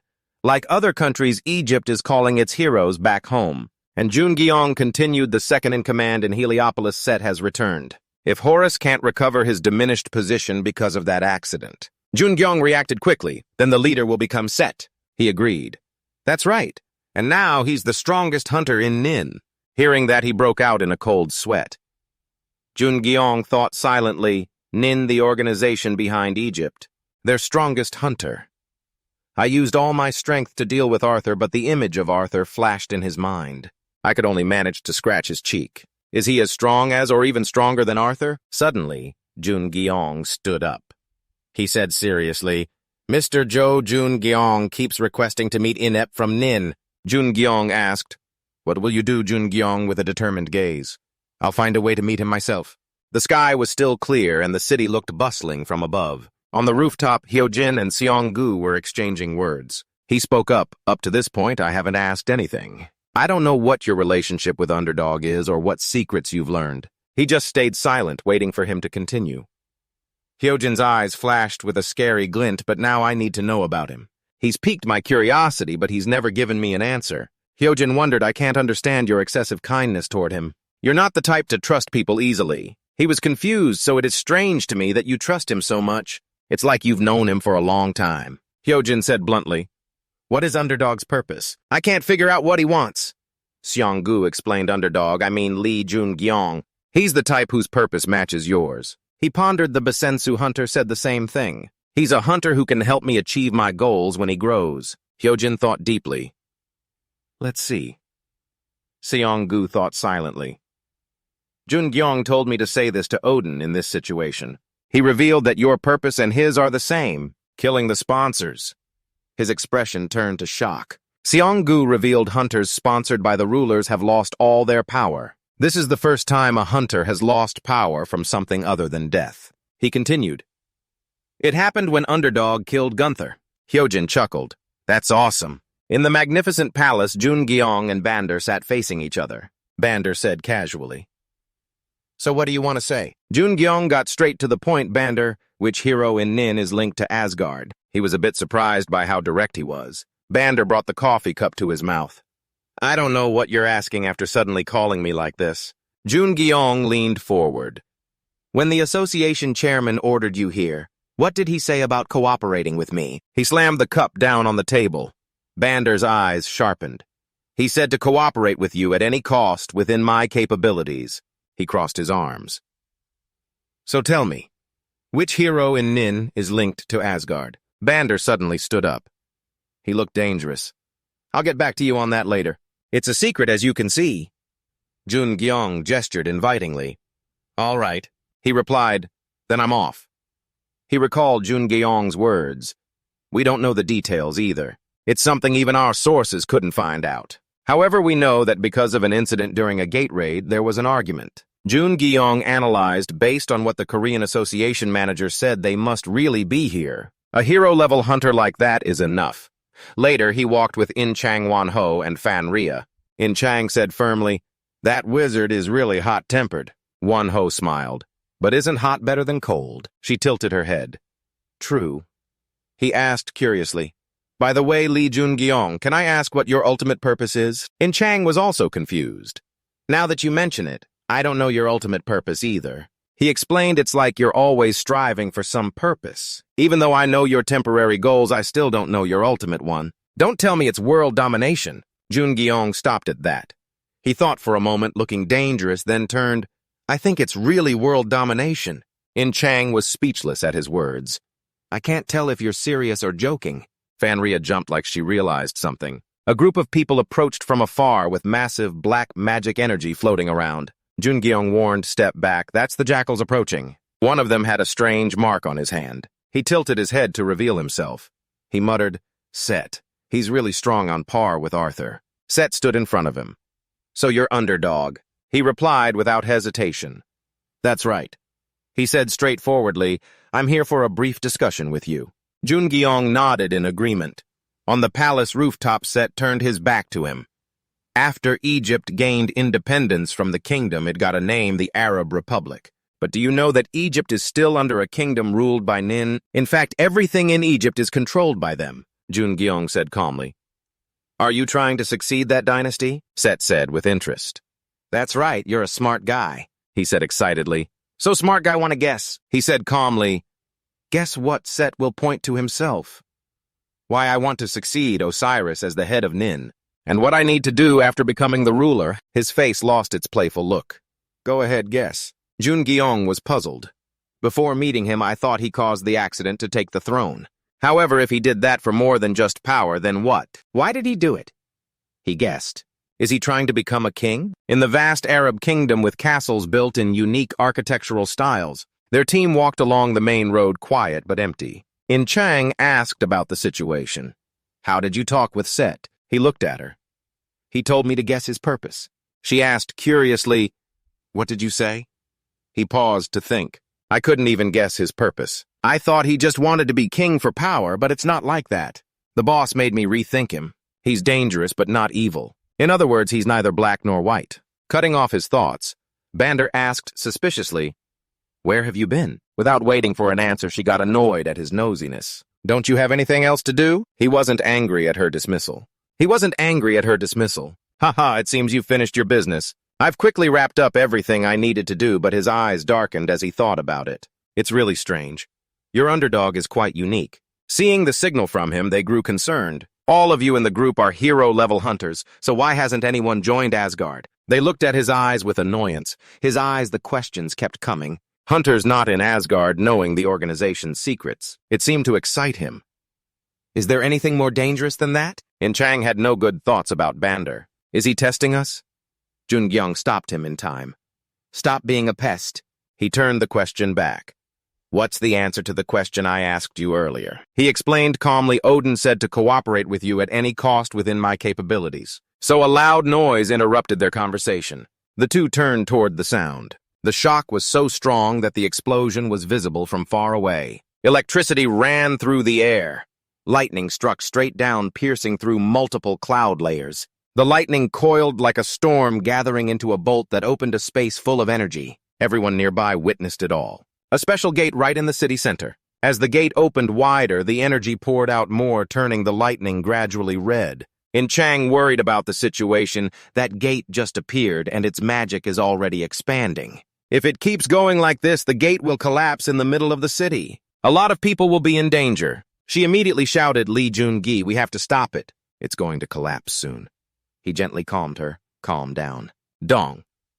Chang saw the calmness on his face and in his words, so she got angry. I hate this.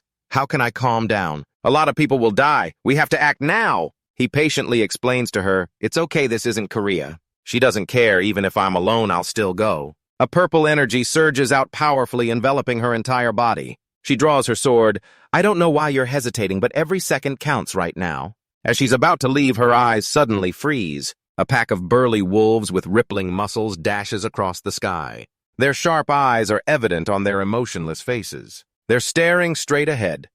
Among them, Set with his superior abilities leads the way. He points out what they can do. This isn't Korea, it's Egypt. Egypt has its own way of handling things. Understanding that her emotions start to calm down. Even though he's reassuring Chang like that, he's still surprised by how he handled it. But he never expected that Set would go up there himself. The scene slowly returns to its usual quietness. A system notification rings out. The special gate has been cleared. He's not surprised by how quickly they controlled the situation. Just as I thought, they cleared that gate fast. Well, no wonder, since the leader of the group took action himself. Even if it's a special gate, it can't do any harm. Pulling his thoughts back, Jun-gi calls her over Chang. Hearing her name, she shyly bows her head. If you're just teasing me, please don't. I'm already embarrassed enough. Contrary to her shyness, he smiles and praises her. No, you did great. You acted that way because you wanted to save people, right? She stammers. That's true, but then another sound interrupts their conversation. Chang is still the first one to rush off. Something's going on. He gives up helplessly. She's always the first to head out. As she goes deeper into the city, she sees a group of people torturing a frail man. Her angry gaze pierces right into them. What are you doing? It seems like a language barrier as they look confused and ask each other, a hunter? What's she saying? Just then he arrives. What's the problem? This time they understand. Is that underdog? He's speaking Arabic. With no language barrier, he easily communicates with them. Merlin's necklace is really helpful. What's going on that you're violently grabbing someone like this? The leader smirks dismissively and shoos them away. This has nothing to do with you foreign hunters. He looks at the situation and decides to step in. After seeing you beat up someone like that, I can't just stand by. I need you to tell me what happened. His voice drops, sending a warning signal. I'll contact the association about this. No matter what a hunter attacking an ordinary person. They burst out laughing as if they've seen a once-in-a-lifetime joke. Looks like you don't know. In Egypt, the power dynamic between hunters and ordinary people is completely different. He explains the rules here. Hunters can attack ordinary people anytime they want. It's an unwritten rule that everyone has to follow. He sneers contemptuously and raises his sword, ready to strike down. Blood splatters everywhere. The two of them are stunned by the scene, but contrary to expectations, it's the thug's sword-wielding arm that falls. The thug screams in agony. He panics, clutching his partially severed arm. Set appears sitting on the rooftop. The slash came from him. But doesn't Egypt have its own laws? The people below tremble as they look up at Set. He gently lands on the ground. An overwhelming aura radiates from him. Egyptian hunters have the right to attack other hunters. The sight before them leaves Jungi and In Chang in shock. Dark red blood slowly spreads and seeps into the ground. The bodies of the hunters who were just acting tough moments ago now lie dead with eyes wide open. In Chang feels nauseous and quietly asks, "Is Set really a good person?" Witnessing this firsthand, Jungi doesn't know how to answer properly. She hesitates and says, "He did save that man, but it was a bit over the top." He bows his head, feeling a bit conflicted. "I was planning to save that man myself, regardless of Nine Jack's influence. Maybe he knew that too." But as his eyes glance at the two cold bodies lying in the corner, Jungi feels heartbroken. He killed those hunters when it wasn't necessary. Since he's staying silent, In Chang continues, "Do you think he's a good person?" Jungi hesitates before replying, "I don't know." The Egyptian sky is already bathed in sunset colors. Pink clouds drift with the wind. Soon after, bright stars begin to appear in the darkening sky. A magnificent palace glows under the fading sunlight, signaling a new day. As planned, Jungi and Bunder are at the palace. Facing them, Inep is already seated. Behind him is Bastet. He politely asks, "It's been a while, but who's that person behind you?" The woman with platinum hair immediately introduces herself. "My name is Lamia. My alias is Bastet." He observes closely and realizes, "I wanted to meet Inep alone, but as I thought Nine and Asgard are watching us." Inep gets straight to the point. "It's been a while." "Why did you want to meet me?" He smiles naturally. "I just wanted to see you." But right after, Bastet suddenly senses something happening toward Bunder. Experiencing something similar, he narrows his eyes slightly to investigate discreetly. Telepathic way to speak with Inep. Jungi decides to use telepathy to speak with Inep. "Can you hear me?" "Inep, if you can hear me, give a positive answer if you want to confirm something. If you want the opposite, give a negative answer." He thinks to himself, can he use magic too? He's amazing. Then he immediately cooperates. "I wanted to see you too." He starts the disguised conversation. "You look skinnier than before. Aren't they feeding you enough?" But telepathically, he sends a different message. "I'm here because of the blood mineral." "Does it relate to Hercules' power?" Inep quickly gives a positive answer. "They feed me a lot." Jungi seems satisfied. "So do you eat whatever you want?" Telepathically, he sends again. "You want me to save Horus?" Is Horus's situation related to the blood mineral? He nods. "Yeah, I'm pretty picky with food." He continues the surface conversation. "The Numek hunters also helped me in the Strong Warriors battle. Are they okay?" But what Jungi is really asking is Horus affected by the blood mineral like Hercules was? This time he affirms firmly they're doing great. He nods in response. "I see." Bunder listens to this awkward conversation and frowns in confusion. What the heck are they doing? Jungi gets to the point. "Do you like Numek?" Meaning, is he the culprit? Hearing that name, Inep's eyes suddenly widen in surprise. He replies in a low voice, "You're quite notorious." "That's how I feel. But I don't know how Numek feels about it." He silently interprets that as not knowing if he's the culprit. Out loud, he continues, "It'd be great if you two could get together. Can I help with anything?" No telepathic question is sent to Inep, so he casually replies, but with hidden meaning, "It'd be great if you could help me." Jungi says without hesitation, "I understand. So let's arrange a time for all of us to meet." He's grateful and thanks him. Not long after, in another room in that luxurious palace, a fist slams down hard on the table, making a painful sound. Bunder angrily shouts, "You asked me to arrange a meeting with Inept just to talk about that stuff," feeling like he's been tricked. He fumes, "If you're using Asgard for something like this, even Odin won't be happy." Ignoring Bunder's attitude, Jungi stays calm. Doesn't it make sense? His vague statement leaves him confused about what he's trying to say. He continues cryptically, "He'll be satisfied soon enough." Bunder frowns and reminds him, "You better make sure the results are really like that." Hearing that, the corner of his mouth curls up confidently. Jungi changes the subject. "I'm almost done with my business in Egypt, so let's head back in 3 days." He vaguely asks, 3 days. He casually explains, "I haven't even seen the sights in Egypt yet."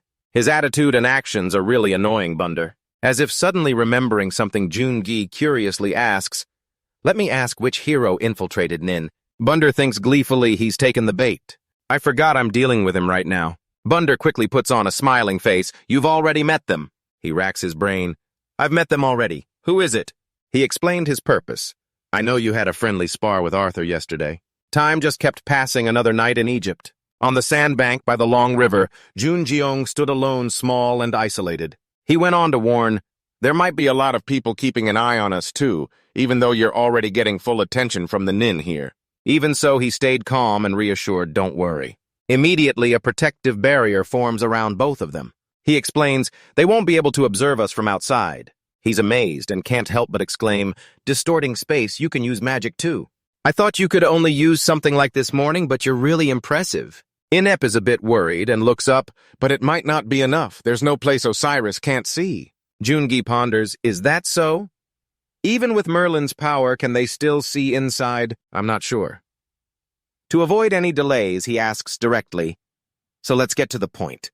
Why did you call me to Nin?' Inep hesitates briefly, but then firmly continues, 'Because of the blood mineral. Right now, Horus is still in a coma.' He recalls the past and explains, 'Blood mineral is a type of stone that grants the user tremendous power similar to what Hercules showed in your previous battle.' Inep returns to the present. Everything started when Set brought the blood mineral. Jungi feels uneasy. 'Have they found the blood mineral already?' Just as I thought, the past has changed. Voices discuss the red stone, a mysterious object that greatly boosts monster strength and has astonishing growth speed. As usual, everyone starts researching the blood mineral. A lot of experiments have been conducted. Inep explains, the research was successful. They even managed to multiply its power-enhancing effects several times over. Inep faces him and says, 'But the problem is,' he finishes the sentence, 'we can't control that power.' Inep nods in agreement, 'That's right.' And so the research was put on hold. He thinks to himself, the madness part, it's really a poison. Anyway, it's not something that can be known through research. Throughout history, the only hunter who could control that madness is Hercules. Inep emphasizes, however, Horus volunteered himself as a test subject for the blood mineral. Jungi can't believe what he just heard. He's unsure about his guesses. The successor of a major organization volunteering as a test subject, what's going on? He confirms yes. Despite everyone's advice, Horus was determined to be the test subject. He asks, so why did Horus try to gain the blood mineral's power? Inep hesitates, that. He doesn't hide it and reveals because of Set. Even though Horus is the legitimate successor of Nin, Set wants to control it himself. Recalling when Set was arguing with someone, he says, Osiris and Set argue a lot, but he's too strong to negotiate with. So to stop Set, Horus wanted even more power. Jungi rests his chin, pondering about Set. An image of Set appears, unleashing his full power, running so fast he's smoking his massive body, radiating energy. He wonders, is it really dangerous if the boss controls Nin? From what I've seen, Set isn't exactly a bad guy. He finds it hard to believe, is Set really being shunned just for wanting the throne? If it's just an internal war for Nin's throne, then Inep cuts him off. It's not just that. Horus is a very upright person. He planned to hand over the throne to Set. However, suddenly a voice echoes, so you two met up? Both turn around at the same time. Set slowly approaches. Inep softly calls, Set. His appearance raises endless questions. Did he follow Inep? He explains his purpose. I know that yesterday you had a friendly spar with Arthur. No, Merlin's shield is still in effect. So that means... He turns to look around. So you've been here from the start. However, there's something I want to ask you. He demands, Inep answer me. I also know that Horus tried to pass the throne to me. He asked again, but Horus still tried to get involved with that dangerous power all just to control me. Why is that? He frowned.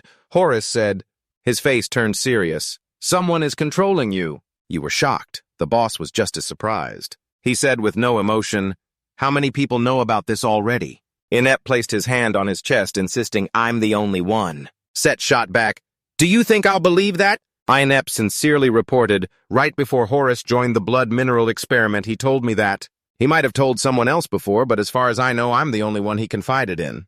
Jungyong had been observing his state. He seemed relaxed at first, but now he's getting worried. It looks like Horus was right. You spoke up to advise Inep. I think you should head back. Jungyong promised treatment for Horus. I'll think about it, but it's not certain. I can't guarantee anything, so don't get your hopes up too high. He said gratefully, thank you. The discussion among the three ended. There was nothing more to ask. He ordered, go on.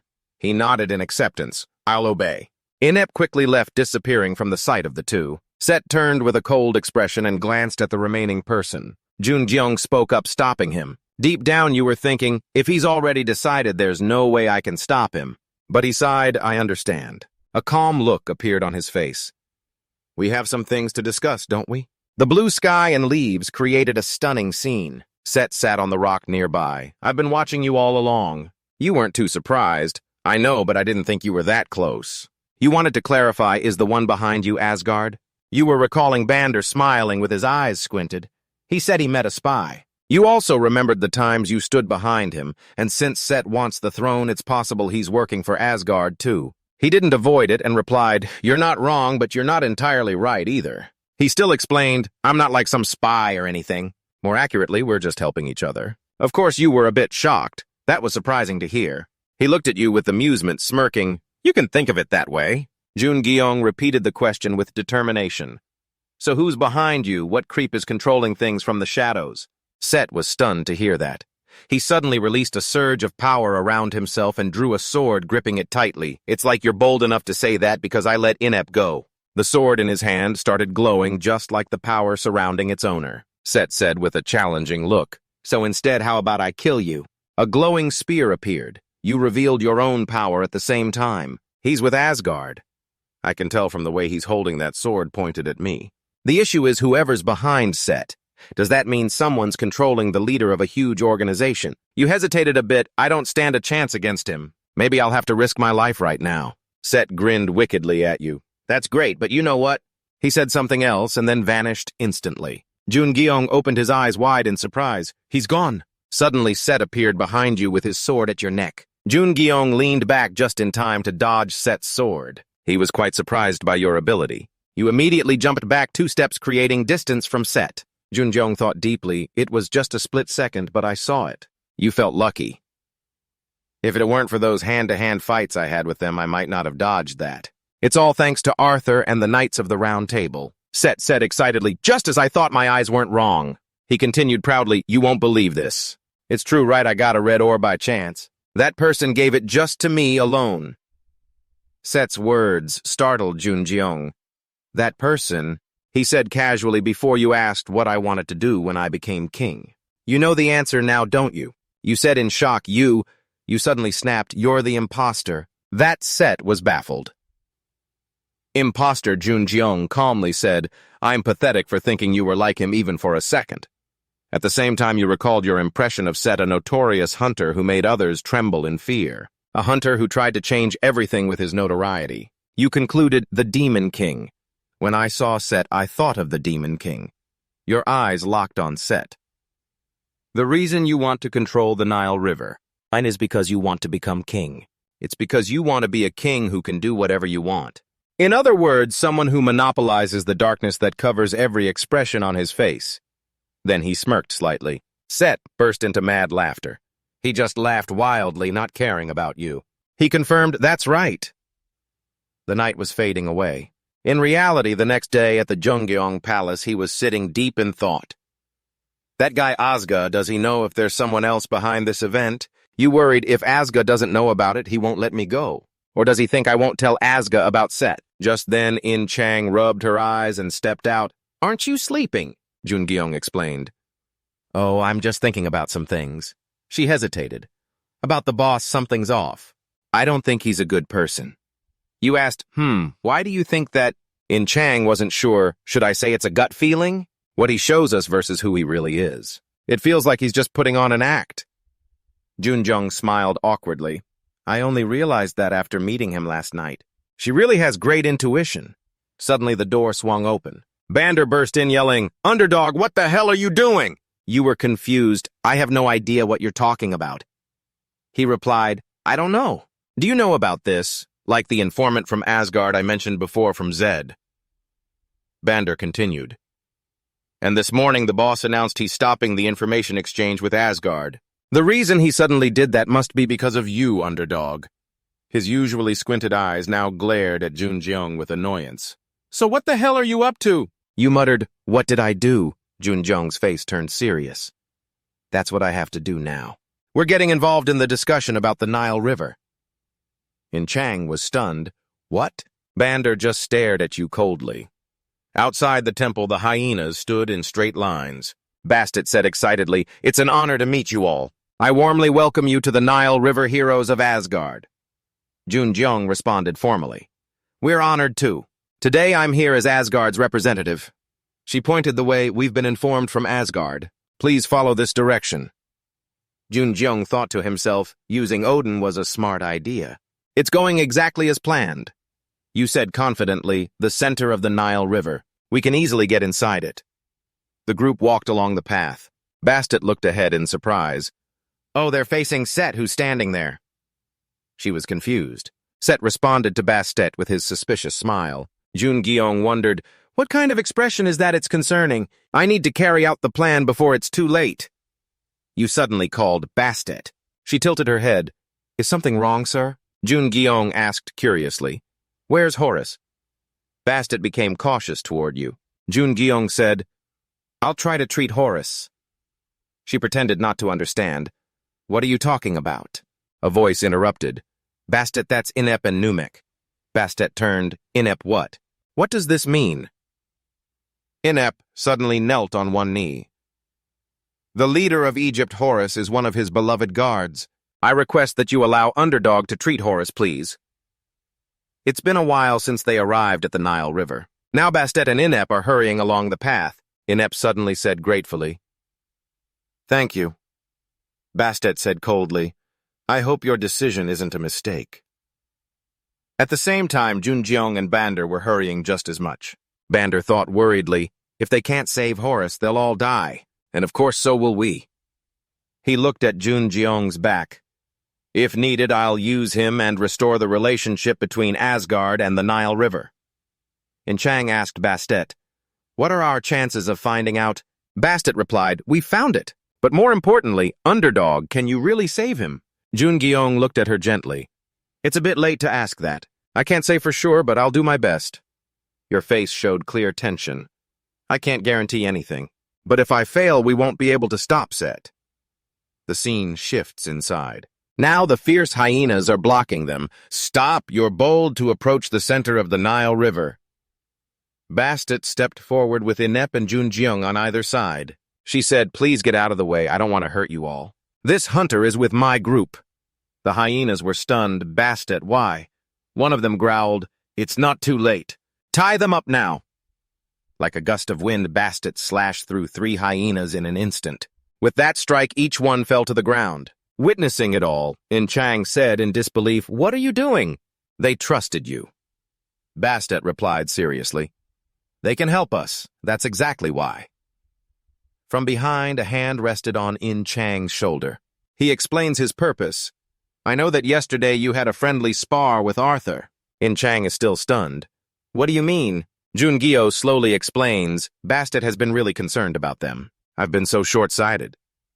He suddenly realizes Merlin's necklace is truly amazing. Not only for me, but it even translates for my teammates. Right away, everyone gathers in front of the large central gate. Bastet looked ahead. Horus is right beyond these doors. She turned and called Numek.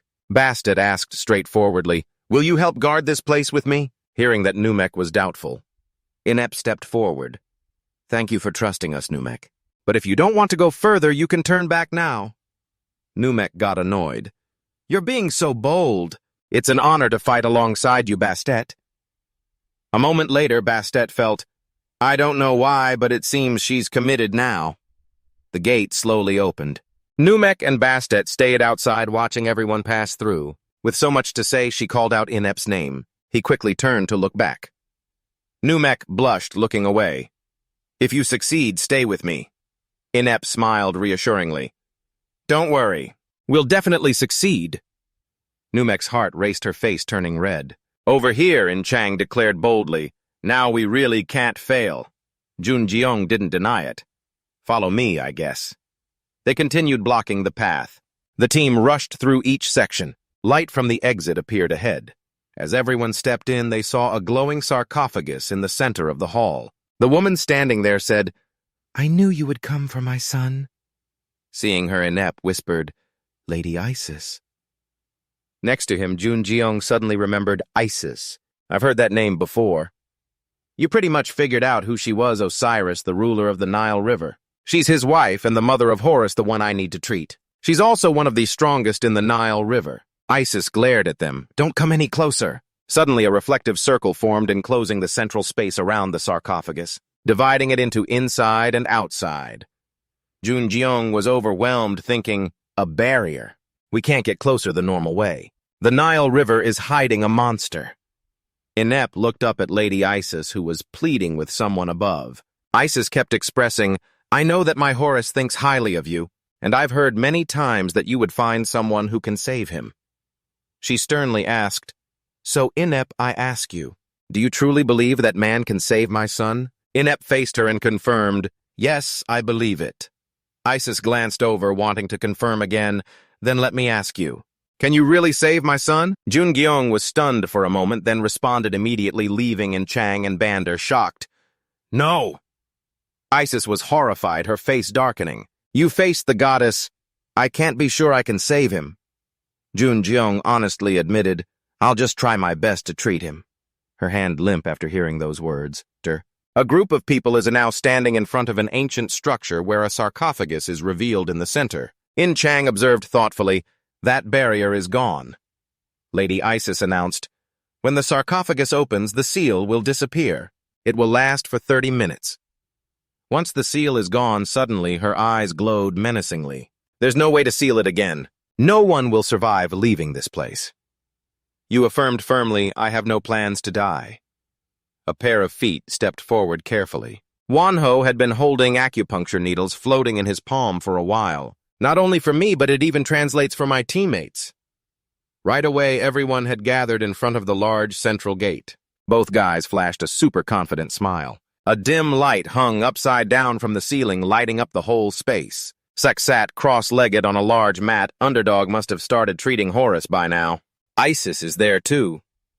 His eyes suddenly grew heavy. My first love. I can't believe I'm hesitating about the rebellion because of my love. After steeling his resolve, he stood up straight and boldly announced, You wild dogs, today we're carrying out our rebellion. The group of wild dogs chorused back loudly, We'll get even more fired up. Today I'll take the throne of the Nile. Their spirits surged significantly. He narrowed his eyes and glanced at Anubis as a sign of respect. Anubis placed his hand on his bare chest. The Lord of Thunder issued the order, Go gather the wild dogs and lead them to where Horus is. He couldn't help but ask in confusion, What are you planning? He firmly revealed, I'll cut Pharaoh's throat. He continued Osiris's words, I'm sure he's trembling in fear. It's time to end this cursed relationship between us. Thick purple smoke enveloped his palm, causing its shape to start changing. Anubis declared firmly, I will collect the deaths. On the other side, Jun Jeong carefully instructed Manhwa, I need you to control this person's power as much as possible. Though his face was already drenched in sweat from worry, he assured him, I understand.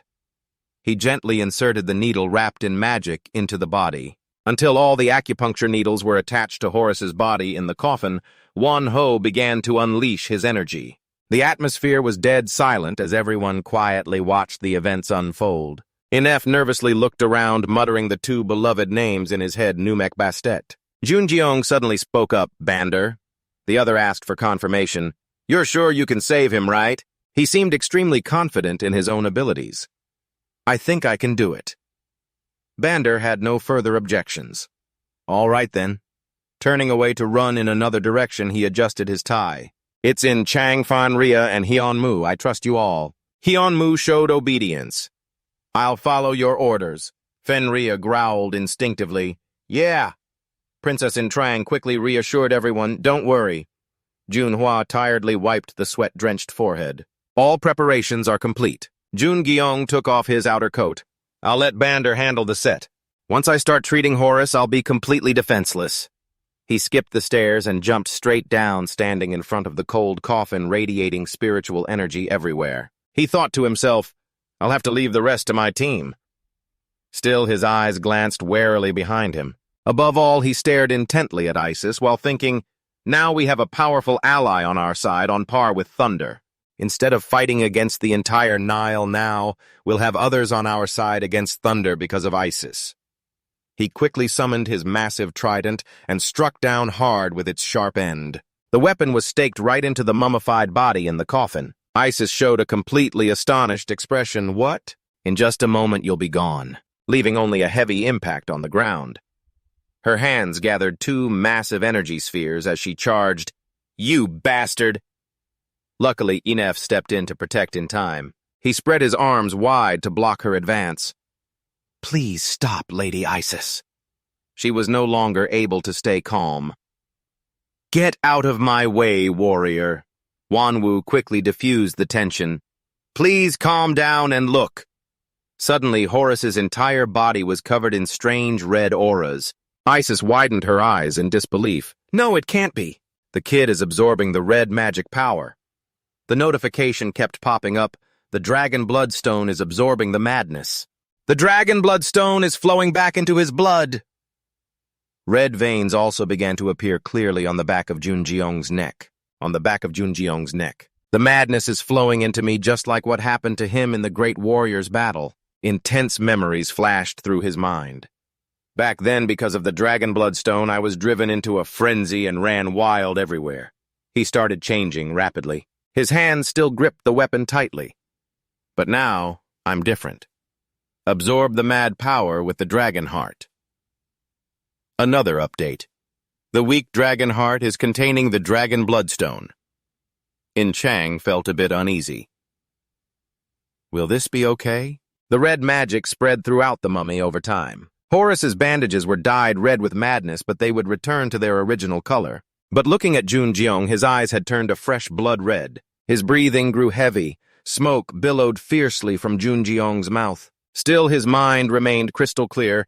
Treating Horus alone isn't enough to defeat Thunder. I need to advance to another stage. Tremendous power surrounded the head of his trident. By reversing the flow of the dragon bloodstone, I can devour the mad energy. A name echoed in his mind, Garita. To develop his dragon heart, his entire body erupted with fierce energy.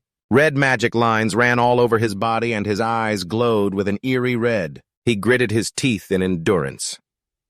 1. Huang watched worriedly. He's absorbing all the red magic power. In Chang was in a similar state but could only stand helplessly. Li Junjeong. Lady Isis smiled smugly. The red magic has consumed Horus. Now it's returning to Underdog. That means Horus will wake up. Suddenly, Numek's entire body was blasted away, along with concrete debris flying everywhere. She slid a long distance on the ground and lay there motionless. Inep rushed over, calling her name loudly, Numek. He quickly summoned a potion in his hand. With his other hand, he gently lifted her up.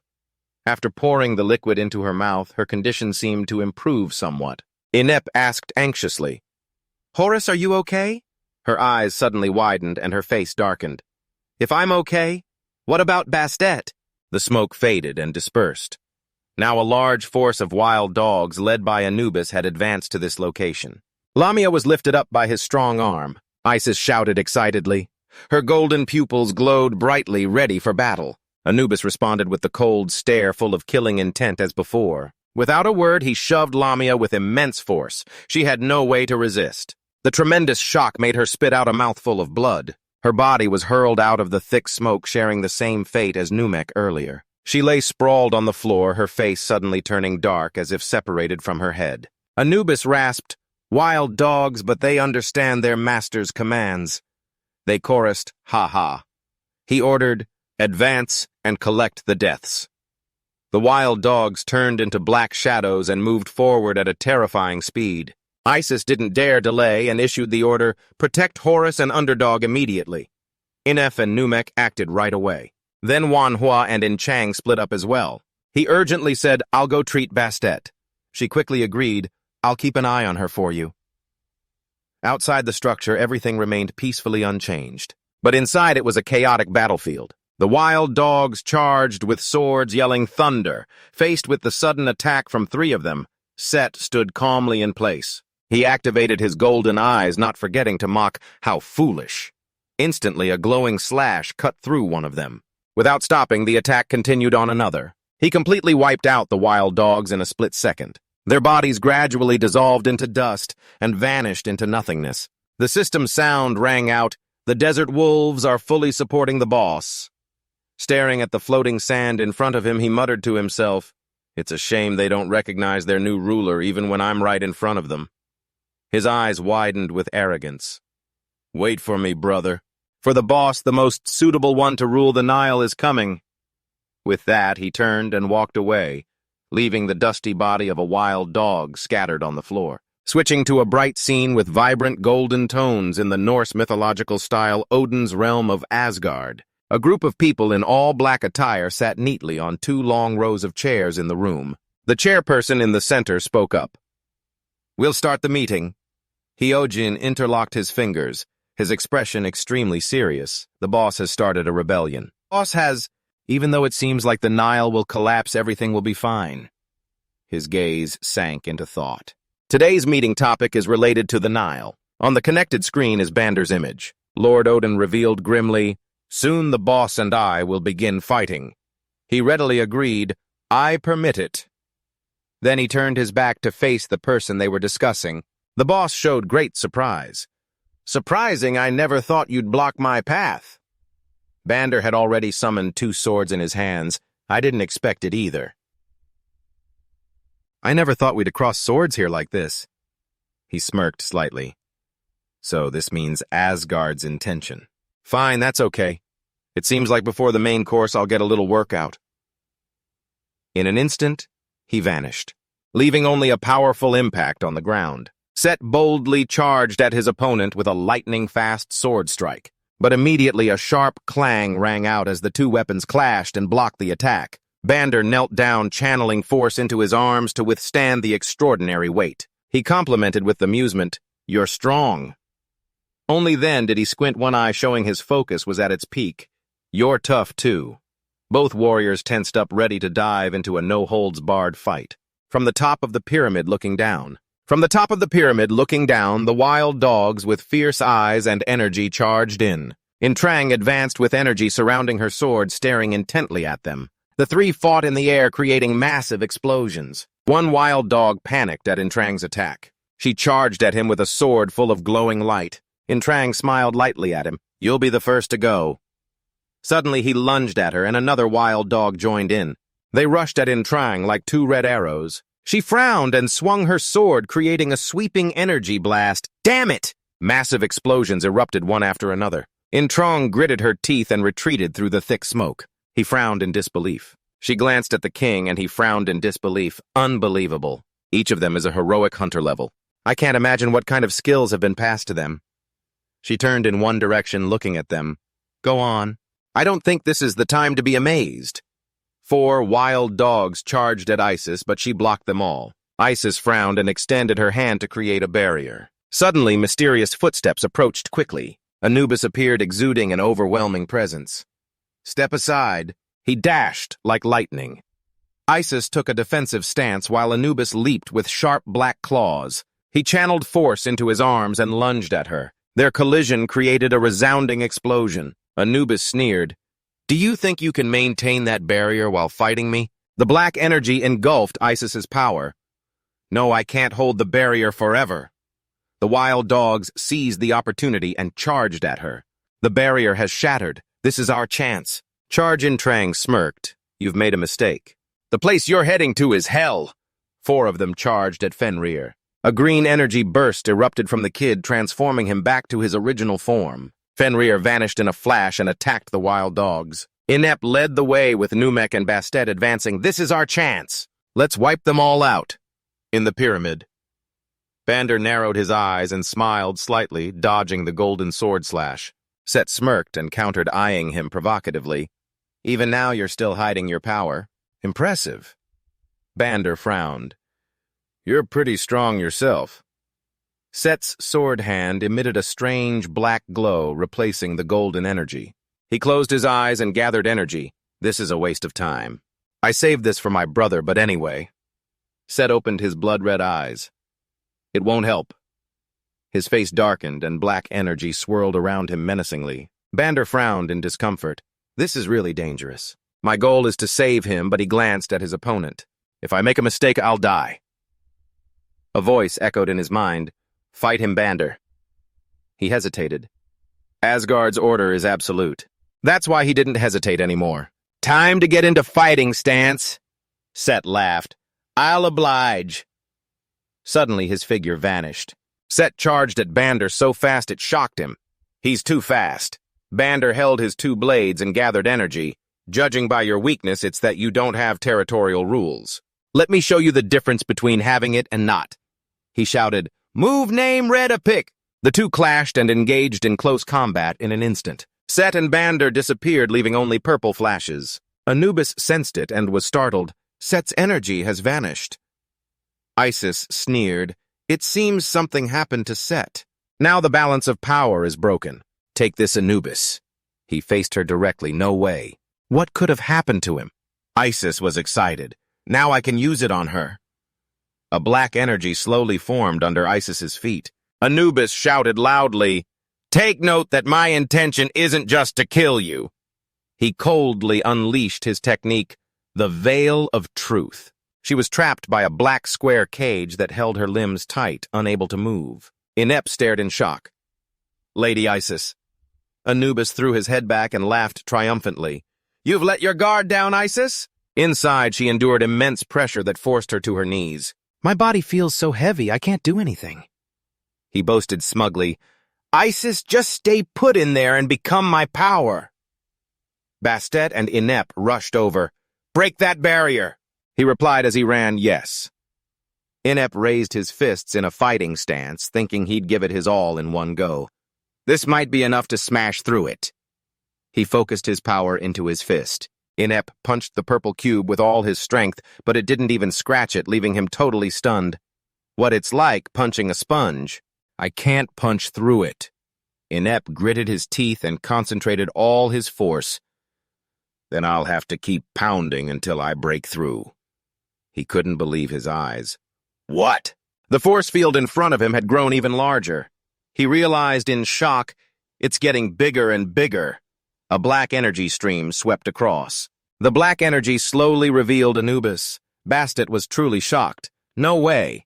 No way, that guy. That guy, I can feel Lady Isis's and Inept's power coming from him. Anubis laughed loudly. Ha ha ha. A huge amount of power is flowing into me. A voice cut him off. Hey, you lousy dog, what do you plan to do with this? In Trang taunted. All your minions around here are just images of Phaneria passing by and the jackal bodies lying everywhere. In Trang reminded him, As for your followers, they've all been beaten by our white dog. You're the only one left. Anubis extended his hand with sharp claws and raised one arm high in command. Death and souls, I claim all of you. Black energy streams scattered around the jackal bodies. Those black energy streams penetrated their bodies. That energy controlled them, making them stand up. In Trang panicked, Oh no, all the dead ones are coming back to life. Anubis coldly ordered, Destroy all my enemies. Bastet yelled, Everyone watch out! Anubis's forbidden technique turns them into tools to fight for him. In Trang stood next to Huan Huo, both turning serious and cold. I get it. Then she thought to herself, I'm seeing this again. In Trang recalled the giants like those in China. The Nagiants were transformed for a massacre, monsters created from the greed of rulers. She continued guessing Seth and Anubis, they're both like that giant king. I can't forgive them. Intrang affirmed, don't worry, I've fought similar things before in another place. Bander spoke up discontentedly. This isn't fair at all. He noticed Red Abric was completely destroyed. The system announced, territory rules allow the owner absolute power in a specific space. Even though my territory rules are still active, Seth managed to escape. The wall was torn apart by force into a diamond shape, revealing the outside space. He destroyed the territory rules that trapped him and escaped that space. Black smoke surrounded Seth. He was breathing heavily. Bander gripped his weapon, feeling scared. He's terrifying me. He worried, now my territory rules won't work anymore. Is that the only option? Bander decided. Odin, I'll use it. Allow me to go. A voice whispered back, hold on, that'll cost us big time. Give up the Nile. Finally, it ordered, use the Linda dog and head back. Bander reluctantly agreed. I'll obey. The weapon in Bander's hand turned into a white light and vanished. Seth smirked mockingly. Is that Asgard's call sending you back? Bander hung his head in frustration. It's humiliating, but I can't disobey. Orders are absolute. Seth cheerfully affirmed, nothing to be ashamed of, Bander. Asgard made the right choice. Then he smiled as Bander disappeared. In a grand palace, Seth stood in the great hall, hands on his hips, looking up at Osiris on the throne. Osiris spoke first. You've arrived, brother. Seth looked calmly. Things don't seem right, brother. From your appearance, this must be your decision, right? He suddenly burst into rage. Why does it have to be like this? Tell me why. He stayed calm and said, Brother, I don't regret my decision. Seth kept pressing. Is it because of me? The reason you craved the power that nearly killed Horus? Is it because I aimed for the throne? Osiris replied coldly. Don't be so arrogant. There are many powerful people hidden in this world, but not all of them aim for humanity's benefit. Seth asked in surprise. Wait, don't tell me you've seen that person. Osiris asked, puzzled. That person? He mentioned the one in black.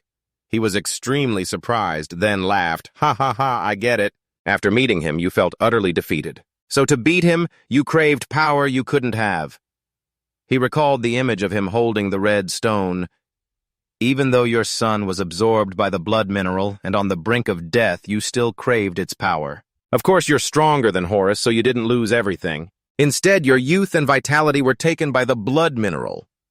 Seth pointed at Osiris and mocked, But I'm different from you and him. Osiris was shocked. What? Seth crossed his arms over his chest and channeled his power.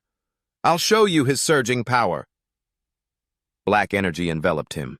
Osiris couldn't believe it. That power, don't tell me it's from the blood mineral. Black energy surrounded him, and a black dog head with sharp teeth appeared at his side. Seth smiled mockingly. This is the power you wanted. You picked the wrong side, brother. The shadow flashed by, and the fierce dog head with glowing red eyes charged at Osiris.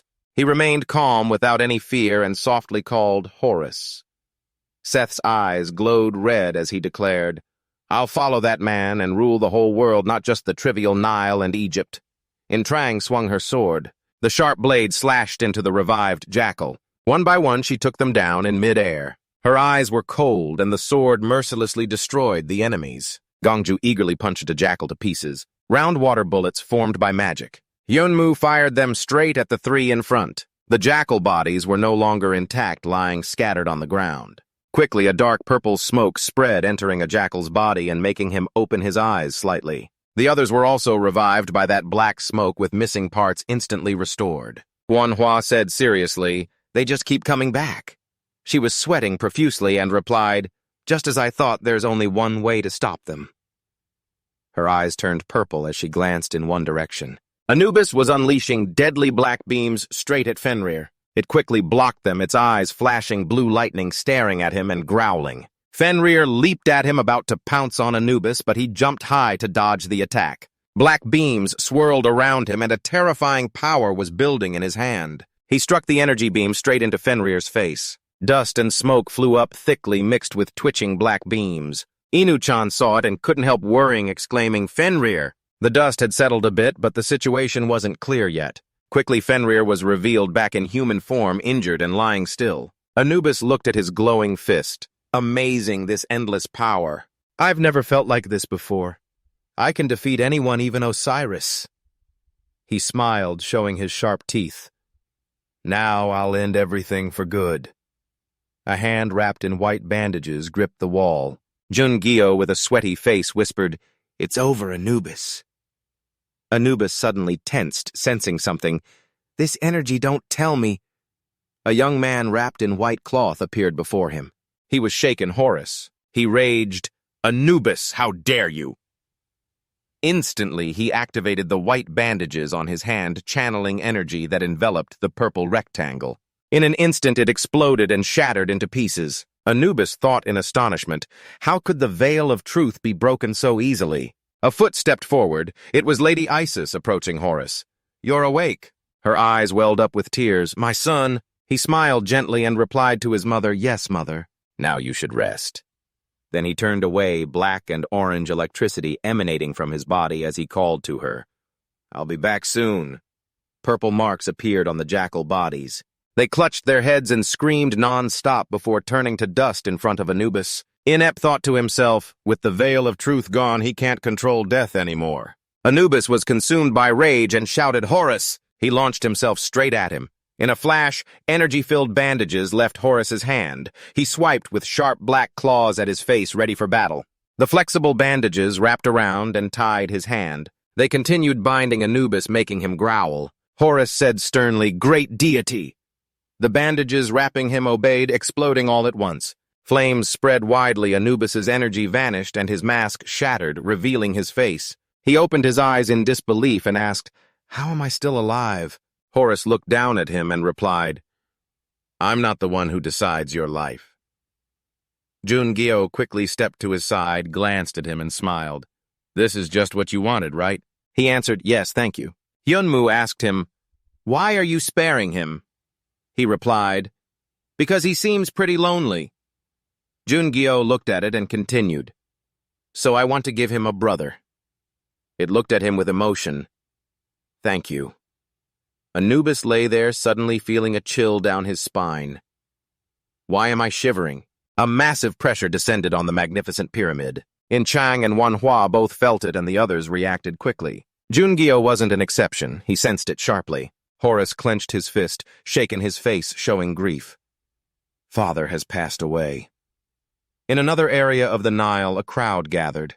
Inep suddenly knelt down. "O Lord Osiris!" The others cried, "This is our failure." Another said, "Not yet, Lord Horus has awakened." He insisted, "It's not too late. We must help Lord Horus." "Let's go!" With that, everyone pulled together and left. In some tower, the Memphis clan leader declared, "The Memphis clan won't join." The Hermopolis clan leader Sekhmet insisted, "Hermopolis, what are you planning?" "We'll defeat Set. We're not cowards." He left saying, "I won't let the Nile be destroyed." He explained, "Then we'll go with you to the deity's temple." He explained, "Then we'll go with you to the deity's temple. Not siding with Horus or Set, but to witness the new king of the Nile being born." "Let's go," Sherlock Holmes remarked. "What a sly fox. He's probably scheming to side with whoever wins." In the palace now, Seth and Horus stood facing each other in the courtyard. Seth teased, "You look like a mess." Horus shot back, "And you look like you're enjoying this, uncle," he declared. "To decide the new king of the Nile for the greatness of the deity, to determine who the god chooses who can rule the Nile." Sekhmet's group cheered, "Rule the Nile." Isis's side also shouted, "For the Nile."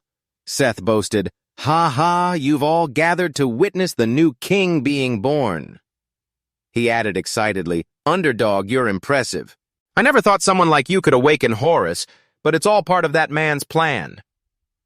Jun-gyo thought to himself, "That man, even I wasn't sure if I cured Horus, but the man behind Seth predicted this." He wondered, "Do you mean you intentionally let me save Horus?" Seth casually replied, "Exactly." Power radiated from him. The boss said cheerfully, "Because a true king must be recognized by everyone." Power radiated from him. The boss said cheerfully, "Because a true king must be recognized by everyone, but more than that, here on this stage to decide the king, I think you should join in too." Horus was startled. Sekhmet was confused. What does he mean? Thoth was surprised. Does he want an outsider in the fight for the throne? Seth spread his arms in challenge. You feel it too, right, Horus? He looked at Jun-gyo. Your patron, the son of the desert, is watching. That one the system notified. The son of the desert is paying attention to you. He recalled, since Horus woke up, the message, the son of the desert is watching me, appeared, but for some reason the revelation sky doesn't mind it. Is this related to who will be the king of the Nile? Jun-gyo turned to Horus. Even though I absorbed Horus's madness, he's just out of the seal. No matter what, Horus can't beat Seth. So that means... He jumped down and landed facing Seth. Jun-gyo said resolutely to Horus, I'll help you. Horus smiled and looked at him with trust. You're reliable. Seth's body slowly floated above the stage. He said excitedly, So, to decide who has the better patron, the great deity, the wolf of the ruined desert, or the son of the desert, let's see. The bandages on Horus's hand began to unwind. Jun-gyo's weapon was also summoned. Both were ready for battle. In the Golden Palace, Jang Hyojin is sitting at the table. He sighs, thinking to himself, that Nile River is just perfect for absorbing. Jang Hyojin hesitates, remembering Seth. But the power that Seth has, that dark red magic, could destroy the laws of that territory. He slams his hand on the table, his face serious, concluding, Deep down, fear a feeling I thought I'd long forgotten. Purple demonic force surrounds Jang Hyojin, and he laughs maniacally, exclaiming, What a thrill! Jang Hyojin schemes, I've found a way. With the unnamed power that Seth has, killing a patron might actually be possible. The purple demonic force fades. He leans on the table with both hands, pondering. I've given up the Nile, like I said, but Seth, this is totally different. Once this civil war ends, I'll make my move. Jang Hyojin suddenly senses something. A figure in a black cloak appears, surprising him. He thinks, this can't be here in my own territory. No one should enter without my permission. He shouts, Who are you? How did you even get into my territory? The figure mutters, Odin. The black cloak extends a hand. I'll grant you power. Meanwhile, Horus is casting spells, controlling the bandages on himself as they attack Seth relentlessly, but they're all blocked. He starts chanting his own spell, by the gods witness burn. Instantly, an energy wrapped in blazing flames shoots toward the opponent. Seth stands still waiting for the fire spears to hit. Seeing this, he compliments Horus. You've gotten stronger, but you still haven't mastered your new power, my grandson. Then he raises his hand to cast Sandstorm. Immediately, 3 whirlwinds of wind engulf him and attack Horus all at once, sending him flying back. Without pausing, Seth gathers momentum for another attack and leaps into the air. From above, he prepares to strike Horus with a powerful blow. A really powerful blow. Right then, Seth lands a massive punch to Horus's chest, sending him crashing down from the sky and slamming hard into the ground, kicking up a cloud of dust. Suddenly, a trident wrapped in flames flies towards Seth as he's running, but he spots it and grabs it instantly. It's June attacking Seth, but Seth blocks it easily. Seeing him, Seth is surprised. You've gotten a lot stronger, too. On June's side, he tries to pull free, but can't retrieve his weapon, so he thinks silently, with this guy, it's easy enough. To block my attack like he did, I have no choice but to use that crazy power I've absorbed this time. Then he channels all his strength, gritting his teeth and yelling, Ha ha! Seth looks at him in shock, thinking, I get it now. When he healed Horus, he must have absorbed the power of the blood mineral. After that, he releases his grip on June's weapon. Seth smiles with excitement, saying, How intriguing. Quickly, he unleashes a barrage of attacks toward June. June blocks every strike from him. Then June glares with his bloodshot eyes, demanding, Are you going to tell me who that man is or not? Seth keeps throwing punches in a flurry, dismissing him. Even if I told you, it wouldn't do any good. No matter what, today you're going to die. Swiftly, he delivers a final powerful blow to Jun, sending him flying back. Suddenly, he takes to the air to survey everything around. Then Seth turns and starts running from June's attacks. After that, they all converge on one point, blasting him. Horus shouts from below, accusing, Do you really have to kill my father? Right there, an explosion erupts from Seth. Even so, Seth is unharmed thanks to his protective shield. He nods in approval. Not bad at all. He slowly approaches June and Horus, standing confidently with his weapon taunting, "So what about this?" It leaves him speechless. June's eyes glow red as he challenges Seth. "If we beat you, will you answer our questions?" Seth steps forward confidently, smirking. "That'll never happen." Then June gets into a ready stance full of pride for the fight. Not sure what's coming.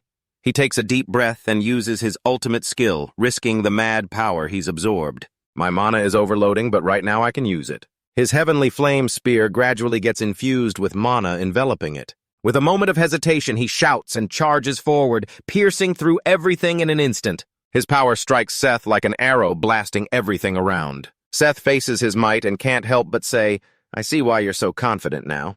But that's still not enough.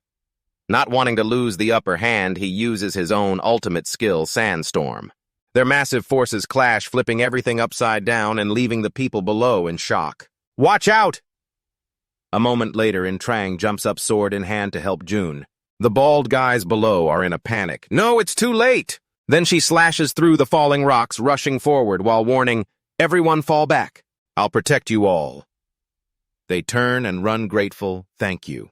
This isn't a fight for ordinary people. Horus stands next to June, who just teamed up with him, and asks, "Did we beat him?" June wipes his sweat, analyzing, "Even though my attack hit, it wasn't enough. His magic barely weakened." The dust slowly clears, revealing Seth standing there, completely unharmed. Immediately, he charges through the smoke straight at Horus. Even though June warns him it's too late, Horus ends up severely injured, spitting blood. Unable to stand by, June quickly slashes at Seth.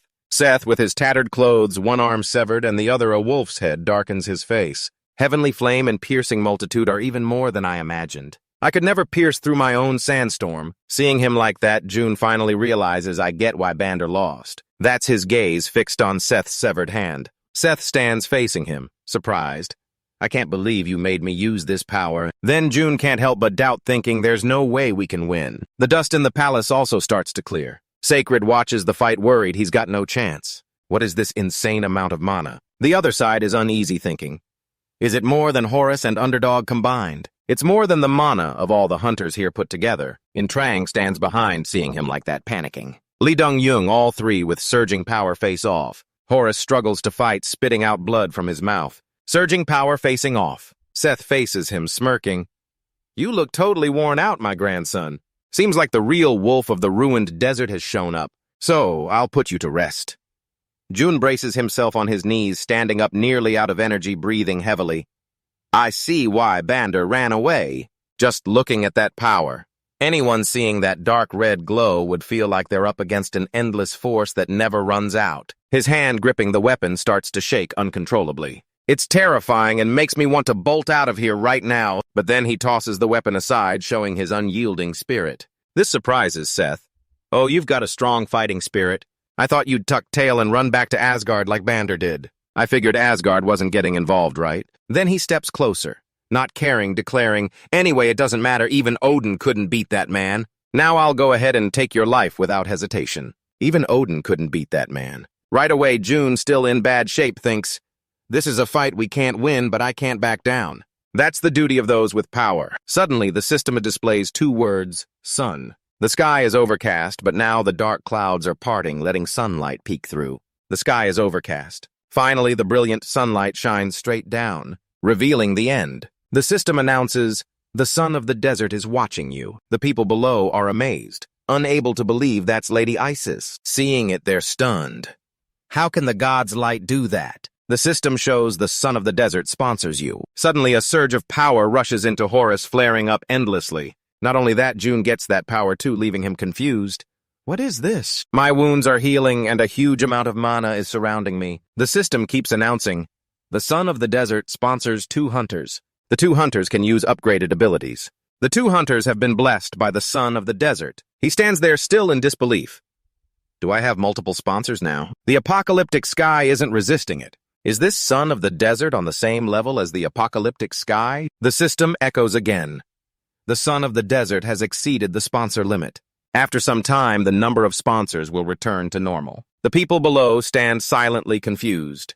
The god's light has shone on 2 people. Seth sees this and wonders, Is that the god's last desperate move? Horus now continues to emit godly energy, quickly getting into the most prepared fighting stance he's ever had. Seth goes berserk, lunging with his wolf-headed hand to attack. Horus jumps, twists, and dodges all of Seth's strikes, then flies straight at him. When Seth unleashes a flurry of blows, they're all blocked by his shield. The system announces the little dragon heart will temporarily grow under the influence of the sun of the desert. Duong quietly watches the battle and black wings start to sprout from his back. Without hesitation, he jumps up and soars into the sky. He flies to the highest point, then continues to watch the fight for any weaknesses. He hovers in the air with his wings, wondering, is this because the sun of the desert lent me its power? I can see the mana in the air. He keeps analyzing, then realizes, I get it.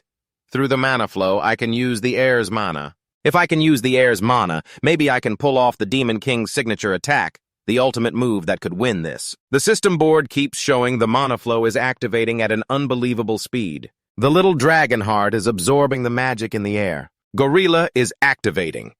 He gets into a fighting stance with mana flowing wildly. Even though the sun of the desert lent me power, I still can't match the mana in the air. I need to gather more. The system announces the sun of the desert is paying attention to you. The apocalyptic sky laughs as if it knows what you're planning. June controls the elemental mana straight to his hand and his whole body sinks into endless mana. He finally uses his own skill Fire King technique. The system announces you've acquired the Fire King skill. What an amazing achievement, you've blazed your own path. You've become someone who develops without a sponsor. His mana turns into a fire vortex, boosting all his stats significantly. The people below are incredibly shocked as if they can't believe it.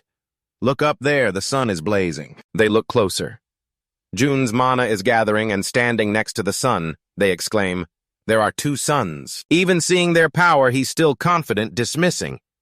Is that all? Just as I thought, the right sponsor for the gods isn't the sun of the desert.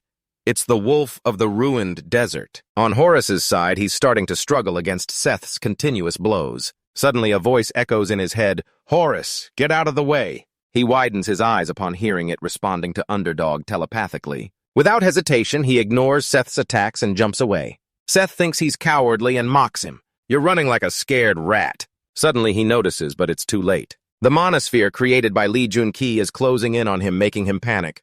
What is that? Immediately, an explosion bursts where he is before he can react. The sphere doesn't stop.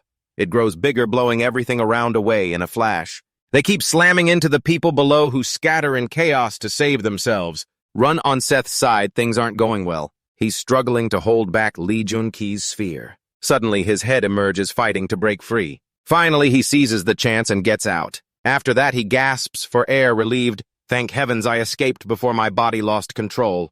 That's the end for him. The system announces the sun of the desert is angry. The dark sun appears on the battlefield. Suddenly, a black power radiates from him, gradually enveloping the sphere. They're getting bigger and bigger beyond description, pulling him in and slowly affecting him too. I'm being dragged in. Damn it, I've used up all my power on the Fire King skill. Now he struggles, gritting his teeth, using every ounce of strength to run the opposite way. He has no power left to escape, so his whole body is slowly getting sucked in.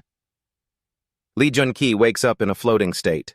In this place, he wonders there's no way out. No sky, no sun, no temperature, no light or people. It's an abyss with nothing inside. Suddenly his body falls. I'm falling. Is this how I die?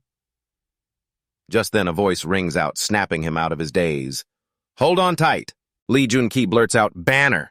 Banner appears, grabs him, and dashes straight ahead. Lee Jun-ki blurts out, Banner. He quickly charges out of the black gas. Finally, he gets him out. He urges frantically, use Bifrost, it's about to explode. He looks pale. There's going to be an explosion.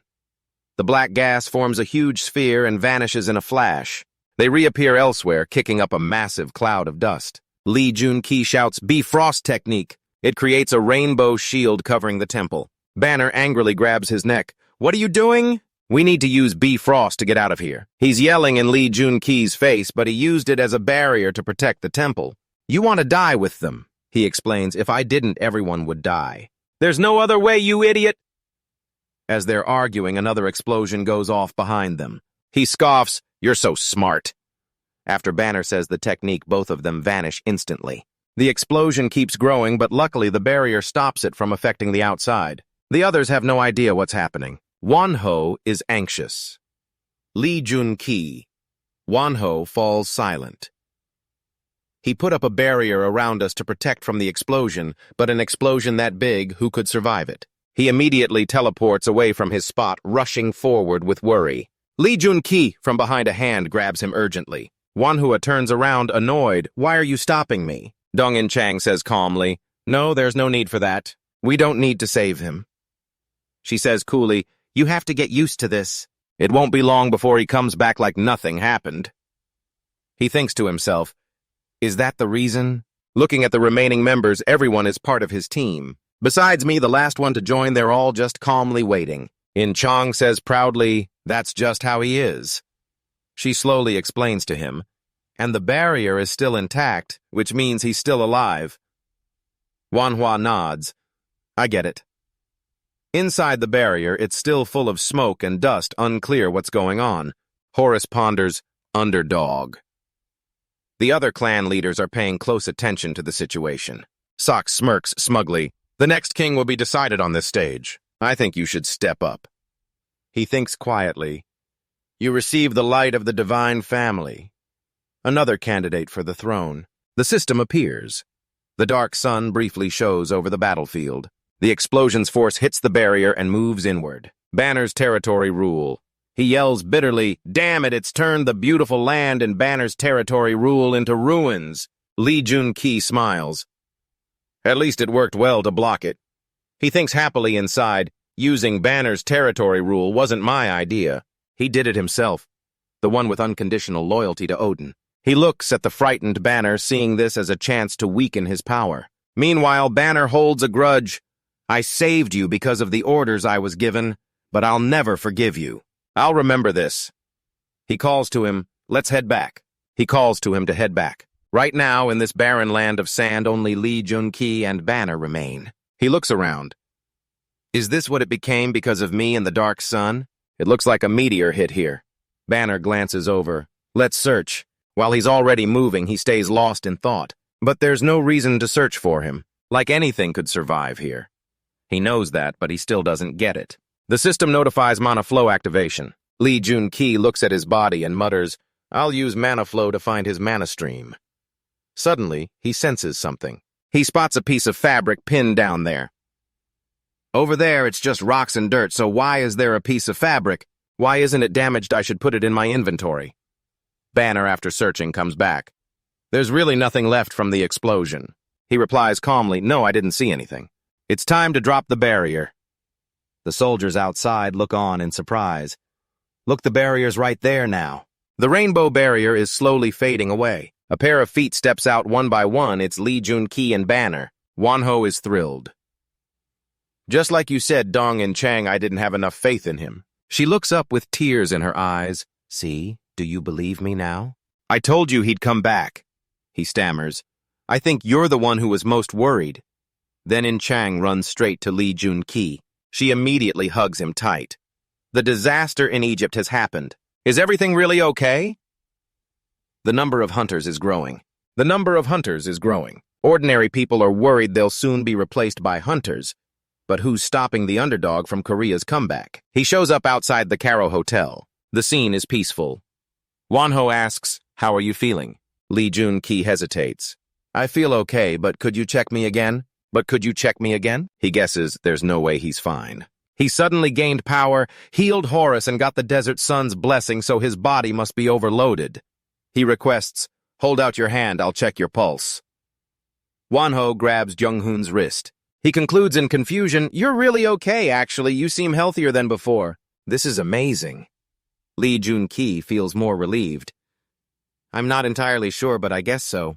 I'm glad to hear that from you, Wonho says as the door opens with a call. Lee Jun-ki. In Chang rushes in excitedly with a paper, Big News. She points to some newspapers with his picture. Everyone's talking about the underdog. He picks up the stack of papers thoughtfully. A few days ago, the papers were full of hunter news. Now there's not a single line about them. He says, puzzled, Instead, they're writing about me. Is someone trying to distract attention? The system displays.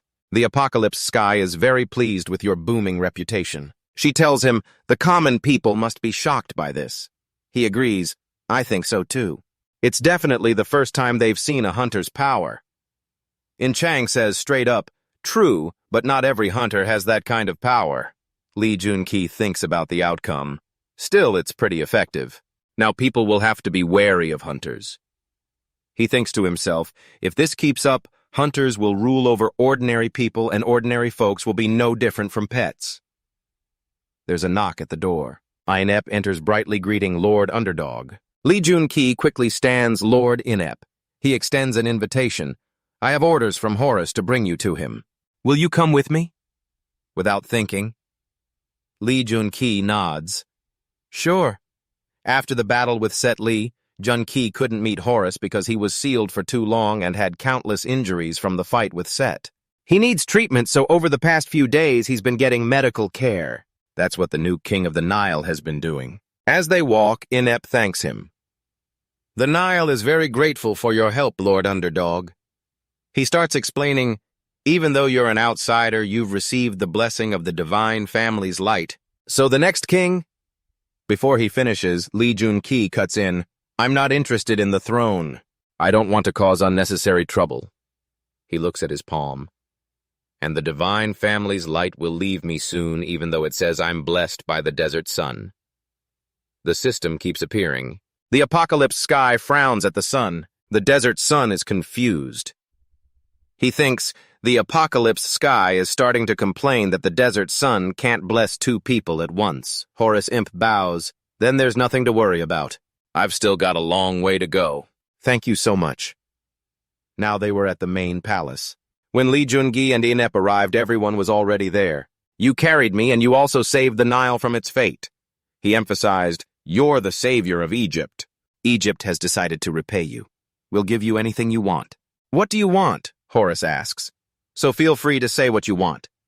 He quickly states his wish, "I want all of you to change." The answer stuns Horus. He continues, "I heard the Nile used to respect human rights for ordinary people, but in Egypt I've experienced it." He recalls the scene, hunters killed ordinary people just because they felt like it. "So I hope Egypt once again respects human rights for ordinary people." Horus confirms it was things that happened when his father went too far. While he was sealed, they made sure everything went back to normal. They were ready to fulfill any request from him. Horus smiles warmly because he's another king of the Nile. The two clan leaders are surprised. The goddess Isis calls out in disbelief, "Horus!" He stands firm in his words. Even though he's an outsider, the underdog has received the blessing of the divine family's light. Everyone knows that. Does anyone want to deny it? After hearing that the two clan leaders bow their heads in silence, Isis stays quiet too. Jun-ki Hong calmly says, "But the divine family's light in me is about to fade." Horus isn't surprised, "I know that." He wonders, "Then explaining it doesn't change that you receive the blessing of the divine family's light. Even if the divine family's light leaves you, a small part of it will always remain." He thinks quietly, "Isn't that how we're connected?" Horus declares boldly. Lee Jun-ki Hong was an outsider, but now he's the Shadow King of the Nile. "I want him to take the title of Amun." "And I, the holder of the family's title.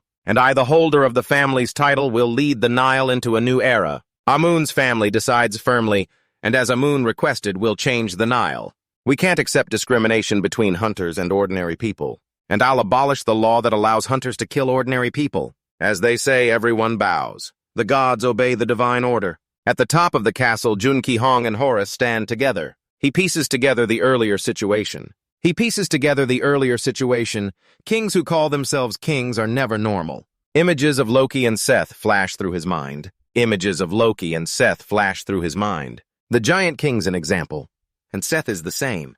Horus reassures him. "Things are more relaxed now. It's just us two, don't worry too much. I don't really like being king either." He touches the bandage on his face. "Are you mad at me for saying I understand how you feel?" He smiles, "It's fine." The bandage slowly falls to the ground. His handsome face appears. What a relief. "I'm thinking about abolishing the Nile's kingship." He says in surprise, "Abolish the kingship." Horus shares his thoughts. Times have changed. In some cases, is a hunter's lifespan endless. It's too dangerous if they want absolute power. He starts joking. "You never know if one day I'll change too." The thought crosses his mind he's a good guy holding power. But if he changes, it could be worse than the boss. He agrees out loud that's a good idea. Horace asks, "What about Uncle Seth? Is he still alive?" He confirms yes. He describes the current situation. "Did you chase him?" "For now, I can't leave Egypt." "I know it's embarrassing to say, but can I ask you something?" Jun Ki-hong nods anyway. "I'm curious about the one behind it. When I meet him, I'll contact you." Horace thanks him sincerely. In the heart of the city, the plane is landing. A swarm of eager reporters rushes in. He's about to land. "Everyone get ready." Cameras click non-stop with questions flying. "What are your future plans? How much aid are you sending to Egypt? Please answer our questions. Please answer our questions." Demetrius says nothing, just glances at the reporters. Then a bunch of bodyguards are sent. They have to give up in frustration. He didn't say a word. "Yeah, we're used to reactions like that." The hunter, while they were still hesitating, suddenly someone shouted, "Korea!" It's the Korean Association. Underdog is one of their members. That got them excited and turning around. From the exit, Seong-gu was being welcomed by a crowd. The guy everyone calls the next chairman of the Korean Association. John Seong-gu from the Federation is still in shock when someone shouts, "Oh, over there!" Over there, they immediately swing the camera to another spot. Where? What is it? The camera lights sparkle brightly, blending together. The main character appears with a dazzling glow, leaving reporters stunned as they exclaim, "It's the hero of Egypt, Underdog." As soon as Jun Ki-hong sees Seong-gu, he smiles and asks, "Are you here?" He replies, "Yeah." Then a news article quickly reports on the two Underdog who became the hero of Egypt meets John Seong-gu, whom everyone calls the next chairman of the Korean Association. The two meet at the airport to discuss the Korean Hunters Association's support for Egypt. Clouds cover the sky. Noon has arrived. Suddenly a few voices exclaim, "Is that for real?" It has to be real. Jun Ki-hong tries to stay calm as he voices his long-held suspicions. Is it Bander or Hyun Seok? I thought it was weird how he got back to Korea so fast. Now it's all clear. Gong-gu agrees. Yeah, that's how it is. Because Odin has gone missing. He bows his head slightly. His expression is full of seriousness. Right now, Asgard is in a state of emergency. Because Odin's influence is so huge, we can't easily make up for his absence. A bunch of questions are racing through Jun Ki-hong's mind. Why right now? Why did he go missing when disaster is so close? If this happened after the disaster, I'd be okay with it. But he's just wondering one thing, this isn't good at all. With disaster coming, where the heck did he go? Gong-gu crosses his arms, deep in thought. He's not the type to get attacked or kidnapped easily. Not only that, the last place he was seen was on his own territory, Asgard. Wherever he went, he must have gone alone. As he drives, he shares his inner thoughts, because he vanished on his own. Exactly what kind of a plan is he working on? The truth is, he's doing it right now. Right before the disaster hits, Gong-gu tries to reassure him, don't worry too much. Like I told you before, he's preparing for this disaster on his own. Even though he's missing, it's not a big issue. And of course, it's not easy. Jun Ki-hong sighs with relief after hearing that. He responds, feeling better, yeah. Either way, we've lost a major source of power. Let's wrap this up here and head home. Still, he's a bit worried Odin's sudden disappearance is different from before. It's definitely because of me. If I hadn't shown up, things might have gone like they did in the past. This makes him feel uneasy. In a tower in the assembly hall, an important meeting is underway. Demetrius stood up and spoke. We deeply regret the incident that occurred in Egypt. Takamagahara will deploy most of our heroes to help recover Egypt. Jun sits up front, deep in thought. They're trying to gain control of Egypt by sending their heroes there. His gaze shifts away for a moment. Yasin is a member of the organization behind Japan Takamagahara. This is the first time I've heard of him, but everyone here is among the top 5 heroes. At that moment, people in the seats voice their dissatisfaction. The Egypt incident is lowering the status of hunters worldwide, so there needs to be compensation. Hearing that, Jun's expression turns serious. All the guilds here are just like Japan now. Egypt is weakening and they're all trying to swallow it up. So he speaks up and asks, will Asgard not get involved? Seong-gu affirms firmly after the discussion. Seong-gu affirms firmly. After discussing, we've decided not to get involved with the Nile.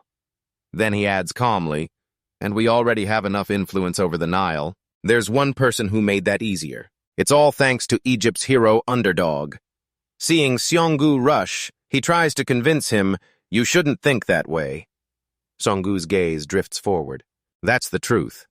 Look over there, Horus stands up on the empty podium and speaks, Egypt was saved by one person. So we've decided to continue showing deep gratitude to them. He whispers unconsciously, Don't say Horus is declaring boldly, Egypt has now merged with Asgard of Korea. More specifically, Egypt will work with Underdog. Demetrius glances over sharply. More and more people are noticing him. Facing those gazes, the two of them can only sit still. Everyone's looking at us. Songu's face darkens suddenly. I expected this, but what should I do now? Disaster is drawing near. Odin is still missing. We're lacking the power to protect Korea on our own. There's no other way. I don't want to say it. Not long after he takes the lead and stands up to present, currently Asgard is, but June interrupts. Before we discuss supporting and continuing to work with Egypt in the future, there's something I need to say first. He suddenly falls silent and decides to listen carefully. June jumps down from the front, startling Horus a bit. He declares boldly, Seth is the one we fought at that time. All the hunters are confused. Someone thinks in surprise information about Seth. Others are also concerned about him. Is he going to share valuable info about a powerful hunter like that? He's really straightforward. Please speak quickly. He begins explaining.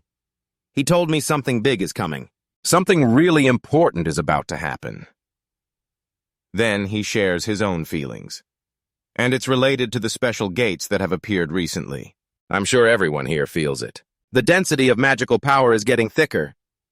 The listeners are stunned, just as I thought he knows something. Looking down, he can only reveal, Seth said that's just one of the signs of an upcoming disaster. Do you really think nothing that catastrophic will happen again? The boss told me a few things about it. He said disaster is coming. He places his hand on his chest and assures, the boss tried to recruit me to his side. That's why he shared this secret with me. Horus's expression is so shocked he can't speak. June continues, the boss told me there's someone with unimaginable power acting to conquer and dominate this world, and that if I worked for Demetrius, I'd be teaming up with them. That's what he said to me. Everyone looks at each other in surprise. Someone can't hold back and stands up bent over. Demetrius speaks darkly. That's ridiculous. He directly counters, Underdog. I admit you're very strong, but I don't think you're strong enough to talk about conquering and dominating the world. You've watched too many movies. After saying that, he laughs mockingly. June doesn't back down and retorts, then let me ask you one thing. What's your purpose? All of you are members of the organization. What's your ultimate goal? Demetrius fires back without hesitation. Of course, to save and protect humanity. Everything we do, even if it means sacrificing ourselves, is for the benefit of humanity. He doesn't hesitate to expose him. Personal gain and territorial control, that's really your purpose, right? As if his secret was pierced, he angrily glares, you jerk, but June doesn't care about Demetrius's answer and just states, whatever your purpose is, it doesn't matter. The one behind Seth is acting to take control of everything. Hasn't he warned us about a serious disaster? His face turns deadly serious. Of course, Egypt's issue is important, but since his goal is world domination, that means nowhere in your territory is safe. Everyone is shocked and can't believe their ears. So the meeting ends. Back at the high-rise apartment, Songu questions him. What were you thinking by telling them about the disaster exactly? No one knows what could happen when you say that. He explains calmly, those guys have the power to shake the world. They have the strength to completely change everything. He affirms firmly, there's one thing I'm sure of. By telling them about the disaster, a lot of people will be saved. Seonggu is surprised to hear that. He continues sharing his thoughts. They'll definitely try to do something after hearing about the disaster. Only that way can they protect their country. Compared to the past, many more people might survive this disaster. He recounts what he's done and praises, with Odin currently missing, you've gathered new people to help fight the disaster. You jerk, you're really good at this.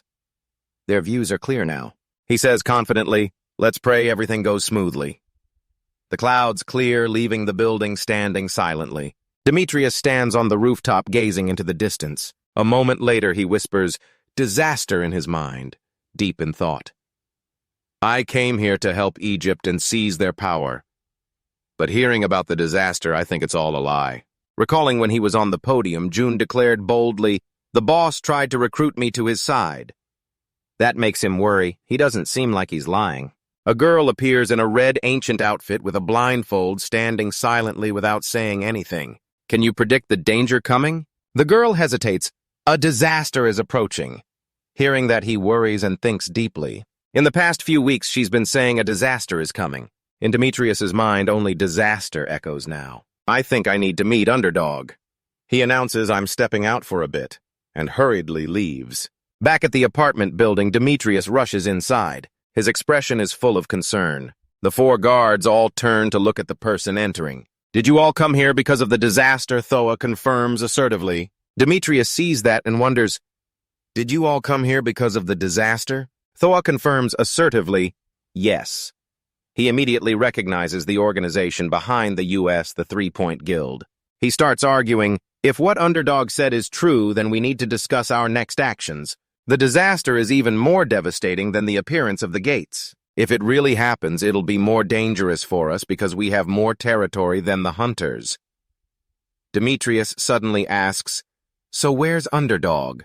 The other side answers honestly, he's currently meeting with Horus in the conference room. At that moment, the system appears. The desert sun is observing his 2 avatars. Horus asks to confirm, is the disaster you mentioned real? Faced with so many confusing things, Horus can only express, I didn't hear him say anything. So can you tell me the truth? Jungyong thinks silently, the desert sun is observing. It's hard to lie to Horus right now. That's not the truth. Horus just says, is that so? He cuts in, but it's not entirely a lie. Do you know there's someone behind him? He assures, and the upcoming disaster isn't a lie. He asks in confusion, so you Underdog, how do you know about this? He silently looks up and wonders, can the revelation sky hide from the desert sun? The system announces, the revelation sky looks at you and winks. Then Jungyong clenches his fist decisively. He could be a trustworthy ally. I have no other choice but to trust him. So he decides to answer Horus's question. I'll tell the truth if you agree to keep this secret. He shows understanding. I understand. Suddenly he bows his head and reveals slowly, I come from the future. That new information shocks Horus so much he exclaims, what? Yeah, the future. Outside the high-rise apartment, the 2 go down to the lobby and encounter everyone. He sees that and feels a bit confused. Why is everyone here? Why is everyone here? Tho can't wait and offers, you Underdog, please come with me to the U.S. We'll give you whatever you want. Jungyong is shocked. I didn't expect this to make him try to recruit me. He explains in detail, the U.S. has too few hunters for all the territory we have. For example, if what you said is true, we're facing a serious danger. So please come to the U.S. We'll give you whatever you want. The conversation stops there. What just happened has everyone else concerned. The U.S. is recruiting Underdog, such a valuable asset. So 2 people take the opportunity to speak up. The Philippines welcomes you. Australia wants you too. Suddenly a noise draws their attention. Demetrius suddenly uses his power. Please come to Japan. Jungyong's sharp eyes show a complex glint. Yasin from Japan is pressuring everyone here with his strong magical power. Demetrius continues tempting whatever you want. Suddenly the building shakes violently. Everyone is still figuring it out. What's that, an earthquake? No, it's Thor. Quickly they realize something odd, a gate is collapsing. The soldiers rush to warn over there, go save them quickly. The situation is chaotic as packs of hounds attack civilians, making them cry out in pain. They grab their swords to fight back against the relentless assault. Back at the tall tower, the 2 young men sense something wrong and worry the gate collapsed suddenly without any signs. Horus can't sit still and blurts out there aren't any gates appearing around here either. Thor understands the abnormality and concludes the gate collapsed right as it appeared. Jungyong tries to advise everyone there's not enough time to evacuate or prepare measures to handle it. Now we have to deal with this and talk later. After some time at the multi-story apartment, In Chang comes to report more than 100 people have died. Luckily, the hunters and ninjas acted in time, but because the gate collapsed in a residential area. Trying to adjust his own mood, he explains, since the gate collapsed as soon as it appeared, we couldn't prepare in time. Is this the disaster you mentioned? Is this the disaster you mentioned? He can only try to calm the other side. No, this is just the beginning of it. Miss Dong In Chang, please take everyone back to Korea and cooperate with the White Tiger Guild. He stays back without acting, making her wonder, what about you? He explains briefly, things are changing here right now. Cap makes a solid argument the world's heroes are gathering here, and they've witnessed the start of the disaster. This will convince them to strengthen their defenses, saving more lives. She still hesitates, but Jun-gyong reveals his own difficult situation. This event in China will also happen in Korea. That's why Korea needs all the hunters they have, but the association chairman is missing right now. In Chang suddenly panics what the association chairman is missing. His expression turns serious. Odin has disappeared. You and Princess Wanhua Fenria and Huimu. I'll take you back to Korea with Bifrost right now. Korea really needs your help. Suddenly, a strange light flashes from the window, and that light shoots straight, creating a rainbow in the sky. He quietly gazes into the distance, looking at the changing sky with deep thoughts. No more time. I don't know how things will turn out now. I need to try my best to convince everyone. So back at their earlier meeting place, Jun-gyong stands on the podium. The boss told me there will be 3 signs for the disaster. He begins presenting what he knows. First, the gates collapsing like what everyone saw yesterday. That's the first sign. The people sitting below are still listening intently. Second, the monsters will be strengthened. Normally, C-rank gate monsters can be handled by C-rank hunters, but now even B-rank or A-rank hunters might struggle. Jun-gyong's face gradually changes. And finally, the mystical gate. Demetrius feels a bit confused about the magical gate. Still, the info he has is basically nothing. So he honestly replies, I don't know the details, but I guess it'll be a big change like what happened in China. Tai is surprised and jumps to his feet. Thor can't believe his ears and blurts out, so you've analyzed it thoroughly? Like a normal gate, the entry area gets locked and filled with dense magical power. This could lead to a lot of deaths, just like the second sign where the monsters inside get a power boost. The only thing they care about is there any way to stop this disaster? With the current situation, the information Jun-gyong has is still vague. I'm not sure about anything that could stop the disaster. Demetrius decides to press further. So let me ask you one more thing. After all the signs and the disaster begin, what will happen to the world? What will happen to the world? He hesitates, his mind in total chaos. Everything will change. It's a disaster. Chaotic energy surges into Jun-gyong's mind. Gates will overflow with dense magical power. Hordes of terrifying monsters will emerge. So the monsters will become even stronger and even more people will die. And humanity will reach the peak of its abilities with as many or more hunters born as there are now. Just like how the monsters gain power, the hunters will become stronger too. Still, the way they use it recklessly in the future is what worries Jun-gyong. Thanks to those powerful hunters, peace will return. But ironically, because they saved humanity, the common people will end up as their slaves. He pauses for a moment, but that's not something he can tell them, so he straightforwardly states his purpose. Right now, we need to save people. Jun-gyong seriously shares his long-held concern. Even though the disaster is approaching, we still don't have enough hunters. Hunters don't just appear out of thin air, that's why we have to protect the common people. Demi-Choi smiles in agreement. I get it, that's war soldiers have to protect the people. He boldly declares, I'll ask you one more time, come to Japan and I'll give you a position equal to mine. Tho is stunned upon hearing it, he's made up his mind. Some people are getting restless, they can't believe he's offering that to an unknown rookie. The space starts shaking violently, disrupting the entire city. Windows shatter all at once from the immense pressure. Horus excitedly shouts, no way, that's Demetrius. He immediately realizes the gate is collapsing. Thor isn't left out. Not just one, this is at least an S rank. No time to hesitate, Horus loudly announces, I'll take the lead and act right away. So he leaps away from there. Following his lead, Jun-gyong can't stay still, energy starts surging through his body. I've shared all the information I have with you all. I'm not planning to go to any country. Everyone turns to look at them. Jun-gyong expresses his wish. I hope you all quickly return to your own countries, because something like this could happen even in your own homes. He doesn't forget to add, it's already happening.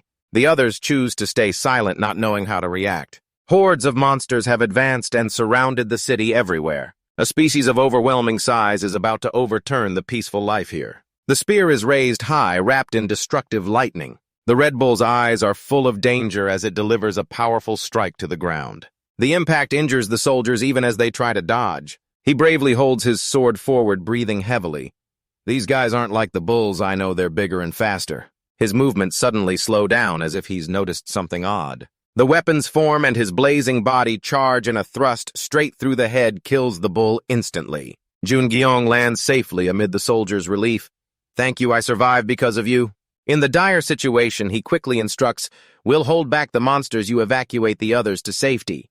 He obediently follows. All right, and just like that, he's gone. Fire wings extend from his back, allowing him to survey the situation from above. He thinks for a moment. The size of these bulls is pretty similar to the giants of Utgard. Though they're bulls, they're no different from giants. This is the level of monsters escaping from a collapsed S-rank gate. The aftermath of the chaos is still ongoing from the gate, making Jungyong anxious. There's still one more that hasn't come out. Seeing the situation ahead, he's even more certain. So that's it, the boss of the S-rank gate is trying to get here. I have to stop it. The sight of Jungyong speeding through the air is spotted by Demetrius below. He quietly calls out underdog. Remembering the mysterious girl's words, he'll help you complete your mission. He mutters to himself, he's the one connected to my fate, without noticing the massive spear suddenly whipping toward his back. He simply grabs his sword and slashes a few times. The bull is torn to pieces before it can even move. That makes Demetrius think, it's strange, every time I look at him my heart beats faster. It's like he's pulling me toward him. In his heart, he's already decided I have to follow him. Chaos spills out through the mysterious gate. A rough gray hand gradually emerges. A high-level monster is here to fight. The massive hand grabs a skyscraper. Jungyong watches in amazement. This thing is huge, it makes buildings look like toys. All right, while it hasn't fully crossed the gate, I need to finish it off. He gathers powerful energy into the spear, focusing it on one point. The fire sun pierces through in an instant, and he charges in with tremendous power. A massive explosion limits visibility significantly. Its leg is only pushed back slightly as it resists its body intact without a scratch. The monster quickly throws a punch to counter. He rides along its arm and approaches from above. The fire spear spins, tearing through everything in its path. Extreme pain makes it roar in agony as its arm is locked tight. Jungyong doesn't hesitate and launches outward with full determination. He pours all his strength into a fatal blow. The spear successfully drills a huge hole in the bull's head. He catches his breath and tells himself he's defeated it. Its limp body starts falling backward with nothing to support it. Realizing something's wrong, he stares in horror. No! If it falls like this, everyone below will be crushed under it.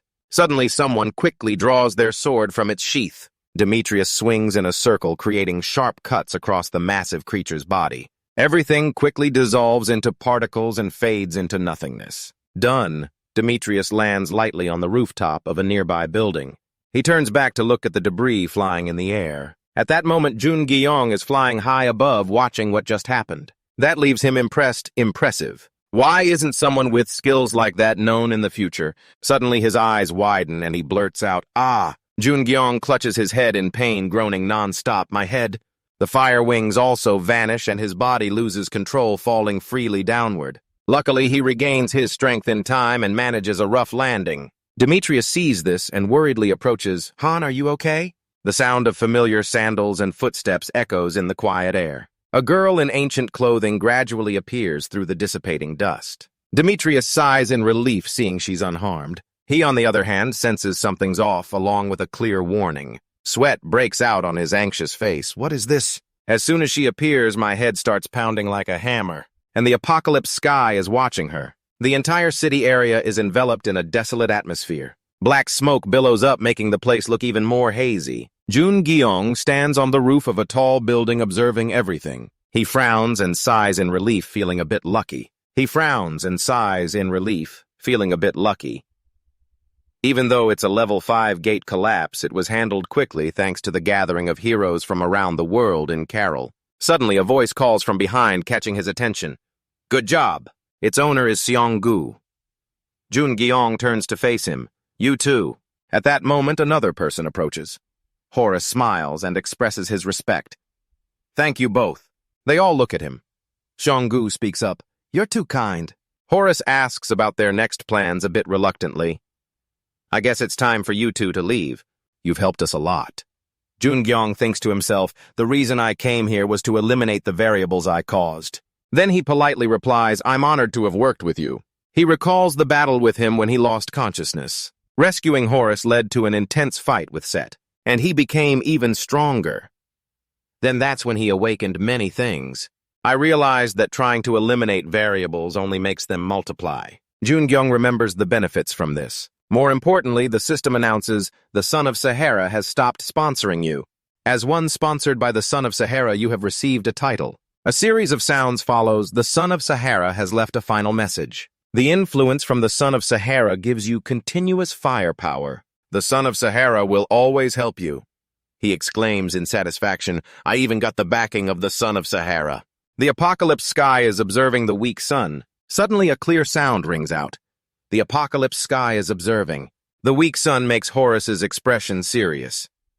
As I said before, the Nile River wants to stay with you. However, we're not asking for your help. His voice shows confidence. Because of Set's rebellion and the chain of gate collapses, we've suffered significant damage. Still, one day Egypt will regain its strength. Jungyong offers words of encouragement. If you've overcome the disaster, then Egypt will surely see the light. Horus's eyes darken as he murmurs, that light. Then he regains his spirit and reminds, it's the light of Egypt. No matter where you go, please don't forget that. And ensure that whenever you need help, Egypt is always with you. Jungyong happily replies, thank you. Horus mentions his intention a bit embarrassed, but I have a request.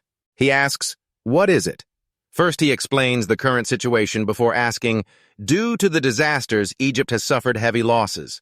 So it seems I can't leave Egypt for a while, and you're also looking for Set. If you can meet him again, he entrusts the task to Jungyong. Can you find Osiris's eyes? He jumps in surprise. Set might still be alive, but how can you be so sure? Looking at Horus's sincere expression, he guesses, I can sense a bit of Osiris's energy from him. Maybe that's why he's so certain. Set fled with Osiris's eyes. He places his hope in Jungyong. Please find Osiris's eyes. Time passes gradually. In the clear sky, a plane is flying. Jungyong leans back in his seat and sighs. Everything's connected. He's asking me to find Osiris's eyes. Xionggu sits across the aisle, showing sympathy. I can understand. Going through all that trouble to find the greatest treasure of the Nile River facing Set and the power behind him. This won't be easy.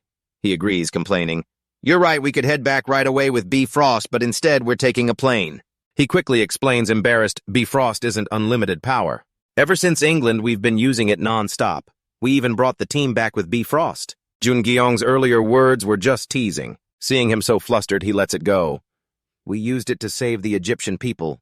This time, too, Bifrost has been through a lot. He smiles and looks out the window. You're right, this time we saved a lot of people. Now we're heading back to Korea. He raises another question. What about the investigation into Odin's sudden disappearance? Xionggu strokes his chin thoughtfully. They're still trying to find him. He's a bit worried since he vanished right from his own place. Something like this has never happened before. I just hope nothing bad has happened. Jungyong ponders, feeling things are getting more complicated. With the disaster approaching, Korea needs Odin. What the heck is going on? Xionggu suspects the one behind this. Could it be the person you mentioned before? He's not entirely sure. Yeah, maybe the man in black. He thinks to himself, is he the one who appeared before or someone I've never met? Then he shares his analysis. Odin's sudden disappearance, I can't help but connect it to the man in black. Suddenly, a loud sound erupts with flames cutting off their conversation. Xionggu jumps and quickly glances over. Right below us, the area we're flying over is completely on fire. Thick black smoke rises. He panics and announces, an explosion at Incheon International Airport. He suddenly widens his eyes in shock. That's... Outside, a flock of monsters is soaring with glowing eyes. Xionggu recognizes them. Those are monsters, it's the wyverns. Jungyong stands up and shouts, the disaster! The system announces the Sahara sun is watching you faintly. Jungyong jumps out of the plane without hesitation, summoning his muspel spear at the same time. A vicious wyvern charges at him, and Jungyong uses the momentum to stab straight through its back. It screeches in agony. Jungyong keeps building momentum to leap again, skillfully channeling his mana. His whole body turns into a streak of light, slaughtering the flock of wyverns. Jungyong's eyes glow red, his spear enveloped in flames, radiating immense power. He lands lightly in a defensive stance. The system announces, the Sahara sun has stopped watching you. He sighs in relief. Thanks to the Sahara sun, they showed up just when I needed them. Jungyong straightens up, looks up at the sky, and mutters, has the disaster already begun? Right then, a wyvern spots him standing still and opens its mouth to attack. Jungyong gathers strength in his legs to leap, causing the ground beneath him to explode. Dirt and rocks fly everywhere. It doesn't even realize the danger before it's finished. The system announces, "You've leveled up." The others meet the same fate. You've leveled up. Jungyong is like a grim reaper harvesting lives. Anything in his path only makes him stronger. You've leveled up. The once modern and thriving city is now in ruins. Fires rage everywhere. Black smoke covers everything, and the air is filled with death. Jungyong's small figure stands amid the massive corpses of the wyvern flock. He falls silent, his mood growing agitated from the disaster, boosting his dark magic even more. But because of that, the mana flow isn't working. Damn it, I can't find any survivors. Suddenly, a desperate scream catches his attention. Jungyong quickly moves away from his spot. A few figures scramble to escape. The man glances back and yells, "Run! That wyvern is right on our tails!" Desperate sounds echo. Behind them, the desperate sounds echo help. Seonggu appears, gripping his sword tightly and thrusting it down. The mana flow glows, and he pierces its head with ease before it can react. Seonggu finishes it off in one strike. The wyvern collapses lifeless on the ground. He checks on everyone. "Are you all okay?" The man is extremely grateful, panting heavily. "Thank you, you saved our lives." Then he remembers something more important and points, "The hunters who came to rescue us are still over there." Seonggu glances over, tensing up. This is trouble. These monsters are way tougher than average hunters can handle. But if we leave them going to save those hunters, we'll get them killed for sure. As he's wrestling with how to handle it, a voice calls out, "I'll go save them." Jungyong has already appeared below. He's landed safely. Seonggu sighs in relief. "You got here just in time." Jungyong smiles and instructs, "Keep an eye on the survivors." "I'll head to the hunters." He quickly agrees. "All right, I'll get these people to safety and come back to help." A man lies on the ground, unclear if he's alive or dead, with bloody claw marks on his chest. Jungyong approaches and examines him, recognizing the White Tiger Guild outfit. His face darkens with worry. "Why is the White Tiger Guild here?" The system announces, "Muspel's spear is vibrating due to demonic energy." Jungyong quickly turns his head toward a spot not far away where a figure in a black cloak, also wielding a spear, stands with eerie glowing eyes under the hood. Jungyong is stunned. The man in black. His pupils expand with a red glow. Then blood red engulfs his eyes completely and sharp thorns sprout from his hand, gripping the spear. The system narrates, "Muspel's spear is vibrating due to demonic energy." Jungyong's face darkens, and he activates his mana, ready for battle.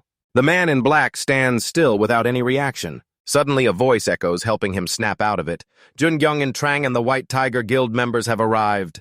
This level of damage, if I'd known, I would have brought everyone along. We're here to meet you."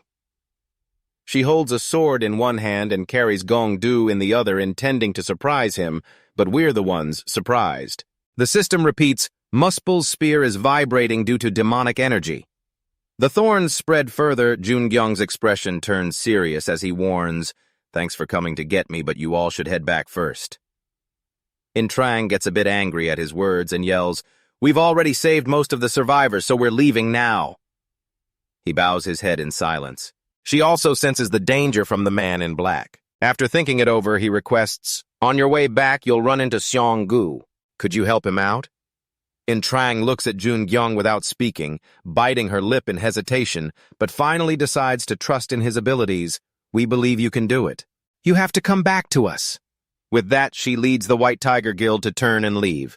Jungyong watches them go, wondering if he'll even make it back this time. He shifts his focus to his opponent, the man in black. He's the force behind the Utgard events and possibly everything else. I can't run from him, but what if he's not? Jungyong leaps off the ground, gripping Muspel's spear tightly as he charges. I have to verify if he's who I think he is. An idea hits him.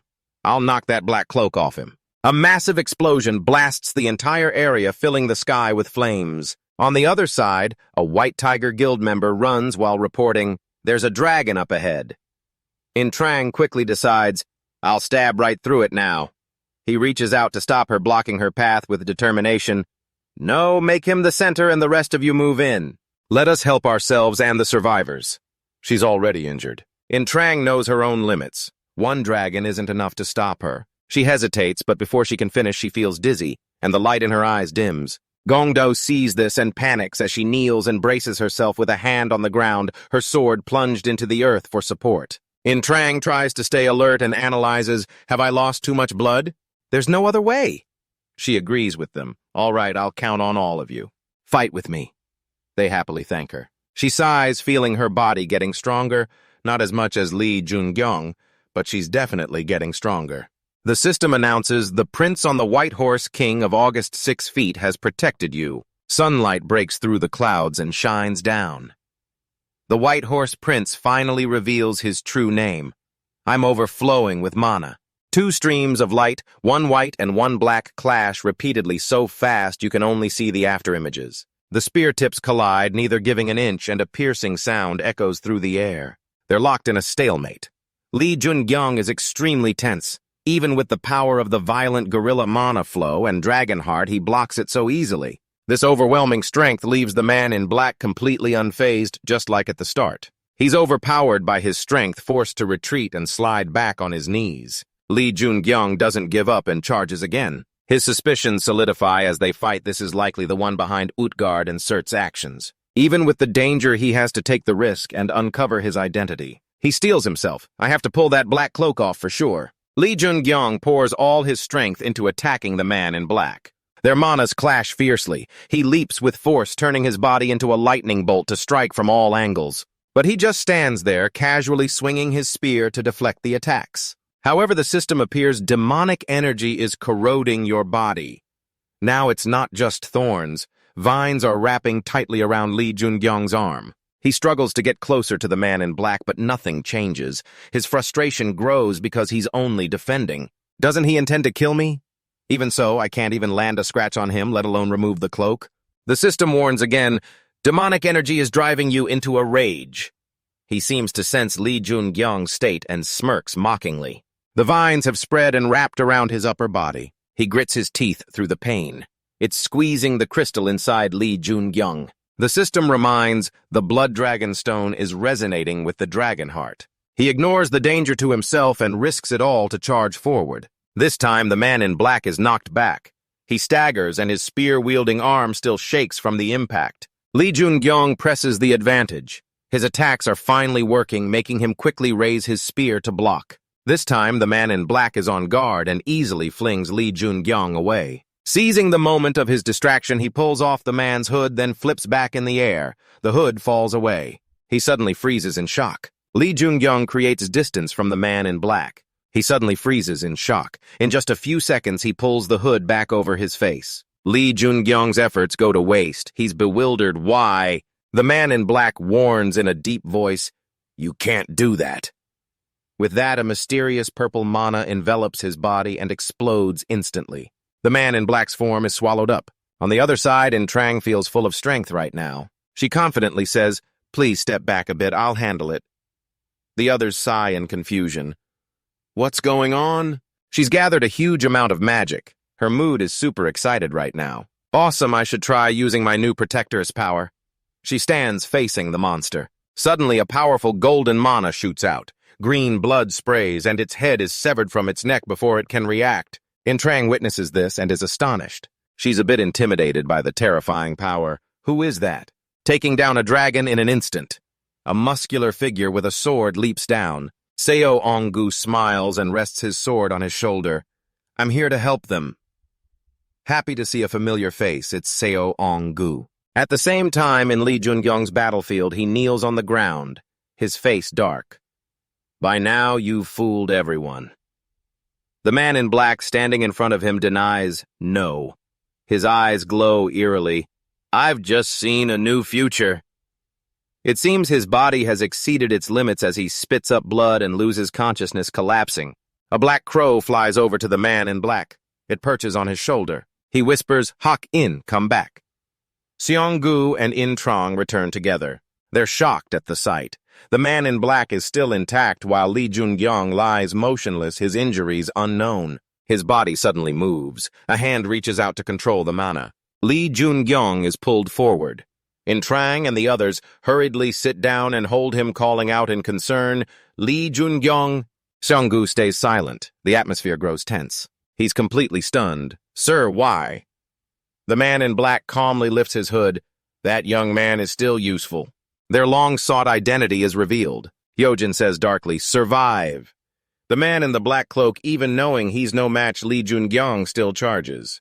The man in black stands calmly waiting as sharp thorns sprout from Lee Jungyong's arm and pierce through his flesh. With the power and speed of Muspel's spear, he spins and flips in the air, using the momentum to achieve his goal.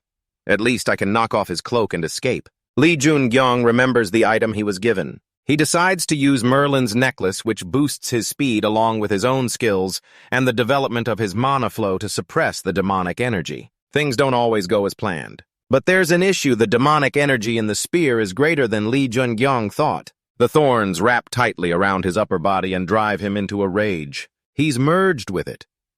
In the end, despite the effort, Lee Jungyong achieves what he wanted. But afterward, for some reason, he overcame it with Odin's help. The man in the black cloak he's been chasing is Odin. He opens his eyes wide in denial. No way, that can't be Odin. Lee Jungyong, bandaged and lying in bed, turns his head to In Chang, who notices him stirring. She happily instructs. He's awake. He should rest a bit more. He pushes up with his hands to sit up. More importantly, that man is Odin. A voice interjects, yeah, I saw it too. Lee Jungyong looks over there. You see that guy hesitates. If that's Odin, a crystal appears in his hand. In Chang sees it and asks, what's that? He holds two similar items in his hands, one left from the fight with Surt, and one that Odin just gave me. Seonggu is surprised. Jungi shares his guess. These two look the same. It's just a feeling, but I don't think they're the same person. I think Odin got the black cloak from the man in black. He looks doubtful. Why do you think that? He explains slowly. During the battle with Surt, Odin was definitely with you in Asgard discussing things. Same when I went to China. Odin never left his place. Seonggu wonders. But it could be explained by some ability. We can't be sure. Jungi adds, it could be, but at least it seems Odin has sided with the man in black. For some reason, he's chosen his side. We can't forget about him. He agrees. Yeah, CEO Gu said in a low voice. He's a crazy bastard desperate to learn more. He nodded in agreement. He still isn't clear on the reason. But Asgard, he threw away everything he built himself. What made him do that, and he even saved you? Mr. Jungi looked serious. I know. Even though I lost the battle, he saved me when I was being corrupted by evil energy. Over time, you gradually recovered after the fight with Hyojin. The two of them stood on the rooftop chatting. Seonggu spoke up. Since you warned me about the disaster, I've done everything I can to face it.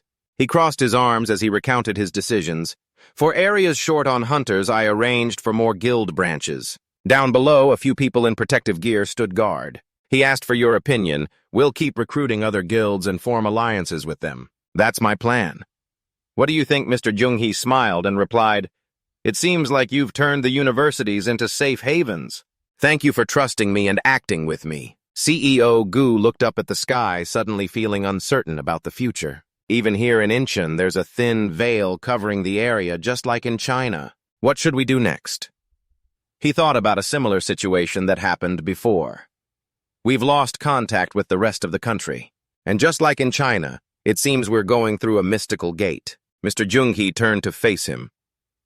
In this Incheon where the gate will collapse, I'll confront the ruler. Seonggu wondered, the ruler is in Incheon. You didn't hide the information. I don't know how to stop the disaster, but I know how to ease the tension. You imagine the scene when the disaster starts, the open gates will collapse. They'll keep collapsing. Mr. Jungi stated the most feasible method. We have to eliminate the reason they're collapsing. I know that won't stop the disaster, but by facing the ruler, we can buy a lot of time. CEO Gu was skeptical. If you have a plan, why didn't you mention it to everyone at the Nile River? You explained the disaster will unfold in many different directions. The only direction I know the outcome of. And you thought to yourself, what I know is the path the Demon King took. I only know how to reduce the scale of the disaster in Korea. Mr. Jungi declared his own plan. I'll go and face the ruler. Seonggu looked surprised. The system announced, the Revelation Sky is observing you. You've resolved to see it through. The Demon King's autobiography didn't recount everything, but it said he became stronger after defeating the ruler. History might have changed, but I still have to try my best to follow the Demon King's path. At another location, the scene was in ruins. Nothing was left intact. Flames blazed up, covering the sky. Three figures in black robes stood on the rooftop observing the situation below. Given the large scar on his face, he announced, "The disaster in Egypt has begun." Hyojin calmly continued, "Same in Korea. We've also encountered the weaker ones." The leader who seemed to be in command spoke up, "I see." When he turned his face, the surprise was that he looked exactly like Mr. Jung-hee. His pupils glowed, "So everything has begun." He suppressed the strange feeling. No matter how many times he looked at that face, he couldn't get used to it. In another area of the city, thick vines covered the paths. A person murmured softly, "The children are dying slowly." The ruler sensed the situation through the plants. "They're coming to meet me." The vines grew on his hand and then lunged to attack the man kneeling on the ground. He desperately screamed, "Help!" In an instant, it swallowed his entire head. After that, it spread even wider. Inside its body, it looked like veins bulging. The ruler's face was sinister as he laughed and exhaled smoke. "Hunters." He looked at his hand, pleased. "This place called Earth is really interesting." An army with long ears like elves radiated a dangerous aura waiting for orders. The ruler declared arrogantly, "Here we'll wipe out the pests and rebuild the kingdom." They shouted excitedly in response. The flow of mana was so intense it shook the surrounding area. The city now looked like an ancient ruin. Looking at the devastation, you could tell it had gone through a fierce battle. The sky had 2 layers of blue and purple mist intertwined. On a watchtower near the border, 2 figures stood guard. Suddenly, they jumped in surprise, focusing below. They got excited and yelled, "Look, there are survivors!" A group of people marched in a line, the atmosphere buzzing with energy. In Chang announced loudly, "We're back." She and Gongdu waved to CEO Gu and Mr. Jung-hee on the rooftop. "You observed the situation. How many vehicles? There must be at least 200 people." He added, "There's a reason they arrived late." You frowned, feeling worried. But this is a bit concerning. We might get overwhelmed soon." CEO Gu reassured, "I've thought of a way to handle this. It's okay, we've already secured the surrounding area. We can find hunters among the survivors and have them help us expand." Mr. Jung-hee showed confidence, just as expected from the team leader. "So shall we head in?" The search team must have brought back some new info.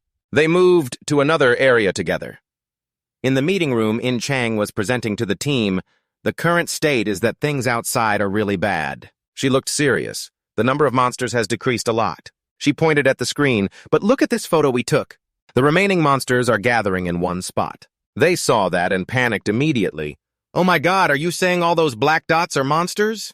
In Chang continued, "Luckily, since they're all heading to that building, more people have survived." Younghyop's face darkened. "That's where the ruler of this area is." Younghyop's face darkened. "The army of vicious monsters acts on orders. The rulers can control the monsters. After defeating a ruler, if no new one appears after the great disaster, that means humanity has won." Your expression turned grave. "That's exactly what happened in history." CEO Gu announced the news, "We've succeeded in contacting the outside. Luckily, not all of Korea is in this state." They felt a bit relieved and sighed. "Whew, that's a relief." Not letting them relax, he warned, "but not entirely. Most of the other areas are in a similar state to Incheon. In the places that are still okay, hunters are evacuating civilians and planning to send aid to the isolated areas." Younghyop thought deeply. "Soon or later, all of Korea, even the whole world, will become like this. However, we don't need to let the other hunters know that right now. What we need is hope." CEO Gu encouraged everyone, "We've contacted some other countries, but apparently most places abroad are worse off than us. But humanity will win. The potential humanity has shown so far isn't weak." He frowned and declared seriously, "Now is the time for us to act." Then he clenched his fist and shouted with determination, "This is the first step in the war against the great disaster. Take back Incheon and advance to Seoul." They immediately got motivated and stood up in response. Only Younghyop remained lost in his own thoughts. In the Demon King's book and in history, there's no mention of which ruler is ruling this area. We only know that after a tough and challenging battle against the ruler, humanity won. Your fighting spirit was stronger than ever. The ruler of Incheon, to follow the Demon King's path, I'll defeat you. The system announced, "The Revelation Sky is observing you." With the university that has become the group's safe haven, centered around Younghyop's group, the surrounding area was gradually recaptured. A group of people with swords scouted the situation. They no longer found any monsters, and people began to restore the devastated city. The survivors they rescued made up less than 10% of Incheon's total population. A person's arm was exposed under the rubble, but even in that despair, hope was sprouting. When the gates opened around the world, mana flooded in. Everyone felt a surge of power in their bodies. They were confused. What is this? The patrons' eyes focused on the survivors. They were thrilled to discover their conditions had changed. Hunter. I'm a hunter too. Me too. And that's how hunters were born. A person in protective gear guided the new hunters. Please go this way. After the new hunters appeared and were trained, things gradually stabilized. CEO Gu and Young Hyup stood together on the rooftop. You smiled and asked, ready? He turned and replied, yeah, we'll head out in an hour. Seong Gu responded, got it. Something was bothering him, the ruler. How strong is he? Young Hyup was startled. Odin, then you denied it. No, not yet. Your vague words confused him. What you explained calmly, as time passes, they'll get stronger. Right now, it's still the early stage of the great disaster. It can't be too strong. Seong-gu felt relieved and sighed lightly. Young Hyup pondered, Odin, you wondered Odin didn't kill me. If anything, he helped me.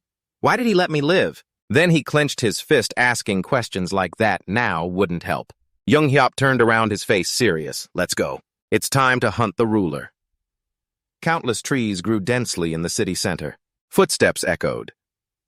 You observed the surroundings in disbelief. A forest like this appeared right in the middle of the city in less than a month. Yin Chang pointed. It's that way. The pack of monsters spotted the enemy and charged to attack. She leaped forward, charging alone into the slaughter. Yin Chang swung her sword excitedly. Monster body parts fell one after another. Young Hyup smiled, watching the battle and evaluating. She's really become strong. She hasn't fully awakened her skills yet, but she's on the path to becoming a full red feat. Suddenly, a massive barren tree appeared in front of them. Its three eyes glowed red and eerie. They froze in shock. What is that? It's huge and has so much mana. Young Hyup stepped forward. Is this monster's base a tree? You activated your mana, getting ready to fight. Time to show the Fire King's might. Flames erupted across the sky. Black smoke filled the air. The forest became the easiest fuel to burn. It spread even wider. The others watched the battle in awe. Whoa, he's on a whole other level. To the point where I am not sure if we're even the same kind of hunters. Young Hyup suggested, let's take a break before continuing. Seong-gu also felt they should conserve energy for surprises. We'll rest for a bit. Rest for about 20 minutes, then keep going. You summoned the status window. The screen appeared immediately, showing your stats and info. Young Hyup pondered, that man in black. You recalled the earlier scene, the one in the shadow of thunder. Hai Nyun carried a dangerous aura, and the one who should be in the shadow of Utgard, the king of the giants. The last face you witnessed, the one who killed Odin. Young Hyup's eyes darkened. From the start, I thought the man in black was him. But why is he even on this world? In your heart, you had a strong intuition. The Demon King doesn't know why, but I think the man in black is the Demon King. Young Hyup guessed, if the man in black is the Demon King, is he also looking at his status window like me? I'm about to reach level 100. It was written in the Demon King's book. Inside it contains special information. Just like when a stat reaches 100, there's a big change. The same goes for levels. But levels give me power far beyond stats. It's not just growth, it's evolution. It's evolution. You analyze the situation, it won't be long before I reach level 100. Thanks to the great disaster, my growth rate is much faster. More than that, Jun Gyeong clenched his fist. The soul-stealing core will soon activate. You said, full of anticipation, the Demon King's power, the one that made all the strongest hunters in the world bow down. That special power is about to awaken. A faint green mist covered the entire area, looking eerie. The others were stunned. No way. What the hell, that magic power is overwhelming. They watched the situation in front of them with fear. Is that what we have to face? Seong-gu was tense. Are you confident? Jun Gyeong affirmed, I can do it. This ruler and I are a good match. He decided, I'll trust you. You turned slowly and warned seriously, all of us will enter the ruler's domain right away. If anyone wants to turn back, do it now. In there, Jun Gyeong's expression was grave. It'll be hell. They heard that and hesitated. At the same time, at the ruler's base, an unconscious man lay on the ground. The vines burrow under his skin, draining his life force. Then it's gradually absorbed. Mana is then gradually absorbed. The ruler smiles contentedly. How long has it been since I had such a satisfying meal? Those ones just now had a completely different taste. They're called hunters, right? Rubiel nods in confirmation. He's excited. Seems like you're still not full. Catch some more. It looks like a few have gotten close, huh? As you command. Suddenly, the ruler jolts eyes widening. What? Why are my offspring dying so fast? He frowns in anger. I underestimated them. Just because they're insects, but I was wrong. A few strong insects have mixed in. Did Rubiel use that? The machine responds, understood. On the other side, the fire has engulfed the entire forest.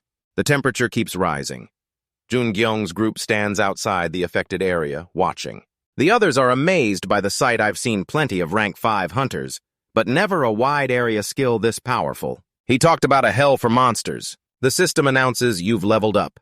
The purge is going smoothly. He calmly assesses everything's easier than expected, and my growth is progressing well too. The tree monster slowly approaches. Its steps shake the ground. In Chang charges forward to handle it. There are still a few left. I'll take care of them. She quickly vanishes from her spot. Suddenly, she spots a person hanging from a branch. He's struggling, begging. Save me. In Chang hesitates. A person. Right then, a powerful slash cuts through the air. Rubiel strikes unexpectedly, catching her off guard. She attacks wildly. In Chang hurriedly defends against the blows coming from all sides. She's in disbelief at Rubiel's strength. What? A monster this skilled! She laughs excitedly, thinking victory is decided. Suddenly, she widens her eyes and glances aside. A massive surge of mana shoots toward her, forcing Rubiel to quickly back away to dodge. She turns in surprise, searching for the source. Jungyong remains in his mana-firing stance. A dangerous aura radiates from him. Rubiel senses it too. She pauses and lands on a branch. He silently assesses she's a formidable opponent. I was sure she couldn't dodge that. Another person appears. Xianggu gently lands while carrying the man. Rubiel startles and turns to see the ropes have already been cut. In Chang scoffs mockingly, a hostage and an ambush. How cowardly. But what now that your hostage is gone? She suggests, with interest, you seem pretty strong. Let's fight fair and square. But she just smirks, treating her words as a joke. In Chang is annoyed. Huh, are you laughing? Her expression changes. Her pupils contract. Countless people are hanging from the trees. Desperate screams follow. Save me. Please, save me. Please, just kill me. Their faces show sheer terror. Their voices grow weak. Water for me. Water, please save me. Those with weak minds can't handle the sight. This is horrific. Damn it! Rubiel sees their reactions and laughs maniacally. Jungyong clenches his fists, suppressing his rage. He decides, let's retreat. Seonggu agrees. We have no other choice. Retreat. In Chang can only blink as she watches them get captured.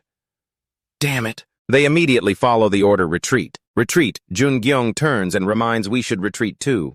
His intuition senses something off, quickly searching for the target. Someone's watching me. Over there, the ruler is standing with hands on hips, evaluating. Interesting. He scoffs at their actions, those with great power retreating to protect their weak kin. How weak. He clenches his fist, affirming his belief the strong should forge ahead toward their goals, even if it means letting their kind die. The ruler smirks. Perfect. He's thrilled, feeling the opportunity has come. Though I was once renowned across Elysium, after countless years trapped in the spatial rift, I've weakened greatly. If I absorb them, I can regain my former strength. He shouts, soldiers, corner them. Use their own kind as shields and spears. The ruler eagerly anticipates the future. After absorbing them, I'll become the god of this place. Outside, his subordinates are easily sliced in half. Red mana pierces through the enemy's bodies. Jungyong. In Chang and Gongju coordinate to fight them off. She sighs curiously. What the heck is that thing called the ruler? It feels like he's hunting us. He stays silent, not knowing how to respond. Just then, someone reports he's awake. The man who was rescued slowly regains consciousness. They surround him. His body trembles non-stop, his face pale. The fear is deeply etched in his mind. That monster is pure evil. Jungyong asks about his situation. What the hell happened to you? He recalls in horror, his voice shaky. He eats people. With that, he completely loses consciousness and collapses. Someone nearby catches him. They report he's out cold. Seonggu stays silent. In Chang grits her teeth in anger. You bastards! Jung Hyun commands, let's head back. She immediately objects, no. He convinces her, Jung Hyun's right. We can't do anything in this state. Seonggu analyzes for her, this is the most feasible option. The monsters are using people as shields to attack us. Even now, they're not stopping. If we keep going, our own team will be in danger. In Chang's face darkens. She bows her head. Even so, Young Hyun interrupts, we won't go back empty-handed. At the same time, he summons the spear muspel. She watches his back, wondering what he's planning. Fiery mana appears in the air. It grows more intense. Young Hyun takes his stance, gripping the spear and raising his arm. Then, with all his strength, he hurls it. The ground under his feet crumbles. The spear flies through, slicing straight through the forest. It destroys everything in its path. Finally, it heads toward the ruler's base. Muspel spears into him. He hurriedly summons a shield. Its power exceeds his expectations. The ruler struggles to hold it back, his hand badly burned by the heat. He looks at his injury. Did I underestimate them? That hurts. The ruler's initial arrogance is shattered. This is a feeling I haven't had in a long time. Maybe it's the anger clouding his mind, but he suddenly bursts into mad laughter. Great. How long has it been since I got hurt like this? You dare injure the king of Alfheim? I should reward you for that. He licks his lips in anticipation. The reward is getting eaten by me. Back at Young Hyun's camp area. Sounds echo in the night. The two on guard notice and are surprised. They're back early. Young Hyun, Seong-gu, and In Chang gather to discuss. She frowns skeptically. Haven't they already figured out our position? He confirms, about 90% they've probably found it. He doesn't want to think about it. Meaning, is that what you mean? But Young Hyun dashes Seong-gu's hope. Yeah, I'm sure they'll come. The monster's full-scale attack will start tonight. The city sky is overcast, creating a heavy pressure that signals an intense battle ahead. Footsteps pound quickly. Seong-gu builds momentum and jumps from one rooftop to another. He lands lightly. Facing him are Young Hyun and In Chang, who've been waiting. He sees the key members are all present and says, everyone's here. Seong-gu asks their opinion. You guys want to go now? He nods in confirmation. Yes. In Chang is also ready. We're all set. After all, Young Hyun isn't the type to let things slide. He agrees with her words. At least I should return what I got. Young Hyun instructs, Seong-gu Hyung, you stay here. He's a bit confused. Huh? His expression turns serious warning about what they're up against. As you saw during the day, our enemies aren't ordinary monsters. It'd be bad if you think they're just mindless beasts. They'll attack strategically. He pauses briefly, then says, the hunters here are enough. Young Hyun emphasizes, don't underestimate their power. In case of disaster, you, the wielder of Bifrost, have to stay. Seong-gu is worried, but what he says makes sense. With no other option, he sighs and accepts, I'm still worried about them. So you two are really going to try with just yourselves? Young Hyun's attitude is firm. It's not a try. We have to succeed. There are still many people in their hands. The longer we wait, the more will die. He confidently promises, we'll handle everything quickly and come back. In Chang smiles and adds, we'll be back. Seong-gu decides to hold down the fort so they can focus. All right, don't worry about things here. Just go. With that, he moves first, jumping off the rooftop without looking back. In Chang trusts in everyone's abilities, nothing to worry about. We'll leave Gong-du here. So what now? Young Hyun's tone is thoughtful. Our mission today is... His eyes sharpen coldly as he declares, to assassinate the monsters gathered in one spot. Countless species hunt each other, forming a powerful army. Right in the center is the massive tree monster holding the captives. Its steps kick up clouds of dust. The two stand on a nearby rooftop observing. In Chang's face pales a bit. She didn't expect there to be so many. Young Hyun looks at the monsters. Should we head back? His plan hasn't changed. They're already prepared. She tries to convince him, but they didn't know we had this many on our side. Look, they're packed everywhere. Young Hyun's attitude is rock solid. We have to focus on our mission, and they have to focus on theirs. Suddenly, he senses something unusual. They've spotted us. He turns to urge In Chang. Hurry, it looks like they've seen us. She startles. What? Young Hyun explains the monster army's movement. He's pretty confident. He's deliberately sending all his troops out and calling us over. The two immediately set off toward the target. Young Hyun leads the way. Suddenly, he detects a dangerous presence. Rubiel's killing intent appears with a savage smile. She slashes at him with mana. In Chang shouts, Young Hyun! In Chang shouts, Young Hyun! Then charges forward to confront her. Her attacks are easily deflected. Rubiel spins her short blade and continues her vicious assault. This time, In Chang starts to feel overwhelmed. She backs away to create a safe distance. Rubiel stops on the rooftop. She smirks contemptuously, arrogantly mocking her. In Chang's eyes burn red. She's furious at her arrogance. Jung Hyun watches the brief fight from the side, worried she's too strong for In Chang. He decides to back her up. No other choice. It seems In Chang knows his thoughts and says, "Go ahead, I'll handle this." Jung Hyun warns, "That's no ordinary fairy. Honestly, it looks like you're getting overpowered." She turns back with a cheerful smile. "Turns out there are things even you don't know." In Chang activates her own mana. A purple glow envelops her sword. A gentle light appears on the scratch on her arm. Then it gradually heals as if it was never there. Jung Hyun watches in surprise. Her wound is healing on its own. The mana around her grows even stronger. "It's not over yet. I've completed the dragon blood pill. I came to Korea first and hunted like crazy." A blinding light flashes in the darkness like a ray of hope. He widens his eyes in shock. This is the great hero from history. In Chang is enveloped in sturdy armor. The one who slew demons, the one famed worldwide, the Dragon Slayer, 6 Freeze. Her demeanor changes. She exhales lightly. A great hero has been born. In that moment, right after, In Chang becomes 6. Freeze, her energy explodes. Over Incheon, a blue light flashes, sucking in all that purple energy, and then exploding with a bang, shaking the area. The shock wave affects the surrounding buildings. Jung Hyun is thrilled, feeling the intense aura. That's incredible. That's Graham. It's not perfect, but it's the technique that killed the Demon King's dragon.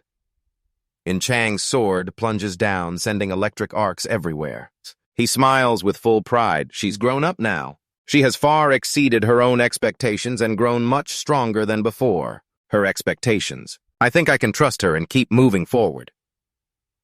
After running for a while, they finally reached the tall building that was still intact. Standing before the massive gate with its strange, intricate designs, Jung Hyun clenched his fist and observed. The ruler of Incheon is inside. His eyes showed a stern look, and at the same time the system announced, "Soul-stealing bone spirit has been activated." The skull bracelet kept absorbing the surrounding mana.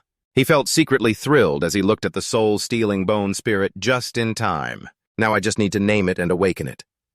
Suddenly he sensed something and looked up. The door in front of him was shooting out powerful lightning bolts, making even Jung Hyun cautious. He guessed, "Is it the ruler? This overwhelming amount of mana is suppressing me." Unaware of when he had entered and heard Erev's welcoming words, he raised his eyebrows deliberately. A warrior from another world. This left Jung Hyun puzzled. A warrior from another world. What does he mean? Is this overwhelming mana some kind of test? As soon as he thought of that, he released a surge of energy full of determination. "All right, I'll play along," and quickly repelled Erev's powerful mana. The green energy instantly returned to its master, startling him. Jung Hyun laughed at his opponent's funny expression. "Why are you so surprised? Did you think I couldn't pass a trivial test like that?" This time, it directly infuriated Erev, making him shout, "Who are you?" This made him even more confused and unclear. Streams of mana energy swirled between the two of them. Finally, the ruler spoke first. "I am Erev, king of Alfheim, the kingdom of the Green Forest. King of Alfheim, the kingdom of the Green Forest. And now I ask you, who are you?" Jung Hyun raised his eyebrows when he saw the other sharing his thoughts. He was about to ask that, but he said it first. "Should I tease him more?" Seeing him silent, Erev couldn't hold back and spoke gravely. "From the information I got from those I devoured, there's no existence like you among the warriors of this world, yet you resemble them." Muspel's spear appeared in Jung Hyun's palm. The fiery energy had never been stronger. "What do you mean I don't get what you're saying?" A green arrow gradually formed in response from Erev. "My kingdom was crushed and destroyed by them." Finally, it fully formed. As he suspected, "Are you one of them?" His face was almost shrouded in darkness as he demanded an answer. Outwardly confident, but Jung Hyun was actually tense facing such a strong enemy. They arrived at a city that seemed more peaceful since the disaster began. Seoul hadn't changed much.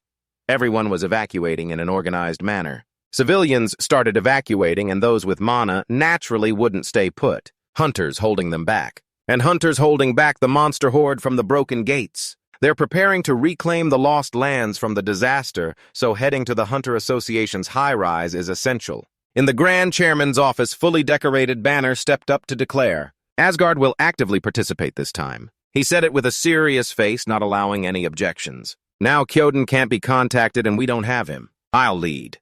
But the issue is, most of Asgard's members are strong hunters, so they have dissenting thoughts. Why is Banner speaking up? Though he's a strong hunter, the reality is that even if they're unhappy, Banner asked formally, does anyone have any opinions? So the group just had to put up with it because no one else has the ability to lead or the political skills to make others listen. That's the truth. So Kang-gu spoke up first in agreement. Whatever, So-yoon just went along with it. Okay, next is Do-hyun, who just felt unfair, but I agree. To-jun's opinion is the same. That question was just for show, so Banner quickly continued. Odin has prepared a few things for situations like this, and you can say this time's situation is more serious than expected. As soon as he finished, Kang-gu summoned his weapon. We have to act fast. As soon as he finished, Kang-gu summoned his weapon. Just tell us where to go. The only thing we know how to do is fight. It left him completely speechless and unsure how to react. How did Odin plan and work efficiently with idiots like this? Then, helplessly thinking of another option, he changed the subject and asked, does anyone know where Chu is now? A strong back with a hammer in hand appeared in his thoughts. Though not a member of Asgard, Hunter Chu can be seen as Korea's strongest weapon. He left Seoul on Odin's orders. If he's with us, we'll have a big advantage. The team thought for a moment and said, because from the start he only handled top-secret missions and Odin trusted him too much. Though not a member of Asgard, his activities aren't even recorded. Suddenly, the chairman's office door opened at that moment, making Do-hyun annoyed as he stared. Who is that guy? Is someone else coming? Who dares to barge into a meeting of the strongest hunters? The person stepped forward and surprisingly Banner recognized him. You're here. He kept emitting energy flows. You're still doing well. As soon as Hyojin showed up, he dropped a shocking bombshell. My son! Do-hyun was startled and broke out in a sweat. What, that's Odin! Odin's aura had become more ferocious. The others froze at the greeting, but wait. Banner is Odin's son.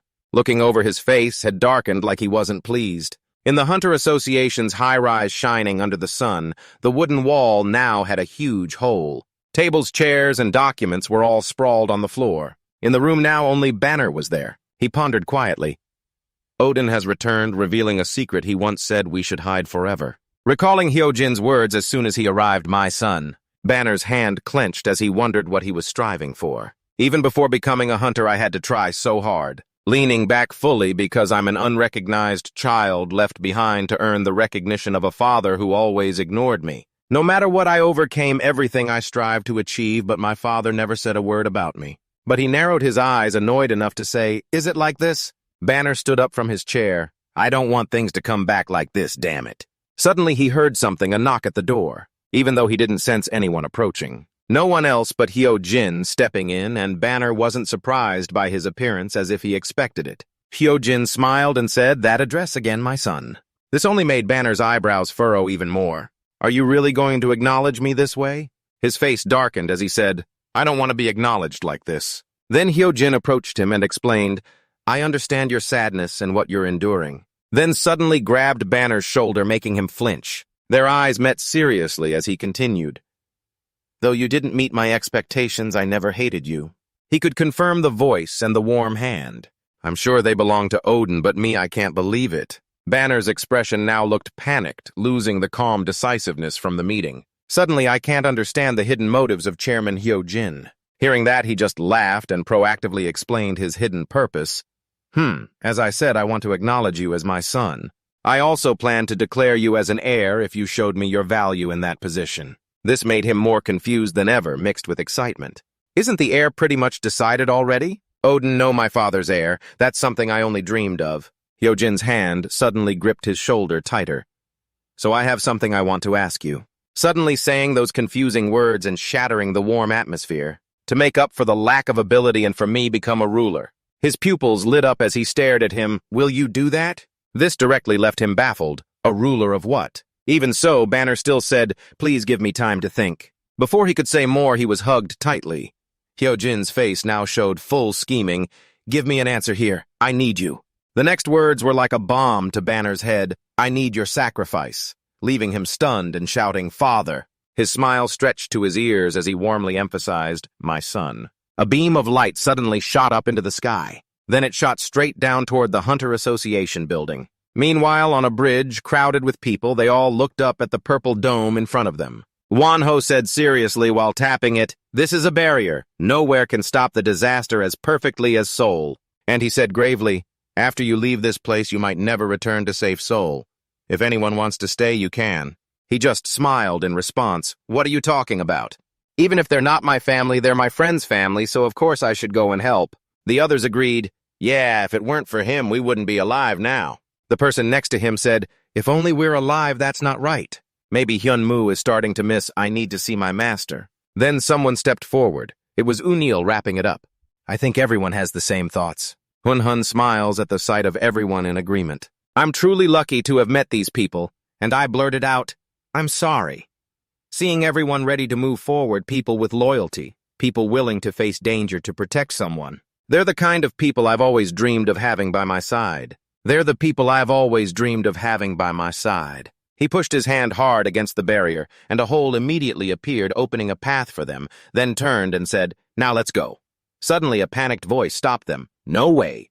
Fenrir quickly looked back because right then in the middle of Seoul, a golden light appeared in the sky, spreading out as if to cover the entire area. A barrier was being broken. A golden dome full of holes appeared before their eyes. Back at Eric's strangely carved door, he asked the question without giving Jungyong time to answer. "I'm asking if you're on the same side as those black creatures." His whole body tensed as he watched the arrow's path. It was coming, and he caught it bare-handed without hesitation. Its force was so intense that it pushed him back a distance, but he easily snapped it in half. Somehow Erev confirmed, "So you're not on the same side." Jungyong's hand was now bleeding and badly burned while he grinned, not sure if it was good or bad. "Though you possess their energy, you're not one of them," Jungyong responded. "Them, are you talking about the sponsors?" Erev was confused. "Sponsors, is that what you call them? Is that what you call them?" Jungyong thought silently, the rulers of some territories that appeared after the great upheaval. Only the Demon King can kill them. His mind kept questioning, why is it that only the Demon King can kill them? He asked another question. "You're getting straight to the point I need more info on. Are you a sponsor?" He summoned arrows. "Hey, a sponsor. Are you asking if I'm one of them, those dark creatures?" Erev affirmed, "The answer is I'm not one of them. I almost became one, though." He was still using his power, but now I'm not sure. A series of green lights surrounded the area. The power was extremely terrifying. He laughed maniacally. "If I devour you, maybe I'll become one of them." With that, a series of arrows shot forward. Jungyong gritted his teeth. Can he become a sponsor by devouring me? He also said he almost became one of them. He summoned a blinding fire spell ready for battle. "I need to focus on this fight first. I can't block all those arrows." He swung his spear to create a large flame. In this case, both sides clashed strongly, causing a big explosion. Erev was surprised. "My arrows can't pierce his fire barrier." Electricity surges around him. "All right then, let's push through." That didn't work at all. Jungyong is determined, the identities of the patrons and rulers that only the Demon King can kill. "I need more info." Without hesitation, he asks, "Have you met other hunters yet?" He quickly responds, "You're pretty sharp. I've devoured countless self-proclaimed hunters, though I'm not sure that counts as a meeting." He doesn't get what he's saying. "You're saying I'm different. Am I different from the other hunters?" He nods. "Do you think you're like the regular warriors in this world?" Erev calmly speculated, "Do you think I, the ruler of the mighty forest kingdom, would chat with an ordinary warrior like this? It's because I recognize you're on the same level as me." Unnoticed, countless spirit soldiers had gathered behind him. He jumped in surprise. Too many enemies. He waved his hand lightly. "You're a king yourself." Instantly, the monsters leaped up roaring as they charged forward. Jungyong shouted this command, "I'm naming you." Energy gathered in the eye of the skull bracelet, ending with pig. As he finished, cracks appeared on the skull, shattering the bracelet, and an excited female spirit soared out. A moment later, outside the ruined buildings, Ruby lay sprawled on the ground in a pool of dark blood, with the clinking sound of her dagger dragging on the road. In Chang breathed out wearily. I've gotten stronger. Her eyes filled with determination. Having power means I can protect myself with my own hands. A notification appeared. The charming prince is looking at you with warm eyes. In Chang smiled contentedly. Suddenly she sensed several energy forces clashing nearby, filling her with worry. It seems Jungyong's battle has started. She jolted at something channeling energy into her dagger, a purple light shining straight into her body. In Chang looked happily at her palm. Isn't he called the immortal 6 feet? All my wounds from the fight with that dark goblin have healed. She clenched her fist, her eyes lighting up with hope. With this, the gap between me and Jungyong must have narrowed a lot. Let's go. I have to help Jungyong. Heading toward the energy source. In Chang didn't hesitate. Is this where the battle is happening? I need to get in there quickly. She pushed the door open hard, immediately stunned by the scene inside. So many energies overlapping. What the heck is this? Spirits are fighting the spirit monsters head-on. A monster raised its sword and slashed at a spirit, but unfortunately it just passed through without any effect. It screamed back and quickly bit into the monster's shoulder. She watched and sighed. It looks like hell on earth. Oh my God, a battle between goblins and demons. Where's Jungyong? A loud noise erupted just then, and she scanned around to find the source. What the heck happened to him? I thought I'd gotten so much stronger, but the fierce fight between him and Erev made In Chang think he's way ahead of me. I can't even jump into this battle. A series of green energies enveloped the building, and the spirit monster in front of the spirit suddenly transformed, vanishing in shock before the spirit.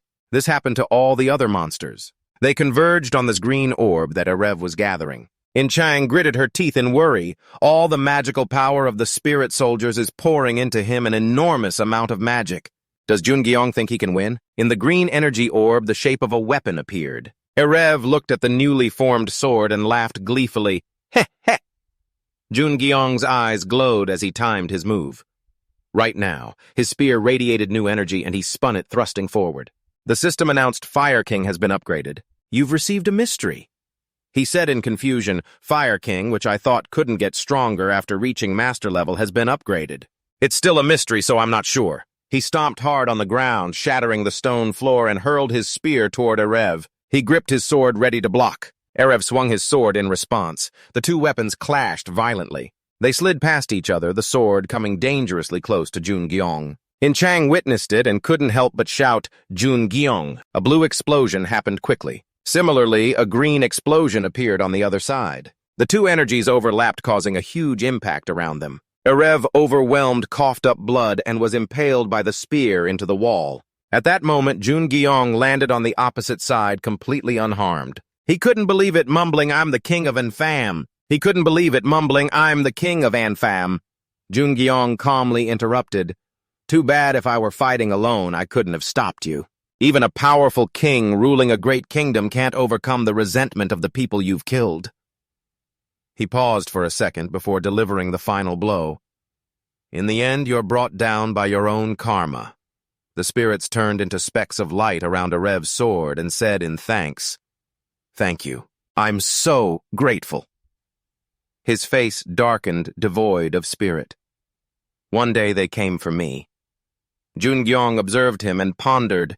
The wild and haunting look in his eyes has changed. He asked directly, They're here. Are you talking about the sponsors? He pointed at him. If it's who I'm thinking of, then yes. Erev lifted his head with passionate eyes. Alfheim was unified under my rule after a long war and the peaceful years that followed. This made him think, it's like Earth's history. You could say everything became peaceful under one unified force, but underneath it was already rotting. Erev continued slowly.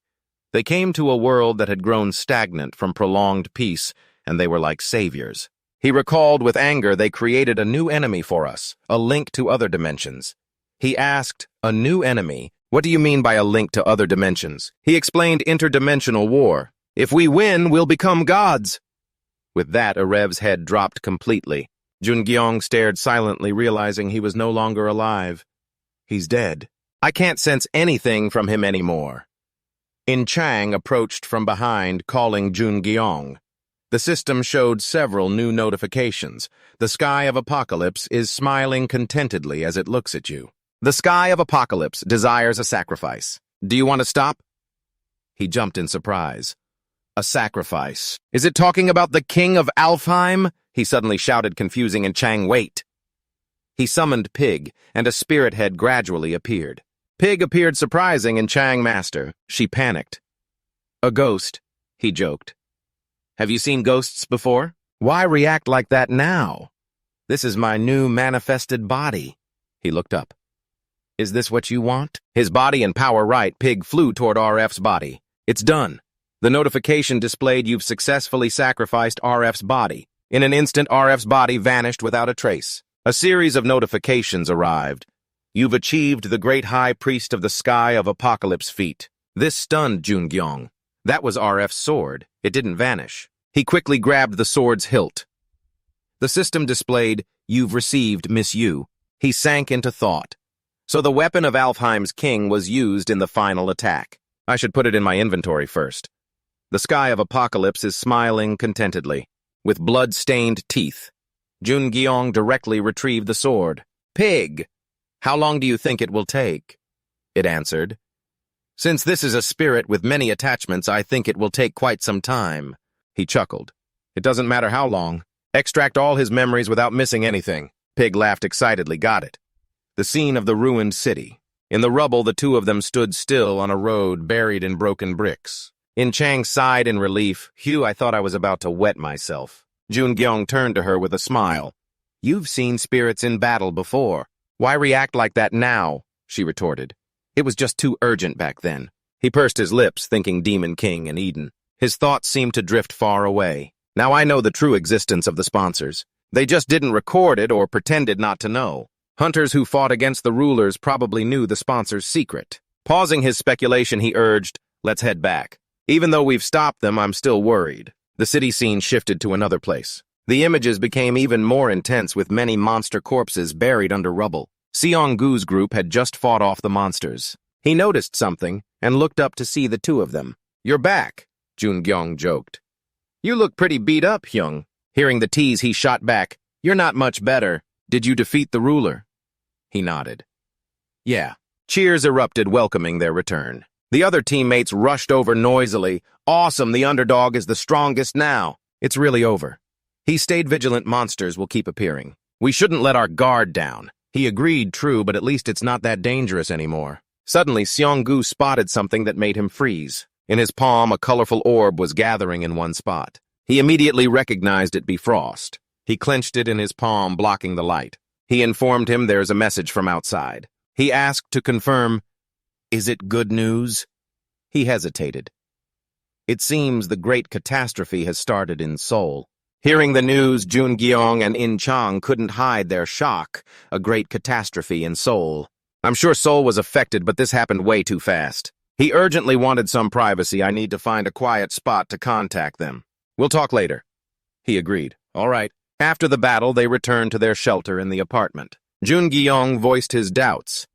Do you mean Seoul is burning? Even if the catastrophe hit Seoul, there should be countless hunters protecting it, right? And there are Asgard heroes. How could there be so much damage? Seong-gu calmly shared the rumor. People say Asgard's strongest hunters have disappeared. He and In Chang blurted out what? He explained further. The catastrophe struck suddenly. Monsters swarmed everywhere, and the leaders vanished. The survivors are trying to control it, but since everything happened so unexpectedly, Seoul is engulfed in flames. Jungyong still had faith in the hunters there. Asgard hunters, huh? Well, there's some good news.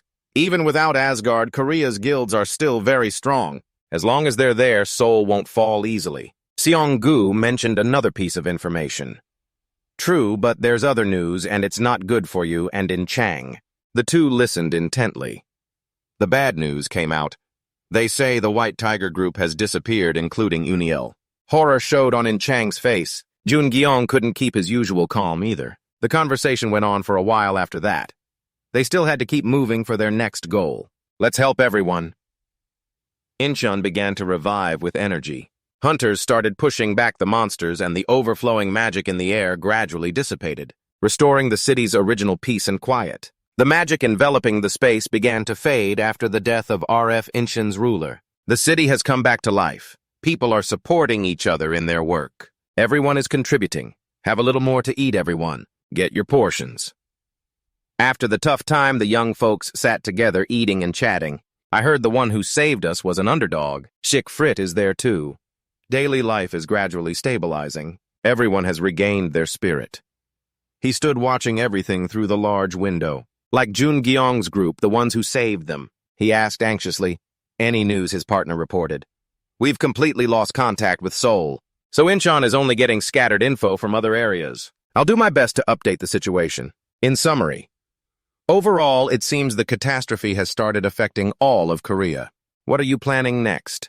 As he pondered, even without us, Incheon will be safe. I need to decide the next step for Seoul and other areas. Where should we go? The large door suddenly swung open. Chang returned, I'm back. He quickly asked about the outside situation. How's the barrier doing?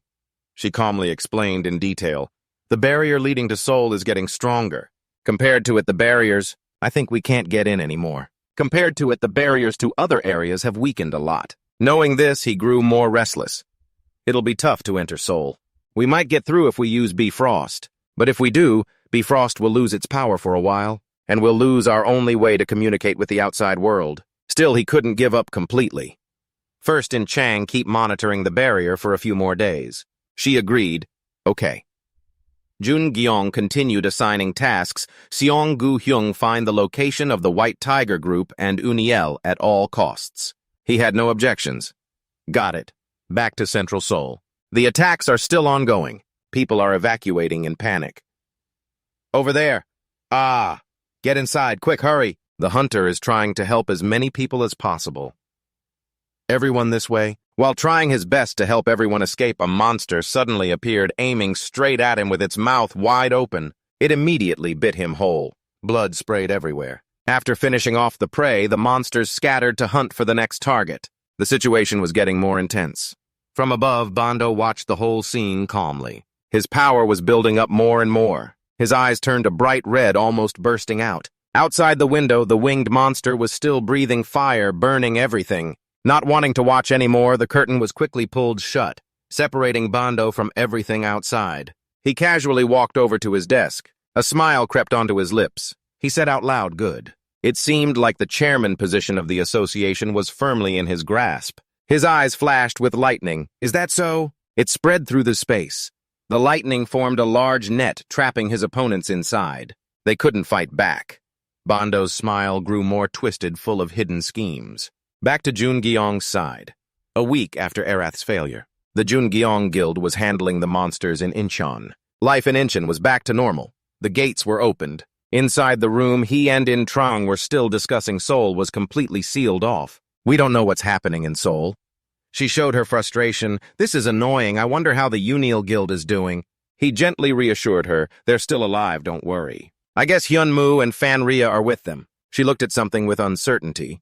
It was the sword in his hand. It showed info. It's the item I got after defeating the Incheon boss, like Seonggu's Bifrost and Rot's lightning blade. This is a magic artifact.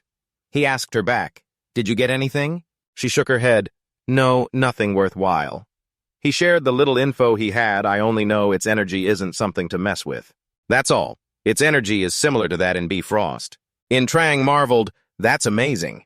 It'll be useful in its own way. He stared at the sword in his hand. To refine the spiritual energy from Miss Yu. I tried Dragonheart, Dragon Blood Stone, and even the Spear of Muspelheim.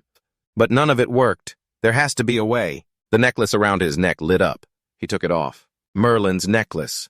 A voice came from it. Can you hear me? He was startled and quickly put the sword away in his space. He hurriedly responded.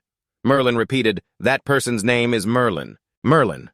The signal from the necklace was unstable, connecting sporadically. He figured there's something wrong with Merlin's necklace. Jun Gyeong turned around, looking around. What's this?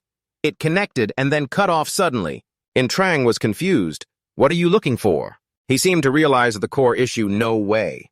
He quickly summoned the sword back, holding it firmly. The signal from the necklace was clearly more stable now. Can you hear me? He replied firmly, yes. He looked satisfied. Mr. Ten was connected. The other side explained, "My necklace is broken, but it's fixed now." Then he asked about how things were going on his end. He was glad Seong-gu said the link to Europe was cut. But thanks to Miss Tilton, we can still hear the conference, and the Olympus Guild revealed they're having issues. He said there are more difficulties and dangers than expected. The city is isolated, but luckily, with the warning, the council could handle it in time. He smiled with relief. That's lucky. But the other side dropped important news. Though there's a problem with Olympus, they said they can't find Rot, the one with power on Odin's level. He opened his eyes wide in shock. The person with power matching Odin is missing. The sound from the other side kept coming. In the middle of the storm, but still no sign of Rot. They're confused. So that's done with the UK side. We'll arrange to meet Olympus. The signal cut off completely, making him frustrated.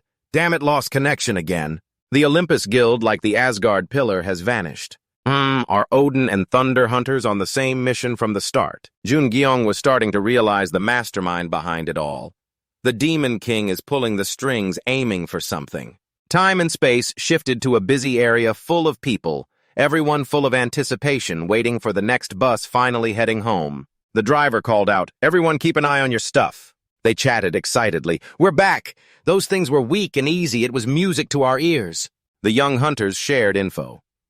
About 500 new hunters joined. The sponsors are really looking out for us after that disaster, so everyone's getting sharper. Jun-gyung congratulated. "That's great." He quickly added, "This is all thanks to you, man." He didn't deny it. "Then we can head out with peace of mind." Hearing he had to leave, the other guy looked sad. "You're going... There are probably other places that need help besides Incheon. Are you heading to Seoul?" His plan was to go where he was needed most. Seoul has the strongest hunters their ace can hold out. "We'll go to Gangmyeong. There are a few people we need to meet." After saying goodbye, he turned to his team. "Let's go." In-chang and Seong-gu were ready, waiting for his command. A shadow appeared behind him.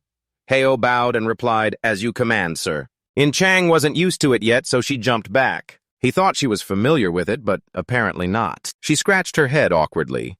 "Not yet." A hiccup came from behind, making her suspicious.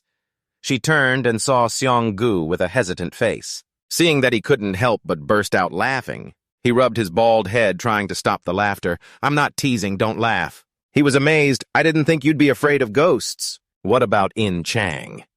"He's afraid of ghosts, too." He shot back, "How would you know about me? This is a sore spot." He wondered, "That sore spot seems like an old haunting story for you." He shared, "I don't remember clearly, but when I was a kid, before I became a hunter, a ghost appeared and said something to me. Since then, I've been terrified of them. The ghost I saw was like Heo, but invisible and wearing a coat. I hate ghosts." In-chang had a similar experience. "Oh, I went through something like that too." He teased. In-chang must have been really weak as a kid. She gave him a warning glance. Seong-gu quickly explained, just kidding, haha." Hearing their story made him realize, hold on, all these coincidences are related to you. Everyone around me has gone through this, and the ghosts they saw are like Heo. What's with that? Suddenly, he had a strange feeling.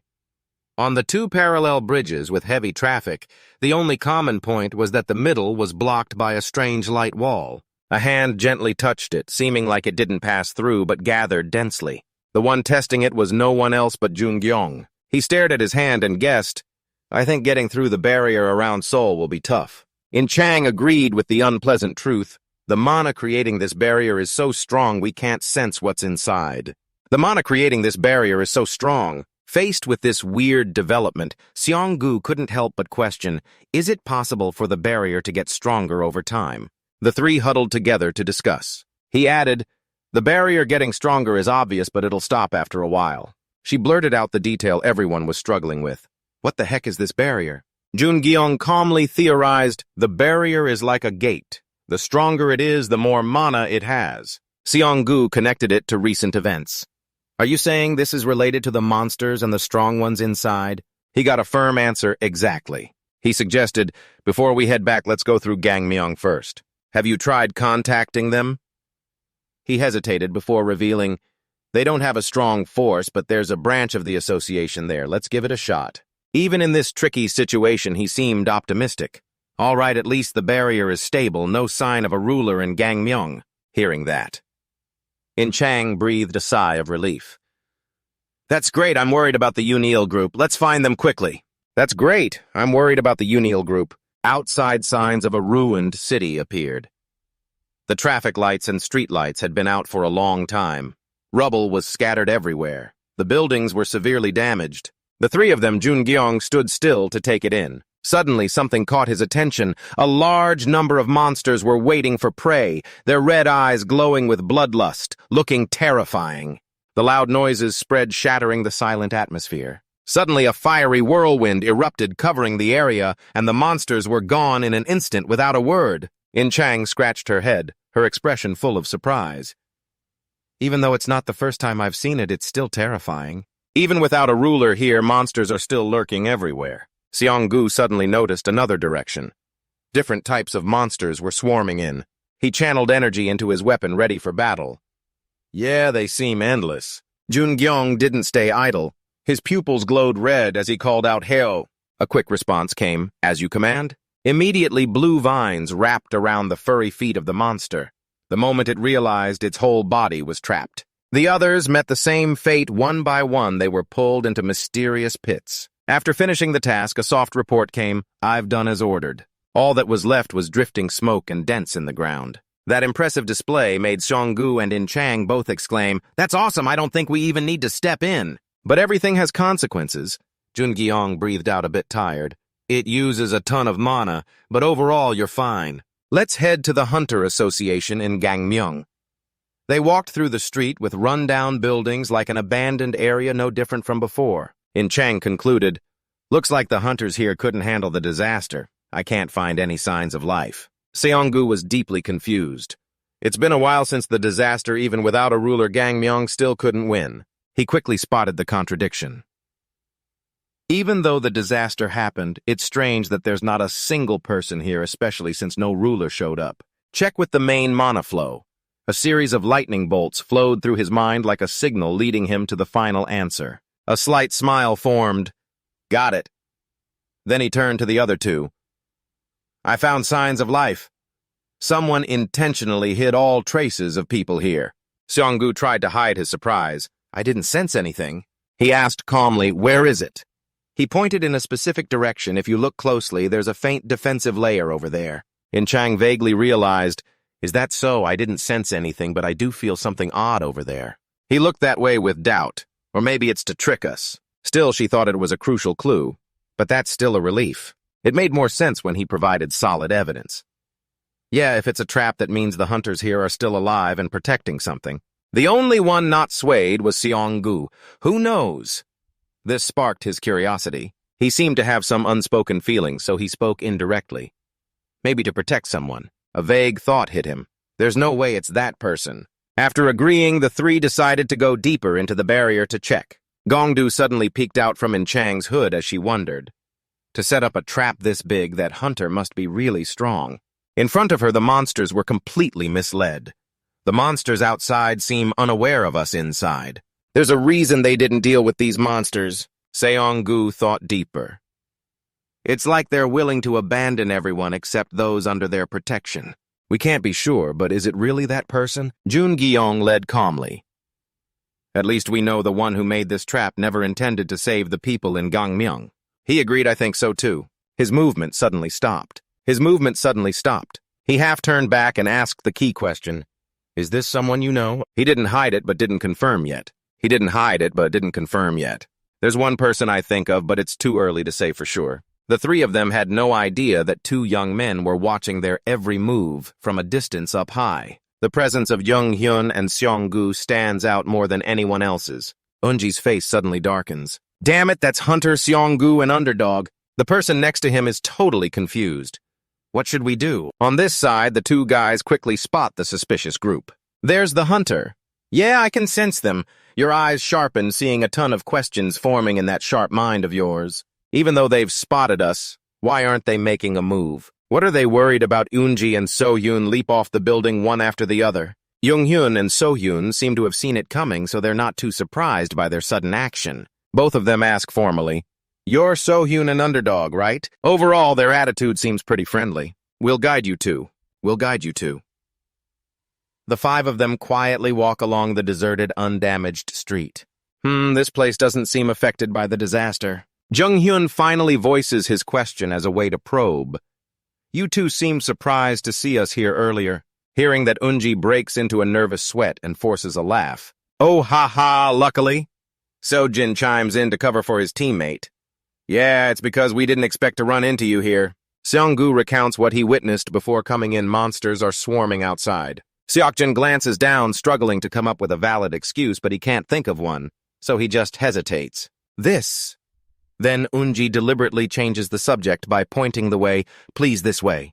A sudden flash lights up on Jung-hyun's chest. It seems like some kind of power for telepathic communication. This group is leading us while deliberately avoiding the issue. CEO Gu and In-chang walking behind get the signal and nod to show they understand. Unji announces right away when they arrive.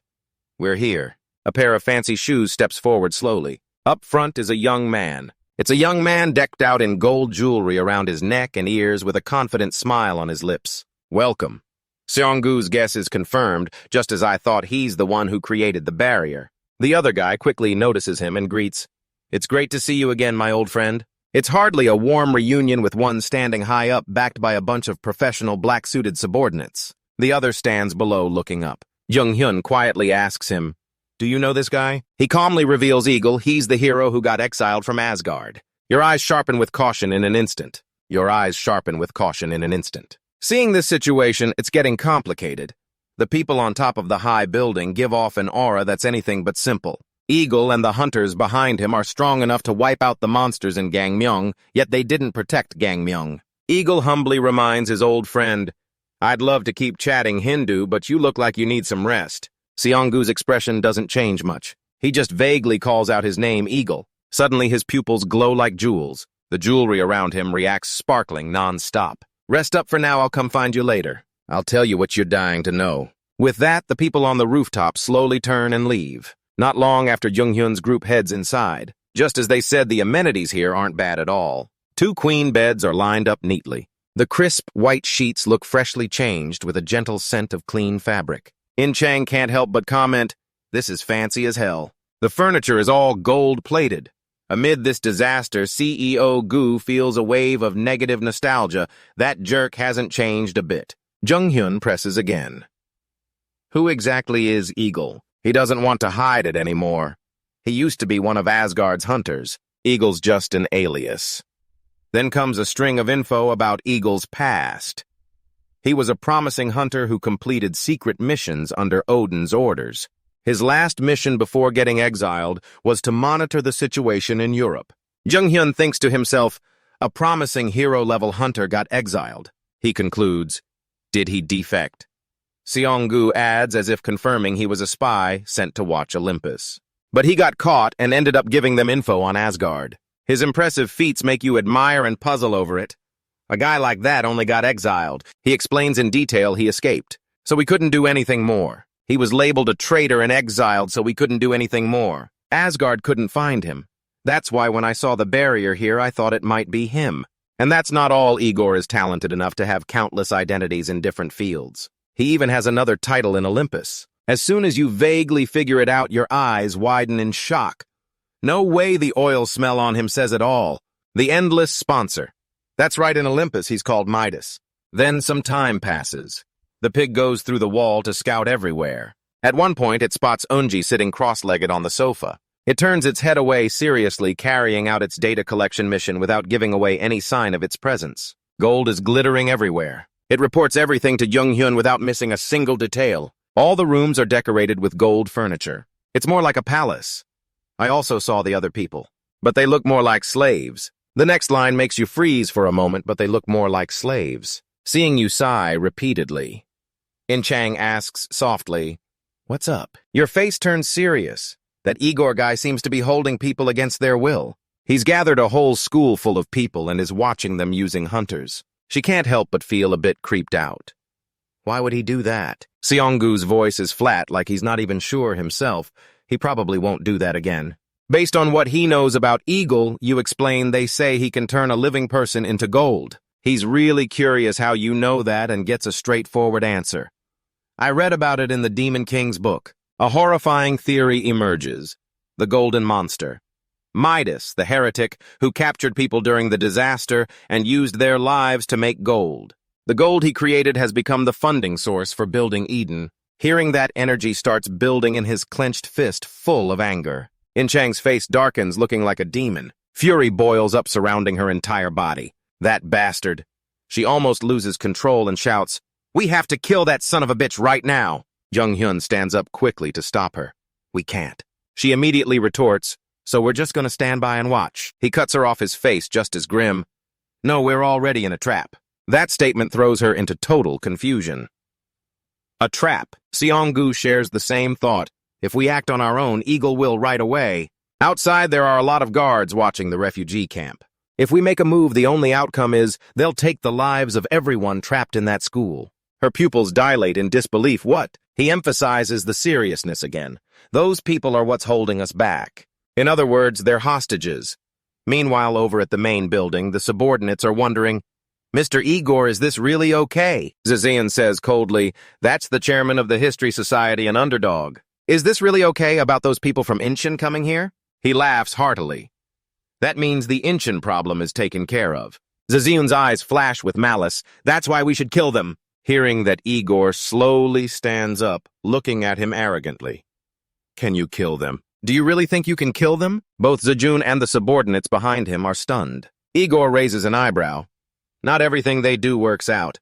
Jaejun asks cautiously, "How can you be so sure?" Igor bursts out laughing. "I know Seong-gu inside and out. And with that wild grin, he knows we're holding info so he won't act recklessly. We can't threaten their lives with this, but we can limit their moves." Jaejun looks at him worriedly. "Even if Seong-gu is like that, from what I've heard, Underdog and Six Fridge won't just sit back and take it." Igor impatiently replies, "You guys don't know anything. Seong-gu's power and rank are way higher than you think. No matter how angry Underdog and Six Fridge get and want to act, Seong-gu will stop them." After saying that, he strokes his chin like he's realized something. Recalling Jung-hyun's cold face excites Eagle. "Underdog, huh?" The aura around him is as strong as Seong-gu's, 6'2". Then he gives the order. "Keep a close eye on them. Even if they can't do anything, they're still a bunch of nasty creeps." Zaejun acknowledges the order loudly. "Yes, sir." Suddenly, Igor calls him back. "Bring some girls over here. I can't hold back my excitement about those bastards anymore."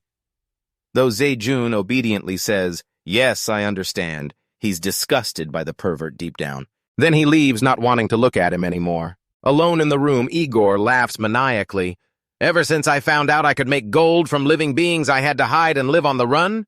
Who'd have thought it could turn out like this?" Right after, a few girls are brought to his room like offerings to a god. Meanwhile, outside the school, it's complete chaos. People are lying around lifeless like empty shells. In Chang sees this and feels heartbroken. This is horrific. Even the kids. Suddenly, a man holding a skinny child approaches a hunter. "Please give me some food. The kid is sick." The hunter yells coldly, "Shut up! Do you think we'd have anything for trash like you? Do you want to die? Do you think we'd have anything for trash like you?" The man doesn't give up, but the child is sick. "Please." The hunter, furious, punches him. This jerk talks too much. The man, weakened from lack of food, flies back. The child in his arms falls, but a hand quickly catches it. In Chang jumps up and cries out in distress. Jung-hyun gently reassures, "The child is okay." After getting him back, the man hugs his child. "Thank you." The hunters around see this and come over to question. "Who are you?" In Chang's eyes flash with coldness as she looks at these monsters. Furious, she clenches her fist and wildly releases mana, venting for that father and child. The hunters see that and back away immediately. The one who was just demanding answers now trembles in a corner. Where did this monster come from? In Chang tries to calm down and hands over a healing potion. Then gently explains to the father and child, "Give this to the kid to drink. It can cure most illnesses." The father is overjoyed. "Thank you." Suddenly, a shout comes from somewhere. "Me too." Right after, a crowd rushes toward her. "I'm sick too." "My kid too. Please help me with this illness." In Chang is startled by the scene. If everyone moves like this suddenly, someone could get hurt. The guards snap out of it and grab their weapons. "Back off. Back off now. That outsider is causing trouble." Jung-hyun sees this and feels a chill. The situation is out of control. Seong-gu is helpless. Looks like we have to step in. But a cold voice rings out, "Stop!" That voice is so authoritative that even Jung-hyun turns to look. The crowd is scared stiff. No one dares to move an inch. Everyone goes silent and looks up at the figure on top of the building. It's no one but Eagle. I won't tolerate this chaos. Hunters find the cause of this. The subordinates acknowledge, yes, sir. Then he looks at In Chang and scolds, you shouldn't cause chaos like this. Guests should act like guests.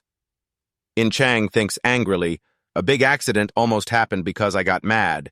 But the situation is resolved by this person, so she forces herself to hold back. I can only stay silent. Eagle sees her like this and smiles contentedly. Meanwhile, In Chang is so ashamed that she can only drag herself along with heavy steps. Jun Gyung kindly advises, it's not your fault. But she just whispers thank you. After sorting out the mess, Eagle announces, now we'll start distributing the food. The crowd below can only submit and bow their heads saying, thank you, sir. Thank you, sir. Back in her small room, In Chang angrily shouts, why do they follow him like that? She's venting her frustration wildly. Is it all because of that gold they're hunters, for crying out loud? They should be protecting people. He slowly analyzes hunters aren't the type to be short on cash. There can't be that many following him just for gold. In Chang asks, confused, then why? He thinks for a moment and replies, maybe because they can't stop him. Even if they're not short on money, they still want to stay alive. Right now, even if they risk everything, they couldn't stop Eagle. He nods in agreement. That's right. Igor is strong and skilled enough that both Asga and Olympus recruited him. He's a talented sponsor like no one before. We don't know what he's hiding. He looks at Xionggu and says, the details are... Xionggu scoffs. So he's strong. With a serious face, he explains, that scum hasn't changed at all. He's really good at politics and acting like a spy. That's why he was sent to Europe as a spy. He frowns and blames himself. I don't know how to handle a guy who's holding so many hostages. Hearing that makes In Chang even more furious. Thinking about that father and son being treated so brutally makes her whole body burn with anger, like someone's lighting a fire inside her. What she's focused on right now is something else. Almost all the kids here are sick. Is it because of the catastrophe? Did the mana from the disaster harm those kids? Is it because of the catastrophe? Did the mana from the disaster harm those kids? Because kids' bodies aren't fully developed yet, their ability to absorb mana is even better than adults. In Chang stares in disbelief. So, why? Xionggu grips the chair tightly. Eagle, it's his fault. His face darkens expression unreadable. No creatures are more full of life than kids. In Chang exclaims in shock, that's impossible. Xionggu angrily stands up. The ingredient he uses to make gold is kids. I have to go see Igor. He's busy admiring his shiny pile of gold right now. Even when Xionggu's group shows up, he stays oddly calm and even taunts them. Do you like my empire? Xionggu's eyes mix anger with some complicated emotions. Igor sees that and loses interest, tossing the gold aside. The sound of gold clinking together is so pure it could tempt anyone. He's so angry he starts laughing. What's glaring at me gonna do? That's why you haven't achieved anything. That's why you haven't achieved anything. Look at me. I'm the king here, aren't I? Hearing that Jun Gyung thinks deeply, it seems he knows Xionggu will attack because of the hostages. Even though Eagle is strong, he's not unbeatable. He looks at Xionggu's determined back and wonders, even with hostages, the easiest way is still to punish him. What will Xionggu choose? Right now. Xionggu is provoked by Igor. Mana energy radiates from him, showing just how intense his rage is. Mana energy radiates from him, showing just how intense his rage is, but he just smirks. Don't even think about doing something stupid. Then thousands of gold threads appear with his arrogant tone. All the kids in this area have... Xionggu realizes something's wrong and quickly calms himself. Even Jun Gyung is terrified by those thousands of gold threads. They are. Eagle sees their faces and grins wickedly. If I die, thousands of kids out there will die with me. How spectacular would that be? Those gold threads are all connected to the huts outside. I'm a master strategist. He boasts proudly, the one who devours the dreams and lives of kids. That crazy guy says it like it's true. Xionggu. I just want to quietly rule this place. The more Xionggu hears him ramble, the deeper his frown gets. Do you think you can do whatever you want? This world will soon return to its original state. Do you think you'll be safe here? Igor just smirks. Well, who knows? But if that time comes, I'll have even more kids' lives in my hands. His face right now is as evil as a demon's. Kids' lives could bring a different future if this world collapses. Isn't that what they say kids are worth their weight in gold? He casually wraps it up. I just want to quietly rule this place and live comfortably. Seong-gu thinks with a headache. I don't like it at all, but I have to use someone's name that he'll fear. He says, with Odin's personality. Eagle cuts him off. I know the truth about Odin disappearing. Seong-gu's eyes widen in shock because he didn't expect him to know. Eagle looks at him arrogantly. I also heard that Odin has disappeared. That directly scares Seong-gu. How do you even know all this? Seeing that he smiles smugly, you seem surprised by my network, huh? Of course I'm not telling you. All I can say is... He raises an eyebrow and shoos him away. Just quietly leave. Killing you would be too much trouble for me. Do whatever you want. You can save the world or die, just get out of my city. Seong-gu is suddenly backed into a corner. Are we really supposed to retreat like this? If we leave now, we won't have another chance to save the people here. Sacrificing the few for the many. The kids will have to be sacrificed, but killing that jerk. He thinks hard with a headache. I don't want to go down that path. I don't want to follow in Odin's footsteps. Right in this tense moment, Jung-hyun steps in. All right, we'll leave. He firmly shields Seong-gu to keep him from dealing with a dangerous guy like Eagle anymore. He sees that and chuckles. Good. But Jung-hyun doesn't let it go easily. In exchange, give us a little time. Seong-gu gets what he means. I see. He's got a plan. Eagle pauses at that condition, then wonders what he's up to. After thinking, he decides, I won't give you much time leave within 2 days. Jung-hyun agrees cheerfully. Deal. Then they leave the room, leaving Eagle with a mess of thoughts in his head. Does he have another way? He unconsciously strokes his chin. Well, maybe that's fine. 2 days won't be dangerous for you guys. 2 days won't be dangerous for you guys. That's also the time I need. Eagle orders everyone to gather. Meanwhile, Jung-hyun's group has no idea he's made a bold decision. We'll proceed with the ritual. Outside the building, Jung-hyun sits discussing with Seong-gu and In Chang. He's preparing too, he points out. He'll definitely set traps so we can't do anything. Do you really have a way? Jung-hyun smiles and replies, Of course I was a bit scared hearing he's an endless sponsor, but in the end he's just average. Seong-gu's face lights up. That title only means something if extremely powerful hunters get sponsored by him. He's only a hero because of his massive wealth. So what's your plan? He responds slowly. About that. Jung-hyun looks at In Chang. She points at herself confused. Me. He confidently says, yes, you're the way we beat him. Jung-hyun recalls the image of him using his skill when we met Eagle. I observed the mana he emitted. It's connected to a lot of people. Those affected by his technique, and he can take their lives whenever he wants. Jung-hyun stands up and reaches out. In Chang, you want to save those people no matter the sacrifice, right? She immediately responds, yes. His face turns serious. It'll hurt a bit, is that okay with you? In Chang calmly asks, will I die? If I say yes, what then? Will you still do it? She sighs, her face darkening. Jung-hyun's eyes are full of seriousness.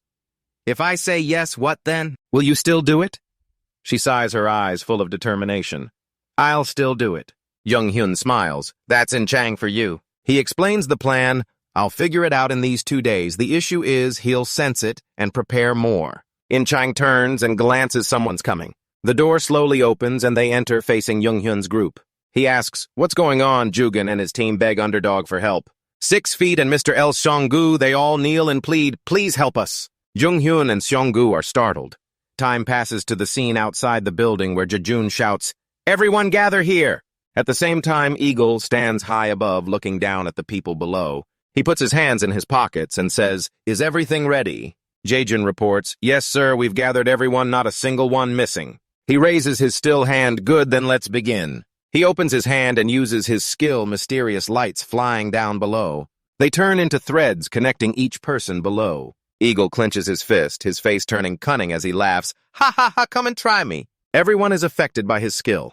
Eagle boasts, you won't throw away so many lives like that. Time passes to the building scene. 2 days later, Jejun stands reporting to Eagle. They spent most of their time in the room. Occasionally, they met people in the common yard, but they didn't say anything important. His eyes are full of calculation. Has El Seong-gu given up and left them alone? Eagle smiles lightly. Well, if he hasn't given up, what could he do anyway? He stands up confidently. All right, time to see them off. His face is full of arrogance. This is the best world where I have the power to rule. My soldiers, my slaves, I'll be king here. Cut to outside the building where Jung-hyun's group confronts Eagle. Cut to outside the building. He asks, you should be leaving now, right? Seong-gu immediately replies, yes, our agreed time is up. Eagle starts sweating nervously. They're up to something. He still warns, if you act on your own, the people here will be in danger, so don't even think about doing something stupid. Jung-hyun shouts, charge at Eagle! He panics, what are you doing? Don't you care what happens to the hostages? He starts raising his hands in threat. Eagle angrily retorts, you bastard, how dare you trick me? I'll kill 10 people as an example for tricking me. These people will die because of you. A sword stabs into the ground. He glances worriedly as In Chang slowly pulls the sword out. Hector Ram activates. Eagle stares at his hand in shock. No way. The threads connected to the hostages don't. His connecting threads start to waver. His skill is focused on binding her. She's done it. Jung-hyun excitedly says, In Chang just activated another of Ram's skills. Ram can absorb spells and magic from around. Now we can start counterattacking. Eagle angrily frowns and clenches his fist. How foolish are you trying to handle the drain from 1,000 threads alone?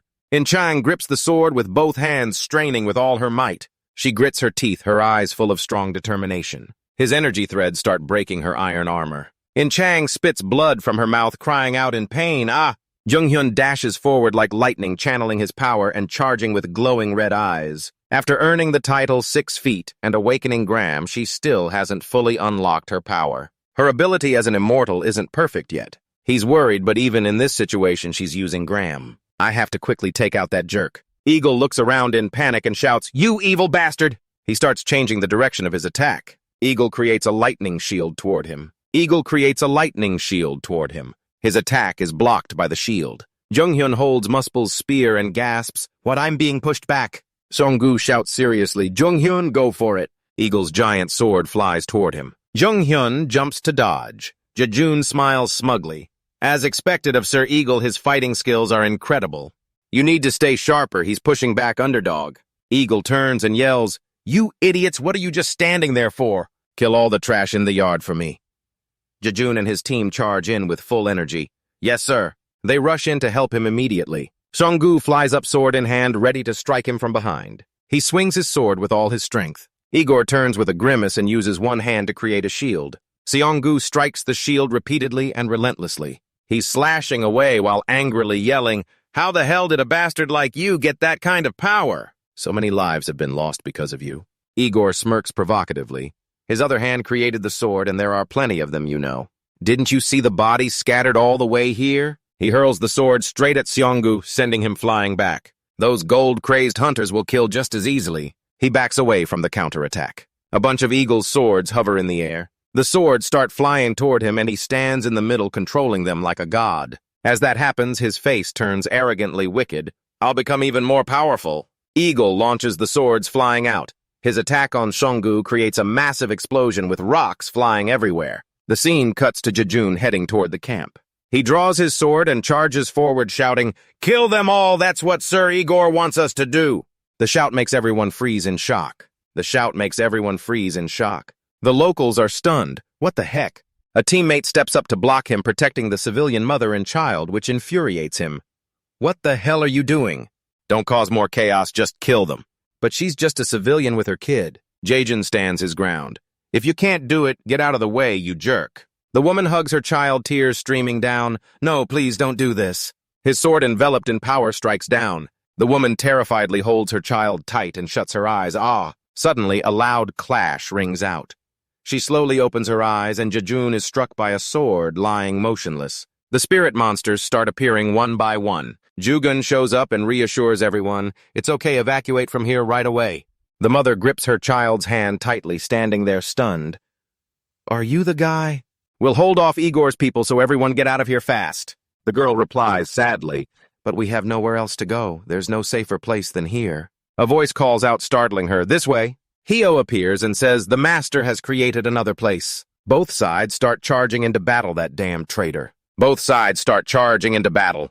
That damn traitor, how dare you betray us? I don't want to live like a coward anymore. Unji signals for everyone to run this way. In the battle area, Seonggu keeps swinging his blade fiercely at his opponent. One swing from him instantly knocks Eagle flying several yards away. The scene looks just like a small explosion. Eagle immediately spits out a huge mouthful of blood. He's ragged and terrified, staring in disbelief.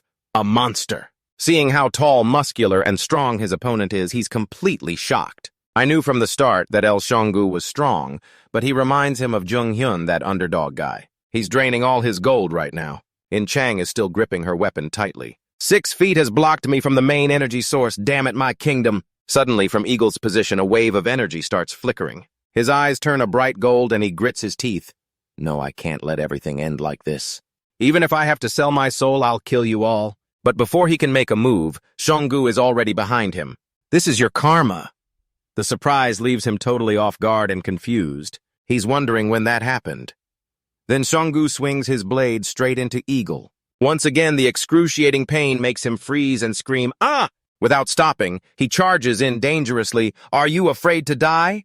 Again, the massive weapon, trailing terrifying energy, stabs down quickly and precisely. This time, it successfully hits him fully. This heavy blow finally makes him collapse to his knees. As the dust settles, Eagle remains kneeling, paying the price for his sins. Seonggu narrows his eyes and coldly says, word by word, "This is your karma." Then he turns to Junjeong and says, "He's dead."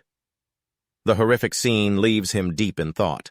These rulers appearing in this world are nothing but apocalyptic disasters. Calling them monsters isn't wrong. He turns and walks away, thinking Eagle is no different from a ruler. However, after a few steps, a sense of unease rises in him. Junjeong is startled, cautiously scanning around. What is this dangerous feeling? It can't be. Seonggu interrupts. Let's go, we still have people to save. But he doesn't respond and just grips his weapon tighter. His action surprises him, raising questions. Junjeong and In Chang nearby don't understand why either. Junjeong, he's already dead. However, the energy surging around Eagle's body speaks for itself. Right then, Junjeong suddenly tenses up and shouts, "Get out of the way!" At that exact moment, a fist packed with immense power suddenly approaches everyone. Seonggu reacts quickly and raises his blade to block it in time. Still, the force pushes him, sliding back a distance. This sudden turn of events leaves him completely baffled. Somehow, the owner of that golden fist is Eagle, whom everyone thought was dead. Of course, Junjeong was sharp enough to notice. There's no life in his eyes. He's really dead. So why am I sensing ruler energy from him? Without keeping everyone waiting, this strange version of Eagle suddenly screams loudly. A system notification appears for him, an apocalyptic sky. The charming prince, the king of the rainbow, is watching. 3 question marks appear, leaving Junjeong in shock. And In Chang, too. The notification continues with chilling words, "Watching you." The scene shifts to the other battle area. Jugun decisively channels his power and slashes straight into his opponent, making him scream. After taking that final powerful hit, he's finished. Julian immediately sighs in relief and turns to everyone. We've taken care of most of the hunters on Eagle's side. Thank goodness. Then he declares firmly, from now on, there will be more good hunters than bad ones. Having cleared this area successfully, he orders, now let's go help the underdogs group. But suddenly Gongju jolts as if sensing something. Eunji quickly shouts a warning, behind you. Jugun looks back in confusion, not realizing the enemy has suddenly come back to life right behind him. Huh! Behind me! The opponent appears and lunges forward with force. Faced with this sudden event, Jugun is stunned. What the hell? Luckily, Gongju from behind quickly blocks the attack for him. His hit even sends the opponent crashing into the distant rocks. Ju-won quickly calms down and looks at him gratefully. Ha, thanks, man. In response, he happily gives a thumbs up. But it's not over. Eunji continues to panic and yell, look over there! The dead hunters quickly come back to life, and everyone realizes why the opponent is reviving. This weird horde of reviving hunters makes everyone bluntly shout, golden bodies! What the heck is going on? Eagle just revived opens his mouth and roars. His roar echoes and spreads everywhere. Not only that, it seeps into every nook and cranny of the ruins. That booming sound reaches Julian's group in the fight, leaving everyone confused. Ugh, what the hell is that noise? Very quickly, they get their answer. As the Golden Hunters turn their heads in one direction, the entire revived army seems summoned and runs like the wind. Jugan realizes the dead hunters are running toward the source of the sound. The others are just as panicked. Where's the underdogs group? Jugan is sweating bullets looking ahead. Who knew those hunters would become energy sources to make Eagle even stronger? That massive golden figure is unbelievable. Eagle isn't just that. The sight of hunters being absorbed into his body shocks everyone even more. Eagle is absorbing the revived hunters.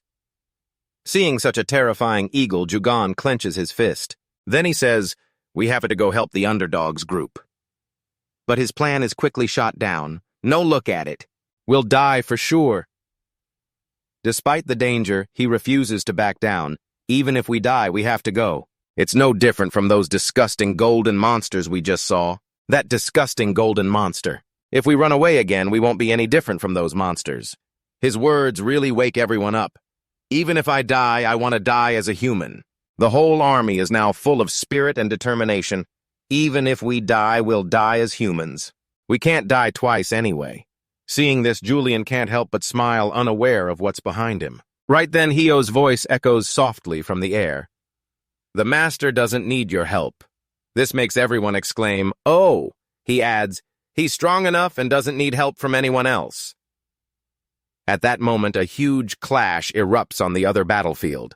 It's the massive golden eagle wildly swinging his fist at In Chang. In Chang doesn't flinch, raising her great blade high to attack him. As she leaps up, her attack collides directly with his. Seeing the result, she thinks, "I hit him. He must have taken some damage."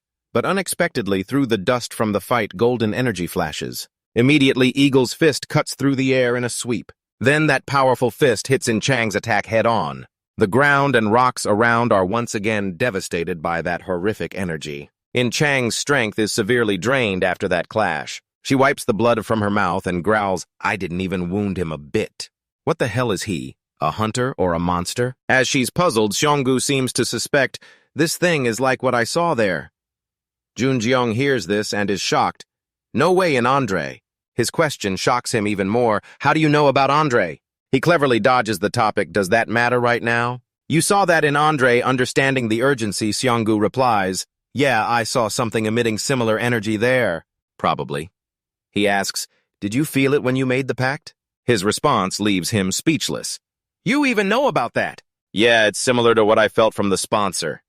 Then he thinks, if that's true, this is basically like a sponsor descending.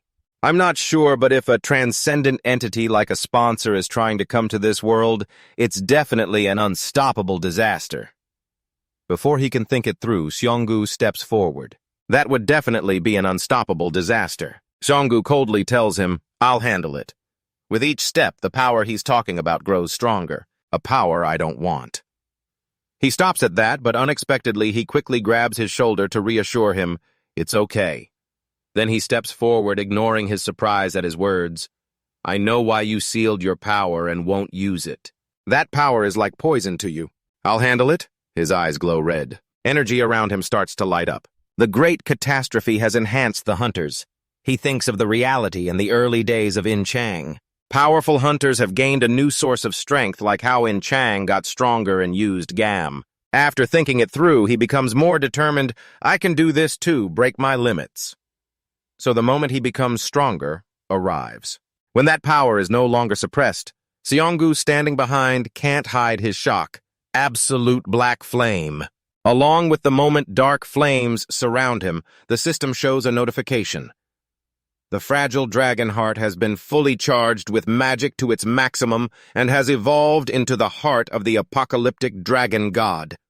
Right then, a terrifying power belonging to Junjiong erupts at his position.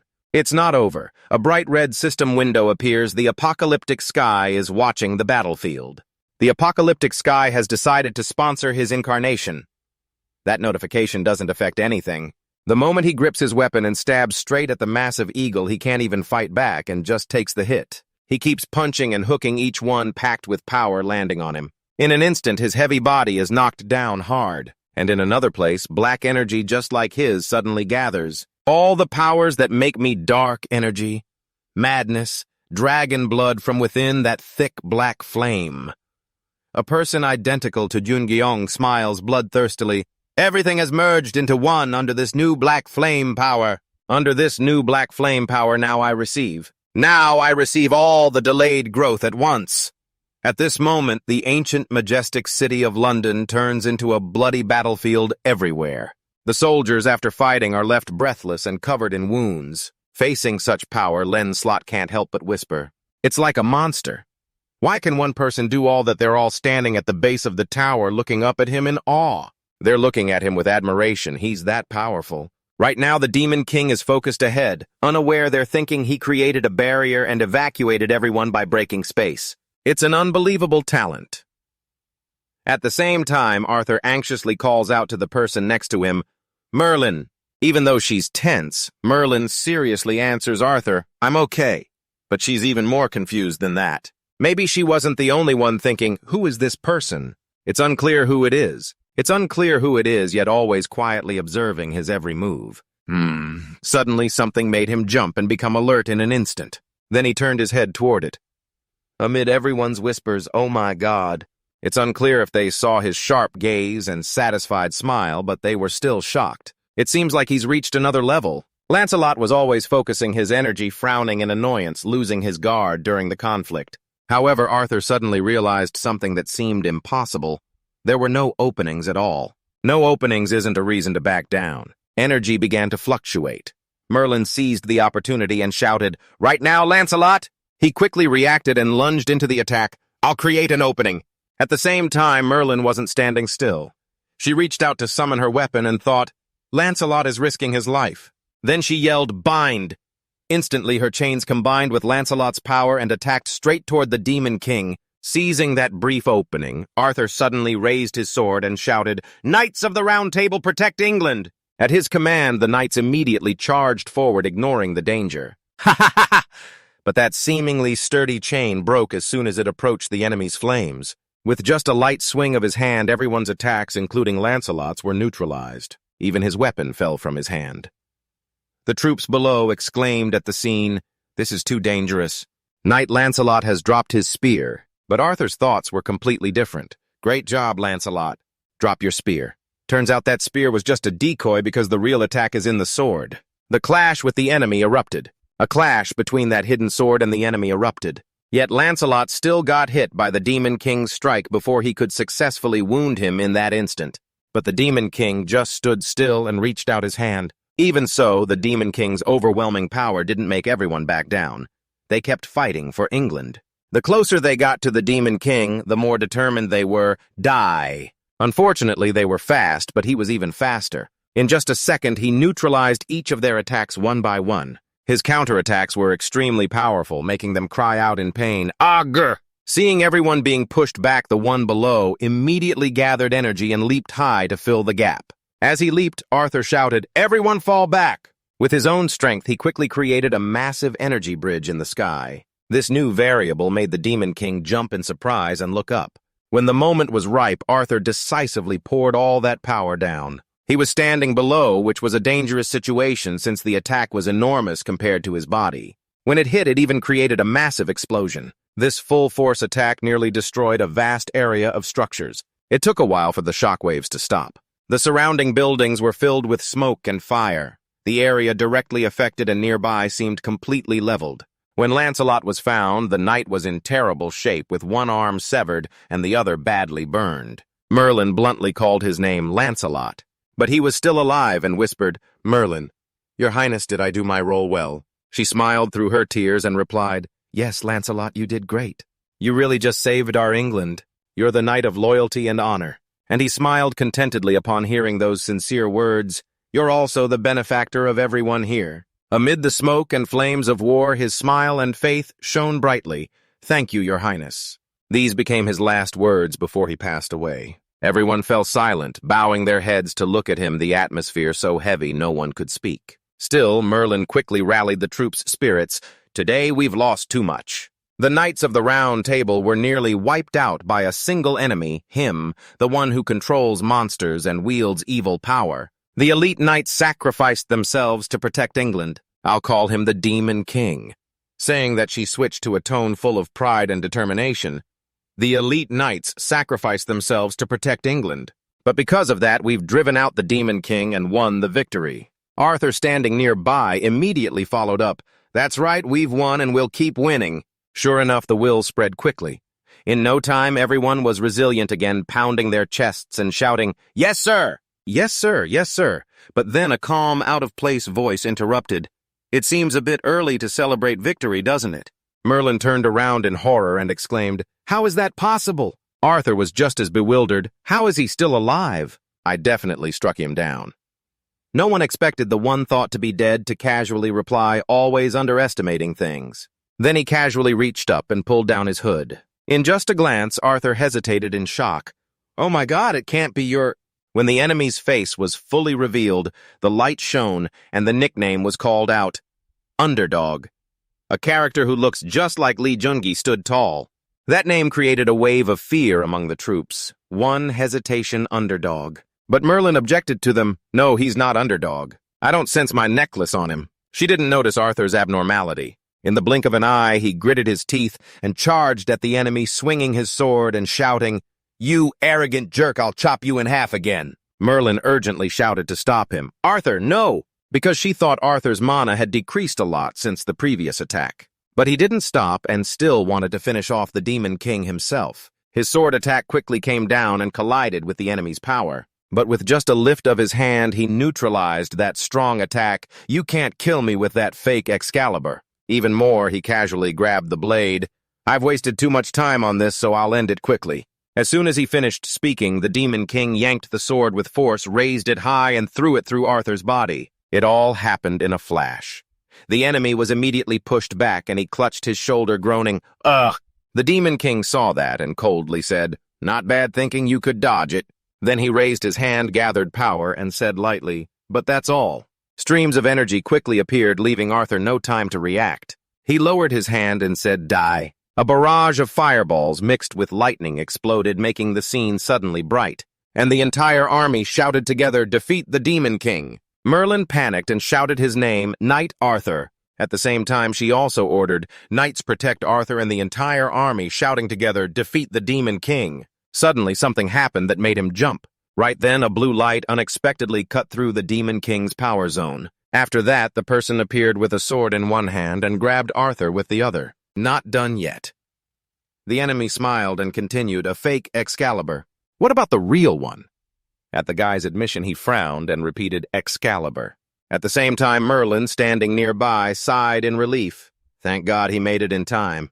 And Arthur, grabbed like a rag doll, just glanced, annoyed. "This lightning guy is way too late." You can tell Excalibur is on their side, so the Demon King is more cautious. But the first thing the guy did was swing his hand out. Coincidentally, that action annoyed Arthur as he was tossed aside. "Damn it, this lightning guy." With his hands free now, the guy said, "All right now." His appearance even boosted the entire army's energy. And he smiled, "Let's start round 2. At the same time, in another city, a huge explosion just occurred, destroying everything. Mr. Gu frowned and muttered, "He did it." Intran quickly called out Lee Jun-gi's name. Amid the thick smoke from the collision, Lee Jun-gi's figure gradually became clearer. Seeing him sitting still, he asked if he was okay, and he replied, "Yeah." Thankfully, he's still okay, even though he's all scraped up and dirty. Seeing him sitting still, he asked, "Are you okay?" And he replied, "Yeah," then smiled and added, "Just a bit exhausted." As he said that, he thought, "It's different from before. Everything's still under control. I wasn't affected by the demonic energy or lost my mind. Everything's still under control." At the same time, he opened his palm to observe it as if that surged power was mine from the start. Then Lee Jun-gi whispered, "Status window." Immediately, the panel displayed the information, "Name Lee Jun-gi, level 99, trait player title, Fire Lord." Looking at that information, he frowned in confusion. "I thought I'd reached level 100 since I'm pretty strong, but I'm still only at level 99. Does that mean I can get even stronger?" Before he could finish thinking, his body slumped back, and a big question echoed, "Apocalypse, who is he?" Seeing him fall, Mr. Gu urgently shouted, "Jun-gi," and she quickly rushed over. After reaching him, she checked his condition. She touched his neck artery and sighed in relief. Thank God he's just passed out from exhaustion. He standing there was also relieved. Whew, he always surprises everyone. Suddenly he remembered something and looked up, chuckling. Well, if he did that much passing out is no surprise, like a meteor falling.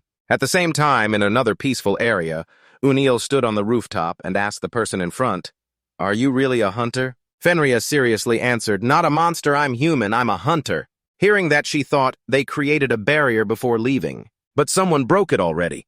If they're hunters, that means their target is the guild. Even though Fenrir shook her head and said, "No, those bodies aren't dead." Wonho beside her agreed, "Fenrir is right. There are no dead bodies here. I believe they're either imprisoned or hiding somewhere."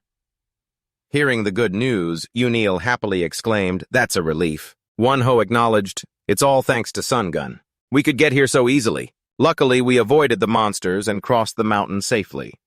Mentioning that, she carefully asked the tiger she was holding, "Sungun, have you fully recovered your power?" The other party immediately replied, "Not yet, but not for long. I'll recover completely soon." Receiving the answer, she was a bit confused. "But if you've recovered a bit, why not change your form?" "Why keep this form?" The Mountain King shyly said. "Sungun is shy. This form is comfortable." She suddenly looked up in that direction. "Do you see that there's a black soldier listening?" What she said now, he's fully in human form. Hyunmoo happily looked into the distance and smiled. "I'm fine ever since the great disaster made everyone stronger." Because of exhaustion from the battle, Jun Kyung was quickly taken back to the old apartment building. After resting for a while, he finally woke up. Seong-gu saw that and smiled, asking, "Han, how are you feeling?" Facing him, Jun Kyung didn't hide it. "I think my body was overstrained from the sudden power growth. But now I feel great." Hearing that, he replied right away, "That's good. One problem's solved and another comes up." He frowned and said, "What about the Gang Mi situation?" But he didn't answer right away. He just nodded toward it. "See for yourself." Following that gesture, he immediately stood up and looked outside, exclaiming in shock, "Oh my God, the scene out there is now a massive battlefield," making him sigh. "It's turned into total chaos." CEO Gu timely reassured him, "Don't worry, the people there are still okay. It seems Heo did a great job in her role." As soon as he finished, the door opened and In Chang appeared. As soon as she entered, she complained frustratedly, "Why am I always the one who's late?" In response, Jun Kyung just smiled and said, "Because you're always busy." "Just kidding." Then she got to the main point. "I stopped by the shelter. First, the food situation is stable now." Suddenly, the stone that was always glowing red on his necklace changed.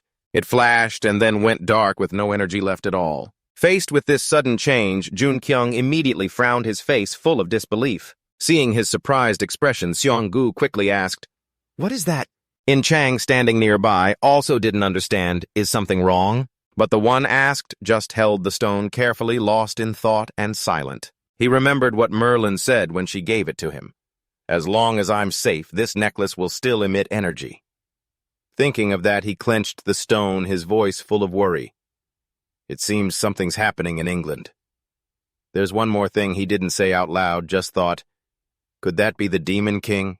A little later, on the rooftop of some building, Jun Kyung was face to face with Seong-gu. He eagerly asked with a concerned face, "Any new news?" "I know you're worried, so I'm letting you know right away.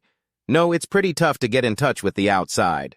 The round table is strong, so don't worry too much." But that reassurance didn't really help him much. He continued, "The last time I talked to Merlin, she said they were about to meet Olympus. And if what Eagle said is true..." He briefly thought about what Eagle had told him. "I heard about Rot's disappearance too." Then he added, "If Rot has disappeared, doesn't that mean the issues in England are probably linked to Olympus?" Seong-gu didn't dare confirm anything. I'm not sure." He added, "At least we can still contact Incheon. Incheon's sending some hunters over here." It was rare to get good news, so he excitedly blurted out, "Great, we can go find O'Neill's group now." However, his tone hesitated and his attitude left him confused. He said seriously, "I don't think I can go with you." Jun Kyung quickly asked, "Wait, are you planning to stay here?" But he meant something else. "No, I think I need to head to Seoul." Without letting him say more, he smiled and looked up at the sky. "Seoul has the most hunters, and the only ones who can help people escape this mess are the hunters. That's his reason. I think I need to go to Seoul to sort some things out." Right now, the two of them were standing on high ground looking down at the ruined city. He calmly said, "I get it. At the same time, the hunters from Incheon who were sent to help Gangmyeong had arrived, signaling that it was time for Underdog's group to leave Gangmyeong. The two groups finally reunited on the cleared road. Yugo quickly asked, "Are you guys leaving?" For his part, he kept smiling and replied, "Yeah, we're heading out now." Junkyung's group's help had come just in time. The more Julian thought about it, the tighter he clenched his fist. "Thank you so much. If it wasn't for you, I don't know how long we'd have been stuck in that nightmare." He tried to hold back his emotions as he admitted, "We know our sins can't be forgiven easily." Then he said straightforwardly, "The wrongs we committed were just because we thought we had no other choice. What should we do now?" Faced with this sincere attitude, CEO Gu fell silent for a moment. Then he looked straight at him and said seriously, "Your crimes are no small matter." As they sank into deep regret, he spoke up, "But there's still a way to fix your mistakes and make amends." He gripped Julian's shoulder firmly, as if to give him strength. "I'm saying this clearly. Beg for forgiveness until the end of your days. Protect the people here and save 10 times the lives that were lost, whether you get forgiven or not." Jugun recalled earlier when a mother suddenly rushed over screaming, "Let me go!" For that mother, she held her child tightly, tears streaming down her face as she sobbed, begging, "Please not my child, don't take my child." In that moment, Jugun thought in confusion, "I had no other choice. My family is held hostage, too." Thinking of his family, he couldn't hold back and burst into tears. Hoo. CEO Gu, standing right there, understood completely. He firmly repeated, "So until everyone forgives you, or even if they do forgive you, keep repenting for your sins for the rest of your life." Strangely, the sky had become unusually clear. His words brought hope to everyone. Even if you can't change the past, you can change the future with your own choices. His words were like a light at the end of the tunnel. Julian immediately knelt down. Not just him, but the soldiers with him did too, all filled with gratitude as they knelt and shouted, thank you so much." He quietly stood behind him, softly repeating, "The past and the future, huh?"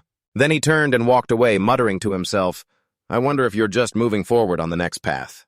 Is this the past or a future that can be changed?" But now his back looked calm. Yet his heart was full of worries about the future. "I don't know anything." Amid the devastation all around Washan, he simply narrated, "This place is completely destroyed." In Chang beside him couldn't help but sigh with worry. "These monsters are strangely strong." Junjeong frowned at her. "That's a side effect of the disaster."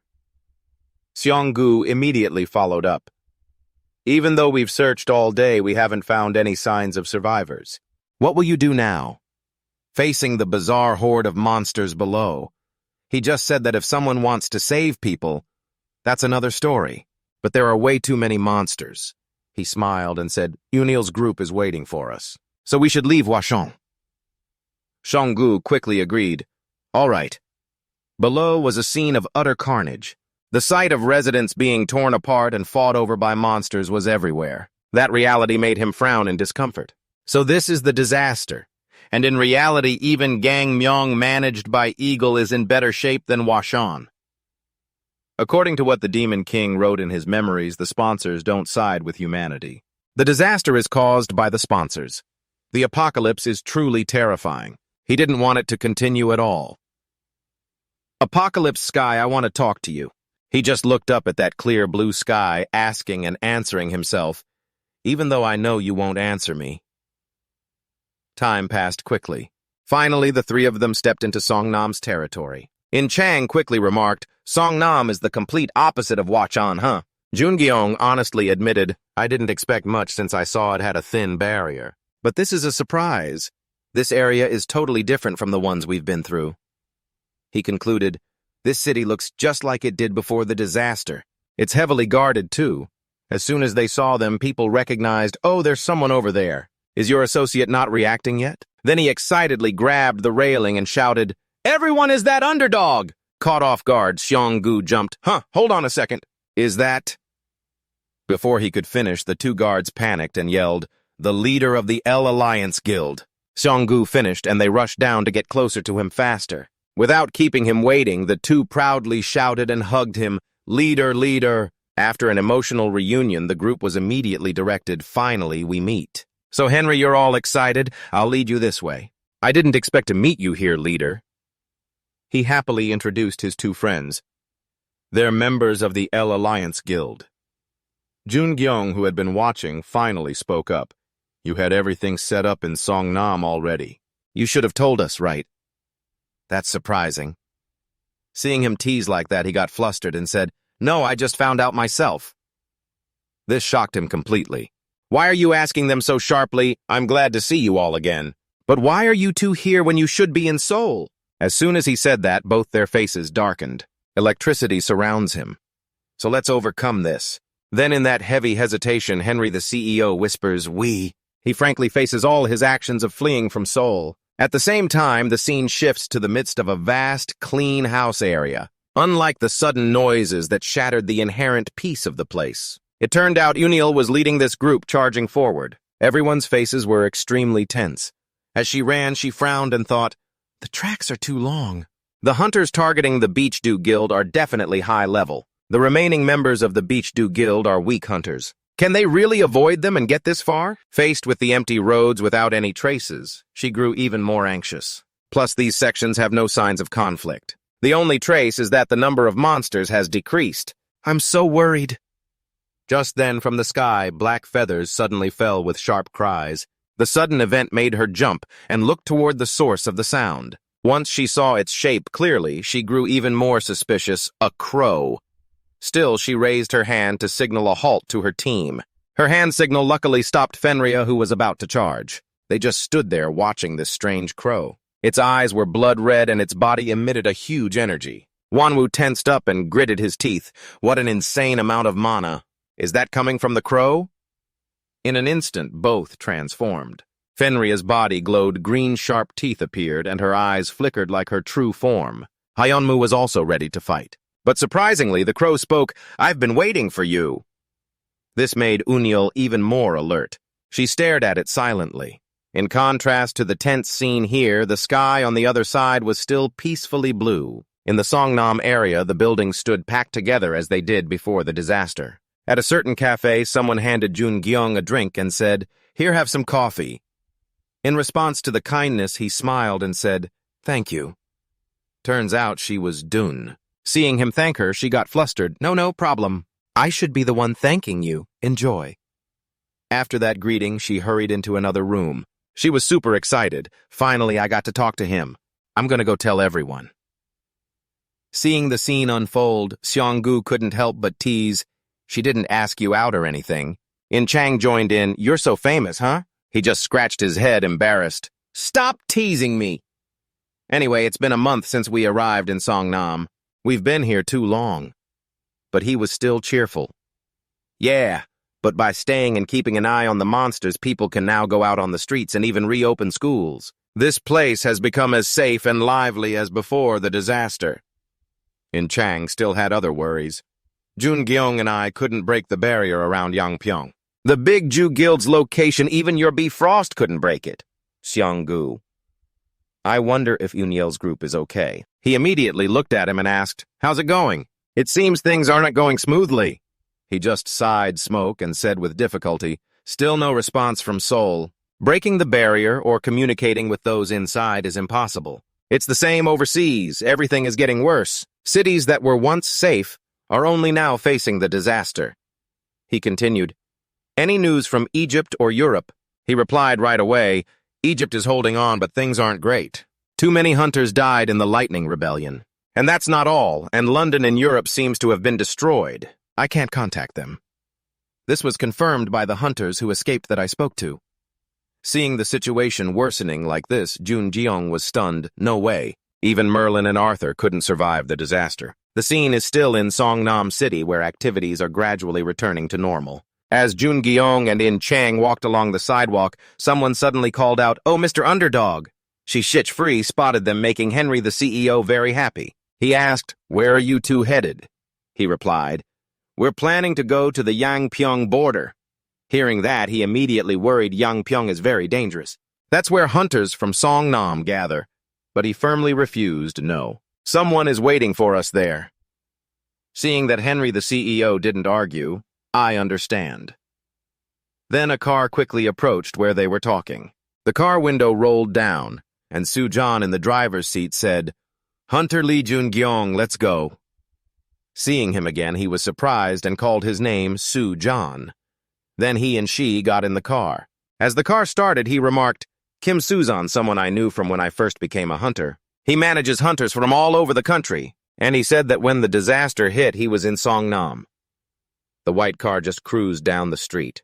In his thoughts, he had become the driver for the Underdog Guild, realizing that Songnam had stabilized with no need to worry about monsters attacking the streets. Though it's quiet, it's peaceful and convenient. He thought, the undamaged roads let them travel by car.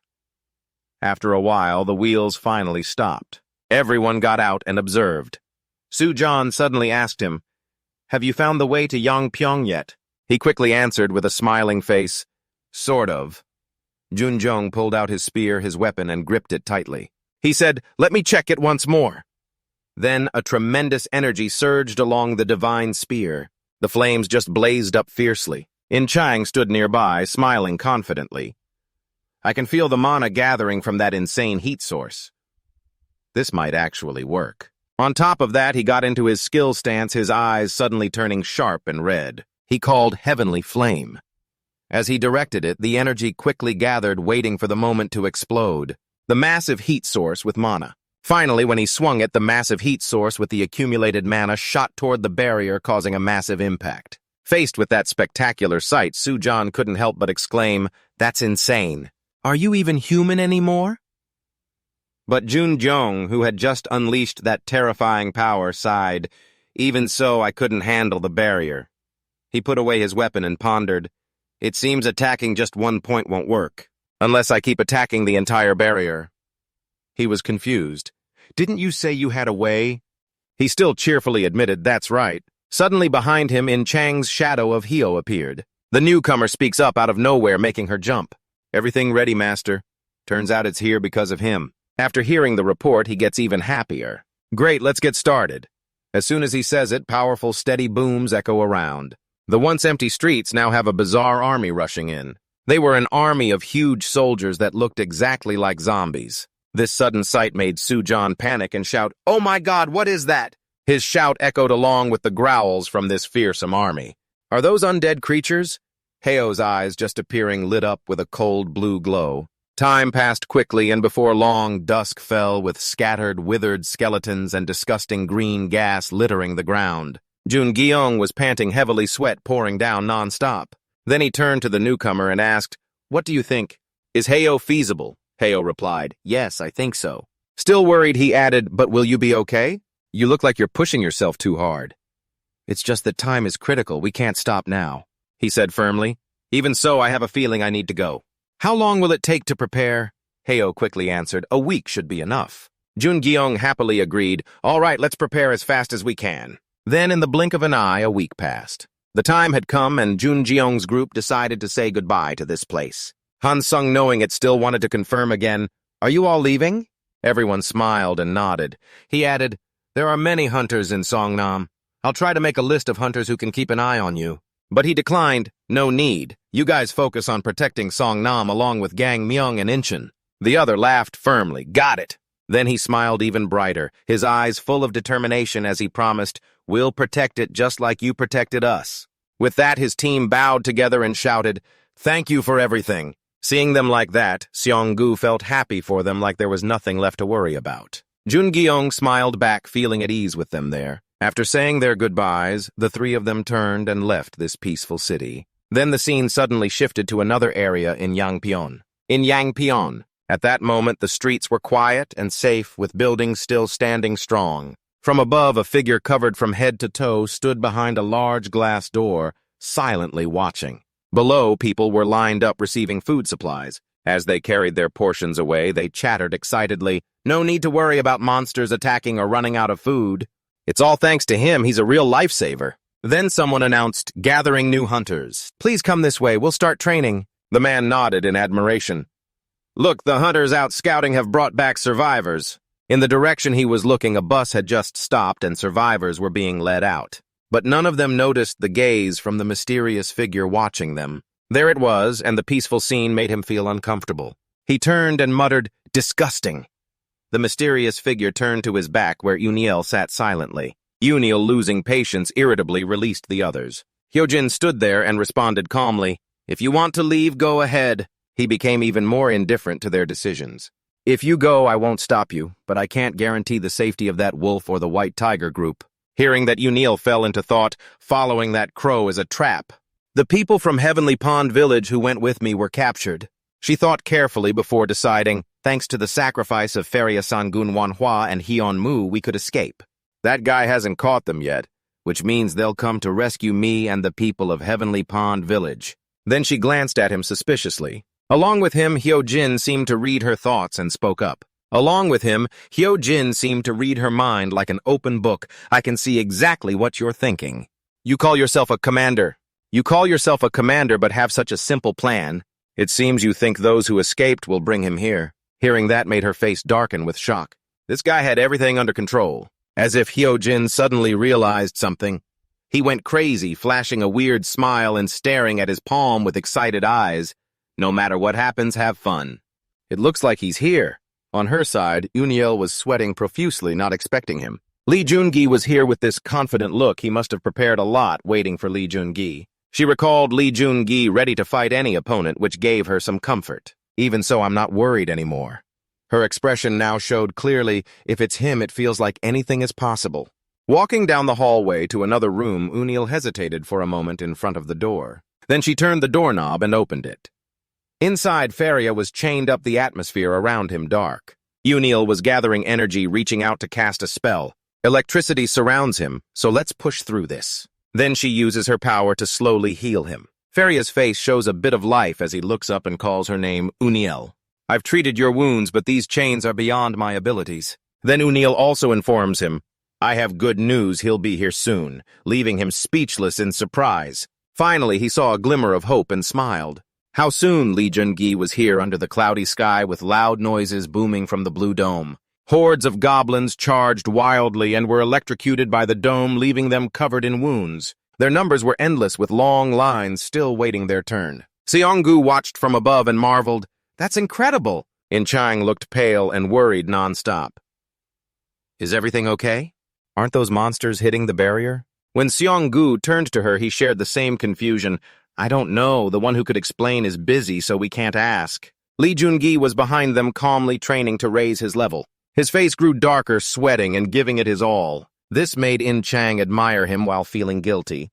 "Look at how dedicated he is. Even asking makes me feel bad." Seonggu's eyes turned serious as he assessed. "The number of monsters has clearly decreased. Is this done?" Just a few minutes later, the once blue barrier was now stained with monster blood. In-chang glanced down and shivered. "A barrier covered in monster blood, that's creepy."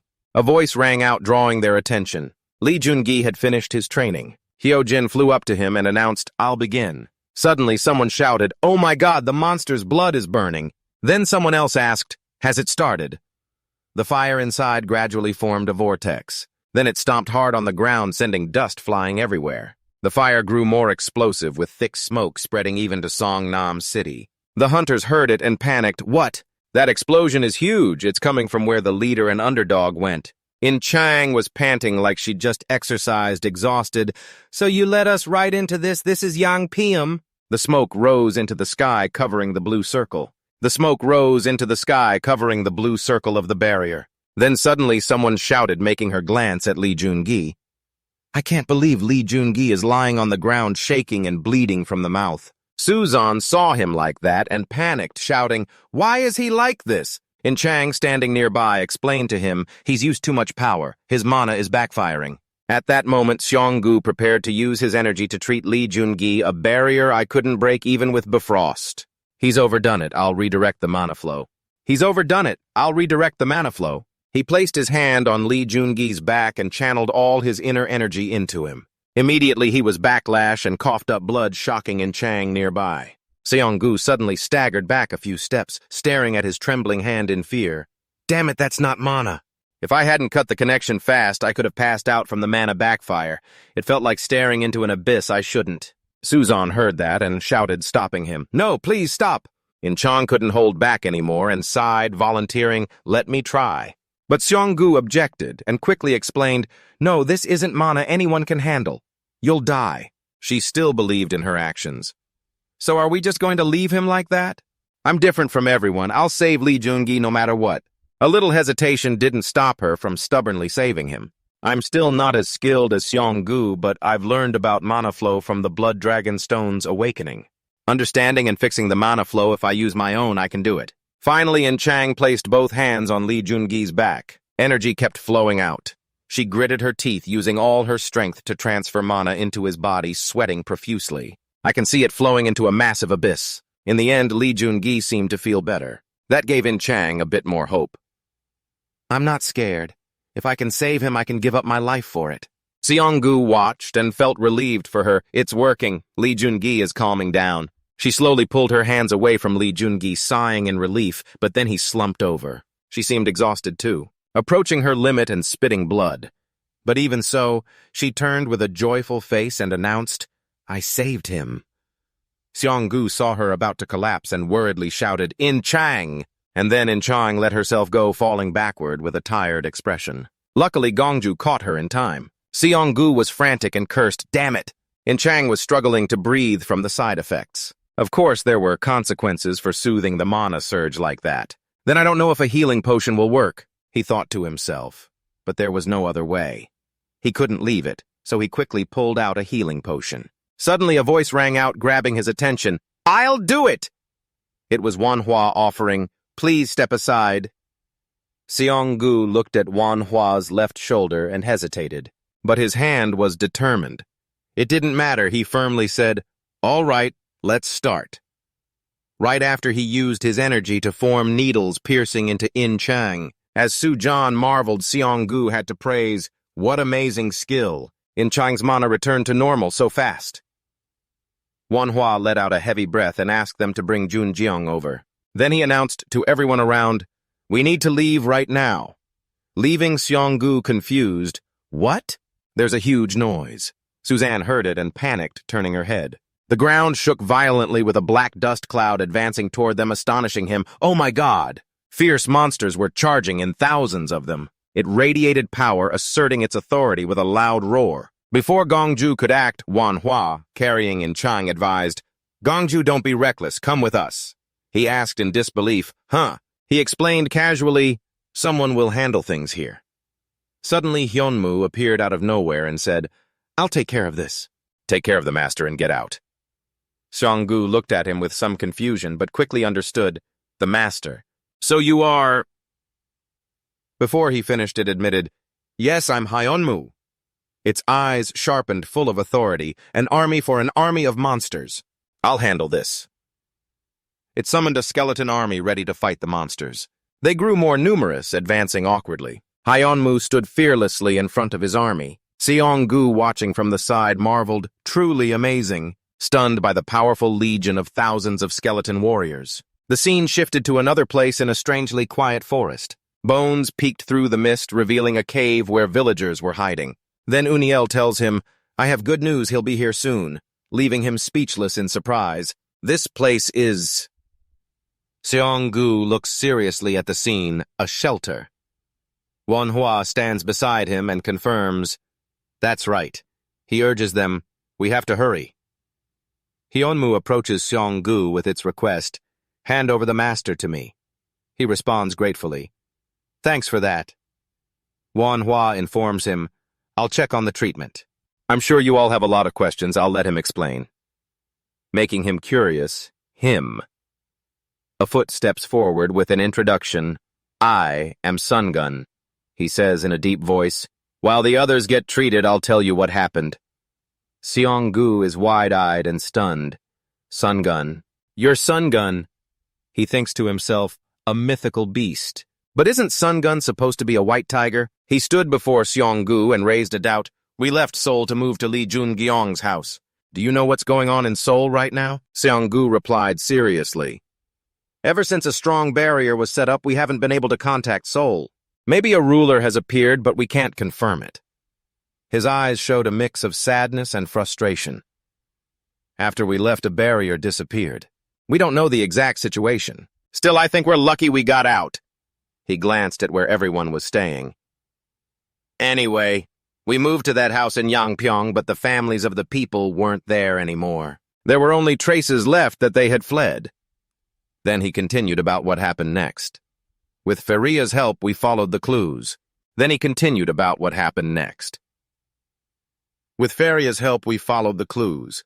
We tracked them for a long time. When we arrived, he was already there as if he knew what was going to happen. Seong-gu got curious when he heard about someone else in the conversation. Him, Sun-gun replied.